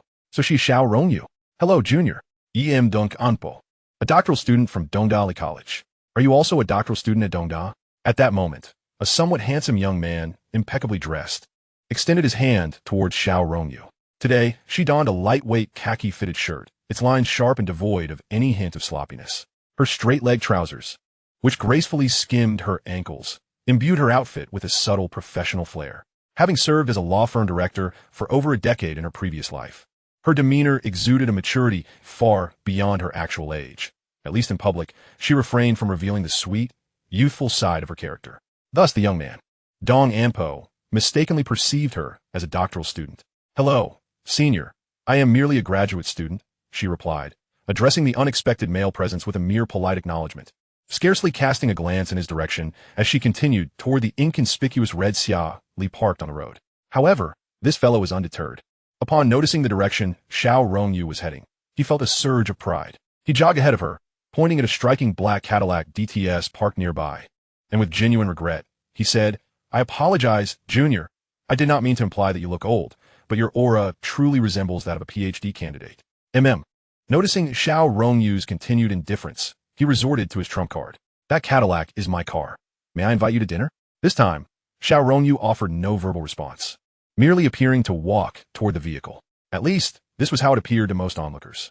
The crucial detail was that the roadside hosted only two vehicles, a Cadillac and a red Xiaoli parked behind it. Indeed, it is Dong Xiuezhang. One student exclaimed, being affluent has its perks. Even such a stunning beauty is willing to dine with him. It's all thanks to my Cadillac, Dong Anpo thought, basking in the pride that swelled within him as he listened to the envious murmurs of the crowd. He shrugged and flicked his bangs, feeling a sense of charming nonchalance. To showcase his gentlemanly demeanor, he purposefully strode to his car, ostentatiously opening the front passenger door. This guy's impressive. Chen Hansheng, who had been observing from inside the car, nearly erupted in laughter, though he initially managed to restrain himself. Seeing the young man open the passenger door rendered him unable to contain his amusement. His playful spirit ignited. He finally exited his car and approached Xiao Rongyu. Hello there. Beautiful. How about joining me for a meal? Seeing the playful glint in Chen Hansheng's eyes, she felt a surge of mischievousness. Sure. I actually need company for a movie later. Can you accompany me? What? The crowd gasped in astonishment. No way. The goddess just invited a guy to watch a movie. The onlookers regarded the tall young man, whose demeanor radiated a roguish charm, immediately discerning he was no model student. Their eyes widened in disbelief, some even gaping in shock, including Dong Anpo, still grasping the handle of the Cadillac's passenger door. How dare that punk in a battered Xia Li compete with me? Hey, you're also a student at Dongda. Dong Anpo's face flushed with anger, and whether it was due to the heat or genuine fury, veins began to bulge on his forehead. In that moment, the spectators had intertwined the two young men and their vehicles into two opposing factions. On one side stood the affluent, handsome Dongda doctoral student with his Cadillac worth at least 500,000. On the other, the ambiguously background, average-looking yet tall Chen Hansheng with his old Xiaoli valued at less than 100,000. At first glance, Chen Hansheng seemed to be at a disadvantage. Yet the true arbiter of this contest would be the Dongda campus belle, Xiao Rongyu. Chen Hansheng completely disregarded Dong Anpo, instead focusing intently on the leading lady, Xiao Rongyu. Well, I suppose accompanying you to the movies isn't out of the question, he mused, stroking his chin as if in deep contemplation. A few seconds later, he stated his condition. However, you must allow me a kiss. The crowd gasped collectively. Dude, you're bold. Is this even real? His audacity knows no bounds. Don't go too far. Who invites a girl like that? Just as everyone anticipated a cold rejection or even an angry outburst from Xiao Rongyu, she surprisingly stood on her tiptoes, leaning in to plant a kiss on his cheek. No, my goddess. The onlookers stood in stunned silence as they witnessed Xiao Rongyu enter Chen Hansheng's Xiaoli, gradually disappearing from their view, leaving Dong Anpo standing in a daze on the roadside, the refreshing breeze swirling around him in confusion. This skirmish concluded with a decisive victory for the Xiaoli. This night in Xianning University Town was destined to be extraordinary. On the Dongda BBS, a post about the campus belle, Xiao Rongyu being kissed by a boy who resembled a delinquent had gone viral. What the hell? I just saw Xiao Rongyu. The campus belle. She got kissed by a rogue. Cute smuff. The poster's just talking nonsense. Quit babbling. Oreo and Oreo. Who the heck is that guy? Basketball-loving chicken. I have the original video. 5R, Blackie, or Radiance. I'll share if you give me 3R. in stark contrast to the tempestuous situation at Dongda. The two protagonists had arrived at the Tianjing mountain community. Standing before the door, marked 1403, Xiao Rongyu took a deep breath, glancing back at Chen Hansheng before extending her delicate fingers to knock. It wasn't long before the door swung open, revealing Shen Ningning, who had just returned from school. She looked up, her two pigtails bobbing as she tilted her head to gaze at the strikingly beautiful stranger, reminiscent of her sister. In her sweet childlike voice, she asked, "Who are you looking for?" "I'm looking for your sister." The same place, the same people, yet with differing mindsets and intentions. In her previous life, Xiao Rongyu had likewise stood at Tianjing mountain community, the door opened by Shen Ningning, but the emotions she felt then were not of anxiety and despair. Instead, they were filled with trepidation and anticipation. This was her first encounter with Shun Youchu's family. As she looked into Shen Ningning's curious and innocent eyes, Xiao Rongyu couldn't help but gently lift her into her arms, hesitating but ultimately determined to plant a kiss on her cheek. This surprised Chen Hansheng to a small extent. Generally, Ning would shy away from strangers, yet she willingly allowed Xiao Rongyu to embrace her on their first meeting. Chen Hansheng couldn't help but marvel inwardly. It seems that beauty truly is an advantage. "I'm looking for your sister." "Huh, brother is here too." The little girl, now in Xiao Rongyu's embrace, spotted Chen Hansheng behind her, her bright eyes sparkling with joy and longing. "Sister, brother has returned, and there's a beautiful sister looking for you." Upon entering the living room, they were greeted by Shen Youchu, who had just emerged from the kitchen. She was dressed conservatively, wearing long pants even in summer, never exposing her ankles or calves. Her upper attire was a simple black short-sleeved shirt, complemented by an apron. This scene unfolds within the confines of home. Had it been outside, she would have donned long sleeves. You all are back. She altered you to you all. Yet her gaze towards Chen Hansheng brimmed with joy and longing. However, with Xiao Rongyu present, she refrained from expressing too much. The matter of Xiao Yuer coming here had been discussed with her by Chen Hansheng while they were in the harbor city. He resolved to allow the two women to cultivate a certain emotional bond with each other's families, believing this would significantly aid in resolving future familial tensions. Youchu, naturally. After arriving here, the interactions between Xiao Rongyu and Chen Hansheng had to be curtailed to a certain extent. Otherwise, it would not serve to alleviate tensions, but rather ignite a powder keg. Currently, Xiao Yuer's role was that of Shen Youchu's friend, and her presence here was solely to dine with Shen Youchu. Rongyu. The two women exchanged greetings, and, to Chen Hansheng, there appeared to be no discernible cracks in their facade. At least Shen Ningning was completely oblivious to the complex relationships among the three adults. "Dinner will be ready soon," Shen Youchu gently announced, pointing toward the kitchen where smoke wafted from a sizzling pot. "I'll help," offered Xiao Rongyu. "No need. We just have one dish left to prepare." She declined Xiao Rongyu's kind offer, not out of any lingering estrangement, but rather from her instinct to consider others first. Xiao Yuer, well aware of her character, turned her attention to Shen Ningning and retrieved two meticulously crafted hairpins and a cute hair tie from her small handbag. "Aining, this is a little gift from your sister. What do you think? Isn't it pretty?" Meow. Suddenly, a languid meow emerged from beneath the sofa, and a palm-sized calico cat emerged, weaving around Xiao Rongyu and occasionally emitting delightful chirps, utterly charming. Seeing that Ping'an had finally ventured out, Aining extended her small hands to lift it. "So cute, Ping'an. You wish for everyone to be safe and sound, don't you?" Xiao Rongyu knelt to pet Ping'an, the soft, silky fur uplifting her spirits. However, the mischievous kitten jumped from Aining's hands and scampered towards the enticing aroma wafting from the kitchen. Fortunately, Chen Hansheng was quick to catch it. "You little Chun Ping'an, what are you trying to do in the kitchen? Sneaking a bite?" Each time he punctuated his words, he lightly flicked Ping'an, provoking the kitten to swat at his fingers with its tiny paws. "Don't hit it. It's still so small. I'm not using any force. Look at it. It still has the energy to scratch me." "Umph." Xiao Yuer let out a soft huff, disregarding the boorish man, and turned to Shen Ningning, revealing the hairpins and hair tie in her open palms. Aining's eyes sparkled with desire upon seeing the delightful items, yet she refrained from reaching out, instead directing her gaze toward Chen Hansheng, clearly inquiring if she could accept this gift from her sister. "Go ahead and accept it. This sister will care for you, just like your brother does." "Thank you, sister. It's so pretty." With her brother's approval, little Aining joyfully accepted the hairpins and hair tie, for she did not possess many such trinkets. Although Shen Youchu adored her sister, most of what she had received throughout her life were practical items like food, clothing, and shoes. Due to her family circumstances, Xiao Rongyu had never considered these basic necessities. Thus her gifts leaned more towards adornments. "Here, sister will help you wear it." "Thank you, sister." Aining looked so beautiful. Hihi's sister is also very beautiful, just like my sister.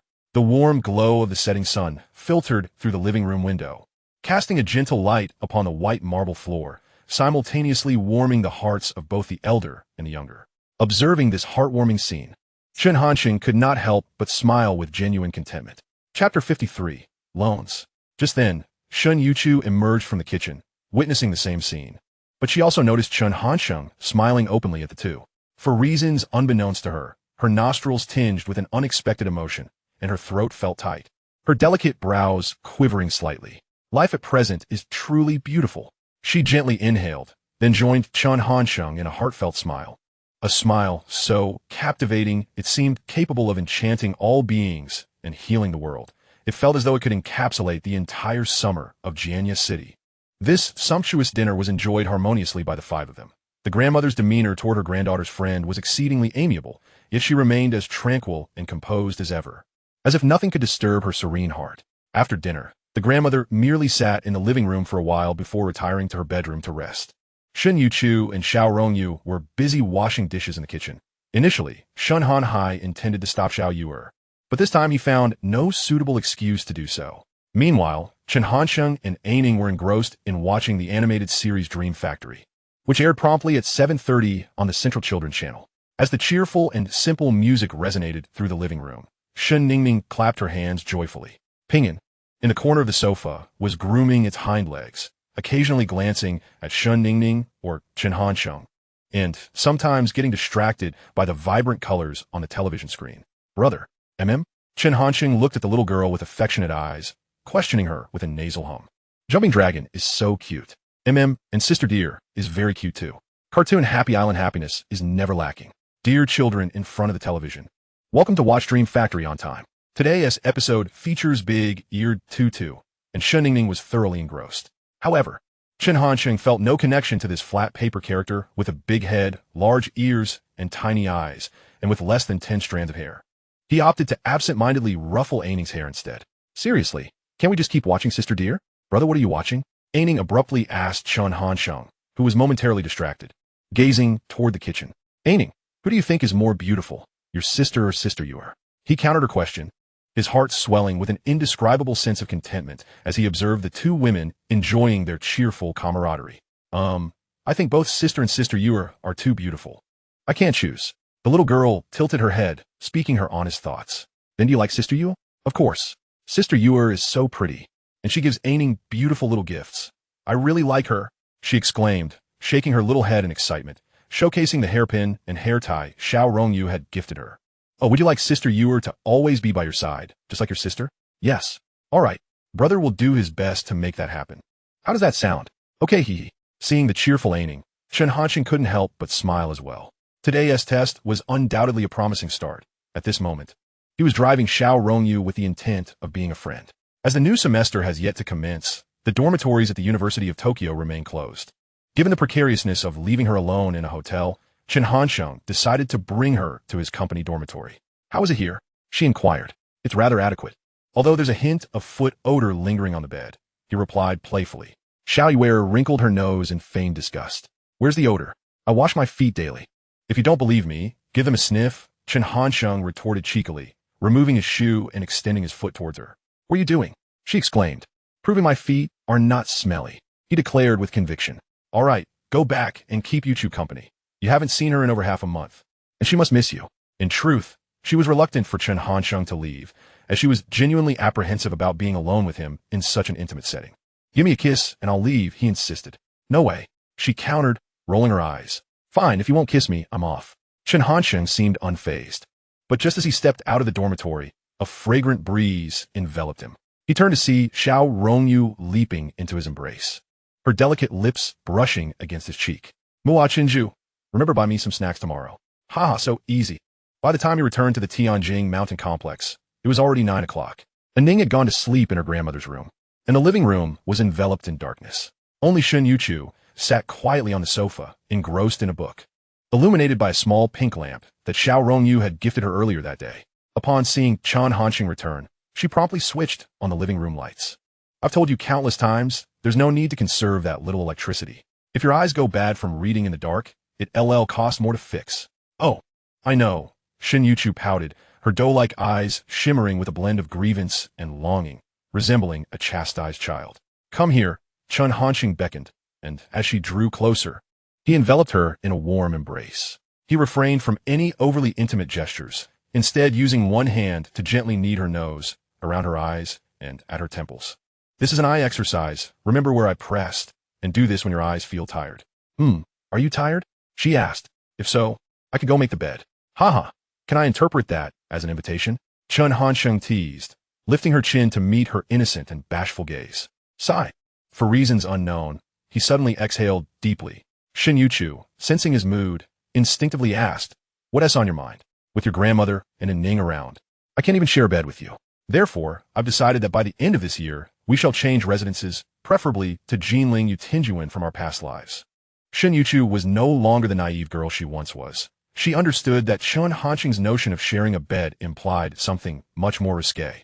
Her cheeks, once a soft pink, now flushed crimson, a warmth spreading across her face.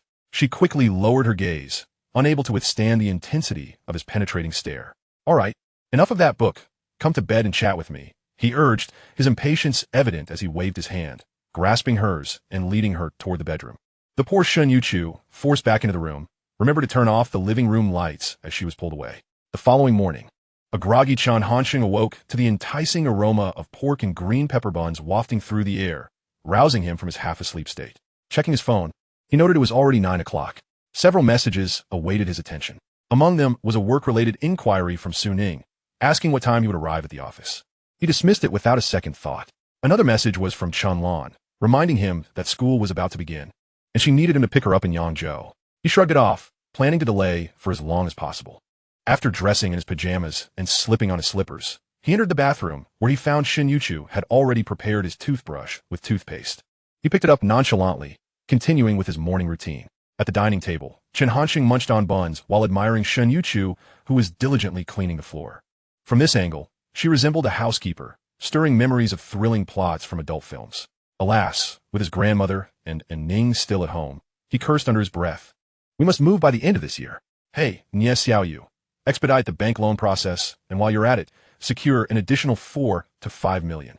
I have urgent needs. Chapter 54, The Puzzled Secretary. Huh, but the company currently doesn't require that much funding. Is this really all right? The company isn't in a rush. But I am. Hurry up.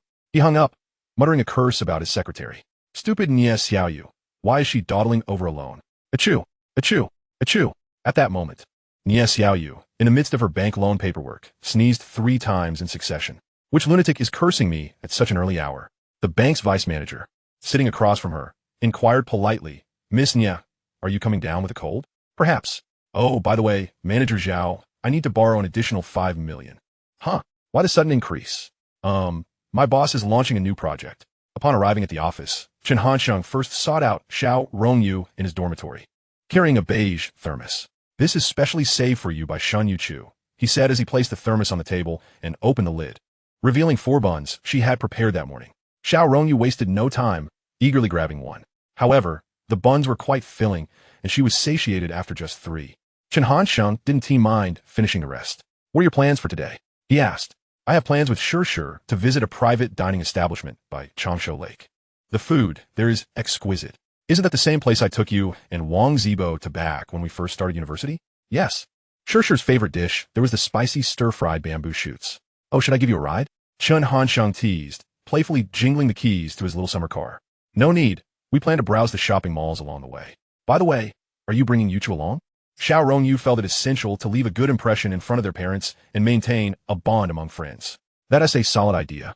But bringing Shen Youchu along might make you both feel a bit embarrassed. Why do you say that? Buddha says, you shall not speak of it. You'll understand once you experience it for yourselves. Mysteriously, under Chen Hanxing's guidance, Xiao Rongyu grew increasingly resolute in her decision to bring Shen Youchu along for shopping. Chen Hanxing knew without a doubt that Shen Youchu would agree, not out of a love for shopping, but because she never refused a friend's invitation. In their past life, she often accompanied Hu Linyu to watch those mindless Korean dramas. Though Shen Youchu had no interest in them, she diligently watched out of loyalty to her friend. Indeed, within mere moments, Xiao Rongyu hung up the phone, satisfied. Ah, now that you've taken Shen Youchu away, who will I play with when I return home in the afternoon? Chen Hanxing reclined in his executive chair, his hand pressed against his forehead as a resigned sigh escaped his lips. Ha ha! Why not accompany Ping in for some amusement? What entertainment is there with a foolish cat? I would rather meander over by Industrial Avenue, he replied. What business do you have over there? There's no Guokao Electronics anymore. Isn't there still New Century? I intend to pay a visit to an old friend from my past life, to see whether it is Old Hong or Chen Gou who currently holds the reins. The mere thought of the two stirred an inexplicable sensation within Chen Hansheng, anticipation intertwined with a hint of nostalgia. The anticipation stemmed from the possibility of encountering his dear friend, while the nostalgia arose from the realization that he could not yet take advantage of Chen Gou. The company was bustling with tasks, and though Chen Hansheng lacked knowledge of computers and coding, he possessed advanced concept from 2019. His confidence in the overarching direction of gaming was unwavering. Su Ning was the one burdened with the most responsibilities. He had issued a stringent order regarding their current game project, insisting it be developed precisely as envisioned. Consequently, the head of the technology and development department had barely slept, his panda-like eyes becoming his trademark. Next was Zhang Yuanyuan, a woman in her mid-30s, standing at 165 meters tall, possessing both charm and grace. She held a significant position within the company as a supervisor and advisor in technical management. Approaching Chen Hansheng with a document in hand, she inquired about various details of the new development project, demonstrating a commendable sense of responsibility. Mr. Chen, how confident are you in this project? Upon her utterance, all eyes in the office turned to Chen Hansheng, as they were all high-ranking officials, and her words didn't necessitate any circumspection. I encountered this game at a foreign gaming company. It represents a remarkably marketable new model. I am certain that once it launches, our company's market value will multiply at least tenfold. Is that truly so exaggerated? Su Ning's eyes widened behind his black-rimmed glasses. The company's market value was nearing 4 million. If it surged tenfold, that would amount to 40 million. With a 5% stake, his bonus would exceed 100,000. Absolutely. So, everyone, let's rally together. Rally together. Rally together. Minister Chen is merely painting grandiose visions, remarked Xiao, observing her colleagues being motivated by their boss's enthusiasm. By now, she had garnered a fair understanding of Chen Hansheng's character, domineering, prone to cursing, and unilateral in decision-making. However, as long as tasks assigned were completed, he was quite generous, often distributing bonuses. These traits exemplified Chen Hansheng's business persona. Now, serving as the company's secretary to the board, she too enjoyed equity incentives, albeit a modest 1%, which she found satisfactory. Her monthly earnings, including salary and various bonuses, approached 4,500. The boss treated her well, often engaging in friendly conversations, and her colleagues were amiable. Despite the initial grind, every effort was deemed worthwhile. Yet, one question lingered in her mind. Why had Chen Hansheng chosen her as the secretary to the board? She was self-aware enough to acknowledge that compared to other employees, her work experience was limited and she lacked any specialized skills. Nevertheless, the boss had taken a deliberate interest in nurturing her potential from the moment she joined. Initially, she had speculated it might be due to her looks, but after meeting Youchu, that notion was entirely dispelled. Although Chen Hansheng treated her well, it was more akin to a sibling bond than the romantic entanglements often portrayed in dramas. Could it be that Minister Chen and she had known each other in a past life, and the heavens, seeing her struggles in this life, had sent him to rescue her from adversity? Hey, Xiao, what are you staring at? Just as the secretary was lost in thought, Chen Hansheng called out to her, interrupting her musings that were so close to the truth. Nothing much, just contemplating some work-related matters. After Chen Hansheng departed, Su Ning patted Xiao on the shoulder, a hint of envy in his voice. Xiao, you really are fortunate. Huh? What good fortune do I possess? Your role in the company far surpasses mine. The secretary spoke candidly. Su Ning's position could undoubtedly be considered the second in command. I'm not referring to capability. Haven't you noticed how the boss treats you differently from others? Really? The secretary scratched her head, biting the tip of her Doryman pen in confusion. Of course, Mr. Chen regards you as one of his own. Chapter 55. The red high heels upon leaving the company. Chen Hansheng drove towards New Century Electronics at 157 Industrial Avenue, Jiangling District. He glanced at the overgrown wasteland to the east, where weeds towered to waist height, a wave of nostalgia washing over him. In his previous life, the Guokao second-generation mobile phones by Yu Egwang and Baozong had already been launched by this time. He ambled to the entrance of New Century, where a middle-aged security guard blocked his path. Who are you looking for? I'm looking for you, my friend, Chen Hansheng replied, producing a pack of Zhonghua cigarettes and offering them to the guard. However, the guard declined, narrowing his almond-shaped eyes in suspicion. No misunderstanding intended. I'm merely seeking some specifics about New Century. Is General Zheng still in charge, or has General Hong taken the lead? The guard, relieved that the inquiry was straightforward, accepted the cigarettes and even offered a stick of his own in camaraderie. To be honest, the two big shots have been at odds for nearly 2 years, neither yielding to the other, which has severely impacted the factory's efficiency. Recently, employees have mentioned that General Zheng has decided to resign. What? Chen Gou is stepping down? That doesn't seem like her character. The guard's revelation left Chen Hanxing bewildered. Based on his understanding of Zheng Guani and Hong Shiyong, they should not have remained at an impasse for such a brief period. After all, the foundation of New Century was robust. It was entirely plausible for them to endure for 3 to 5 years. Given Zheng's business acumen and temperament, it seemed improbable that she would capitulate so swiftly. He slowly crouched, furrowing his brow as he took a deep drag from a cigarette. Could it be that Chen Gou had devised an alternative solution? But aside from emptying New Century, what other viable options did she possess? He remained crouched for several minutes, and when he finally stood, his legs trembled from the prolonged position. Here, a token of my appreciation. Please enjoy a drink on me. Oh, I can't accept that. The middle-aged guard, visibly pained, pushed away the stack of 100 yuan bills Chen Hanxing offered, estimating it to be around 1,000. Why not? Since I've had your cigarette, we're brothers now. What is wrong with treating a brother to a drink? Well, the guard hesitated, but Chen Hanxing insisted. I merely admire General Zheng and wish to stay informed about any news from the factory. Chen Hanxing clapped the guard on the shoulder, discreetly slipping the money into his pocket. All right then, I can't promise much, but I assure you the information will be reliable. He confidently patted his chest while making promises, laughing heartily as he engaged in idle chatter with Chen Hanxing. Meanwhile, in the high-rise office of a New Century electronics factory, a woman clad in expensive designer attire sat before a computer displaying surveillance footage. Her features were exceptionally refined. Despite the absence of makeup, she exuded an undeniable allure. Her long, flowing chestnut waves cascaded down her back, imparting an air of both languor and sharpness. She tucked a few stray strands of hair behind her ear, sipped her iced coffee, and turned to her assistant. Yin, please summon the security guard at the entrance. Certainly, Ms. Zheng. After bidding farewell to New Century, Chen Hanxing drove while contemplating his impending plans. Initially, he intended to assist his close friend in dealing with Old Hong, the plum peanut vendor, as he was reluctant to linger there. However, his friend unexpectedly decided to intervene herself. Without fully grasping the situation, he felt it prudent to refrain from hasty actions. He had contemplated reaching out to the district government for clarification, but now he was just an ordinary businessman. Why would the district leaders spare time for someone from a modest company worth over 3 million? It seemed he could only await the arrival of the security guard. Regrettably, Zhang Weiyu had pressing responsibilities. Otherwise, a nostalgic reunion would have been delightful. He glanced at his friend, pondering whether to pay a visit to Sister Kong. He couldn't quite fathom why he felt drawn to these familiar places today. With a determined goal in mind, he deftly turned the steering wheel, racing towards the direction of his past memories. After shutting the car door, Chen Hanxing approached the building where Kong Jing resided, stealthily pressing his ear against the door in an attempt to ascertain if anyone was inside. Yet, he knew that Kong Jing's home was fortified with a security door, rendering him unable to hear anything. After a futile effort, he sighed and turned to descend the stairs. Damn it, today has indeed been quite dull. Suddenly, a sound echoed through the intermittently darkened corridor, and as an experienced driver, Chen Hanxing recognized it as the distinct click of high heels against the floor.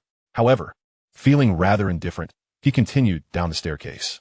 As he reached the second floor, he unexpectedly spotted the pair of high-heeled shoes, deep burgundy stilettos adorned with a dark green octagonal gem, accentuating the delicate contours of her feet. Following that, he beheld slender calves wrapped in black stockings, leading up to similarly clad thighs and a sleek black, form-fitting skirt reaching just above the knee. His gaze traveled upward, taking in a pair of perfectly proportioned curves. He mused that they were certainly larger than little fishes, yet smaller than Shunhanins. However, as his eyes continued to ascend, his steps faltered mid-motion, fixated on the alluringly familiar visage. It was Sister Jing. Her charm remained as captivating as ever. He instinctively inhaled the faint, familiar fragrance in the air, dissipating the pent-up frustration in his chest. He felt elated, yet Kong Jing, who had been vigilant, discreetly cast a glance at Chen Hanxing. Upon confirming she did not recognize him, she subtly quickened her pace, her ears attentively tuned to any sounds from behind. To her slight relief, it seemed he had not followed her, but remained stationary. Mustering her courage, she peered through the staircase's gap, confirming that Chen Hanxing stood still. However, she could only glimpse his head and not the complex emotions of excitement, nostalgia, and delight etched on his face. It was only when she heard the resounding bang of a door closing that Chen Hansheng, with a mischievous grin, finally resumed his steps. Ah, indeed, a cheerful boy is seldom met with misfortune. Returning home, Kong Jing exhaled softly, her hand gently patting her rising and falling chest as she gazed through the glass window, reflecting the evening sun at the receding little Xiao. She glanced at the white spray bottle clutched in her hand and smiled wryly. It appeared that she had indeed overthought the situation. Seated on her soft sofa, she shook her slightly dizzy head, her gaze wandering vacantly over the wooden coffee table. After a prolonged moment, her focus gradually returned. She stared out at the vibrant orange sunset and the sky ablaze as if set on fire, intense yet dreamy. Perhaps it was time to move on. In Iwu's small commodity market, Chen Hansheng reclined the driver's seat, resting his head on his hands while humming an indistinct tune during a phone call with Xiao Rongyu. How was your day? Did you three enjoy yourselves? Of course. Did you not feel any shame? Why should I feel shame? Just reserve a hot pot restaurant. We'll be heading out shortly. With a scoff, Chen Hansheng chuckled at Xiao Yu's playful arrogance, finding it amusing. Meanwhile, after ending the call, Xiao Rongyu glanced at Bien Sure and then at Shen Youchu. She didn't feel the profound shame Chen Hansheng suggested. Rather, she experienced a peculiar sensation. Shen Youchu had joined this trio as Xiao Rongyu's friend, and it was hard not to be fond of someone with Shun Hanin's personality and appearance. A sentiment shared by Bien Sure. The three of them had first meandered through the supermarket in Xianing University Town, then enjoyed lunch at Changsha Lake Park, and finally returned to Iwu's small commodity market in Jiangling. As for their expenditures, Xiao Rongyu spent 37 yuan on snacks and purchased an outfit for 327 yuan, totaling 364 yuan. Bien Sure exactly spent 30 yuan on snacks and 74 yuan on 2 hairpins and a pair of earrings from Dongshan department store, summing to 104 yuan. Shen Youchu bought a 35 yuan bag of shrimp chips for her sister, Shen Ningning, and 2 of the cheapest ballpoint pens for 2 yuan, totaling 55 yuan. To suggest that Xiao Rongyu and Sure were unaffected by their spending would be unrealistic, as none of them were extravagant spenders. Xiao Rongyu's higher expenditure stemmed from her family's financial background, yet she never squandered her funds. The adage comparison is the thief of joy rang true. Xiao Rongyu reflected on the absurdity of her financial habits compared to Shen Youchu's steadfastness. However, she bore no resentment, merely a fleeting self-reflection. As the trio exited Iwu's small commodity market, they were met with the most conspicuous sight, the bright red little Xiao. Hey Xiaoyu, why aren't you sitting in the passenger seat? Bien Sure inquired as they entered the vehicle, pointing at the seat beside Chen Hansheng. Xiao Rongyu, naturally, wished to remain close to Shen Youchu for the moment, though she couldn't yet reveal the truth to her friend. We finally managed to go out together, of course. I'll accompany you and Youchu. Oh, then it seems we must inconvenience Master Chan for a while. At present, classmate Sure has already regarded the couple, Xiao Yuer and Chen Hansheng, as friends, and Shen Youchu can also be considered one, though she has only just met them today and requires some time to establish a foundation of emotional connection. She glanced at Xiao Rongyu on her right, then at Shen Youchu on her left, and with a touch of envy, she covered her face and exclaimed, Xiao Yuer, Youchu, could you possibly share a bit of your beauty with me? Being sandwiched between the two of you makes me feel utterly inferior, to the point of spiraling into depression. Shen Youchu, unaccustomed to such compliments, shyly lowered her head, stealing a glance at Chen Hansheng through the rearview mirror. Sure, if you were to feel depressed, I suspect the number of boys in our class pursuing you would be no less than a handful. Wouldn't it? Oh, what does that matter? I'm not looking to date anyone at the moment. Xiao Rongyu gazed at her best friend, a mischievous smile curling at the corners of her lips, reminiscent of a beguiling fox. Is that so? Is it that you don't wish to find someone? Or perhaps no one has yet met your standards? Why do you always put me on the spot? What about you, Chu? With your beauty and gentle personality, you must already have a boyfriend, right? Originally, Sure merely aimed to divert attention, but this query made Shen Han a tad anxious. She currently stood in the same position as Xiao Rongyu did back at Tianjing Mountain Community, merely a friend to the other. I do, but how am I supposed to tell Sure? Shen Han's heart was in turmoil, unsure whether to admit to having a boyfriend or not. Of course she does. Seeing Shen Youchu hesitate, Chen Hansheng interjected. Oh, so how did you meet your boyfriend? When did you two get together, and how does he treat you? Upon discovering that Shen Youchu indeed had a boyfriend, Sure's curiosity was instantly piqued, unleashing a barrage of questions. He treats me very well. We were college classmates and started dating in our freshman year. Shen Han endeavored to keep her response succinct, wary of divulging too much and inadvertently disrupting the plans among the three of them. How wonderful. Both of you have boyfriends, and you got together in college. Now I feel the urge to find a boyfriend who loves and cherishes me. Cough, cough. Chen Sheng, who was driving, awkwardly cleared his throat twice. Meanwhile, Shen Youchu and Xiao Rongyu exchanged glances, both cultivating a peculiar feeling within them. At that moment, Sure sensed something was amiss. Why had the atmosphere in the car suddenly grown so quiet? Nevertheless, Chen Sheng, adept at banter, quickly found a new topic. I went to this hot pot place today that is said to be incredibly spicy. Shen Youchu. Sure. You two are in for a treat. Oh, really? That's fantastic. Sure clapped Shen Youchu on the shoulder, waving her small fist as if preparing for battle. Youchu, how about we see who can handle the spiciness better? Oh, Shen Youchu was taken aback, as it was her first time hearing that eating spicy food could be a competition, yet she found the suggestion rather amusing. Sound good. Let us order an Ingyang hot pot, one side spicy and the other with mushroom broth. Perfect. Classmate Sure playfully snapped her fingers, wrapping her arms around the shoulders of both girls, laughing joyfully from the depths of her heart. Shen Youchu and Xiao Rongyu couldn't help but chuckle, observing this warm and cheerful scene in the back seat. Chen Sheng felt an involuntary sense of satisfaction. Now, all that was missing was Wang Zibo, the loyal admirer. Lost in thought, he instinctively picked up his phone to send Wang Zibo a message. Chicken neck brother, you need to get better soon. Hurry to Jianyi. We are currently one short. Ding. On the other end, Wang Zibo picked up his phone, glancing at the text from his childhood friend. Feeling somewhat perplexed, unsure of what Chen Sheng was rambling about. What does one short mean? ISNT at 3 short? With your awful skills. I wouldn't even want to call you if it were 3 short. Wang Zibo read the message with a frown, yet found no rebuttal. As he indeed wasn't very skilled at the game. During their childhood, he often dragged Chen Sheng down when they played mahjong together. What are you talking about? Of course, I'm telling you to hurry and join us. Don't you want to show off in front of Sure? Wang Zibo, am I that shallow? Are you all together now? At this point, Chen Sheng closed his phone, no longer responding. Wang Zibo's inquiry was utterly irrelevant, and he couldn't be bothered to explain. Friends could be so casual and free with one another. Sure is such a wonderful girl.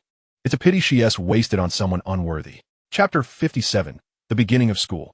In the evening, on their way back to Tianjing Mountain Community, Chen Sheng and Shen Youchu sat inside a car filled with the rich aroma of hot pot.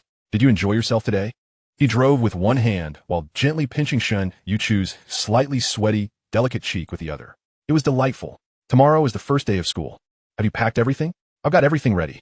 All right, once you finish reporting tomorrow, give Xiao a call to check on her. Don't mention anything about the milk tea shop, and try to act as naturally as possible. Got it. A night of silence ensued. Today was August 26th, the graduate school enrollment day at Jianyi University. Chen Sheng took Shen Youchu to the vicinity of Xianing University town, with Xiao and Ning accompanying her elder sister for whispers. Sis, will you come back tonight? Of course. Big brother has a house, so I want you to stay in the dorm. Is your school far from home? Not far. Big brother has a car, so we'll get there quickly. Will there be bad people at your school to bully you? Not at all. With Big Brother around, no one will dare to bully you. Shen Youchu patiently answered each of Xiao and Ning's little questions. Well, what if Big Brother can't handle the bad guys? This time, Shen Youchu did not respond immediately. She focused her gaze on her younger sister, then glanced at Chen Sheng, who was driving and chatting with Wang Zibo. A smile unconsciously tugged at her lips. That one tea happened, no one could defeat Big Brother. He is the strongest in the world. Little Ning beamed with joy, clapping her tiny hands above her head. Yay! Big Brother is the strongest. No one dares to bully sis. Unaware of the commotion, Chen Sheng glanced back at the two sisters, mistakenly believing that Ning was merely excited about being in a new environment. Jianyi University is located in the northeastern part of Xianing University town, quite close to Qishao Mountain. With Xiao Yuer is East University and Wang Zibo as Jianyi University of Technology nearby. Chen Sheng had visited Jianyi University many times in his past lives, especially in his second life, while Shen Youchu had also studied there for 3 years, rendering her familiar with the layout, allowing for a swift enrollment process without any delays. During this time, numerous college students noticed them, or more accurately, Shen Youchu. However, they merely cast a glance before dejectedly averting their gaze. At this moment, Shen Ning was holding Chen Sheng's left hand while tugging on Shen Youchu's right, creating an appearance reminiscent of them being their children. Since we're stuck in traffic, let us take a stroll with Ning here before heading home for lunch. Sure. Jianyi University is indeed quite expansive. The three of them wandered for a good 2.5 hours. While the two adults were relatively unfazed, it marked Shen Ning's inaugural visit to a university in this lifetime. Her inquisitive eyes flitted from side to side, rarely closing as she absorbed her surroundings with delight. During this time, Shen Youchu placed a call to Hu Linyu, discussing some recent trivialities.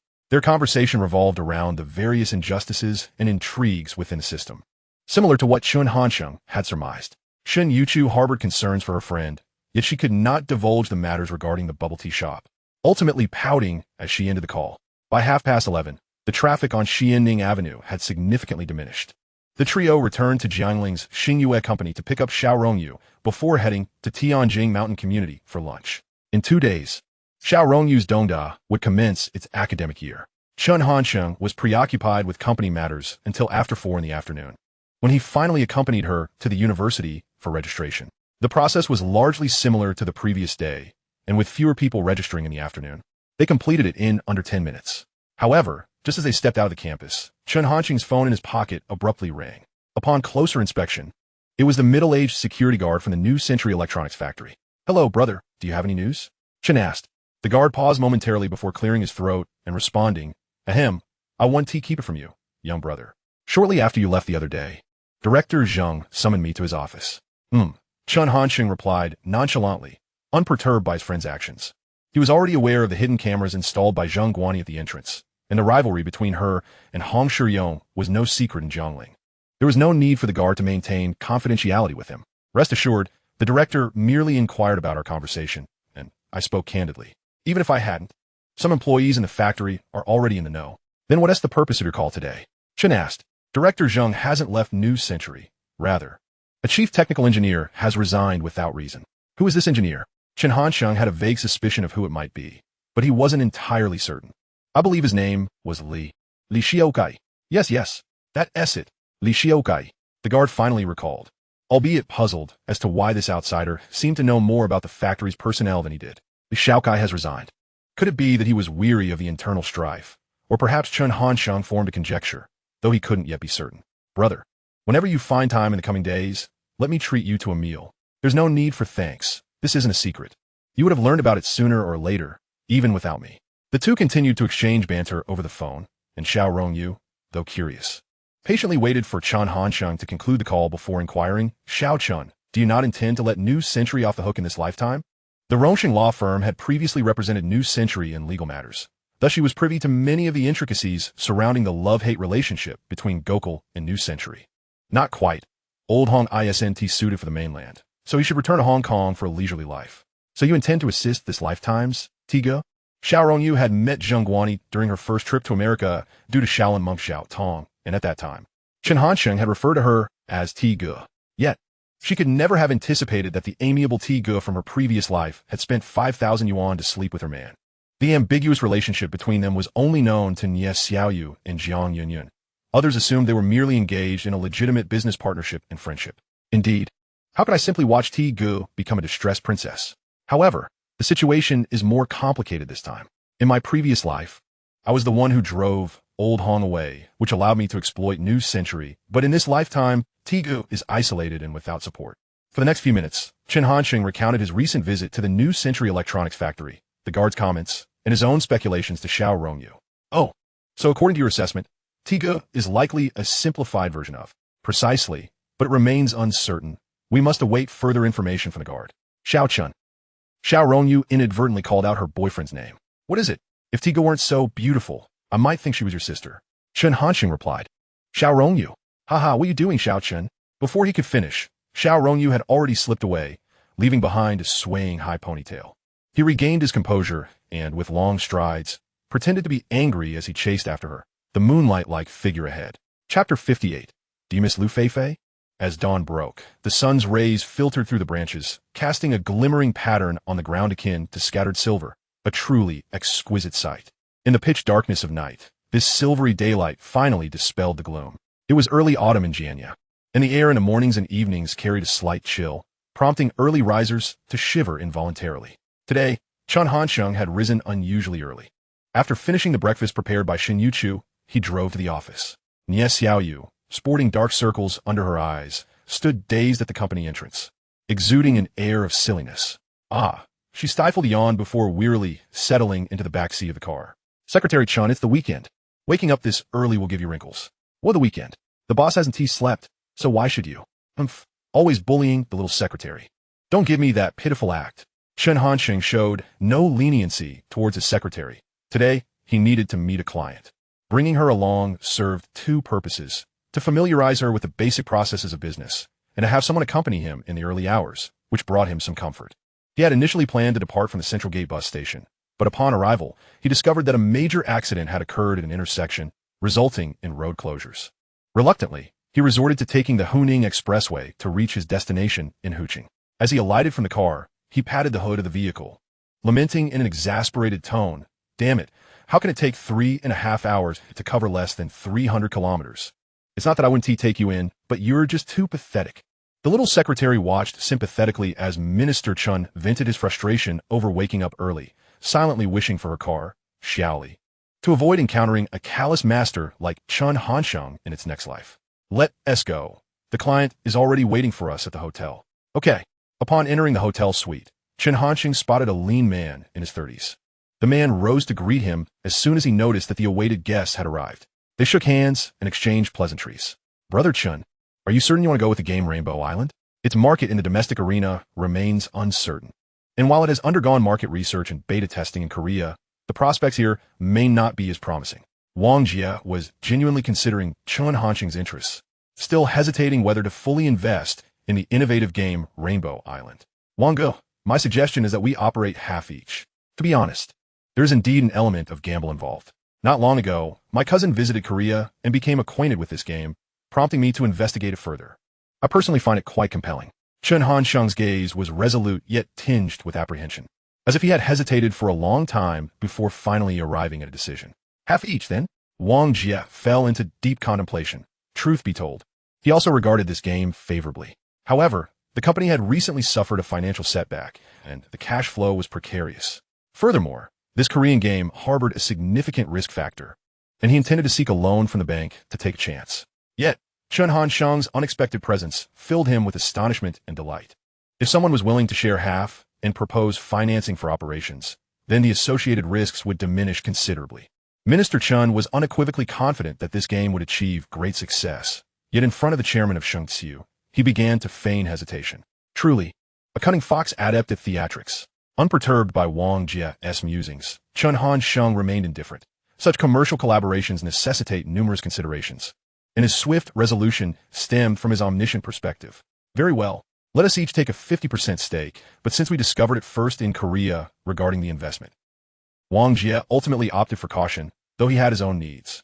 Chen Hansheng, of course, had no intention of concerning himself with the equity. He was simply looking to earn a bit of extra cash. Why complicate matters with management when he could quietly assume the role of a behind-the-scenes angel investor? "Wang Yi, fret not. My only desire is for wealth, and I am indifferent to the means." "Ha ha, Brother Chen, you are indeed straightforward. Let us settle this matter. I shall host a small gathering over drinks at noon." "Wang Gou, let us postpone for today. I have some business to attend to. I will pay you a visit another day, and we can indulge for 3 days and nights then." "Very well. Let us reconvene on the day Rainbow Island officially launches in September." Ultimately, Chen Hansheng successfully acquired 50% of the operational rights to Rainbow Island for 6,320,000. As he watched Wang Jie's car gradually recede into the distance, Xiao caught a glimpse of her boss, who was busily lighting a cigarette. "Minister Chen, we only have one client today. What other business is there?"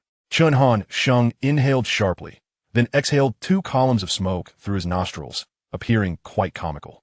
His gaze turned towards the western sky as he mused aloud. "It is time to see my precious daughter." "Nanny? Minister Chen, when did you have a child?" "Youchu didn't he mention anything to me?" "Not Shen Youchu's." Tian Hansheng replied candidly. "What?" The young secretary's eyes widened like saucers, her mouth agape, as if capable of holding an egg. "How could you do this? Youchu is so gentle. How could you betray her?" Chen Hansheng casually picked at his ear and flicked the earwax powder towards the secretary. "I refer to her as my goddaughter." "Huh? A goddaughter? Hurry, let us go. I still have to be a savior." Shang Yinyan's family resides in Qingpu District, a suburban area of Wu City. It took an hour and a half to travel from People's Square to there. Throughout the journey, Chen Hansheng remained silent, his thoughts consumed by visions of Shang Yinyan's alluring legs clad in black stockings, occasionally swallowing with anticipation. Upon reaching the once thriving garment manufacturing hub in Wu City's QP district, now desolate and barren. Most assembly lines had ceased operations. A few scattered workers were still transporting fabric, likely the remnants of factories that had weathered the previous storm. One could only wonder if Shang Yinyan's family had sold their business. Perhaps a phone call is in order. I finally see old dreams blooming, the youth in pursuit, their songs resounding bright. Shang Yinyan's ringtone was the melodious Invisible Wings by Angela Chong, released in March of this year. Chen Sheng recalled that in their university days, they had maintained a favorable relationship, both being sociable individuals. They often flirted and even exchanged glances during a class gathering in the latter half of their freshman year. However, when they entered their sophomore year, Luo Xian returned triumphantly, becoming Chen Sheng's official girlfriend, and the dynamics between the two gradually settled into tranquility. Hello, Han Sheng. What prompted your sudden call? Just this flavor. Chen Sheng instinctively shuddered, scratching at his slightly itchy neck. The young secretary in the back assumed something was crawling on her boss, eyeing him with a peculiar expression. What? If you don't miss me, what else could you be daydreaming about? Chapter 59, Brother is just a legend. Ye. On the other end of the line, Shang Yinyan recognized the pun and burst into laughter resembling a goose's honk. You're still as amusing as ever. Youchu must be very happy by your side. Chen Sheng scoffed. What you say is quite amusing. Every girl around me is happy. Are you in whose city now? Is your family still in Qingpu? Chen Sheng did not respond, but continued with his inquiries. Shang Yinyan paused. No, I've moved. Oh, moving is it? He chose not to expose her, but instead followed her lead. I'm currently in Qingpu. Shouldn't you extend the hospitality of a landlord? You really are in Qingpu? Shang Yinyan asked in surprise. Enough chit-chat. Just tell me if you're inviting me to this meal or not. There was a moment of silence on the other end, followed by the familiar, melodious voice. Since you put it that way, if I don't invite you, wouldn't you hold it against me for a lifetime? Then what are we waiting for? Share your location.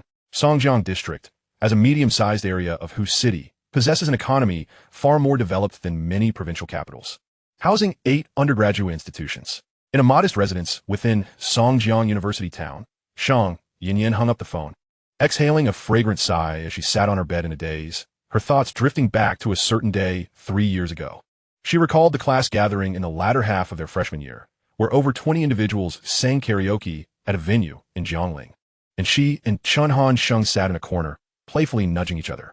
Remembering this, she couldn't help but giggle. It was a pity that he was already with Youchu. She glanced at her long and used makeup bag on the vanity, pursed her lips, and walked over. In Qingpu District, Chen Sheng, after ending the call, suddenly turned and patted the young secretary on the head, causing her, who had been eavesdropping, to retract her head like a turtle. Adults are speaking. What are children eavesdropping for? Minister Chen. The young secretary did not respond as she usually would, but instead spoke weakly, looking pitiful. Spit out quickly. Can you refrain from doing anything to hurt Youchu? She's truly kind, very. Am I not aware of how wonderful Youchu is? Tianhan Sheng ritutit. Then why are you still with other women? Xiao, you hesitated to speak. Chen Sheng couldn't help but give the young secretary a light smack on the head, causing her to cover her head in pain. Just say it. Why hit me? I am your boss. Don't forget that whether I hit you or ask you to be Wang Zibo's wife, you must obey. What the heck? I have no intention of marrying him. If I were to wed, it would undoubtedly be someone like Ryoma Ekizan or Shusuk Fuji, those charming gentlemen. If that is not feasible, then I suppose I could settle for Konomitsu Tezuka. The little secretary recounted with fervor. Chen Sheng was already well aware of the secretary's peculiarities and felt no inclination to engage in further chatter. Why not take decisive action and simply send this bothersome light bulb away? Xiao, the secretary merely emitted a discontented nasal sound without uttering a word. What kind of attitude is that? The organization has an important task assigned to you. At this moment, Chen Sheng's eyes sparkled with intensity as he regarded her earnestly, prompting the secretary to temper her demeanor, leaning slightly forward in anticipation of his next words. You are to meander around the nearby shopping mall or stores and select a few locally themed gifts for Shen Youchu and Xiao. Just this? You wouldn't be deliberately trying to send me away, would you? The secretary refrained from finishing her thought, instinctively leaning back, her movements displaying a practiced ease that elicited a touch of sympathy. Could you refrain from harboring such thoughts about your boss? I, Chen Jun, pride myself on remaining true to my original aspirations. Ahem. In any case, be quick about it. I'm off then. With the secretary's incessant chatter now absent, Chen Sheng could finally devote himself to comforting his beloved daughter without reservation. He was unconcerned for the secretary's safety. It wasn't that Xiao was unattractive. She possessed a modicum of charm, albeit overshadowed by her quirky demeanor reminiscent of anime characters. In the glamorous metropolis of Hu City, where beauty abounds, Xiao's standing was akin to that of Hu Linyu in Class 2's hierarchy, akin to being thoroughly trampled underfoot. "Hey, where are you?" Chen Hanxiang inquired about Shang Yinyan's whereabouts as he reached Songjiang University Town. "I'm almost there. Just wait a moment for me. 2.5 minutes more, and I shall commence the countdown." What a wretched place, charging for parking. Chen Hanxiang grumbled under his breath as he exited the car. After parking nearby, he idly observed the parade of luxury sport cars and the array of alluring, provocatively dressed beauties gracing the streets, solidifying his resolve to change vehicles by year-end. "Hanxiang." At that moment, a sultry, subtly suggestive voice reached Chen Hanxiang's ears. He turned to behold none other than his precious daughter, the captivating Shang Yinyan. His gaze roamed over her, taking in the stark contrast to her fresh and demure appearance at the class graduation gathering. Today, she sported a chic, form-fitting Korean-style sweatshirt revealing her collarbone, paired with black stockings and ankle boots, the very epitome of sensuality. It was evident that Shang Yinyan had made a conscious effort to adorn herself. Her dark eyeshadow exuded allure, her red lips slightly parted, easily inviting one to desire a closer encounter. "How do I look? Pretty?" Although she knew she could not rival Shen Youchu, she still sought affirmation. "You look quite good, especially better than what you wore at the class gathering." His words carried a deeper implication, one that she readily discerned. Shang Yinyan lowered her head, gently pressing her lips together, while her toes, encased in stockings, instinctively dug into her boots. After a moment, she tossed her head back with a lingering smile as she regarded him. Such trivial gestures would have been inconsequential to the astute detective Chen Conan or the renowned actor Jack Nian. Merely child's play. "If you like it, come find me more often in Hu City. I promise to dress up for you each time. Who will want to come to this wretched place? Damn, even parking cost me $10. His irritation flared at the mere thought, and he angrily tossed the chewed toothpick to the ground, exclaiming, "Is it easy to earn that meager amount of hard-earned money through blood and sweat? Goose, goose, goose." Shang Yinyan felt as though Chen Hanxiang possessed a certain charm. There was always laughter when he was around, just as it had always been. If anything had changed, it seemed he had grown even more audacious, more mature, and undeniably more charismatic. "Hey, what are you staring at?"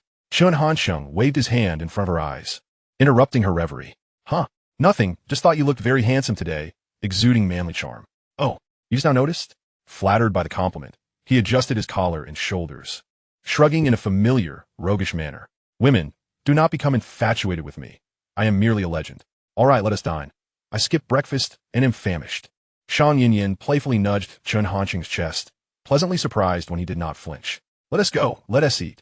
In Chapter 60, Toilet Paper and Fingers, the meal was on Shang Yinyan, who had chosen a self-service barbecue and hot pot establishment, reserving a small private room. Chen Hanxiang surveyed the space, which was no more than 10 square meters. Aside from a table and chairs, there was only a small cart for convenience, allowing them to shed their outerwear. The old Shang Yinyan would never have opted for such a modest setting. At the very least, it would have boasted a sofa and a private bathroom. This detail revealed her desire to maintain the facade of financial stability while attempting to save money. Essentially, a case of pride leading to self-inflicted hardship. Once the server had brought all the dishes, Chen Hanxiang said nothing, immersing himself in the preparation of lamb and shrimp. Shang Yinyan sensed the atmosphere had turned somewhat desolate.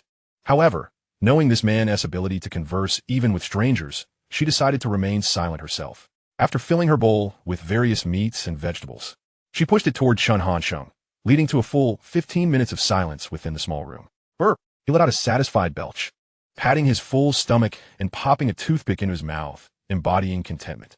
"I'm full. I'm leaving." He stood up, prompting Shang Yinyan to rise as well. "Really leaving?" She was momentarily taken aback, struggling to comprehend his abrupt departure. Surely, if he were playing hard to get, it should have reached a conclusion by now. She watched in disbelief as he exited the room, her taut heart and body collapsing back into her seat. Confusion, disbelief, frustration, and reluctance flooded her young heart. Now burdened with the weight of familial bankruptcy, the tears of loved ones, her own misfortunes, and the disdain of friends, all swirling within her fragile, 22-year-old heart.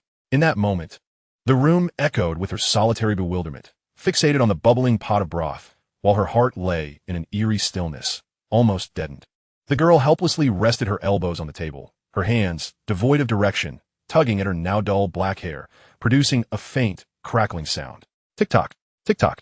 Droplets of crystalline water traced down her cheek, mingling with her foundation, indistinguishable as steam from the hot pot or tears from her eyes. Could it be that I am indeed being overly sentimental? Yet, I have not asked for much at all. Why must I be treated this way? One sorrow takes root. It pours forth like water from a vessel breached, only ceasing when every last drop has escaped. The gentle drizzle that once caressed the earth has now transformed into a torrential downpour. Fortunately, the soundproofing of the private room is commendable, preventing the anguished roars of thunder from escaping. It is unclear how long the weeping sky has wept. The girl only feels an uncomfortable, sticky substance on her face. She reaches up to wipe it away, only to find it stubbornly clinging on. As she withdraws her hand, which had been pressed against her cheek, she instinctively reaches for the tissue, only to inadvertently brush against someone's fingers. Panic surges through her, and she retracts her hand, her gaze snapping upwards to meet the owner of those fingers. What the hell? I just stepped out to take a piss and smoke a cigarette. And you're crying like a baby? She hears him exclaim. Overwhelmed, she can no longer contain herself and throws her arms around the boy, burying her face in his chest as she sobs uncontrollably. He offers her comfort by gently patting her back, occasionally caressing her, a gesture both tender and lingering. When she finally cries enough, she slowly pulls away, her body trembling, and locks her swollen, red eyes onto his. Chen Hanshang faces her enchanting gaze with composure, raising an eyebrow and smiling, his hand instinctively brushing against his dampened shirt. Damn it. You foolish Shang Yin, you've smeared your snot all over my shirt. His previously gentle demeanor is now replaced with an expression of exasperation as he looks at her. Shang Yin, acutely aware of Chen Hanshang's incredulity, feels a rare pang of embarrassment. I'm sorry, I'll buy you a new one. Oh, never mind, he replies nonchalantly, shedding his shirt and tossing it onto the small table, revealing his robust physique. Shang Yin finds herself momentarily entranced. Although she has seen many men's bodies before, her reaction to Chen Hanshang is entirely different, eliciting a blush at the sight of him undressing. All right, shall we discuss the story of your father's bankruptcy now? He prompts, cutting straight to the chase. Wait, you already know? She asks, surprised. Stop stalling. Just tell me. But first, make sure it's the truth. Under the weight of Chen Hanshang's unwavering gaze, Shang Yin takes a deep breath, steeling herself to share her story. My family began to fall apart in the second semester of my sophomore year. At that time, I was oblivious until one day. She recounts with meticulous detail, while Chen Hanshang appears somewhat indifferent, occasionally scratching his ear, adjusting himself, and casting glances at her black stockings. From her narrative, it unfolds that upon learning of her family's factory's demise, she, mirroring her past life, took a job as a hostess in a business KTV. With her charm and quick wit, she adeptly evaded the unwanted advances of men on several occasions. However, one day, her father, Shang Furong, somehow discovered her secret and ordered her to quit immediately. Reluctantly, she complied, only to later learn that Xiao had been the one to inform her father. In the end, Shang Furong sold their home to settle a significant portion of their debts, and they now rent a shop in Songjiang University Town, running a modest dining business to gradually repay their obligations, thus beginning a new chapter in their lives. Chen Hansheng nods thoughtfully. Xiao seems like a decent person. By the end of this year, you and she should come to Jianya. What? Return to Jianya? Shang Yin exclaims, disbelief evident in her voice. Let us go find your father, he states, a hint of exasperation in his tone as he wipes his shirt with a tissue and swiftly puts it back on. He glances at the still-dazed Shang Yin and urges, hurry up. Okay, just give me a moment. She calls out as she heads to the front desk to settle the bill. They decide against taking a vehicle. As previously mentioned, her family's restaurant is within the university town, bustling with foot traffic, ensuring that even modestly delicious offerings can yield some profit. Right here, Shang Yin points to a shop named Yin Breakfast. Chen Hanshang surveys the interior, noting the modest crowd. About half of the tables are occupied. Given that it's midday, the relative quietness of a breakfast establishment is understandable, though the menu includes not only soup dumplings but also yellow braised chicken rice and wontons for lunch. He approaches a woman in her 40s at the counter. Hello, may I ask what you would like to order? He recognizes her as Shang Yin's mother, although she does not recognize him, which is to be expected, as this incarnation of him is meeting her for the first time. Compared to her previous life as an elegant lady adorned in finery, she now dons simple, practical attire, complete with an apron, embodying the image of an industrious, ordinary working-class individual. Shang Yin's mother expresses confusion upon seeing her daughter. Yin, didn't you go out to eat with friends? Why are you back so soon? Mom, this is my friend. Shang Yin gestures towards Chen Hansheng. Oh dear, I didn't realize. I'm so sorry. The mother exclaims, flustered. But actually, I'm here to see Uncle Shang, Chen Hanxing interjects. Chapter 61. Negotiating terms, huh? Shang Yinyan's mother is puzzled as to why her daughter's friend would seek her husband. However, upon seeing her daughter's expression, she refrains from questioning further. Oh, Uncle Shang has gone out for supplies and will return shortly. You two can head upstairs to wait for him. Let us go to the second floor. Chen Hanxing notes, surprised to learn there is an upper level, reminiscent of their time at the 1206 Cafe. The second floor is rather cramped, measuring less than 60 square meters, an immense contrast to their former villa. Hanxing, can you tell me why you want to meet my dad? Shang Yinyan inquires tentatively. The secrets of heaven must not be disclosed, he replies slowly, adopting an air of mystique. I simply wish to ask if you would be willing to return to Jianya with me. Shang Yinyan pauses, taken aback. Chen Hanxing had previously mentioned wanting her and Xiao to return to Jianya, but with her parents burdened by debt, she feels obligated to stay by their side. Going to Jianya would only add to their emotional and financial strain. Yet, she yearned for the freedom of life in Jianya, not merely for Chen Hanxing, but for her own liberation. However, her family lacks the means. Sighing, she ultimately concedes, I'm willing, but my family. That's sufficient. I don't care for any further details, Chen Hanxing interjects, kicking off his shoes, feeling the stifling heat of the second floor without air conditioning. He reclines on the sofa, his feet resting on the coffee table, exuding an air of casual disregard, bordering on rudeness. Yet, Shang Yinyan finds no offense in this. This is the Chen Hanxing she knows, arrogant, domineering, and utterly unrestrained. Do you want to touch? She teases, noticing his gaze fixated on her thighs. She shifts closer, her alluring perfume wafting through the air, a scent she had deliberately chosen for him. Ahem, Chen Hanxing feigns seriousness. Don't think of me as some lecherous man. I'm just a pure-hearted boy who can hardly withstand your provocations. Hee, what if I insist on provoking you? She replies, gently caressing her lips. Her smile enchanting and beguiling, akin to a blooming red rose that stirs a longing within him. Chen Hanxing swallowed hard, his sinful hands twitching with anticipation. Yin. Suddenly, a man's voice echoed from downstairs, and Chen Hanxing recognized it as Shang Furong returning home. Damn, fortunately, my composure is strong. Otherwise, I would likely be panic-stricken, frantically adjusting my trousers. Yin, why don't you introduce your friend to your father? By this time, Shang Furong had ascended to the second floor, observing Chen Hanxing, who appeared rather nonchalant and boorish, prompting an involuntary furrow of his brow. However, as an elder, he refrained from reprimanding him. This is Chen Hanxing, my university classmate, and he currently owns a company valued at several million, Shang Yinyan proclaimed, her eyes sparkling as if illuminated by a celestial light. What do you think? Impressive, right? Indeed. Quite remarkable, Shang Furong responded earnestly, exclaiming, as the saying goes, heroes emerge from youth. It seems old Shang is also feeling sentimental. Chen Hanxing mused inwardly. Well, who could blame me? After all, my daughter is also your daughter. Having regained his composure, he hastily stood, neglecting to wear his shoes, and greeted with a cheerful demeanor. Uncle Shang, it's true that heroes emerge from youth. However, there is another adage I believe is more fitting for your current situation. Oh, Shang Furong's curiosity was piqued. He wondered what this young millionaire, so praised by his daughter, would say about his present circumstances. Chen Hanxing, feel free to share. A grin spread across Chen Hanxing's face as he replied, 30 years in the East, 30 years in the West. Do not underestimate the middle-aged in poverty. Shang Yinyan. Shang Furong's lips twitched, recalling that the saying should be do not underestimate youth in poverty. Uncle, I want to beat around the bush. Chen Hanxing stated directly.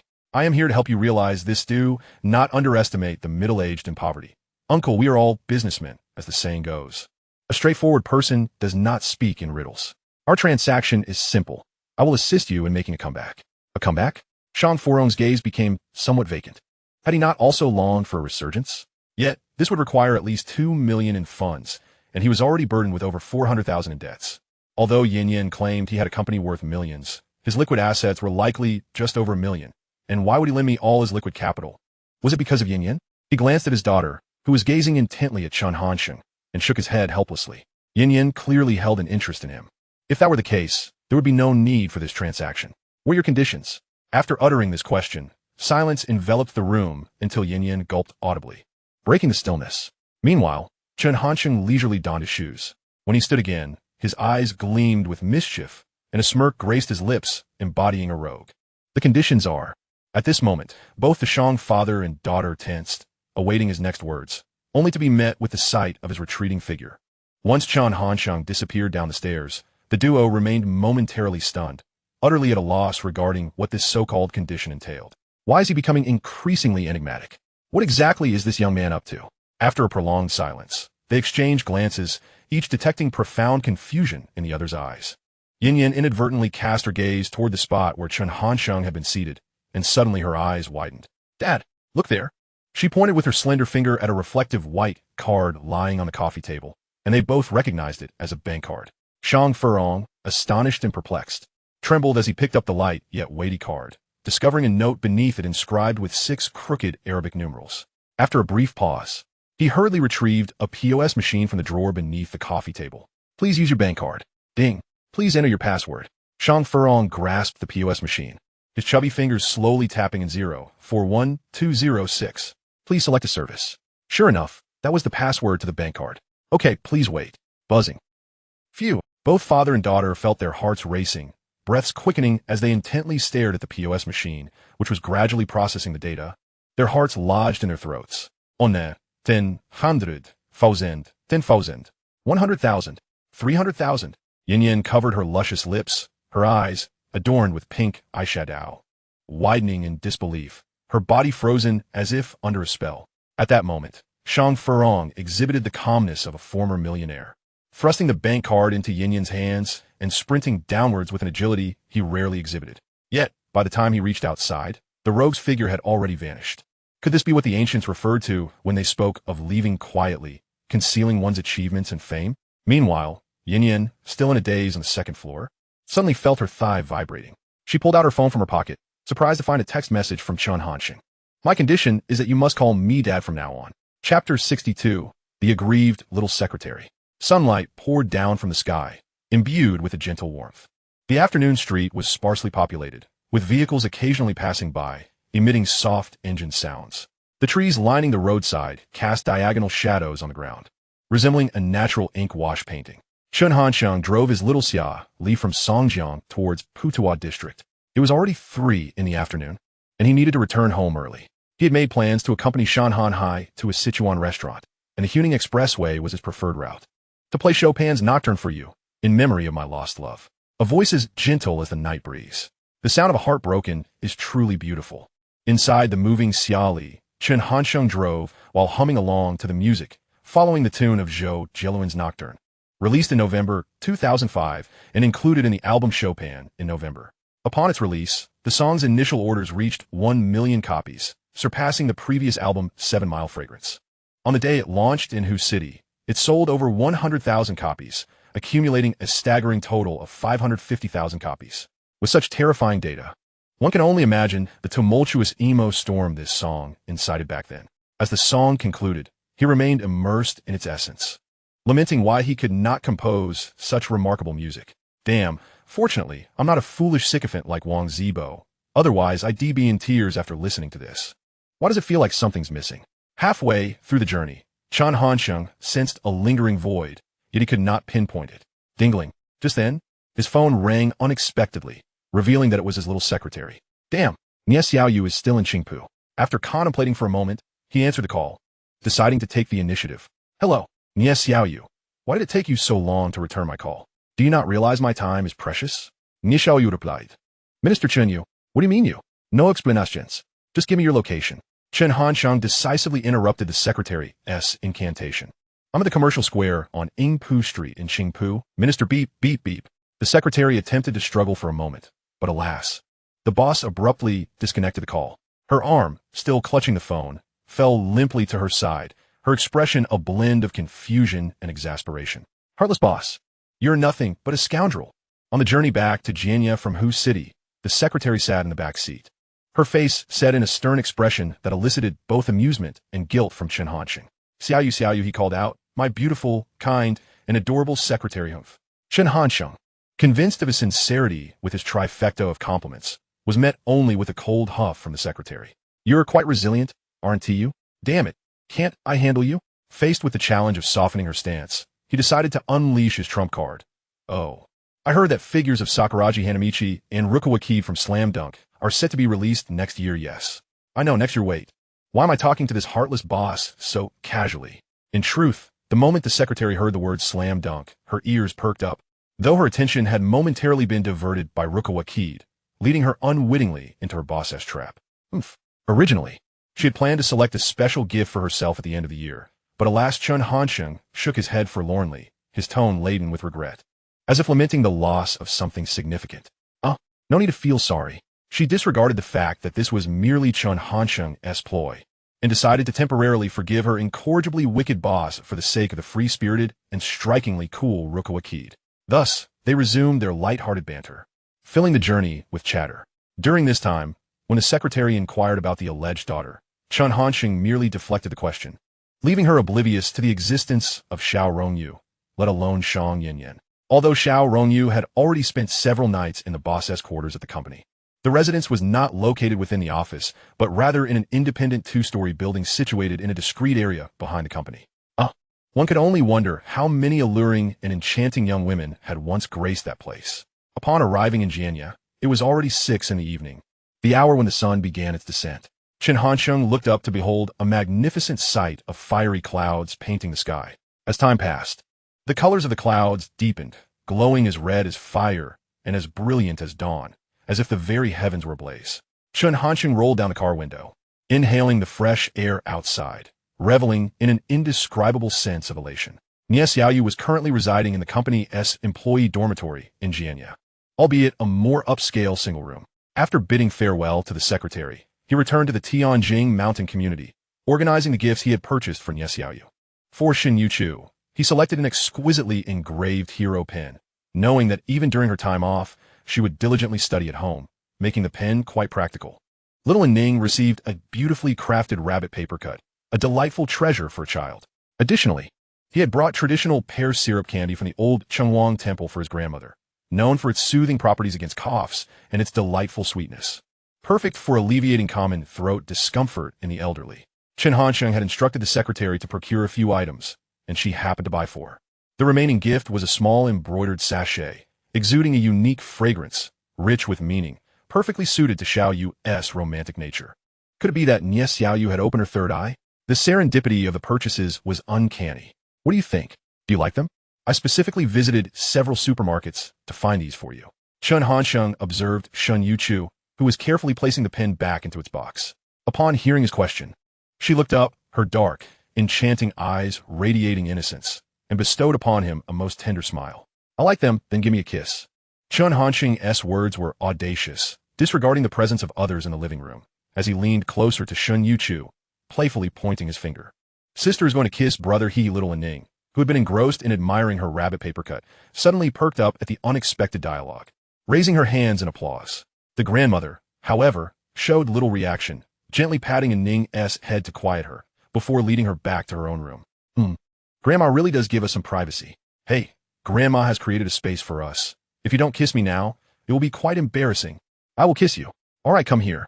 He leaned in closer, and Shen Youchu closed her eyes, gently pressing her soft, rosy lips against his for a fleeting moment. Chen Hansheng found her kiss too light, and with a gentle nudge, he accidentally bumped her nose. With a slight retreat, she rubbed her neck, casting a playful glare at Chen Hansheng, her expression one of mock reproach. Let us go downstairs for dinner. All right, chapter 63, Reunion of Brothers. After descending, they did not drive. Chen Hansheng took Shen Yuchu's delicate hand, swinging it playfully, which made Shen Henin quite uncomfortable, yet she allowed it.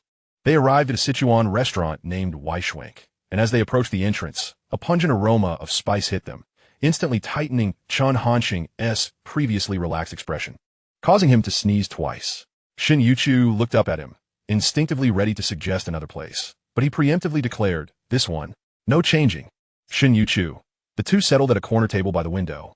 Chen Hansheng glanced at the menu and casually ordered a few of the restaurant specialties along with a non-spicy egg fried rice before handing the menu to Shen Youchu. This should be enough. At least order one more. You know I can eat. Oh, Shen Youchu scanned the menu and, without hesitation, ordered the cheapest mapo tofu. Observing this, Chen Hansheng couldn't help but chuckle. Well done. This time, you didn't order a bottle of mineral water. A few days prior, when he had accompanied her here, she had chosen a bottle of water simply because it was the cheapest option. I didn't want you to be upset. Haha, silly, I'm not actually angry. Chen Hansheng watched Shen Youchu, who resembled a little upset puppy, and couldn't resist the urge to reach out and rub her cheeks, making playful sounds. After a while of playfully tormenting Shen Youchu, their conversation shifted to mundane topics, with Chen Hanxing asking questions and her responding. When the first dish arrived, they paused their dialogue. Following that came the spicy chicken, spicy crab, and peppery fish, dishes all chosen by Chen Hanxing. He watched as the plates overflowed with glistening red chilies. Breathing cautiously, fearful of choking on the spice, Shen Youchu picked up a piece of fish drenched in red sauce, chewing slowly, her expression unflustered. Despite having eaten Sichuan cuisine numerous times before, Chen Hanxing swallowed hard, relieved that he had the foresight to order egg fried rice, thus maintaining his dignity as a man. Finally escaping the pungent dinner, Chen Hanxing stepped outside, inhaling deeply the fresh air, which alleviated the discomfort in his nostrils. "Hey," he suddenly called out. "Oh." Shen Youchu instinctively turned her head. The gentle autumn breeze caressed the surroundings, carrying a refreshing chill. The hem of Shen Youchu's long sleeves fluttered lightly, and her hair was tousled by the wind, with playful strands playfully veiling her eyelashes. She delicately tucked the strands behind her ear, revealing her exquisitely flawless oval face. "What are you shouting about? You look like a fool," he teased. "Not a fool." She pouted adorably, attempting a feeble rebuttal. "Write a letter to Fengge and Shenrui, informing them to be prepared. I might summon them in September. Let us go. It's been ages since we visited Lion Bridge." "All right." This evening, Shen Hanin was undoubtedly cheerful. Chen Hanxing not only accompanied her for a meal of Sichuan cuisine, but also strolled with her at Lion Bridge. With this man by her side, her heart felt both secure and fulfilled. The only source of her inner conflict was the expensive dress he had purchased for her at Lion Bridge, which she deemed too costly. The following morning, Chen Hanxing awoke groggily. After completing his morning routine, he headed straight to the living room, greeting his grandmother, who was engrossed in watching television. Shen Youchu and Ning were absent, and upon glancing at the time on his phone, he surmised they must have been taking Ning to school. He absent-mindedly grabbed a few steaming buns from the dining table and hastily swallowed them without much chewing. Afterward, he relieved himself and, feeling refreshed, opened the bathroom door and called out, "Grandma, I'm off." His grandmother slowly turned her head, responding to him with a nasal tone. Today, he was to attend the opening ceremony performance at Xiao School. Since he currently resided in the Tianjing mountain community in Jianya, Xiao Rongyu was temporarily staying in the school dormitory. However, fortune smiled upon her as she had ended up sharing a room with Bian Shishir. The journey from Jiangling to Xianing took about half an hour, and during this time, the security guard from the New Century Electronics factory called him. "Hey, brother." "Brother, just as you predicted, someone has left the electronics factory again." "Who?" "The head of the workshop planning department, Zhao Jinda." Upon hearing this name, Chen Hanxiang felt almost certain that his previous suspicions were correct, and he couldn't help but commend Zheng Gimi in his heart. "Thanks for the hard work, brother. If you have time the next few days, give me a call and we'll grab a drink. There is no hardship in this. I genuinely don't have time these days. Let us aim for next week." "All right." After ending the call, Chen Hanxiang was in an unusually elated mood. He honked his car horn twice enthusiastically, drawing puzzled looks from those around him. It seemed he would once again team up with Gou to traverse the realm as heroic partners. "Little Chun, I'm about to go on stage. Go for it. I'm rooting for you. Good to know you're supportive." At that moment, Chen Hanxiang was beneath the performance stage, messaging Xiao Yuer on QQ. Having used a touchscreen phone, he found it rather tedious to type on his Nokia N91, pressing one key at a time. 2008, hurry up. However, as he was lost in his thoughts, he inadvertently spotted a familiar face, one from this lifetime. Before the acquaintance noticed him, he stealthily approached from behind and playfully executed a surprise move. "What the hell? Which pervert is this?" "It's you. I was wondering how you ended up here." "Why can't I be here? I'm here to accompany my girlfriend." "What? Is your girlfriend from Dongda or a graduate student?" The two spoke without a hint of restraint, their banter filled with a competitive spirit. Of course. If even you can win over Shen Youchu, why can't I find myself a graduate student from a 985 university? Wow, impressive. Just a minor achievement. If my mother hadn't insisted I find a partner locally in Jianya, I would have sought a daughter from a prominent family in the capital. Huh, old Lu, your boasting skills have certainly improved. What boasting? I'm merely speaking the truth. All right. Jin Xiao is impressive. Chen Hanxiang gave a thumbs up to Jin Yangming, who had not been seen in a long time. This former comrade, who had once been his equal, was finally back in action. But speaking of which, what is your girlfriend S Major at Dongda? I don't know. Seriously? You don't even know your girlfriend S Major? I'm swamped with daily affairs. When would I have time to pay attention to such trivial matters? Get lost. He playfully shoved Jin Yangming's shoulder, causing him to stagger. Calling me fourth brother now makes you think you can treat me like a little brother? Stabilizing himself, Jin Yongming charged at Chen Hansheng, and the two began to playfully shove each other, disregarding the curious gazes from passersby. Now, I declare the opening ceremony officially begins. As the host's melodious voice echoed, Jin Yongming ultimately succumbed to the battle-hardened Chen Hansheng, begging for mercy. Whoa, fourth brother, I can't take it anymore. Let us just watch the performance. TCH, how dare you challenge me? Thus, the two, who had been bickering moments ago, now watched the performance like good friends, pointing out and commenting on every girl on stage. Chapter 64. The Celestial Maiden Descends. Fourth brother, what's your taste? This is called voluptuousness. It's just that she has extra padding. How do you know it's padding? Have you touched it? Don't need to touch it? One glance is enough to see through her pretense. Wow, Jin Xiao, are you Sun Wukong or a Calabash boy? You can see through everything a glance? I'm the reincarnation of Erlang Shen. Is that not valid? Jin Yongming was forever unyielding in his verbal sparring, and if he could hold his own against Chen Hansheng, he might have even resorted to physical confrontation. Look, fourth brother, that is my girlfriend. As a new performance began, Jin Yongming pointed at a girl on stage. That one, the one who was about 1.65 meters with dark gray hair. Following Jin Yongming's gesture, Chen Hansheng looked over and, with his hint, roughly identified the location of his girlfriend among the 6 girls on stage. The distance to the stage wasn't too far, and Chen Hansheng could clearly see the girl's appearance. She was quite attractive, standing at about 1.65 meters, with fair skin and a well-proportioned figure. Her oval face was complemented by alluring phoenix eyes, exuding an air of elegance that could rival Shang Yinyan. The only difference being that her assets were not as prominent as Shang Yinyan's.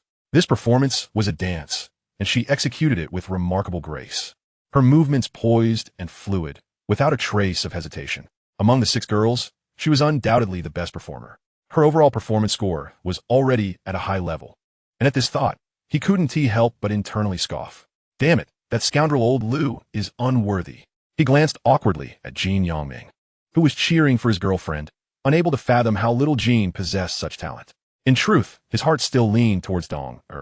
This former little caretaker from his past life was quite remarkable, obedient, sensible, and caring. Though Dong may not quite measure up to Jin Yongming's current girlfriend, he ultimately leans towards those close to him. Yet, to him, Xiao Jin is more than a friend. He is akin to a brother. If these two indeed find harmony, why should he concern himself with trifles, tearing down one wall to prop up another? As the dance concluded, thunderous applause erupted from the audience, many speculating about the identity of the enchanting girl with phoenix eyes standing at the center. Listening to their chatter, Xiao Jin could hardly suppress the grin spreading across his face, standing tall and proud like a sage. What a fourth brother having Shen Youchu. My Xiao Han is no less remarkable. Shen Youchu with a score of 988, while Xiao Han, an 8, but she dances, when accounting for all aspects. Her score could very well round up to a 9. This is practically equivalent to Shen Youchu. With this thought, he cast a triumphant glance towards Chen Hansheng, who exuded a demeanor of superiority. Little did Chen Hansheng know of Xiao Jin's shameless tactics to inflate his girlfriend's score. Otherwise, he would have delivered a sharp slap to his face. Fourth brother, sometimes I feel that having an overly exceptional girlfriend can be a burden. Indeed, I share that sentiment. In the entire 602 dormitory, nay, the entire second class of management, or even the whole finance university, only you and I can empathize with this plight. Ha ha! Chen Hansheng let out a dry chuckle, internally cursing. Xiao Jin is really insufferable, before redirecting his gaze back to the stage. At that moment, the dance troupe's 6 female dancers had just exited the stage, and the female host, gliding gracefully to the center, picked up the microphone and announced in a melodious, clear voice, "We extend our gratitude to the Foreign Language Institute for their splendid performance. Next, let's welcome Law School Xiao Rongyu, who will grace us with a gouging performance that embodies the heritage of Huaxia history. Please give her a warm round of applause." The audience erupted in applause, accompanied by murmurs of discussion. Xiao Rongyu was the prospective campus beauty from Jiangling District. Hey, I remember not long ago, a close-up video of her with a boy circulated on our school's BBS. Right? Unfortunately, the video only captured his back, so we couldn't see what he looked like. Among them, a pair of boys resembling roommates began speculating about the identity of the boy in the video. I remember he was quite tall. Oh, just how tall? About as tall as the guy on my left. One who had seen the video discreetly gestured to his roommate to look at the tall boy beside him.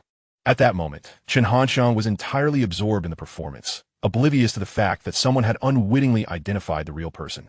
Beside him, Jin Yongming placed a hand on his shoulder, leaning in cautiously. Fourth brother, let me tell you, Xiao Rongyu is not at all inferior to Shen Youchu. What? You know her? Chen Hansheng glanced from the podium to Jin Yongming. Of course. Rumor has it that Xiao Rongyu already has a boyfriend, and not long ago. She stirred quite a commotion on Dongda's BBS. Oh, he responded nonchalantly, fully aware of the situation. Hey, why aren't you curious? Just as Jin Yongming was about to voice his thoughts, Chen Hansheng covered his mouth, and as he struggled, he followed Chen Hansheng's gaze towards the podium. In that instant, he felt as though he had entered an entirely new realm. Wow, this is Xiao Rongyu. Today, she had clearly gone to great lengths to adorn herself. Draped in a flowing gown reminiscent of the Han Dynasty, her ethereal hair danced with the wind, half-tied in a bun adorned with an exquisitely crafted wooden hairpin. Her charming, delicate face, accompanied by a sweet smile, revealed two playful dimples. Standing serenely at the center stage, the midday sun cast a halo around her silhouette, adding an air of tranquility and sanctity. The light sculpted her slender frame, as if cloaking her in a shimmering veil. Her silent presence seemed to harness the power of time, creating an enchanting tableau that isolated her from the world. She was distinctly present, yet it felt as though she might float away at any moment, akin to a fairy on the verge of departing from the mundane realm. In that instant, Xiao Rongyu embodied the essence of the phrase, "This melody should only exist in the heavens. How often can it be heard on earth?" The assembly of 985 graduate students at the opening ceremony was momentarily awestruck, their eyes glued to the singular figure on stage. Not just these students, but even Chen Hansheng, who accompanied them, found himself momentarily entranced, swallowing saliva produced by a sudden surge of hormones. Wow, my little fish. If only Shen Youchu could don such attire. No, if she could wear black stockings or a maid outfit. With this thought, even the reincarnated Chen Hansheng felt his cheeks flush. A desire to find a crevice to hide in and roll around naked, overwhelming him. Fourth brother, fourth brother, fourth brother. Xiao Jin called out thrice, finally resorting to a gentle slap on Chen Hansheng's chest to pull him back from his reverie, which was marked by a mixture of anger and longing. What the hell? Little Lou, why are you calling me? I saw you grinning like an idiot over there, drooling. Do you think I have Parkinson's or something? Get lost. Fourth brother, I'm just saying we should maintain some decorum. You are a man with a family now. Heh, a true man should aspire to the world. Shouldn't the wisdom of our ancestors be fed to the dogs? What kind of twisted logic is that? Xiao Jin was left speechless, his expression akin to someone who had just tasted something foul. As the performance concluded, Xiao Rongyu elegantly turned and vanished from the audience's view amidst thunderous applause and cheers. If only Shen Hanhai weren't so dull, together they could dominate the beauty standards of Jianya. Chen Hansheng quickly retrieved his phone from his pocket, opening one of the two pinned chats in QQ with the fish bubbling at the bottom of the sea. He typed a message and sent it. Ding dong. As he anticipated, Xiaoyu immediately messaged him after her performance, her content aligning closely with his expectations.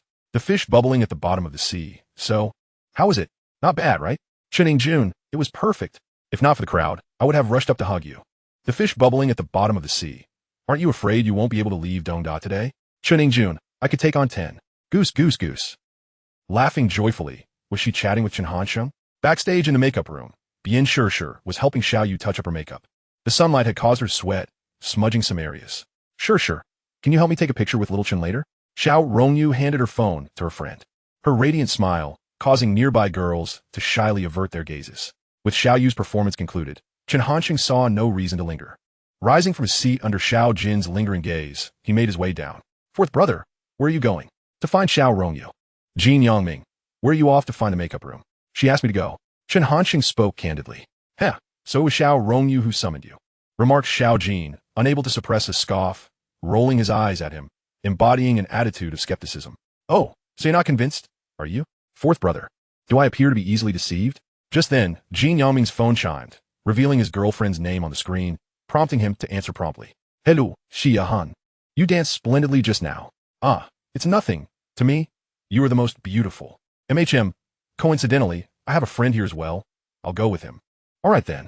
Upon hanging up, Jin Yongming looked perplexedly at Chen Hansheng, who was frowning, craning his neck, and sniffing the air. Have you contracted rabies? No. Then what are you sniffing at? I caught a whiff of something. Chen Hansheng leaned closer to Xiao Jin, whispering conspiratorially. What scent? The scent of a sycophant. I'll sycophant your sister. Jin Yongming understood the mockery, hastily retorting. You better not. If you're going to flatter Chen Lan, I wouldn't be pleased. Scram. Realizing he could not outwit Chen Hansheng, he waved his hand dismissively and distanced himself. The two continued their banter as they descended from the audience platform, nearly jogging to the makeup room under Jin Yangming's encouragement. Just as the door was about to be pushed open, Xiao Jin halted him, swiftly applying some gel to his hair to fix his hairstyle, then checking his clothes for any dirt. Fourth brother, how do I look? Wow. Are you off to see your girlfriend or on a blind date? What do you know? This is called maintaining elegance and composure at all times. Chen Hansheng, uninterested in his ramblings, pushed open the makeup room door and stepped inside. The individuals within turned their gazes towards him, then promptly redirected their attention. Such occurrences of boyfriends visiting backstage were commonplace, with some even bringing flowers. Xiao, following closely behind, Xiao Jin was the first to spot his girlfriend, adopting an air of nonchalance as he approached the girl in dance attire with enchanting almond-shaped eyes. He took her hand, introducing them. Fourth brother, this is my girlfriend Zhao Zihan. Xiao Han, this is my university roommate Chen Hansheng, whom I often mention. Hello, Tian Yi. I often hear Yangming speak of how you two are the closest in the university dormitory. It's a pleasure to finally meet you. Zhao's demeanor was confident as she extended her hand. Chen Hansheng, likewise unreserved, shook her hand briefly. You flatter me, Zhao beauty. To be honest, Xiao Jin is like a younger brother to me. Hell, what younger brother? You're only a few months older than me. Come on, let us go eat. Xiao Jin, not wanting to be taken advantage of further, urged them towards lunch. Wait, you found a girlfriend, but I haven't located mine yet. Shen Yu, what meat? Are we having barbecue later? Chen Hansheng pretended not to hear. Sure, barbecue sounds great. When did I say we were having barbecue? Is Chen Ji's girlfriend also from Dongda? Zhao Zihan inquired curiously about her boyfriend. I'm not sure. Xiao Jin, sensing the complexity of the situation, refrained from speaking the truth. Oh, as they followed Chen Hansheng, the two suddenly halted in their tracks upon spotting someone, a person who could easily be dubbed a fairy at today as performance. Xiao Chun. The melodious voice of Xiao Rongyu rang out, drawing the attention of many nearby as she approached the young man. To everyone's astonishment, Xiao Rongyu affectionately linked arms with him, exuding a hint of playfulness. Come with me. What for? Hurry up. Unable to resist her charms, Chen Hansheng acquiesced, letting her lead him toward Bian Shi, leaving a bewildered Jin Yangming and Zhao Zihan among the onlookers. Chen Hansheng, your little you insisted that I take a picture of the two of you as a form of payment for my efforts. You owe me a cup of milk tea. Bian Shi, having spent considerable time with Xiao Rongyu and Chen Hansheng, had already come to regard them as friends. I thought it was something significant. Is it just this? Are you not pleased? Who is oblivious to the niceties? Who? Observing Chen Hansheng's antics, Xiao Rongyu and Bian Shi stifled their laughter. All right, you two, find a decent background. We need to eat after the photo. Right here will do. Xiao Rongyu indicated a piece of red fabric. Good. As they stood in front of the red backdrop, Chen Hansheng casually struck a pose, his expression exuding a carefree attitude, while Xiao Rongyu, beaming sweetly, nestled against him, playfully flashing the simplest of signs. Witnessing this scene, Bian Shi felt a twinge of envy for her friends. Are they taking wedding photos? When will I find a boy worthy of a lifetime commitment? Ready. 3, 2, 1. Cheese. Click. With the flash of the phone camera, a couple's photograph symbolizing love was born. Xiao Rongyu bounced over to retrieve the phone, gazing at the picture of herself in ancient attire against the vibrant red backdrop alongside the carefree Chen Hansheng, recalling the countless dreams she had nurtured over the years. In my dreams, Xiao Chun and I are married. Chapter 65. Pregnant? In that fleeting moment while leaning against Chen Hansheng, she truly felt as though they were already wed. It was just average. I didn't quite capture my imposing presence. Fourth brother, you're only half right. It should be a regal aura. Aren't you going to introduce me? Jin Yangming nudged Chen Hansheng with his elbow, his expression oscillating awkwardly between him and Xiao Rongyu. Xiao Yu, this is Jin Yangming, my university roommate, and beside him is his girlfriend Zhao Zihan. Hello, I'm Xiao Rongyu, Chen Hansheng's girlfriend. She recognized Xiao Jin, but was slightly surprised that the girl by his side was not Dong. They exchanged handshakes and introductions. But Zhao Zihan felt an inexplicable sense of being overshadowed, while her boyfriend pulled Chen Hansheng aside to whisper something. Fourth brother, what's going on here? In the corner, Xiao Jin inquired, puzzled. What is going on? Chen Hansheng grinned, feigning ignorance. Did you break up with Shen Youchu? Xiao Jin asked suspiciously. Chen Hansheng shook his head. Nope. What the hell? Are you juggling two boats? And there's Luo Shimmy too. Xiao Jin was seething, practically grinding his teeth in frustration. I genuinely broke up with Luo Xian. Now it's just Shen Youchu and Xiao Rongyu. Chen Hansheng spread his hands, nonchalantly stating, "Aren't T2 enough?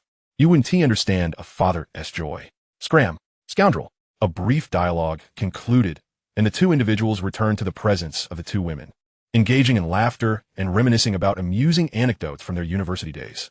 Such a harmonious rapport could only be achieved by the legendary duo of Wulong and Fengshu from 602. Had it been the hapless Dai Jinyo, the situation would have likely unraveled by now. After capturing some photographs, the quintet made their way to a nearby barbecue restaurant. The sight of sizzling beef and lamb, glistening with oil, and the rich aroma wafting through the air made their mouths water. "Oh, this is absolutely delightful," exclaimed one. "Xiao Chun, I want that piece of pork belly." "Xiao Han, this cut of steak is the best. It's all yours." The atmosphere at the dining table was quite harmonious, with Chen Hansheng serving as the connective tissue of the group, initiating a conversation. "Lao Lu, what have you been up to lately?" "Well, I don't have a specific job at the moment. I've just been dabbling in a bit of business. In the past 2 months, I've earned less than 10,000. Chen Hansheng could not contain his reaction, choking on a mouthful of enoki mushrooms. His face contorting as he accepted the water offered by Xiao Rongyu, gulping it down to recover. Xiao Jin, with an exasperated expression, questioned fourth brother. "What do you mean by that?" "Oh, nothing, just delighted by your success," he replied, laughter erupting around the table. The three women couldn't help but chuckle at the antics of these two lively characters. Xiao Han then revealed the truth. Yang Ming was working as a cashier at a newly opened supermarket owned by his mother, where the foot traffic was substantial, yielding a decent profit of around 3,000 a month. "Ah, I see Chen Hansheng had anticipated this. So, indeed falls short of 10,000. I've noticed that the boys from the finance university are quite amusing," remarked Bian Shishir, as she had met both Chen Hansheng and Jin Yangming during her time there. Both possessed a unique, indescribable charm that made them intriguing. Unbeknownst to her, these two were the exceptional Wulong and Fengshu of the finance university. Zhao Zihan chimed in. "I agree. Chen Gou is like the enhanced version of Yangming." Suddenly, amidst their laughter, a phone rang, cutting through the jovial atmosphere. "Excuse me. I need to take this call," Zhao Zihan said apologetically, waving to the others as she stepped outside the bustling barbecue restaurant. "Who is it?" Chen Hansheng casually inquired of Jin Yangming. "It's Xiao Han's cousin," came a reply. "Oh." He nodded slowly, not giving it much thought, and turned back to serve Xiao Yu some corn sausages. Overall, the meal was quite enjoyable, and the 5 university students exited the barbecue joint with smiles on their faces. However, as they strolled, Xiao Rongyu suddenly heaved a dry retch. Jin Yangming dismissed it, assuming it was merely a result of overeating. Bian Shishir approached her friend to check on her, finding nothing amiss, and offered her a bottle of mineral water. Zhao Zihan cast a surprised glance at Chen Hansheng. The two reincarnated individuals, however, were acutely sensitive to this retching. Chen Hansheng gently patted Xiao Rongyu's back, and as they exchanged glances, a flicker of suspicion and delight passed between them. He squinted slightly, subtly nodding, and Xiao Rongyu understood her boyfriend's implication. "I have some matters at work. I need to head back," he stated. "I'll accompany you," Xiao Rongyu said, affectionately linking her arm with his. "Since that's the case, let us reschedule. I need to return to the supermarket this afternoon," he concluded, leading to the spontaneous disbandment of their group. Jin Yangming escorted Zhao Zihan back to Dongda, while Shishir preferred to wander them all alone, avoiding the role of a third wheel. Meanwhile, the two with ulterior motives drove off to the nearest Tongrantang pharmacy in Xisha district. "Xiao Chun, why so soon? Didn't we have precautions?" Xiao Rongyu asked. "Perhaps these little ones are just too powerful, breaching our defenses," he replied. Xiao Rongyu sighed in exasperation. "That's ridiculous. I'm not dealing with this. You go buy it." Chen Hansheng shrugged nonchalantly and was back in under a minute with the necessary items. "Let us head to that mall over there." "Oomph." Xiao Rongyu huffed, crossing her arms in mock reproach. "This is all your fault." All right, it's all my fault," he conceded, normally articulate and witty. Chen Hansheng found himself at a loss for words, preoccupied with the thought of whether Xiao Yu was carrying their shared offspring. As they ascended to the second floor of the mall, Xiao Rongyu suddenly posed a question. "Xiao Chun, if it really happens, should we still call her Zijing?" "I don't think so. After all, Zijing is Zijing, and no one can replace her, not even our child." "Oh, then I'll go take a test." "Sure. Go ahead." After watching Xiao Rongyu head to the restroom, Chen Hansheng, feeling slightly anxious, decided to visit as well. For reasons unknown, the mixed scent of disinfectant and waste in the restroom triggered a craving for a cigarette. However, knowing the possibility of Xiao Yu being pregnant, he reluctantly returned the freshly taken cigarette to its pack, ultimately tossing it into the toilet. Watching a pack of fine cigarettes swirl away in the murky water, he sighed inwardly. I had hoped to indulge a bit more before having kids, but it seems it's happening sooner than expected. This is torture. Dingling. Just as he lamented, his phone vibrated. Initially thinking it was the security from New Century, he was surprised to see it was Luo Xian. After a moment's hesitation, he answered. Senior Chen, came her voice on the other end. What are you doing? Chen Hanxing replied with mock seriousness. I'm busy. After a brief silence, she continued. I start school tomorrow, but my mom is still in Huqing. Can you come pick me up in Gangxing? After a moment of contemplation, he agreed. All right. But once I pick you up in Jianya, you must return to the finance university immediately, and don't go to Tianjingxin community. He warned Luo Xian, knowing that if left unchecked, she could be quite troublesome. Chapter 66. The apron is too small. A moment of silence followed on the line, and Chen Hanxing understood that Luo Xian was grappling with her decision. From his experience, if she readily agreed, she might act impulsively elsewhere. However, after careful consideration, she would likely keep her word. Fine, but you must come pick me up tomorrow. Don't worry, I've never lied to you. How many lies has Senior Chen told? Luo Xian silently mused. I missed you so much these past few days, she confessed. Chen Hanxing replied. Many girls have said that to me. You're the 10-086th. As he bantered with Luo Xian while contending with the unpleasant restroom odors. He estimated that the test results should be ready soon, so he conjured a convenient excuse to end the call. Stepping into the corridor, he coincidentally encountered Xiao Rongyu, who had just exited the restroom.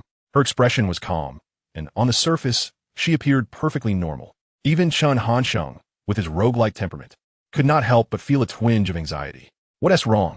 Xiao Yuera remained silent, her lips sealed in a thoughtful pause. Speak up. Chen Hanxing rubbed his hands together with a hint of urgency etched across his face. Xiao Chen. Xiao Rongyu hesitated, words dancing on the tip of her tongue. Is there ISNT there? Just tell me quickly. Observing the flustered expression on her boyfriend's face, Xiao Rongyu took a deep breath. Her small fists clenched tightly, as if she had made a monumental decision. Actually, I... Each pause seemed like a hammer striking at Chen Hanxing's heart. Actually, I'm not pregnant.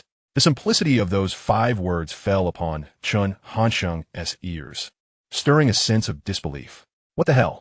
After holding in for so long, there's nothing? Why did you act so tense then? At that moment, Chen Hanxing felt an overwhelming urge to slap Xiao Rongyu on the head. Huh. He exhaled a breath of frustration, simultaneously releasing the burden from his heart. He truly did not wish to have children so early. Xiao Rongyu, meanwhile, wore a mischievous grin, slightly tilting her body to observe the odd expression on Chen Hanxing's face. Xiao Chen? Oh, I just wanted to see how anxious you looked at your fault for always picking on me. Believing Chen Hanxing was upset, Xiao Rongyu playfully batted her eyelashes and shook his arm. He chuckled. Although he couldn't bring himself to hit her, he could certainly indulge in a little playful banter. But honestly, I felt a bit nauseous earlier. Xiao Rongyu confessed. I've been rehearsing for days, staying up late, and after eating so much meat today, I'm feeling a bit queasy. Chen Hanxing remained indifferent, unwilling to entertain Xiao Yuer's explanations. Mu, realizing her boyfriend was genuinely a bit upset, she tiptoed and pecked his cheek with her soft, glistening lips, leaving a faint trace of lipstick. The moment her lips touched him, the previously stern Chen Hanxing's mouth twitched, unable to suppress a lewd yet triumphant smile. Do it again. Xiao Rongyu shook her head in refusal. No. Your face feels so dry. Really? I apply frog prints every day. He rubbed his face, finding it not particularly dry, and suddenly recalled a conversation with Luo Xian in the restroom, inadvertently probing. By the way, do you have class tomorrow? None in the morning. But I have a full schedule in the afternoon, although their S1 class with Professor Sunday. Chen Hanxing nodded slightly, extracting useful information. This way, when he picks up Luo Xian in the afternoon, he wouldn't have to worry about Xiao Rongyu unexpectedly seeking him out. So, how's the old lady doing? She seems fine. Professor Sun always maintains a stern demeanor in class, so it's hard to discern any other emotions. Wu Jie and Sun Tangtang returned to the country about 2 years ago. I suspect her state has been just average because of them. Chen Hanxing thoughtfully stroked the stubble on his chin, analyzing with reason. That makes sense. Xiao Rongyu nodded, agreeing with Chen Hanxing's insight. Let's take it slow. Professor Sun has made me the representative for the law class, and I plan to visit her more often in the coming days. Building a relationship gradually will feel more natural. Chen Hanxing raised an eyebrow. I didn't realize you had such cunning. No matter how cunning I am, I can't compete with your slyness. After spending more than 2 hours accompanying Xiao Yuer around Xianning University town, Chen Hanxing dropped her off at her dormitory and walked downstairs while making a phone call. Hello, what is up? A deep voice echoed from the other end. It was Wang Zibo, a Of course, I was thinking of you, bro. Wang Zibo paused for a moment. Please don't gross me out. Chen Hansheng rolled his eyes. How can you lack any sense of fun? Get lost. What do you want with me? Chen Hansheng smirked. I'll be blunt. Tomorrow I'm picking you up to go back to Jianya. Wang Zibo sounded surprised. Given his childhood friend's nature, he figured Chen Hansheng wouldn't be so kind. So he speculated. Are you picking someone else up too? Are you really Wang Zibo? Chen Hansheng asked, somewhat astonished. Yes, who else would I be? When did you become so clever? Get lost. You little rascal. Bro, calm down. Who else are you picking up? He ignored his childhood friend's question and instead asked, who else could it be? Luo Xian, of course. Oh, then you. Beep, beep, beep. Wang Zibo. Upon returning to the Tianjing mountain community in the evening, as he opened the door to room 1403, he was greeted by the jubilant voice of Shun Ningning. Brother. Chen Hansheng affectionately patted the little girl's head. I heard from your sister that you scored first in the class on today's exam. Yes. Ning nodded vigorously, rushing to the coffee table to present her paper adorned with a bright red 100. Well done. Keep up the good work.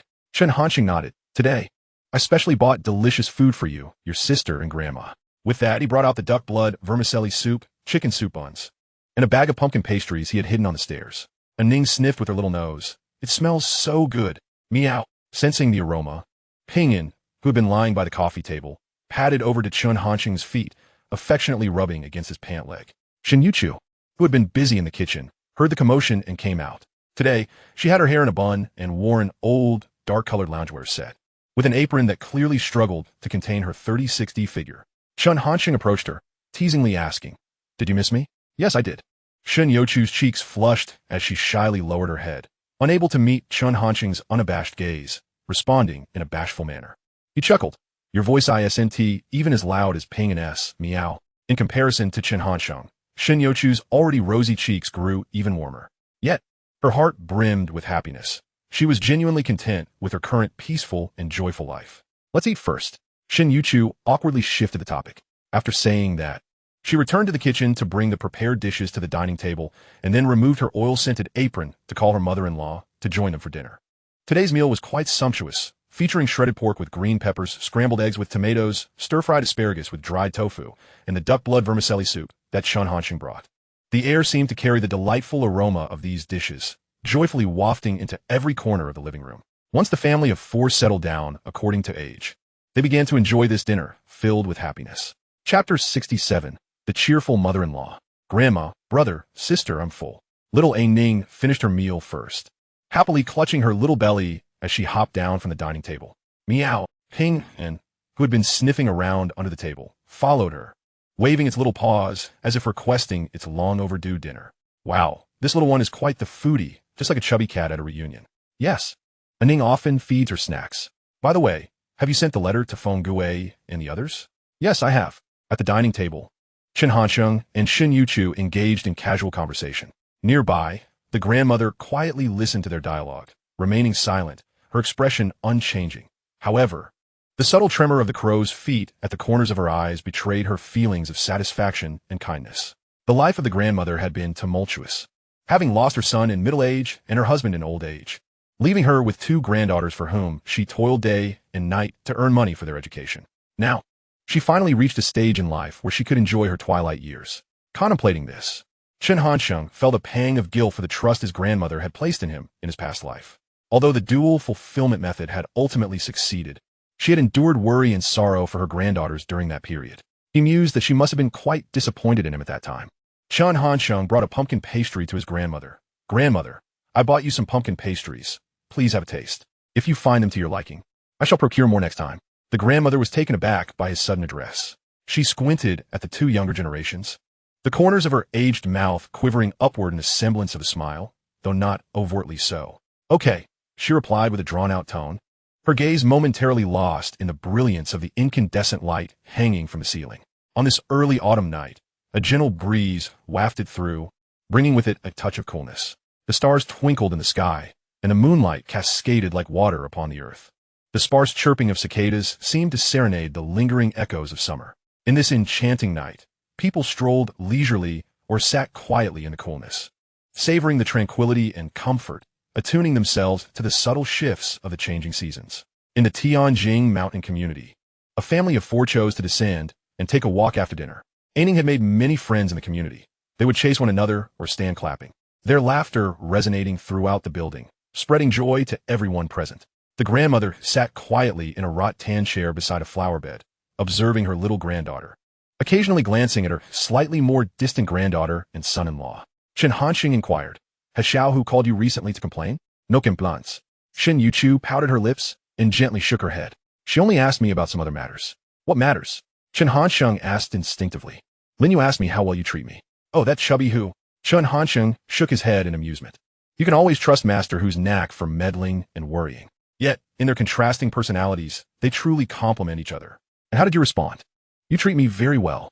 As she uttered this, Shun Youchu's gaze was exceptionally resolute, her declaration firm and unhesitating. "Ha ha!" Seeing her adorably earnest expression, Chen Hanxing couldn't help but burst into hearty laughter. Shen Youchu thought to herself, "I didn't say anything wrong." The laughter from him transformed her initial resolute yet endearing demeanor into one of shyness and sweetness. Shen Youchu, rarely so bold, buried her head into Chen Hanxing's shoulder, her trembling little hands entwined around his waist, filled with longing. She pressed her soft lips together and slowly closed her innocent yet alluring peach blossom eyes, greedily inhaling the scent of Chen Hanxing. "Shen Youchu, I'm here." Shen Youchu sensed the slight increase in his heartbeat, which inexplicably made her feel tense. "You're the first person, aside from my parents, who makes me feel at home. This holds true in both my past and present lives." The evening breeze gently caressed, dispersing the summer heat and restlessness, welcoming the coolness and tenderness of early autumn. Shen Youchu felt something brush lightly over her head. She couldn't tell if it was the evening breeze or his hand, or perhaps both. In the distance, the grandmother gazed up at the stars twinkling in the night sky, blooming into the brightest smile she had worn in over 20 years. Today, she seemed genuinely happy. The normally serious woman had smiled 3 times, each smile more natural and liberating than the last. Perhaps only she knew that today marked the 43rd anniversary of her marriage to her husband. The next day, the morning sun dispelled the night. Birdsong overshadowed the cicada's chorus, and dewdrops rested lightly on the leaves of the bushes, poised to embrace the earth, heralding the dawn of a new day. Chen Hanxing, nestled under the covers, kicked off the duvet with his feet, releasing a long-suppressed surge of energy. Refreshing. He rolled back and forth on the bed several times before springing up with a sudden burst of enthusiasm, inexplicably striking a martial arts stance reminiscent of Yip Man. "Wing Chun, Chen Hanxing. I could take on 10. After a moment of playful madness on his bed, he brushed his teeth while glancing around the living room and bedroom, noting that he seemed to be the only one at home. Shen Youchu and Aining had gone off to school. Where had the grandmother gone? Yet, he thought little of it. The elderly always had their own rhythms of life. In the kitchen, he found breakfast left behind by Shen Youchu. After devouring it, he set off for the office. President Chen, Manager Chen, employees greeted him as he entered, with only the secretary addressing him by a special nickname. In the boss's office, Chen Hanxing lounged in his chair, casually resting his feet on the desk. Nie Xiaoyu, Su Ning, and Zhang Yuanyuan, each holding documents, reported their work to him. As the secretary, Nie Xiaoyu was the first to speak. Manager Chen, yesterday, Wang Jie, the chairman of the Shengtu Game Network Company in New City, completed the signing of the relevant documents and contracts. Now, we need to develop new projects while also taking on Rainbow Island. The employees are overwhelmed. If they're overwhelmed, then we should expand our recruitment. Chen Hanxing replied nonchalantly. What salary standard should we use for the new hires? Nishaoyu inquired Ferdev. Let us recruit at 85% of the official employee salary. If their performance is good and their skills are satisfactory, we can adjust it to 90%. With a 3-month probation period. President Chen, I don't have any major issues on my end, except that the bugs in the new project regarding background painting and skill connections have been fixed. You can check it out later, Su Ning reported next. I'm good. Chen Hanxing nodded and then turned to Zhang Yuanyuan, asking, what about you, Manager Zhang? I have no issues. Everything is running smoothly. All right. Then let us head over to the technical development department. As they watched their boss leave the company, Zhang Yuanyuan turned to Nie Xiaoyu. Xiaoyu, can I take a look at the project cooperation agreement for Hu City? No, Manager Chen said it must be kept confidential. All right then. Zhang Yuanyuan feigned indifference and turned back to Su Ning to inquire about some details regarding the new project. The secretary rolled her eyes, observing the two of them conversing, thinking to herself that Zhang Yuanyuan was rather too eager.